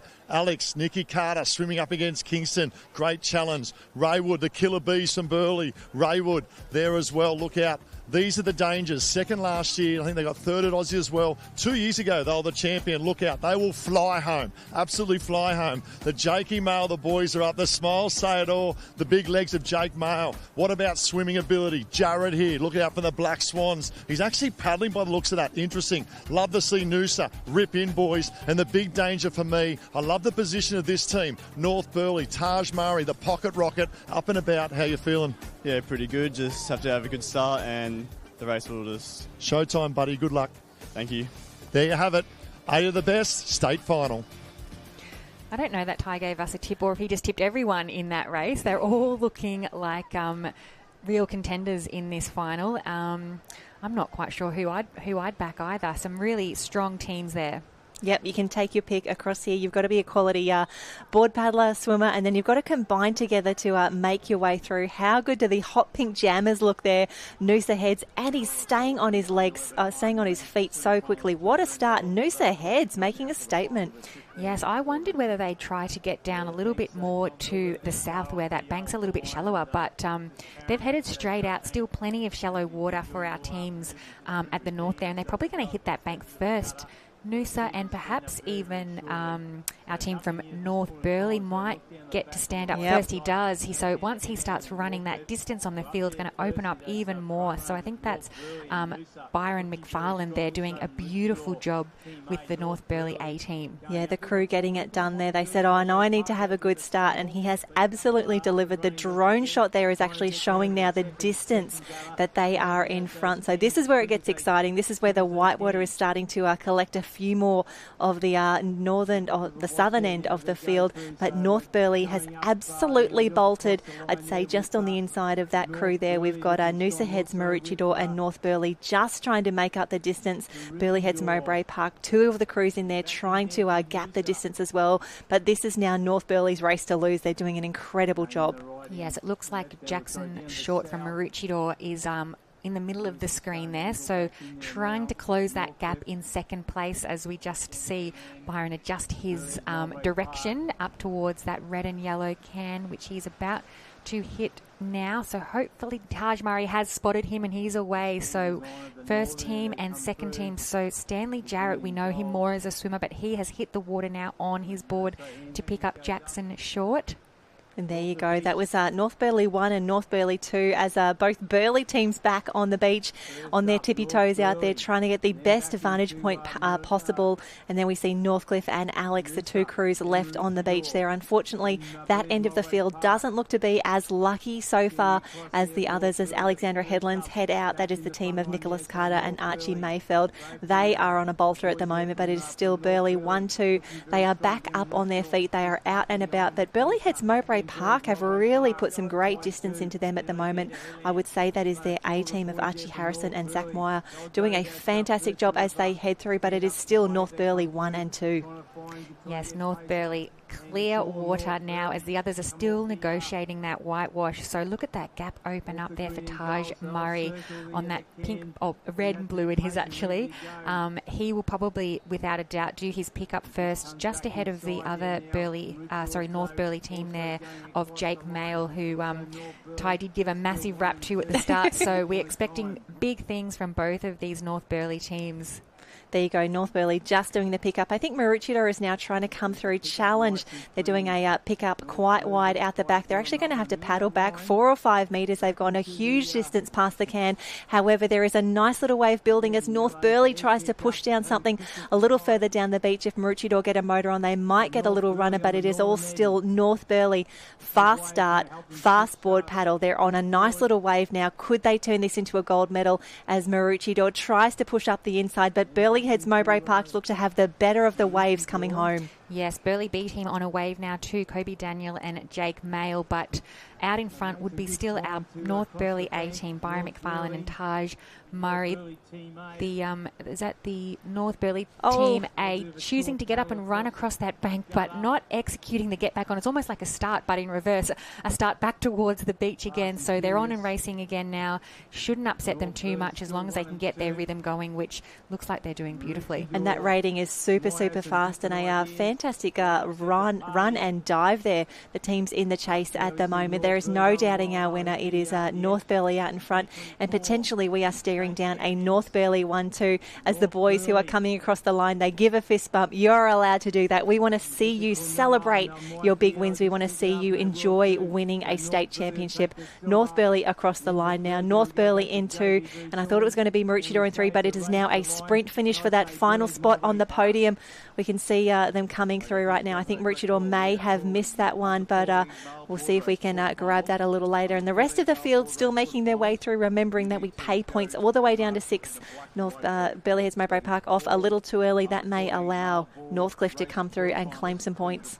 Or not. A little bit slow on the finish there. So Burleigh Heads, Northcliffe and the team from Alexandra Headlands. But it was all North Burleigh 1 and 2. So what a strong showing from the North Burleigh Club in this under-15 male board rescue final. Oh, and a great start there, Noosa, as they crossed the line. They were up there early, unfortunately unable to capitalise, but fantastic racing across the board. Here was that fast start on the far left-hand side of your screen. It was all North Burleigh on the way out. They just led from the front. It was such a dominant performance, and I love these shots here as you see the race starting to play out. But for now, let's head back down to the beach with Ty. Yeah, what about that? It was the under-15 board rescue final as the Quinella from Pride. They're leading the points, I still believe, and this will just add a bonus 11 points. Taj Murray, we spoke about the danger of you being on this side because we know how good you are. You absolutely exploded. Great start that swim leg. Yeah, thanks. Just had to get a good start to get a good lead, and we brought it home, and that's all that matters. It does matter. And what about that? He was out there first. We're a bit nervous going in the board league knowing that Big Taj is already out there.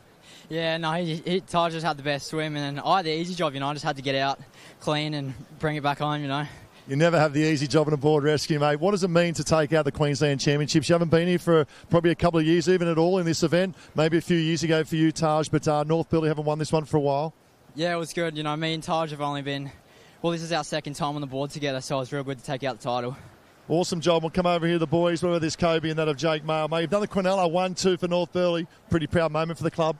Yeah, for sure. We just have so many competitors in our age group at North Burleigh, and just the absolute depth shows when we get to the finals and there's like 5 of us there. Well, there you have it. They'll lead the point score tomorrow, and I'll tell you what, a bonus 11 points here. Well done, boys. 1-2. It's an MB punch from that of North Burleigh in the 15 boys board rescue. Oh, big fantastic. The big 1-2 for North Burleigh. They will be celebrating that one. And we have got another final lining up now. This is exciting for us, the under-15 female board rescue final. Christy, would you like to do the honours and run us through that list here? Absolutely. We've got Burleigh Heads Mowbray Park in Alley 1, North Burleigh Team B, position number 2, North Burleigh Team C, and North Burleigh Team A on the can number 4. We had Tugan there, we're in 5th position. We've got Noosa Heads, Burleigh Heads Mowbray Park, and Sunshine Beach Team A. Yeah, that's Neve Arthur and Claire Cameron. They have had a fantastic day today, the Sunshine Beach crew. Everywhere you look, there is a red cap, generally on a wave, generally qualifying through to the next round as well. And these girls, they're going to be getting a little bit tired. It's been a fantastic day of racing. And again, those Burleigh Heads Mowbray Park togs, they're like highlighters on the screen. That's how bright they are at the moment. Yes, they look fantastic. So we've got 2 teams from Burleigh Heads, as you've mentioned, 3 from North Burleigh, Tugan, Noosa and Sunshine. Yeah, it's the North Burleigh Club champs while we're down here as well. And you've got to think for some of these teams, hopefully the last race of the day. But Ty is down on the beach ready to run across that start line. How good is this? I get so excited. It's the under-15 board rescue final. It's the last event for under-15s. Sunshine, Neve Arthur, represented Queensland at the start of this year, is a phenomenal swimmer. However, very tough from this end. Up we go, Lola Maloney, the superstar, with that of Imi Dowker. The Noosa girls, so focused under the guidance up there with the seniors, I say, of Darren Mercer as well. The Tugan girls, just from up the road. Grace Hughes is swimming. Look out, here we go. The dynamic duo here of Ryan Spence and Mika. She's been in outstanding swimming form and board paddling form as well. Another more from the girls. What about this? Willow lining up with Savannah Bush as well. 3 North Burleigh teams. That shows the depth. They've just taken out the 15 boys. There is another team. Zara Farrington swimming there. And this is the danger. I love their position on the line. They are the killer bees from Burleigh. However, I love this end in the bank. And under 14 stepping up as under 15. Laser, how are you feeling? Nervous. Rip in. There they go. The killer bees. Look out. The far left-hand side. Good end. Very good end. Yes, we have seen the success that Northern End had in the male race, so we expect potentially our winning teams to come from Burleigh or North Burleigh, who are at the Northern End, but anything can happen in these board rescue races. As we know, that shallow bank is very tricky to contend with. We've got our finalists off for a start, and interestingly, Sunshine has noticed what's happened in that male race, and oh wait, no, they're calling them. They've called them back, but some haven't heard. So hopefully we can call back our leading teams out there. They are just hearing it now, so we've still got one swimmer still going. So we've had a false start in the under 15 female board rescue final. We still have one team. Yes, she's noticed. We were nervous there. Yes. There's nothing worse, is there? Than we get coached to keep going until you're absolutely sure you're being called back. So heartbreaking for our under 15 female board rescue finalists to have to come back and reset and restart. She's having a smile. That's what we want to see, the girls just making their way back down towards the beach. And if you want to know what's happening, I'm sure Ty's in the thick of it all down there. He'll bring us all the good news as the girls make their way back. And Christy, we talk about how you need to recover during a race. Often you'll get hit by a wave, you'll fall off your board, and often there might be something like this happen as well, a false start. And it's all about picking yourself back up, getting ready, resetting, and getting ready to race again. Yes, you need to be incredibly adaptable as you move more into that senior arena for our carnivals here. Anything can and does happen in these races. False starts aren't that common, but they do happen, and you have to be able to just reset your mind, reset your focus, and get ready as though it's you're starting again. And the girls just having a little joke down there on the line, saying, "Oh, wasn't that funny? That happened. I kept on." Oh, I love that. Ty, what's happening down on the beach? It's drama aplenty. No, not really. What's happened is they've watched the final of the boys and they've noticed there's been probably a slight advantage. So 2 clubs have gone up to the referee just to see if it can be assessed in terms of the start line and more about equality, having an even start for all teams that are lined up. We have 8 teams. Also live heats drew team position or position 2 as no team in that position. So what that meant was all the other 7 teams were pushed even further to the north, and that was the deeper water. So the referees now are just reassessing conditions, make sure it's nice and equal for everyone. They'll reset, they'll reline up again, and we'll be up for the state final. Oh, fantastic. Thank you so much, Ty, for that inside intel down there on the beach. So the great news is that all of their crews are still in the race here. We're just having a little bit of a course reset for now. You can see the officials just taking the girls through their race briefing at the moment. And if you want to be tracking the results and the draws for this afternoon, liveheats.com is where you need to find that information. Just search for SLSQ or /SLSQ Sport. The girls just getting those briefings again, and you've got to feel for the swimmers. They've been in there. It's nice and warm in the water compared to the outside water temp, but they are up there ready to go. They will reset, they will refocus, they'll grab their craft. We've still got gold medals to hand out. Yeah, and it's great to hear, as we know, when you've got an event like this and the start line is spread out across that line of cans, the conditions from one end to the other can vary greatly, and being a Queensland Championships, we want to make it as even and as fair as possible for all of our finalists. So a great job for the officials. Hopefully they can reset that arena really quickly and get the girls back down on the start line, because I'm sure they're eager to compete in that final and potentially have a chance at the medals. Oh, I would not worry about that at all. The crews who are resetting the cans, they know what they're about down there, and a great opportunity actually now for the girls. They thought they'd actually started the race. They thought they were ready to go for a final. However, it looks like they are now jumping up. They are grabbing their jackets, and we're just getting word now that they're actually going to move this race to tomorrow. So a little bit of breaking news down there. How's that, Christy? Some of them were in the water thinking, yes, my state final is right now. I'm in line for a medal, and actually looking like we're going to redo that race and hold it tomorrow morning. Yes, they could taste that gold medal already. Probably disappointing for the Burleigh Heads team there, because they had picked that best alley, but we do want to make sure it's a really fair race and not have teams disadvantaged, as we sort of probably did see in that under-15 male board rescue finals. So an exciting race held over for tomorrow. They might have a bit of a nervous sleep, some of those under-15 finalists, but will be really cracking final as we come back to the beach in the morning. So we've still got plenty of action this afternoon. We'll wait and see what a race we have there lining up in the Orange Arena, I believe. I know they were getting through some under-11 races, under 12 male board heats they're up to. So you can see plenty of numbers in the under-12 male board area as we see some of our junior nippers heading out in their board heats. Oh, here we go. We thought today was going to be all about the teams, but we do have some qualification races to run as well. We're back down here. We're here for the nipper boards. The under-12s we think are in action at the moment. Sunshine in one. And Christy, really excited or really curious to see, yes, it is shallow enough for these younger competitors who are probably a little shorter than our under-15s. They are up, they are over, and they get a nice little advantage here as they get to throw their boards and carry some momentum over that whitewater. Yes, I'm just trying to see. I think we might be up to heat 3 here of the under-12 male board. We can see our competitor there from Sunshine Beach. That might be Liam Wright. He's so dominant in this age group and doing an easy job as he just punches through the last of our whitewaters there. And look at the lead that he has already got in this heat of the under-12 male board. The competitors doing a fantastic job, all opting just to run to that bank. Some of them standing and pushing their boards over and some of them popping, but we can see Liam out in front from Sunshine Beach. Looks like a Mermaid Beach competitor there in second. We might have a team from, I'm not quite sure if that's another Mermaid and Northcliffe. So a really spread out heat in this third heat of the 12 boys board.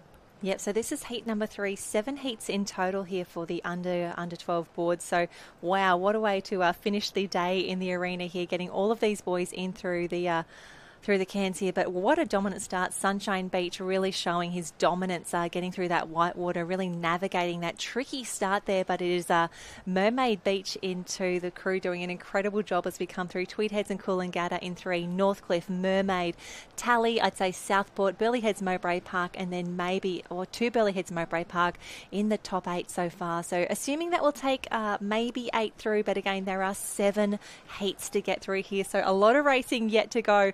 It's a big day 2 of the state championships. So this is round 1 for the boys on the board.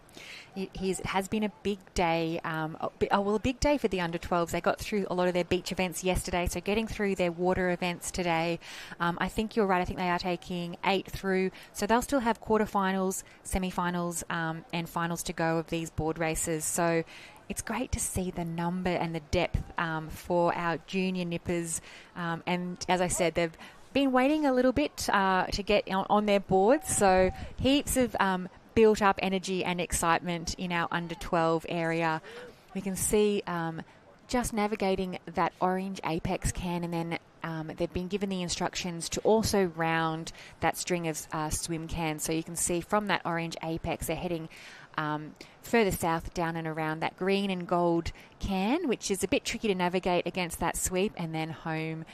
So we can see some of our competitors picking up a beautiful whitewater on the way to the finish here.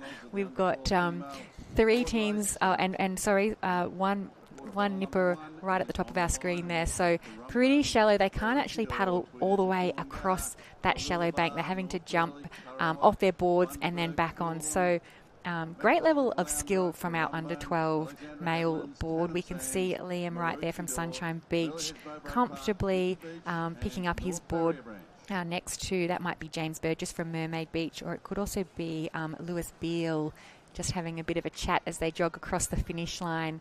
And I've been joined in the booth here. It's very soon to be joined in the booth here by Mark Williams. So looking forward to a chat with you shortly as we just see the rest of our under-12s coming across the finish line. And you can see the officials lining up our heats. As you heard Jenny mention, we have 7 heats to get through. So a great job by our officials to get them all ready and raring to go. You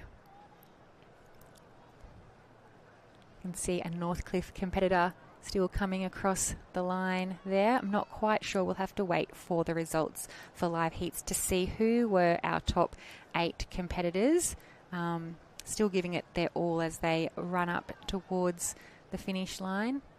We've got a team from Southport, Tally. Try and pick up the names here from some of our competitors. I think that's Noah Pryor from Miami Beach Surf Club. So great paddle there, Noah. Not quite sure if you've qualified through, but all of these nippers doing such a fantastic job. The energy is so high down amongst the under-12s, and I said to my son, he paddled in one of the earlier heats, but I said, your challenge for the day is to come home with a friend who is in one of the surf clubs as far away as possible as yours. So I said one of my closest friends is a nipper that I met in under-12s at Eddy Bay, which is where our Queensland titles were many, many years ago, and she's still one of my closest friends today. So shout out to Kim if you're tuning in on the live stream.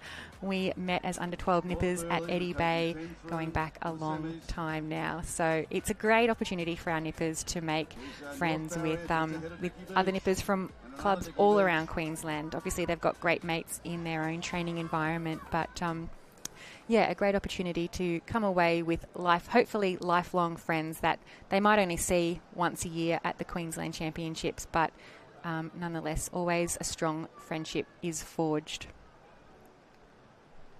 I'll pass over now to Mark Wally Williams, who is joining me in the booth.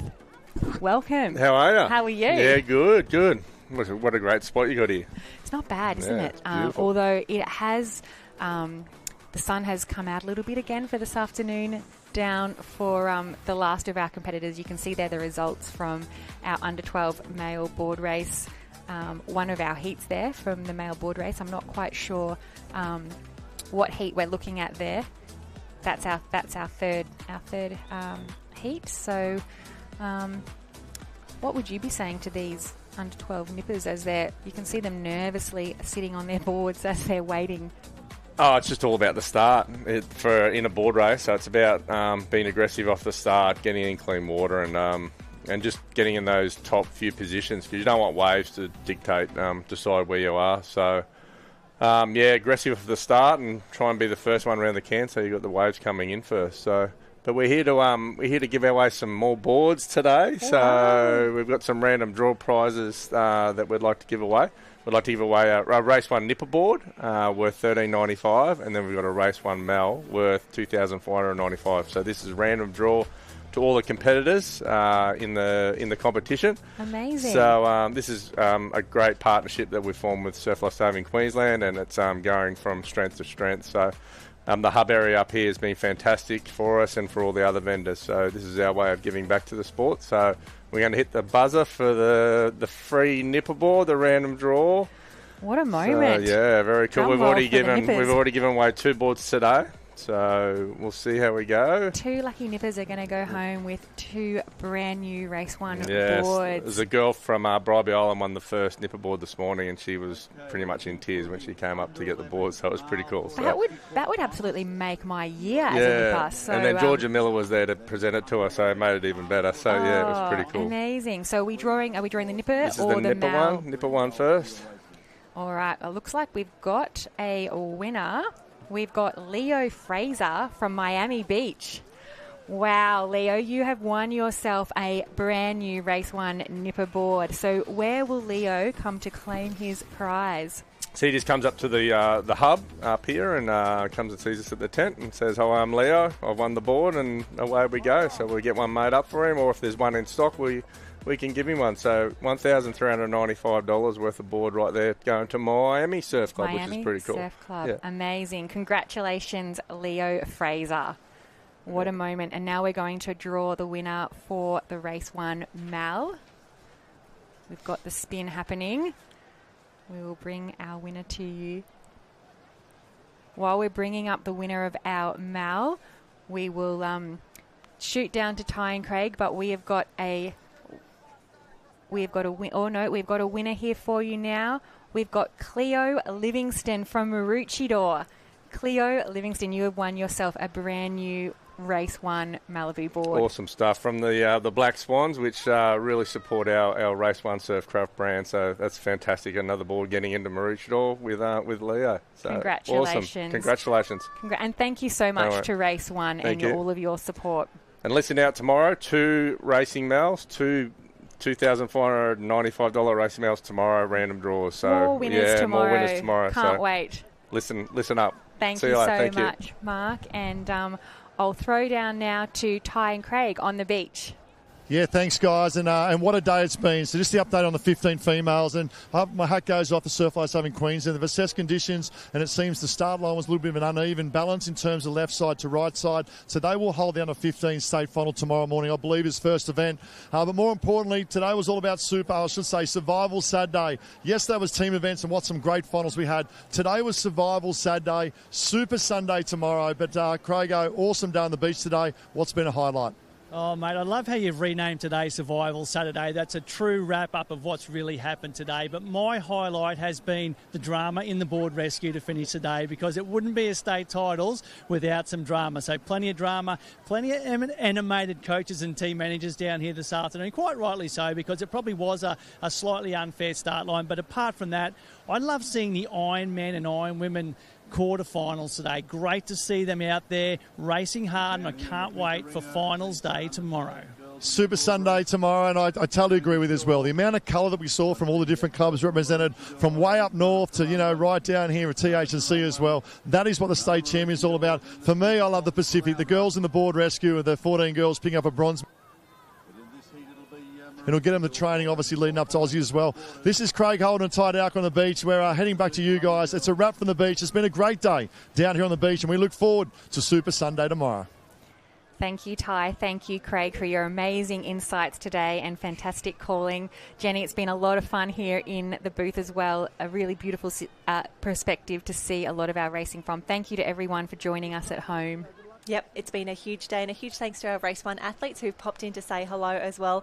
We will be back tomorrow. It is a massive day of racing, a few extra events in the program as well. Some of those carried over for today, but please come back tomorrow. Don't click suspicious links, only come to the Surf Life Saving Queensland Facebook page. We're going to do it all again tomorrow, day 3. Stay tuned.